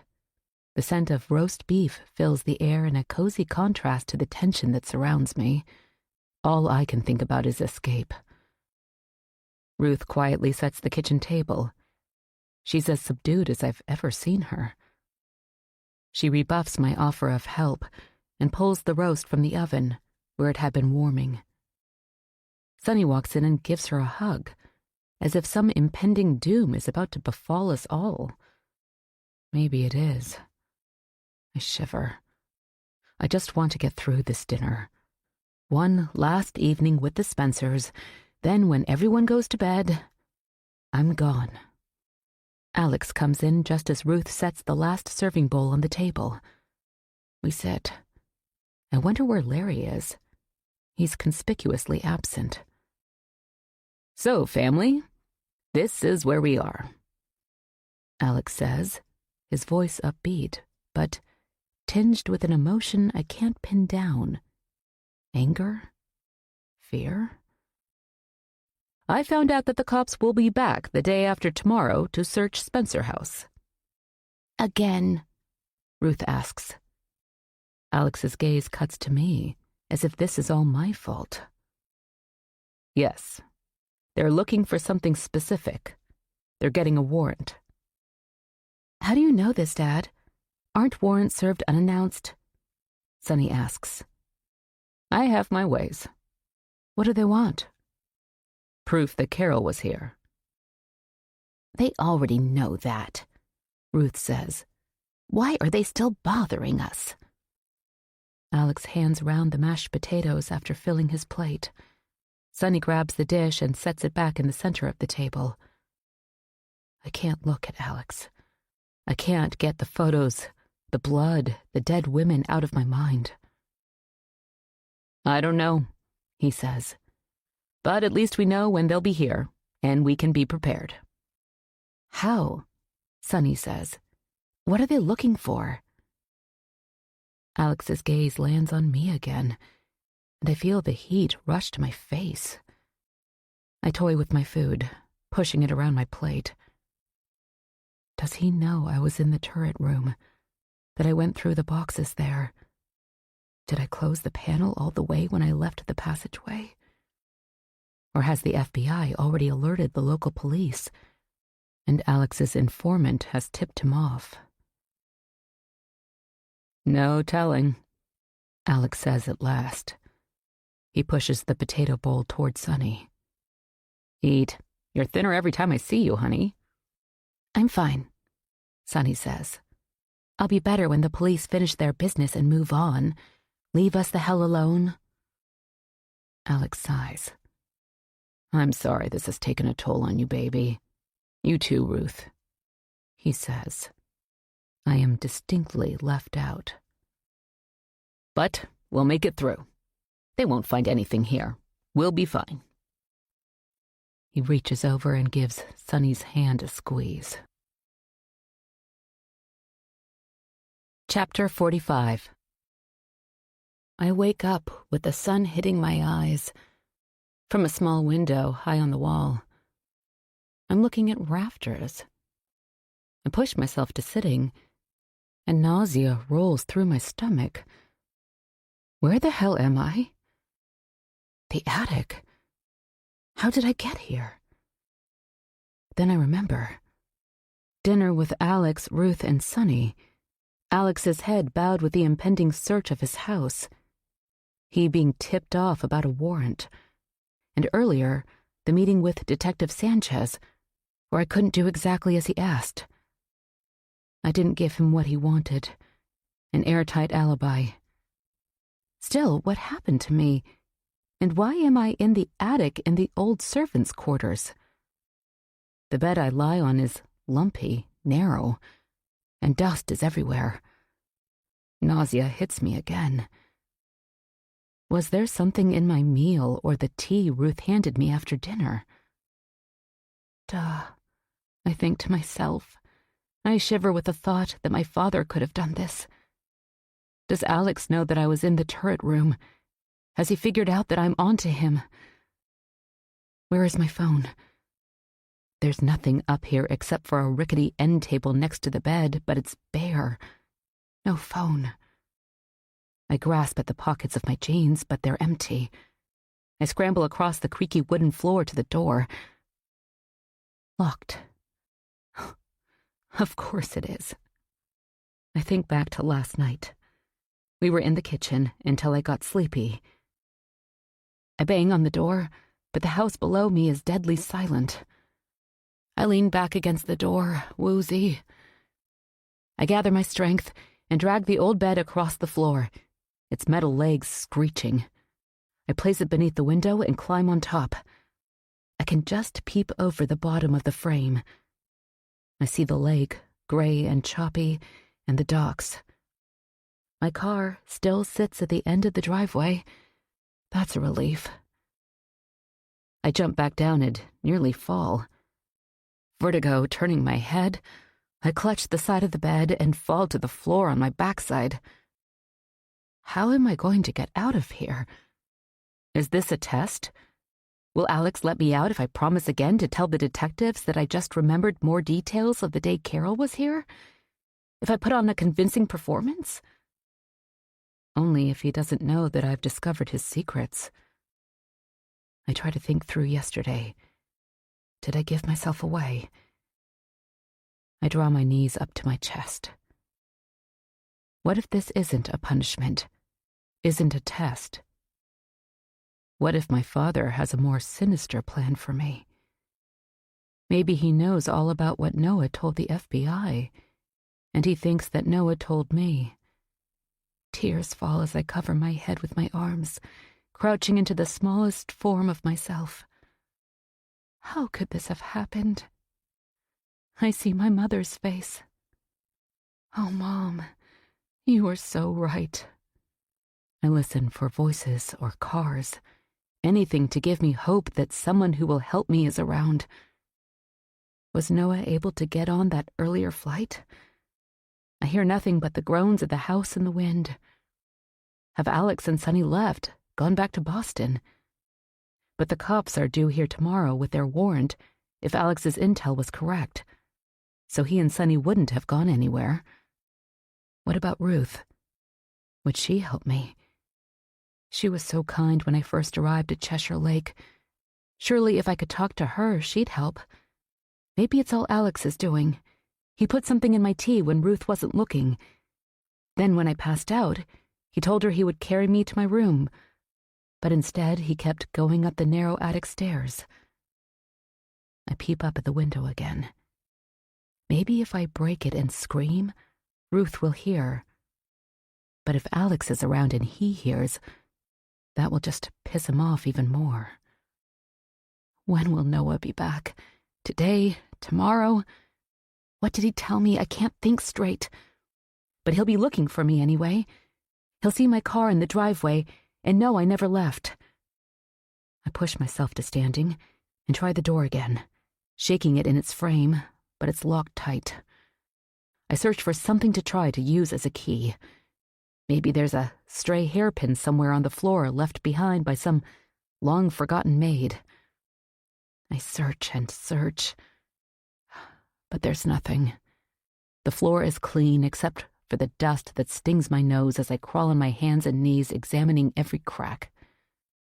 There's nothing here. And even if I did find a hairpin, would it even work like in the movies? I doubt it. There's nothing here besides the bed and the end table, and the dumbwaiter. My gaze lands on it from across the room. I know that it goes from the cellar to the kitchen to the second-floor hallway and up here. I wrench the little door up. It squeaks and I have to use force to get it open. Cold, fetid air filters up from below. The tray where items would be placed isn't up here. Only the ropes that were used to raise and lower it hang inside the shaft. The tray must be sitting on one of the lower floors. But I do hear voices. I can't tell who is speaking, but I think they are in the kitchen. I think it's Alex's voice, definitely low and male, and the other voice might be Sonny's. I stick my head into the dark hole as far as I can, trying desperately to hear their words, but it's no use. I wonder if I should try to pull the ropes, make some noise, or even holler down. But I step back. Alex put me here for a reason. Do I really want to shout out to him? I thought it was morning, but actually the sun appears to be setting. The sunlight is slanted and dim across the floor. I'm thirsty, and I have to pee. What am I going to do? Then I hear noise from downstairs, the heavy front door. I creep back over to the dumbwaiter. Listen. What do you want me to do with the car? It's Larry, his shrill voice coming through clearly. He must be standing by the wall in the kitchen near the dumbwaiter opening. I can't hear the reply distinctly, but I know it's Alex. Here's the address. Tonight? Yes. Later. I'll tell you when. After Sonny's asleep. Then Alex's words peter out into a jumble of indecipherable sounds. I collapse onto my knees. They're going to get rid of my car, so... I've got to figure out how to get out of here tonight, soon. They want me gone before the cops show up with their search warrant in the morning. Alex will probably tell Sonny that I left for Portland. As much as she hates me, I don't think Alex wants her to know what he's done to me. I lie on the bed, looking up at the darkening rafters as the sun disappears. I try to formulate a plan. I'll scream, break the window. I won't go without a fight. I'll become the screaming woman. It will be me instead of Carol. 30 years later. If my father kills me, he'll never get away with it. The detectives will figure it out. He'll probably tell them that I left after I spoke with Detective Sanchez. But won't they get suspicious? But who would report me missing? Noah. If only he gets here in time. I jump up from the bed. There's only a little light left, so I search again for something, anything, that might help me get free. I stick my hand into the dumbwaiter shaft and lean in. It's too narrow for me to fit inside. I pace the attic room, wiping my nose and tears from my cheeks. Think, Emma. Maybe I should just scream. Bring Alex up here and force a confrontation. Maybe he'll believe me if I promise to tell the detectives that I suddenly remembered what happened that day. But that ship has sailed. There's no way he'll let me talk to the cops again. He suspects I know something, and he won't take that chance. He's done with me. I'm only a liability now. I drop back down on the side of the bed. My mind keeps flipping back to what I found in the turret room. How could I have come from such a monster? But then I think of Mary, and that somehow grounds me. She was kind. She wasn't the deranged person my father is. But she knew that about him, or at least had an inkling of his true self. Something about the photos in the albums, her discomfort when they were posing together, her demeanor as Ruth described her as moody, quiet, and Ruth saying that she committed suicide. To get away from her demented brother, maybe. Then a horrible thought sends me scrambling from the bed. Maybe Mary didn't kill herself. Maybe Alex got rid of her just as he plans to get rid of me. Mary was there that day. Maybe she saw what happened to Carol. My pulse races as I pace. I'll fight him with everything I've got. And I'll leave enough DNA in this place that the cops will have no trouble figuring out what happened. I'll beat him at his own game. He's been able to hide who he really is for decades, but modern forensics will get him in the end.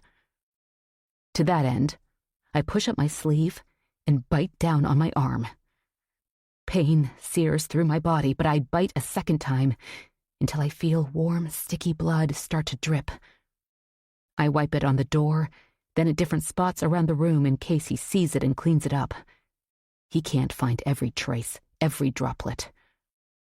My arm is throbbing, but I hardly notice as anger drives me forward.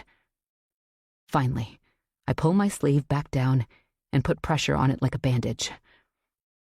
I perch on the side of the bed, my head in my hands. What now? I look up at the window. Moonlight shines through and somehow makes me feel better. I could break the glass, hide a shard for when he comes for me. He's so much bigger than I am, but maybe I can surprise him. He will come for me at some point tonight, right? He can't leave me here when the cops come to search. Dead or alive, he'll have to move me someplace. The moonlight winks out, and rain starts to pelt the roof. Then I hear footsteps, heavy and nearby. Alex? Is he coming for me now? The door to the attic stairs is at the end of the hall near Mary's room. I stand, my pulse racing, beads of sweat at my hairline. I head to the door, place my ear against it. Listen. The steps are coming closer, closer. I glance at the window. Do I break it? Arm myself now with a piece of glass? I'm quivering. But before I can decide, the footsteps recede. I hear a door open and a feminine voice. Sunny.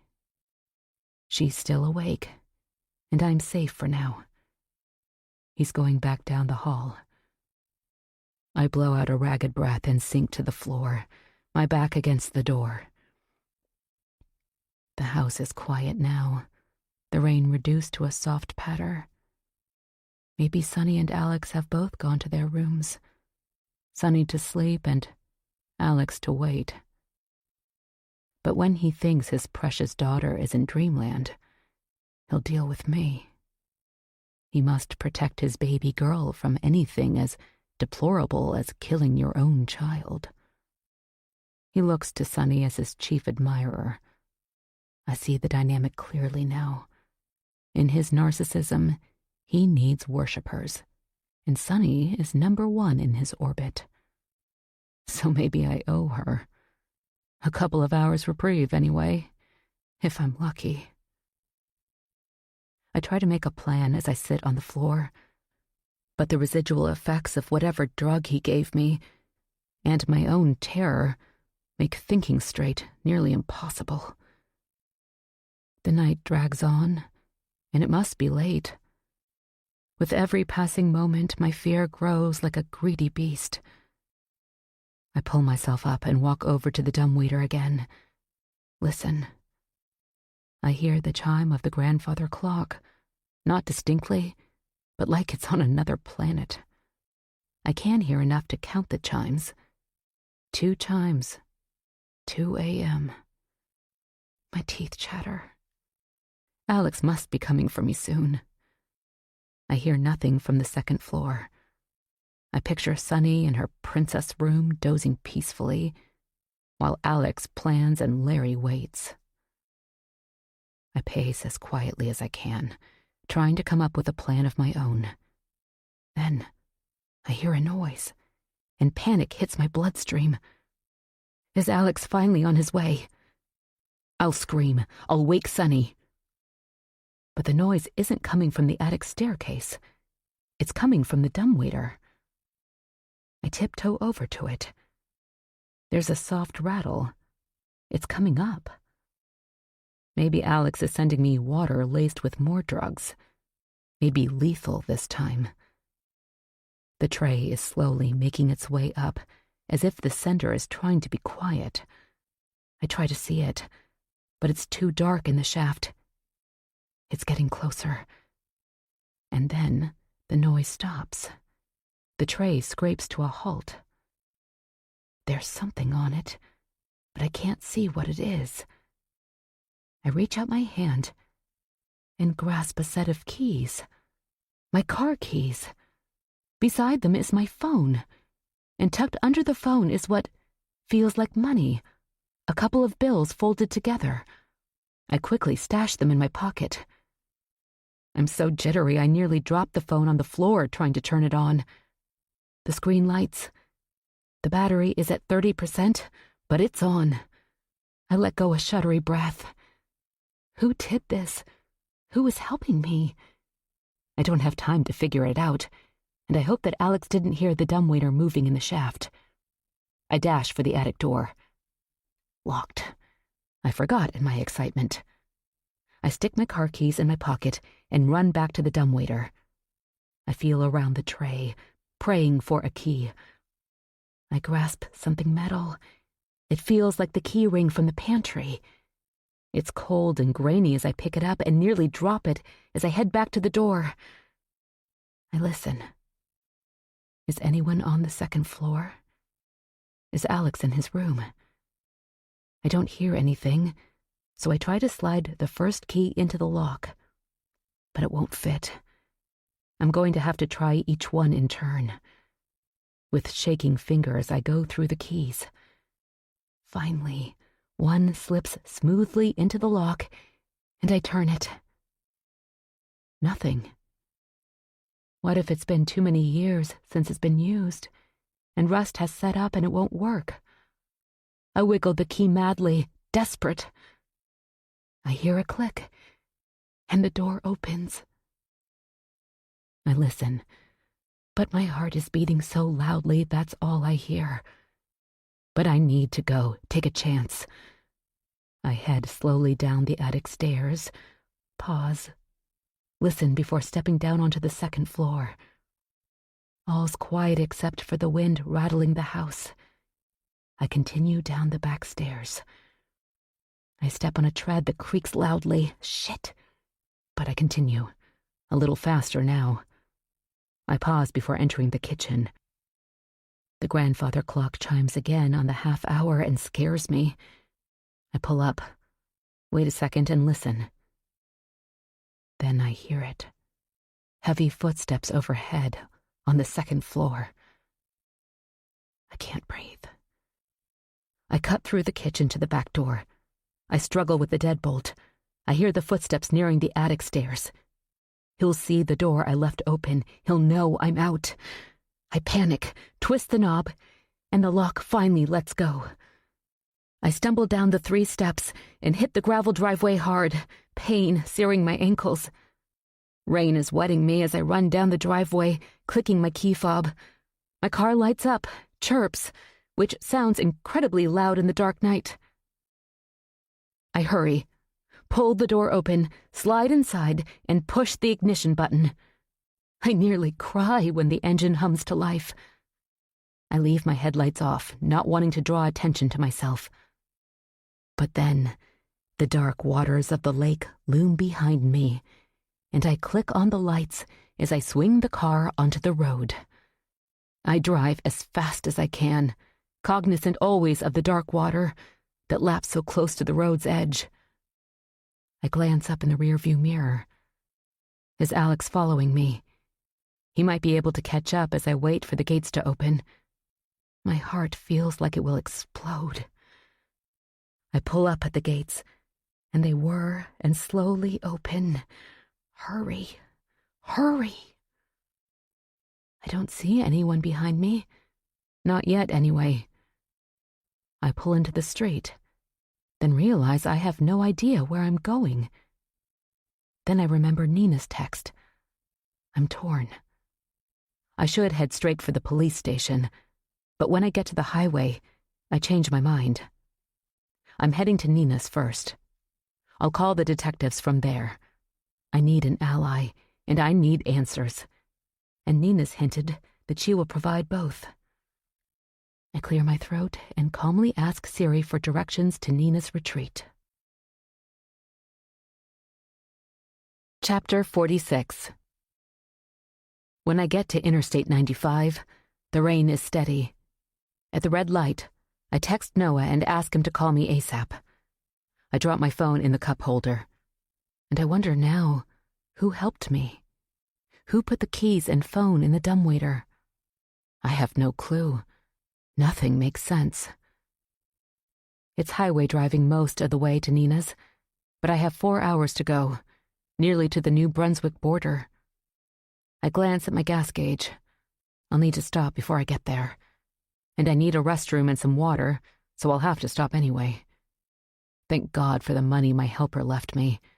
I just hope it's enough for the gas I'll need. My head is spinning, but adrenaline is keeping my eyes open. There are only a couple of cars on the road with me. It's Maine and the middle of the night. I feel the encroaching presence of pine trees and other vegetation in the darkness along the highway, and I search the roadside for a sign that there is civilization and a gas station coming up soon. I glance in my rear-view mirror periodically, looking for Alex. I didn't see anyone behind me as I left Cheshire Lake or entered the highway, but I'm sure I heard his footsteps overhead as I fled through the back door. Maybe he decided not to follow me. I can only hope. A sign finally appears advertising a gas station and a diner at the next exit. I pull off. The gas station is dark. Closed. Of course it is. But I park and cut the engine.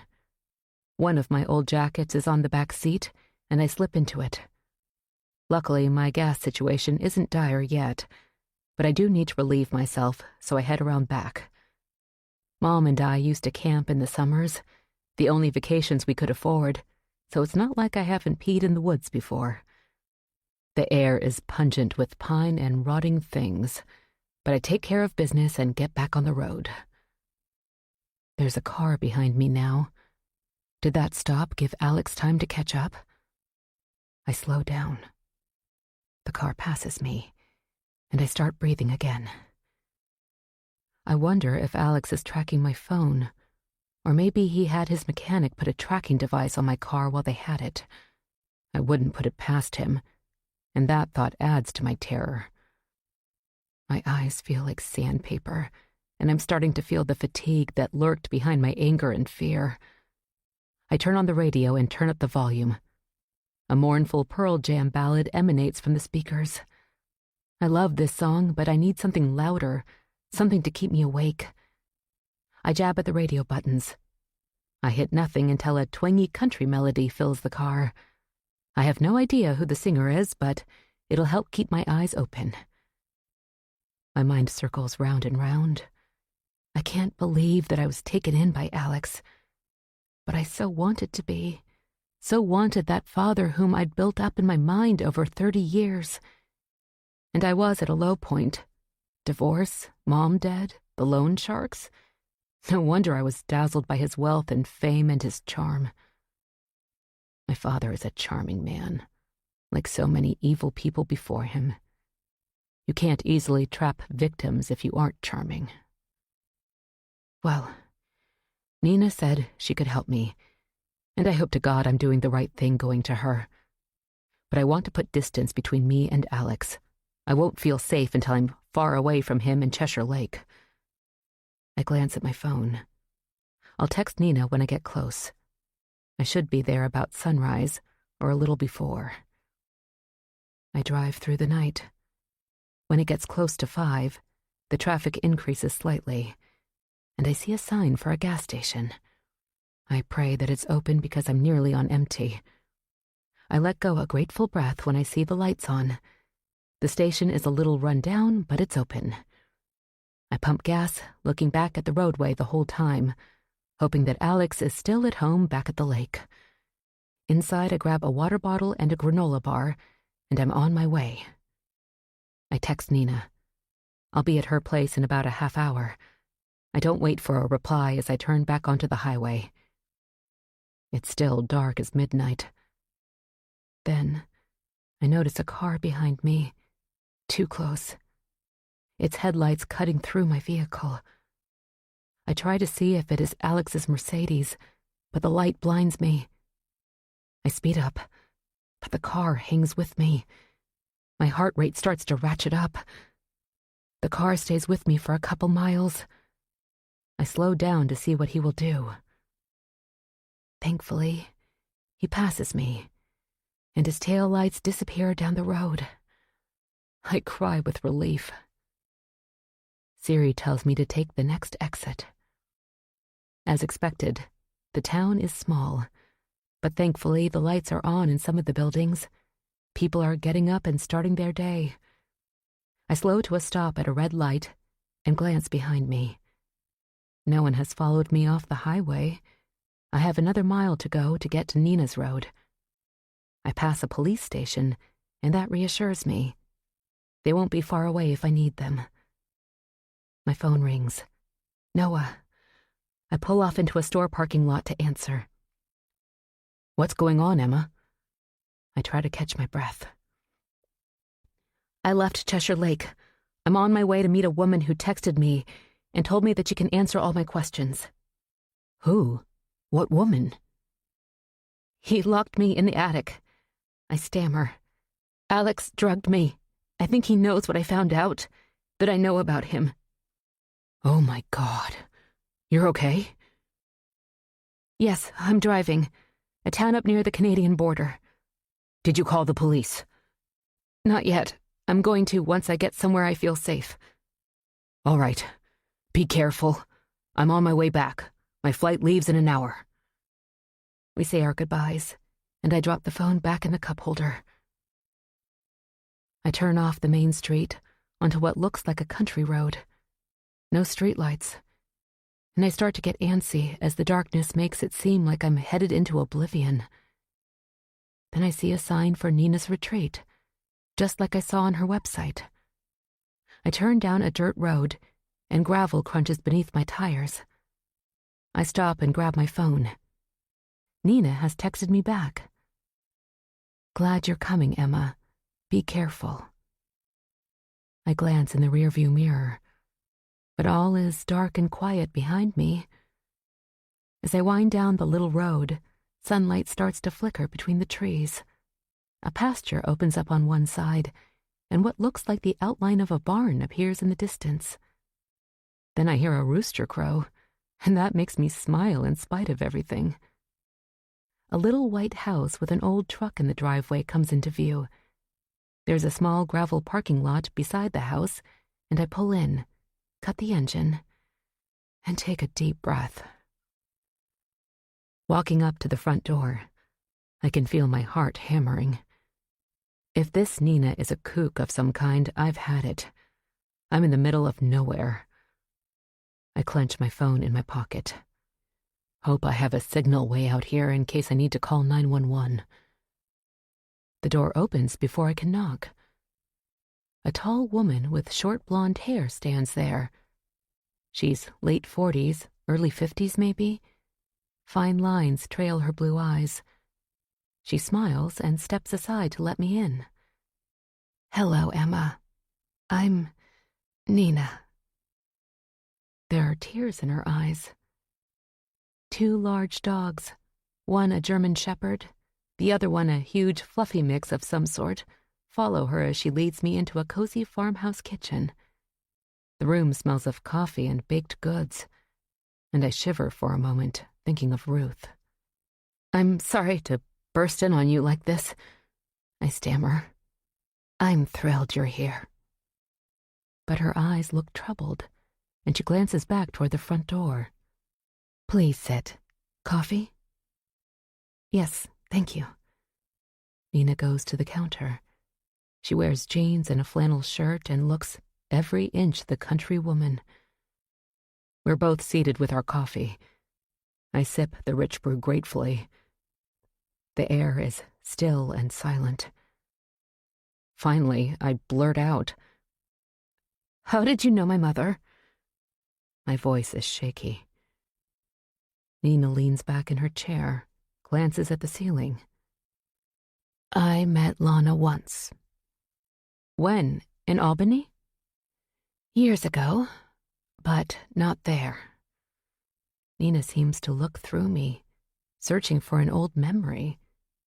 There is something familiar about her. She draws a deep breath, swallows. My name wasn't always Nina Garrett. I feel myself shaking. Emma, I'm Mary Spencer. Chapter 47. I can't breathe. I don't understand, but I know it's her, despite the blonde hair. I do recognize her now from the photos, the painting in Spencer House's hallway. How can that be? I manage. Nina, Mary, gets up and goes to the counter. She holds on to the edge, her back to me, her knuckles white. I know this is a tremendous shock. Does anyone know? Does Alex know you're still alive? I want to throw 1,000 questions at her. I'm confused, angry, but thrilled. Here's the aunt I had so wanted to know, thought I would never know, and she's here. She exists. Yes, he knows. I glance toward the door. Does he know where you are? She shakes her head. I don't think so. I slump back in my chair. What happened? My voice is a hoarse whisper. Mary pours herself more coffee. The German Shepherd whines and pokes at her hand with her nose. Mary pets her. That seems to calm the dog, and she comes back to the table. Maxine is huge, but gentle as a lamb, Mary says. Anyway, I owe you the whole story, but first, are you okay? Yes, I'm fine. I lie. How did you know I was at Spencer House? The news. Because Alex is a celebrity, he gets more coverage than the average person. When I saw that Simon had been killed, I started paying more attention to what was going on at Cheshire Lake. Then I saw that you were there from an article on Alex's long-lost daughter. Then I saw that they'd found Carol's car. I was worried. So I had my friend, who's good at internet sleuthing, track down your phone number. That's when I started texting you to leave. I couldn't give you much of an explanation by text. It would have been too much. Her gaze settles on her coffee. Why did Alex tell me that you died? I saw your gravestone. My voice rises an octave. Mary nods. I know. No one knows that Mary Spencer is still alive except Alex, and Ruth, of course. She glances at a photo attached to her refrigerator with a magnet and smiles. And Wyatt, my friend, well, my partner, that's more accurate. I don't understand. Mary squeezes my hand. I was there that day. The day that you and your mother were at Spencer House. Do you remember? Yes, a little. Mary nods and sips her coffee. What else do you remember, Emma? My legs tremble like an electric current is running through my body. I'm tired of people asking me what I remember. I found a photo of my mother taken that day at Spencer House. That helped trigger my memories. What photo? Your camera? I found it in a box in your room. I developed the pictures. That's how I knew that my mom had been there. And I remembered the doll you let me play with. My camera? She seems to be thinking. Yes, I took her picture. Mary's eyes meet mine. I'd forgotten. But what happened?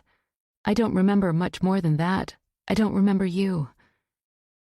Mary takes a deep breath. Her gaze shifts to the window over the sink, where weak rays of light are filtering through. You and your mom showed up out of the blue one summer day. I had no clue that Alex had fathered a child. You were a little doll, only 3 years old. Lana was a nice woman. I found out, well, Wyatt found out for me, that you recently passed. I'm sorry. Is that why you went looking for Alex? Yes, she'd never tell me anything about him. Mary nods. You showed up at Spencer House to meet him. We emailed first. He had me take a DNA test. The dogs, who'd been restless, flopped down on the floor near Mary. But what happened that day?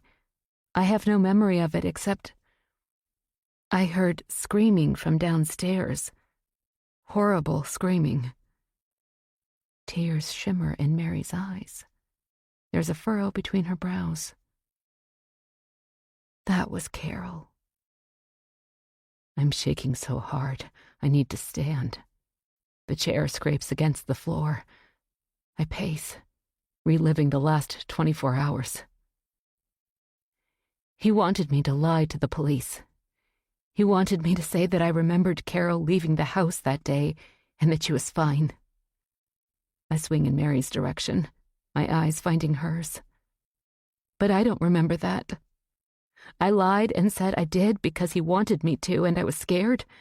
But the detective didn't believe me, and Alex was angry. He drugged me and locked me in the attic. Mary rises. Oh my God! Are you okay? Fine now. I shake my head. She huffs out a breath. You don't remember Carol leaving that day because she didn't. Mary says angrily. What happened? I ask, my voice nearly a whisper. He killed her, Emma. My brother killed his fiancée. Mary collapses back into her chair, leans back and closes her eyes as if all her strength has fled her body. And you knew? Yes. Hysteria creeps into my voice. Did you know that she wasn't his only victim? Mary's eyes flutter open. What? I found pictures, trophies. I can't breathe. He killed other women? I sink back into my chair. You didn't know? Mary's mouth falls open. She tries to speak, but she can't seem to form words for a moment. You know this for sure. I rub my eyes with my hand. I'm not completely sure, but he must have. I describe what I found in the turret room. Mary's face drains of all its color. And my friend, he's been going through cold cases. Women dead across the country, starting with my mom's hometown when Alex was there. My friend thinks that Alex killed women and then used those details in his books. Oh, Jesus. Mary's head falls into her hands. What happened that day? What happened to Carol? She clears her throat, bangs on the table with her fists, as if to gather her strength.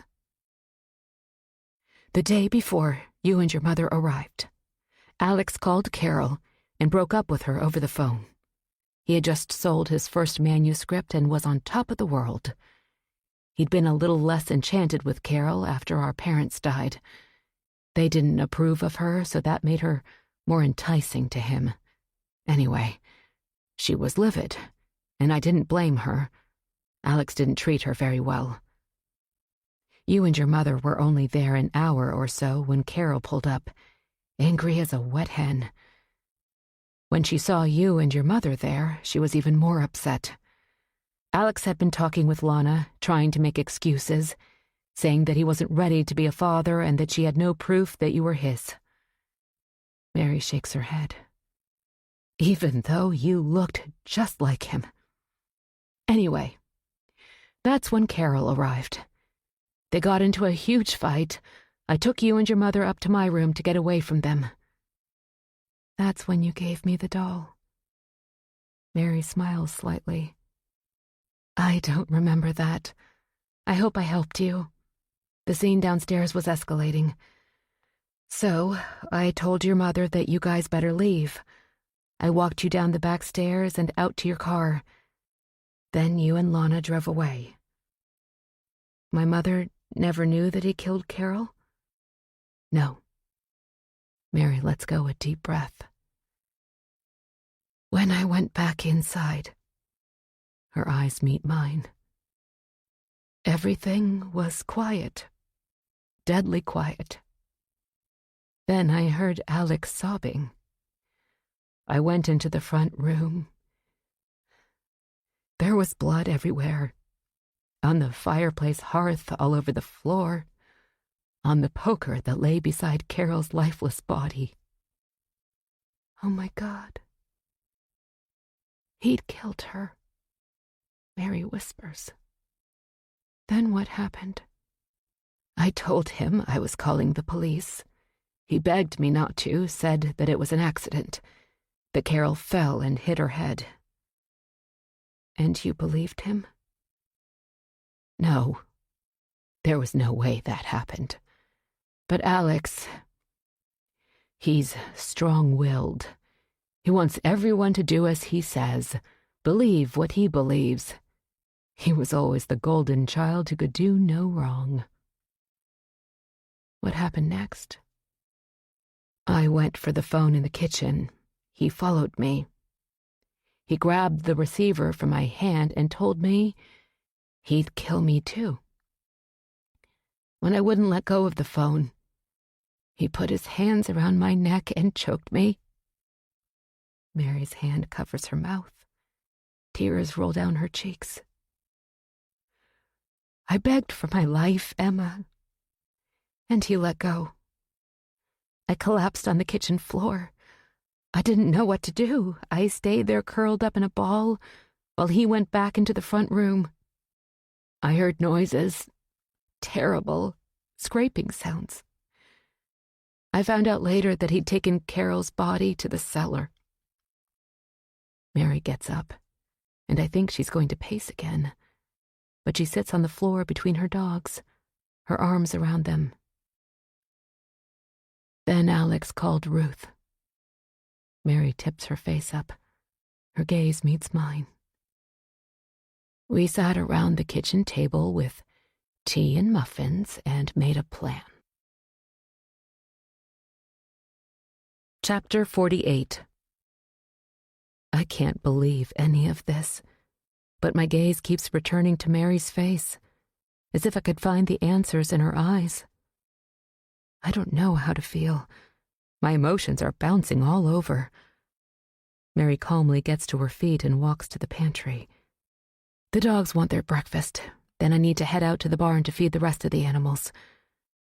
She stops, stands still, and runs her hand through her hair. Sorry.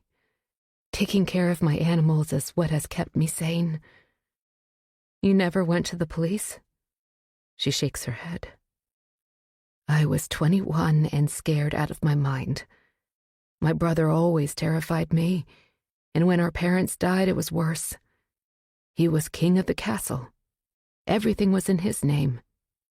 I felt helpless. What plan did you all come up with? She scoops kibble into 2 dog dishes. I told Alex I wouldn't tell the police, ever, but that I couldn't stay there with him and just pretend that Carol had left. I needed to get out of Cheshire Lake. He suggested I move far away and change my name, sever all ties with the family. I agreed. Then they came up with a plan to tell everyone that I had died. How did they get away with that? Wasn't there an inquiry of some sort? He was going to tell everyone that I died out on a trail I used to hike, and he had me cremated. There would be no service because he was too distraught. And the police never looked into it.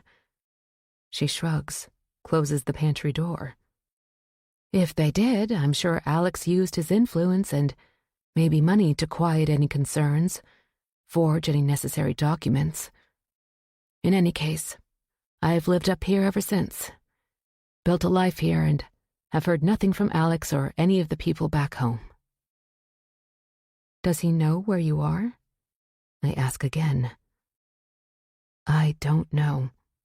He's never contacted me, and I certainly haven't reached out to him. And Ruth knew? Of course she knew.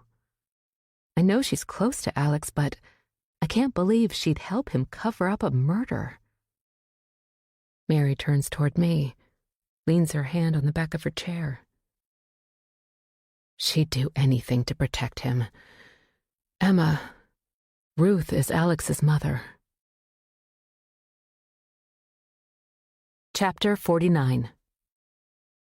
I follow Mary as she slips into work boots and heads outside, the dogs at our heels. The sun is barely above the horizon, and its weak rays struggle through heavy cloud cover. The air is cold and penetrates my jacket with icy fingers.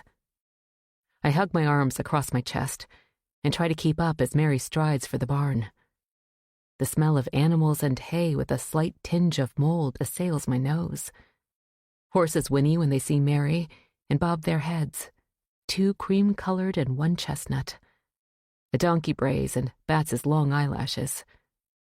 Mary quickly feeds them and opens their stall doors. 3 cats poke up from the straw and come running as Mary lays down their food. 1 cat is a calico, and the other 2 are tabbies. Mary drops to her haunches and strokes their backs. These guys were feral, and I've slowly gained their trust. I hope to be able to get them inside and make them indoor cats before winter. Mary sighs. I guess you need an explanation about Alex and Ruth, she says, getting to her feet and brushing off her jeans. My head is spinning. That would be nice. I follow her deeper into the barn, where she opens a gate and frees 3 woolly sheep, who baa and trot past her, heading for the pasture. Despite the emotions that tear at my insides, watching the animals, inhaling their musky scent, does have a calming effect, as if nature in its beauty and simplicity can mask the ugly human world. Mary and I walk outside and stand at the wooden rails. We look out over the pasture where the animals are grazing. One of the cream-colored horses kicks up his heels, as if he's happy just to be alive. Spencer family history has its dark chapters. Mary lowers her head, looks to the wet grass. And now, if what you say is true, things are only going to get worse. Her gaze meets mine. Do you really think that my brother killed other women? I hope not, Mary, but we need to let the police know what I found. Yes. What about Ruth? If she is Alex's mother, that would explain a lot. He is her darling boy, Mary says, shaking her head. Ruth came to Cheshire Lake as a young woman. I heard the story when I was 13. Who told you? Myra Jones. She was our housekeeper. She told me one day when I was at the cottage. Alex and I had an argument, and Ruth took his side as usual. Myra told me that years earlier, Ruth had come to Evansport with a girlfriend. They came up from New York City looking for seasonal work. A lot of young people did when the tourists came. Anyway, Simon was in town, and she caught his eye. He had an old apple orchard out behind his house. He wanted help to harvest the apples, and Ruth and her friend volunteered. And she never left. Simon hired her as his housekeeper.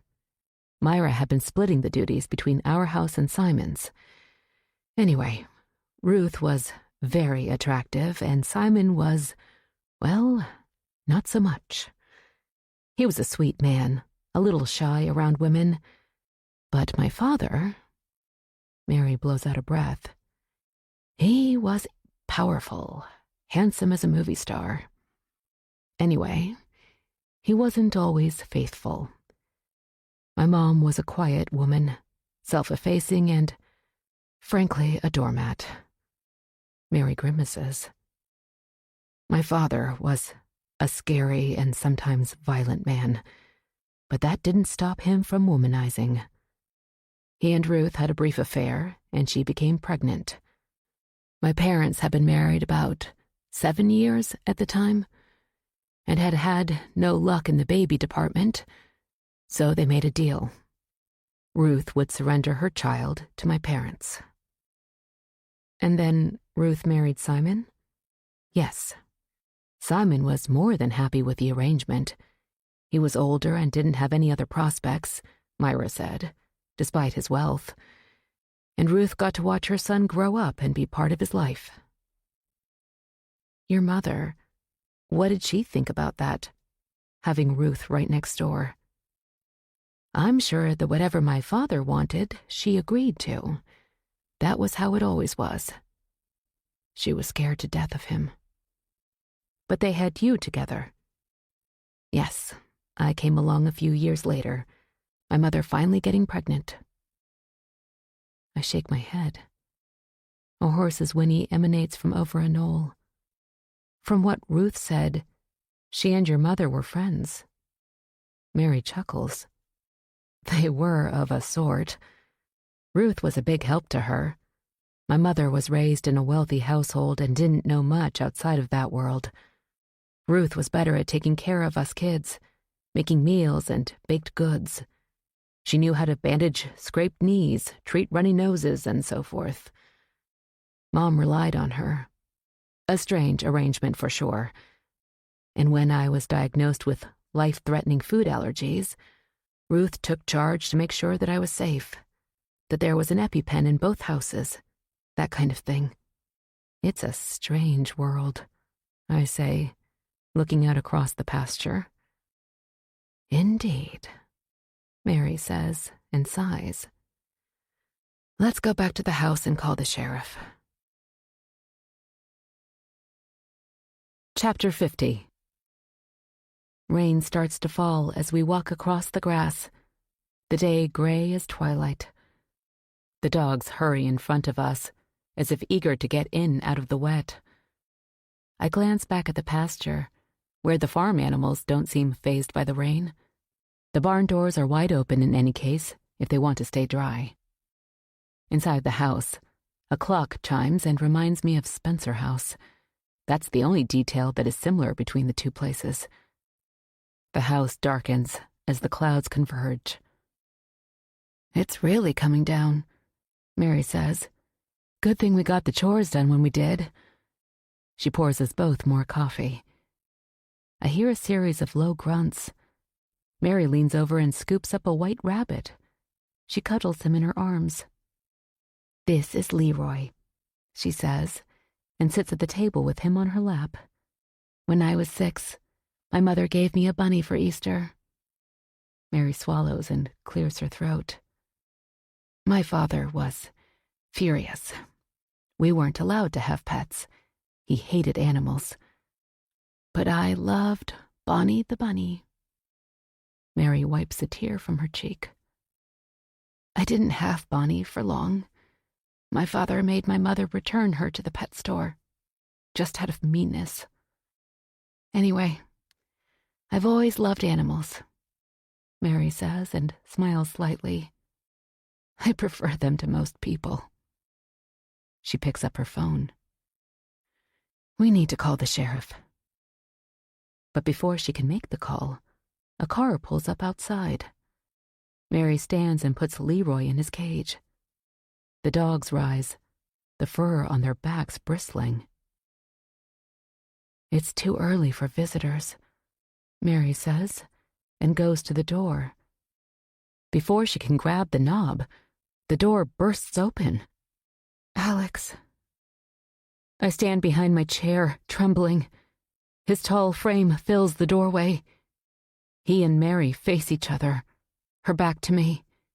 He grabs her arms and they stumble forward into the room. What are you doing here? Mary screams. In spite of everything, it's good to see you, he says. He pushes Mary to the side, where she clutches the edge of the counter to keep from falling over. Alex's gaze shoots past her to me. What were you thinking, Emma, running off like that? And here to her? I creep backward. You locked me in the attic. What was I supposed to do? I only meant to calm you down until we could come up with a plan. They're big on plans, these Spencers. When I look closely, I can see traces of Ruth in his visage. Like what?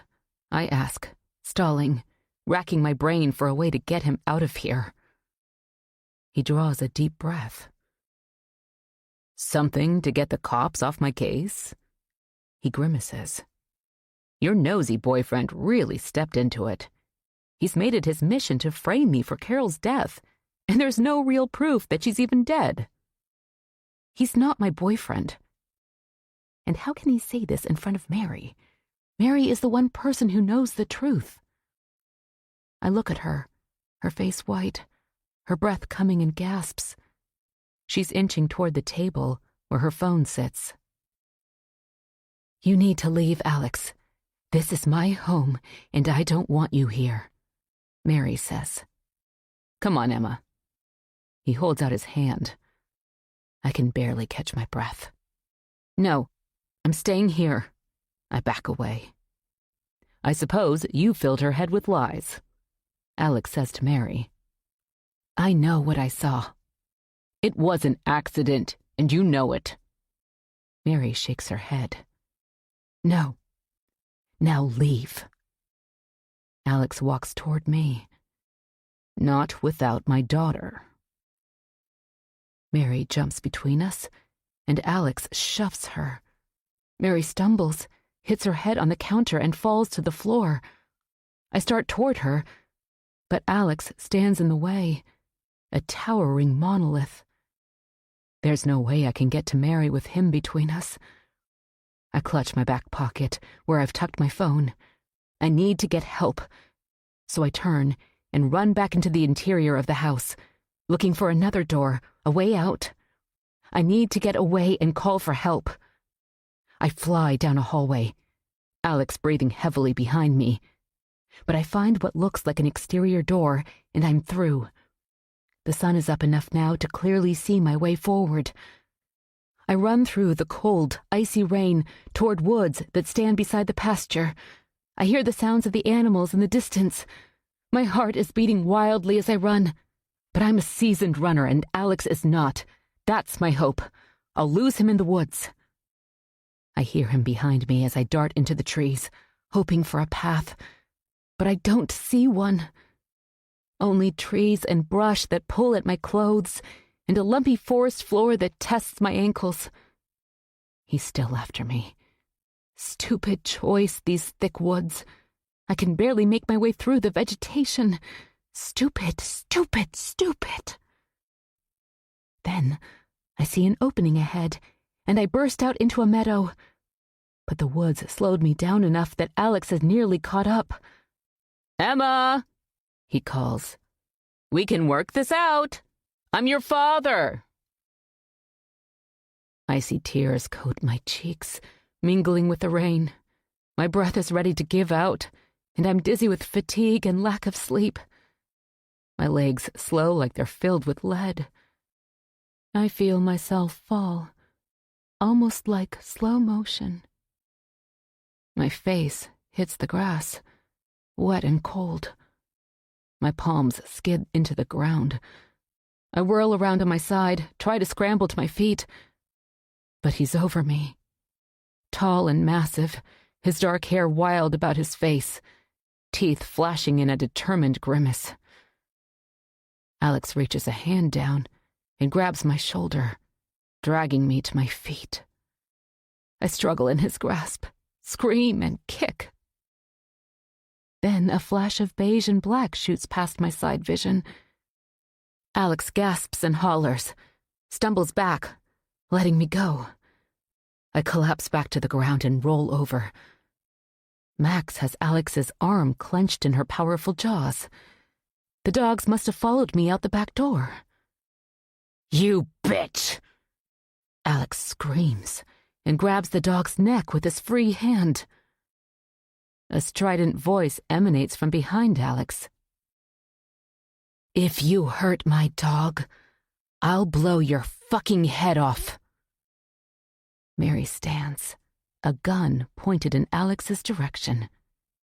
He slowly turns, the dog still clasping his arm. Blood drips through his sleeve.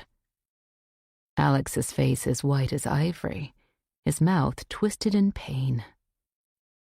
Mary calls Max. Release! The dog dutifully lets go of Alex's arm and trots to Mary's side. Mary reaches one hand down to pat her head. Good girl.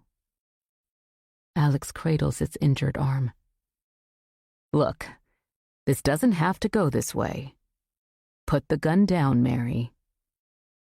He smiles at her, and I feel my heart knock against my ribs. His smile. My father's smile right now is one of the scariest things I've ever seen. The rain has stopped, and there's the sound of a vehicle in the distance. I hope that Mary was able to call 911 before she came looking for me. Minutes seem to pass, as Mary holds Alex in place with the gun. I look across the field for the cops, but instead, a single man jogs over to where we stand. What's going on, Nina? I see my aunt's face relax, but she holds fast to the gun trained on Alex. I need the sheriff, Wyatt. This is my brother, Alex Spencer.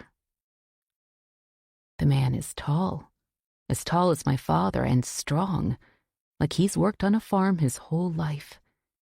He wears a thick suede jacket over a flannel shirt, jeans, and worn boots. His graying hair is thick, and his eyes are kind with fine lines trailing their corners.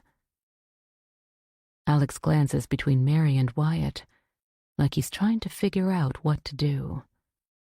He's lost control of the situation, which is something he's not used to.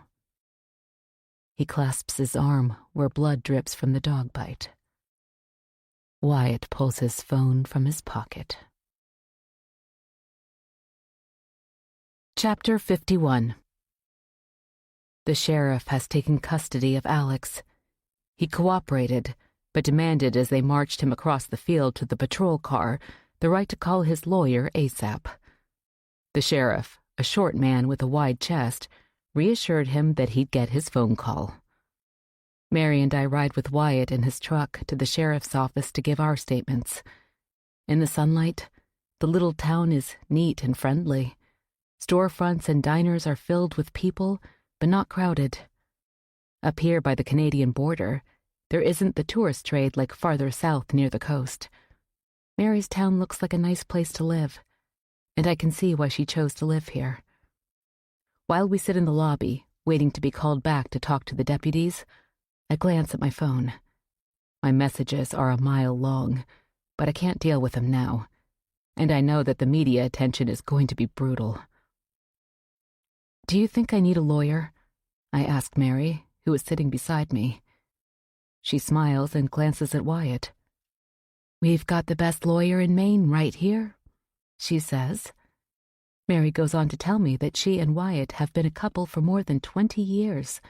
He knows all of her secrets and has been asking her to marry him for the last 19 years.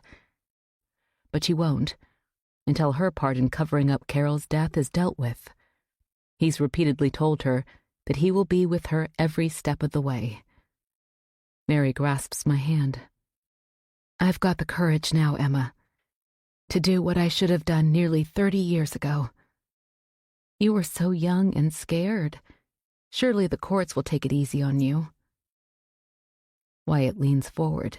His gaze meets mine. That's what I've been telling her. In any case, we'll finally get this off your chest, Nina, and I'll be right there with you. He drapes his arm around her shoulders, and I feel a sense of peace I haven't felt since my mother died. The news media is finally getting wind of what's happened, and as the day has passed with us still at the sheriff's office awaiting FBI agents, news vans have made their way here from towns all over the Northeast. Noah and I have been texting sporadically, enough to let him know that I'm safe. Now that I've given my statement, I walk to a corner of the small station and call him. Are you okay? He asks. Yes, fine. You heard the whole story? The news coverage has been non-stop. I glance out at the parking lot, where reporters clamor for statements. The sheriff told them that they'll put together a press conference when they are able, but no time soon. That doesn't stop the reporters from congregating, hoping for crumbs. I've seen what they've been reporting, Noah says. You made a mad dash to northern Maine. Alex followed and has been arrested. Oh, the police executed their search warrant this morning at Spencer House, and apparently found damning evidence. The boxes in the turret room? Alex would have removed them like he did the first time. He wouldn't have left them there. He was tipped off about the search. I don't know what they found then. They won't say. They can't yet. Have they reported on Nina? The woman who helped you. What about her? Apparently not. I'll tell you when I see you. Do they know who helped me get out of the attic? That whole thing hasn't made the news yet. But I know who it was.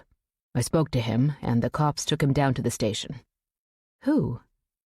Jeffrey. I lean against the wall, let go a breath. Wow. Really? Yes.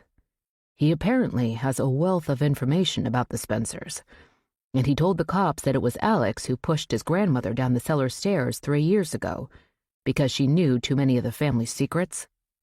Alex threatened Jeffrey to keep his mouth shut, and he did. But when you showed up, Jeffrey plucked up some courage and was determined to not only help you, but to bring Alex down. I'm speechless. I wipe my nose with a crumpled tissue I found earlier in my jacket pocket.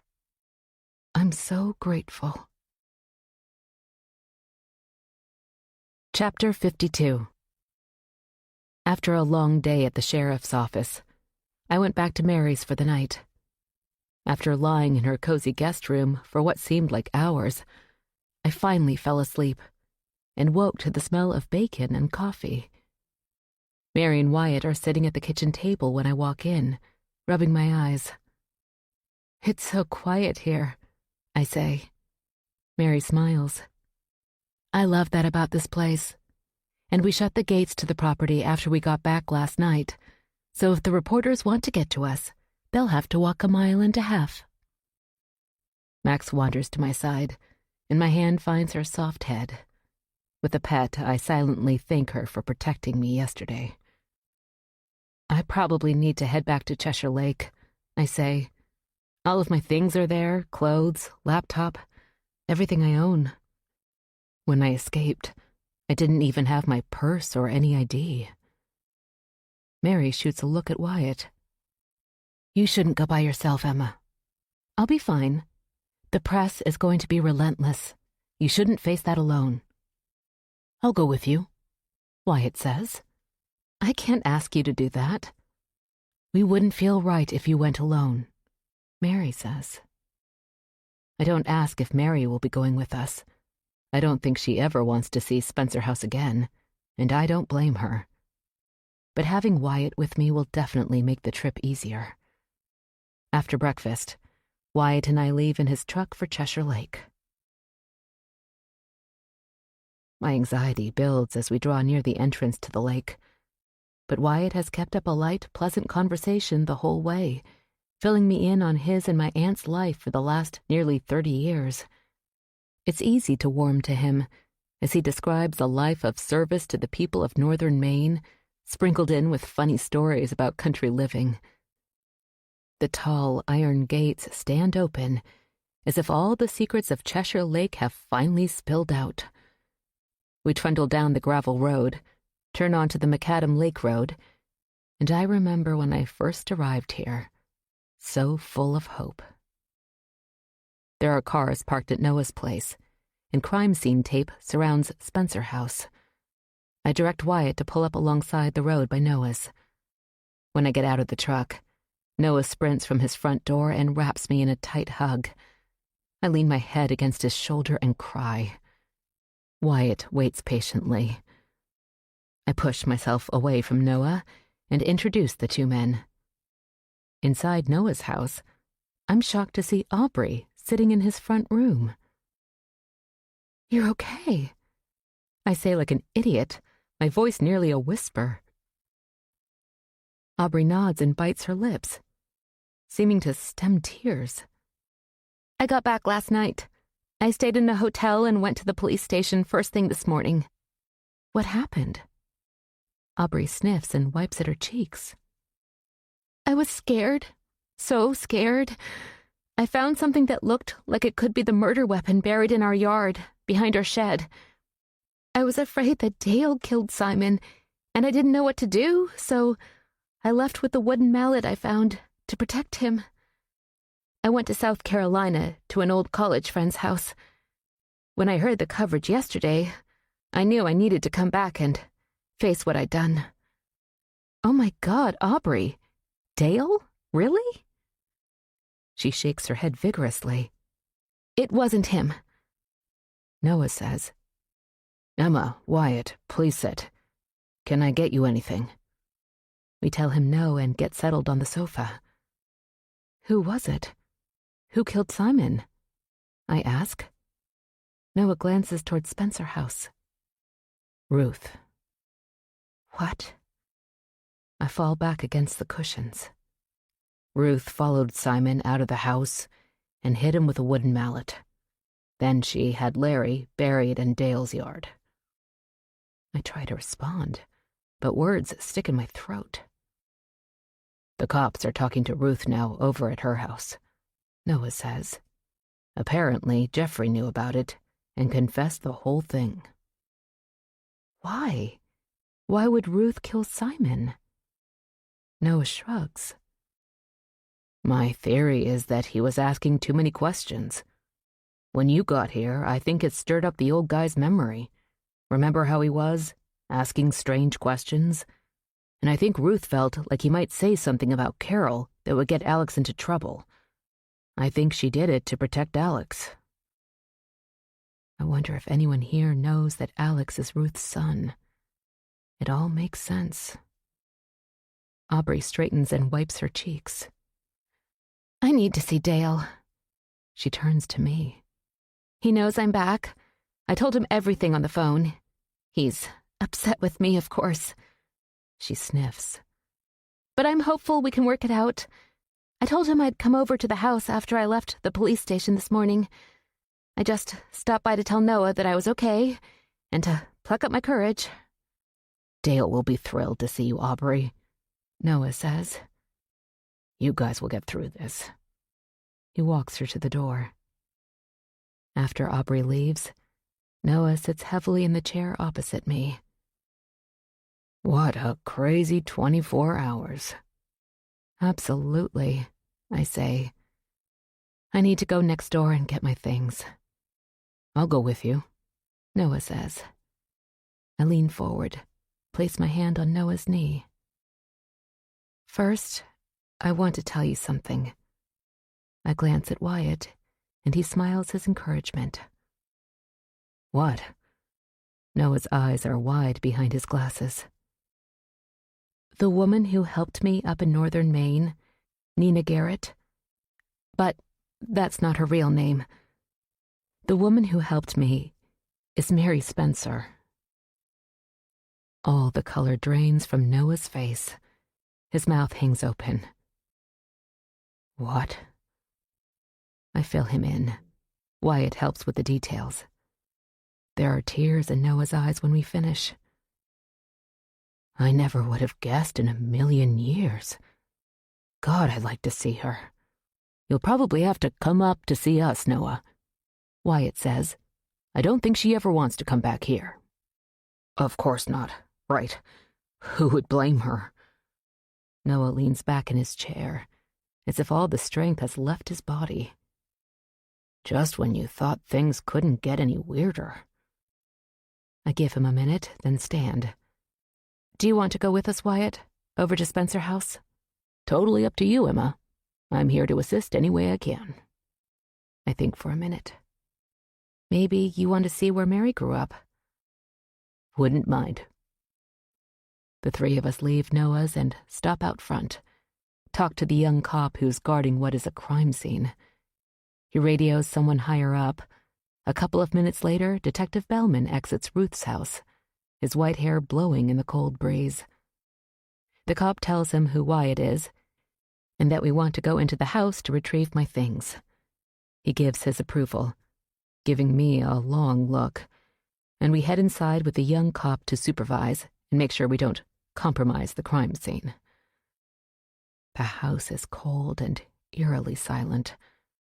My suitcases, laptop bag, and purse are still waiting for me in the foyer, the last place I left them. I'm surprised that Alex didn't dispose of them. I guess he hadn't gotten to them yet. I peek around the arched doorway into the front room, which is entirely taped off. This is where Carol died. I glance at the fireplace, at the creepy inscription. Tempus fugit, memento mori. Time flies, remember death.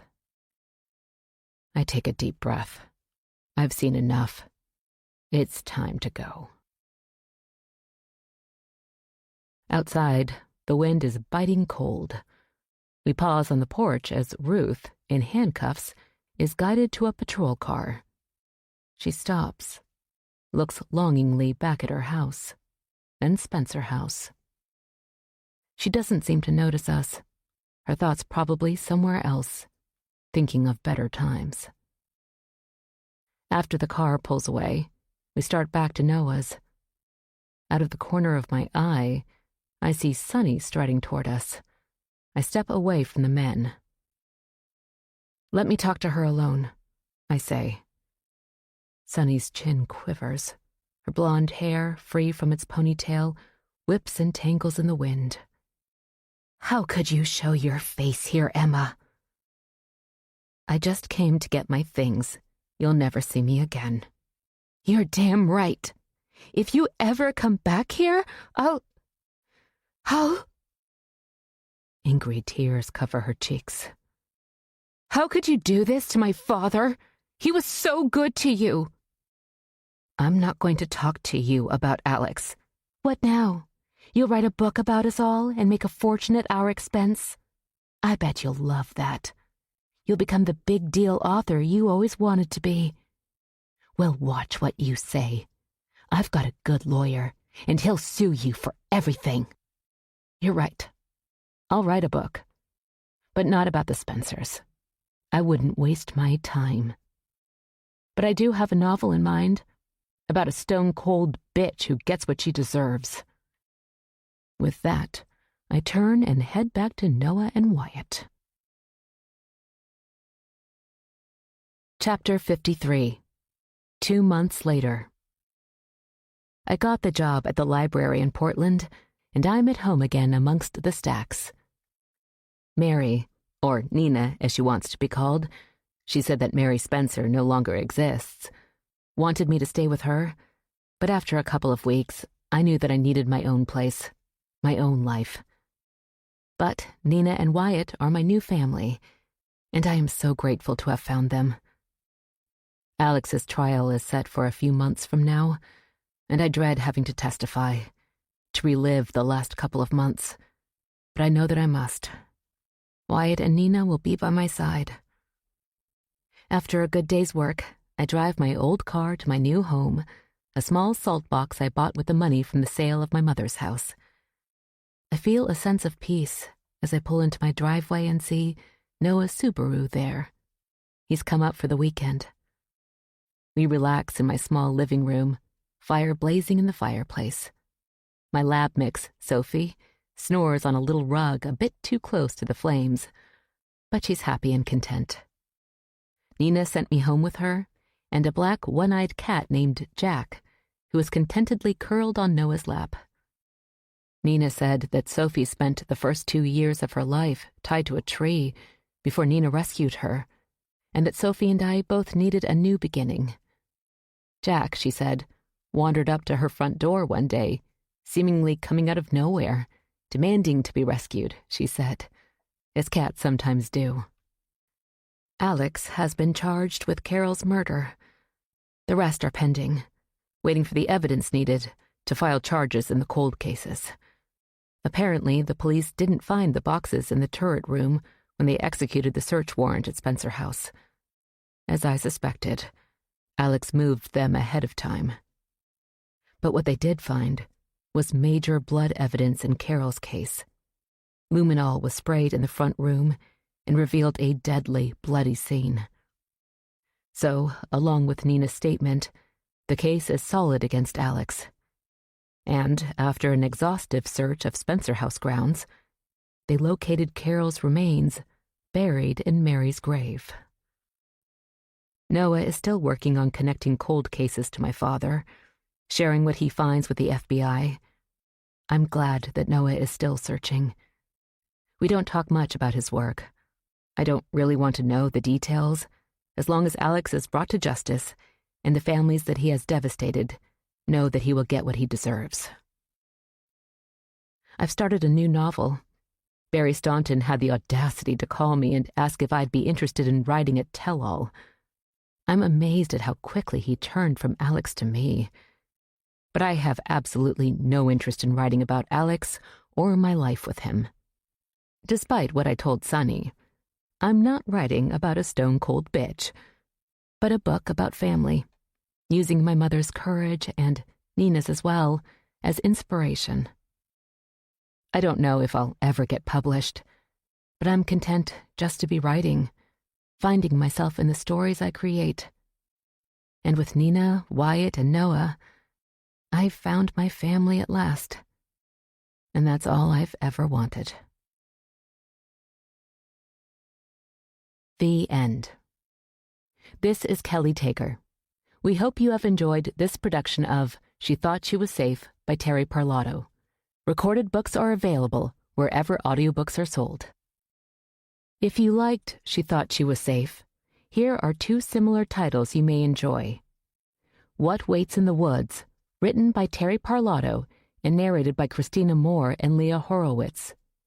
What Waits in the Woods is about an injured ballerina returning home to discover her friend murdered and evidence the killer once targeted her. You may also enjoy The Couple at Table 6, written by Daniel Hurst and narrated by Deirdre Whelan and Harriet Dunlop. The Couple at Table 6 is about a waitress who becomes obsessed with a seemingly perfect couple and discovers they both hide deadly secrets. What Waits in the Woods and The Couple at Table 6 are both available now, wherever you get your audiobooks.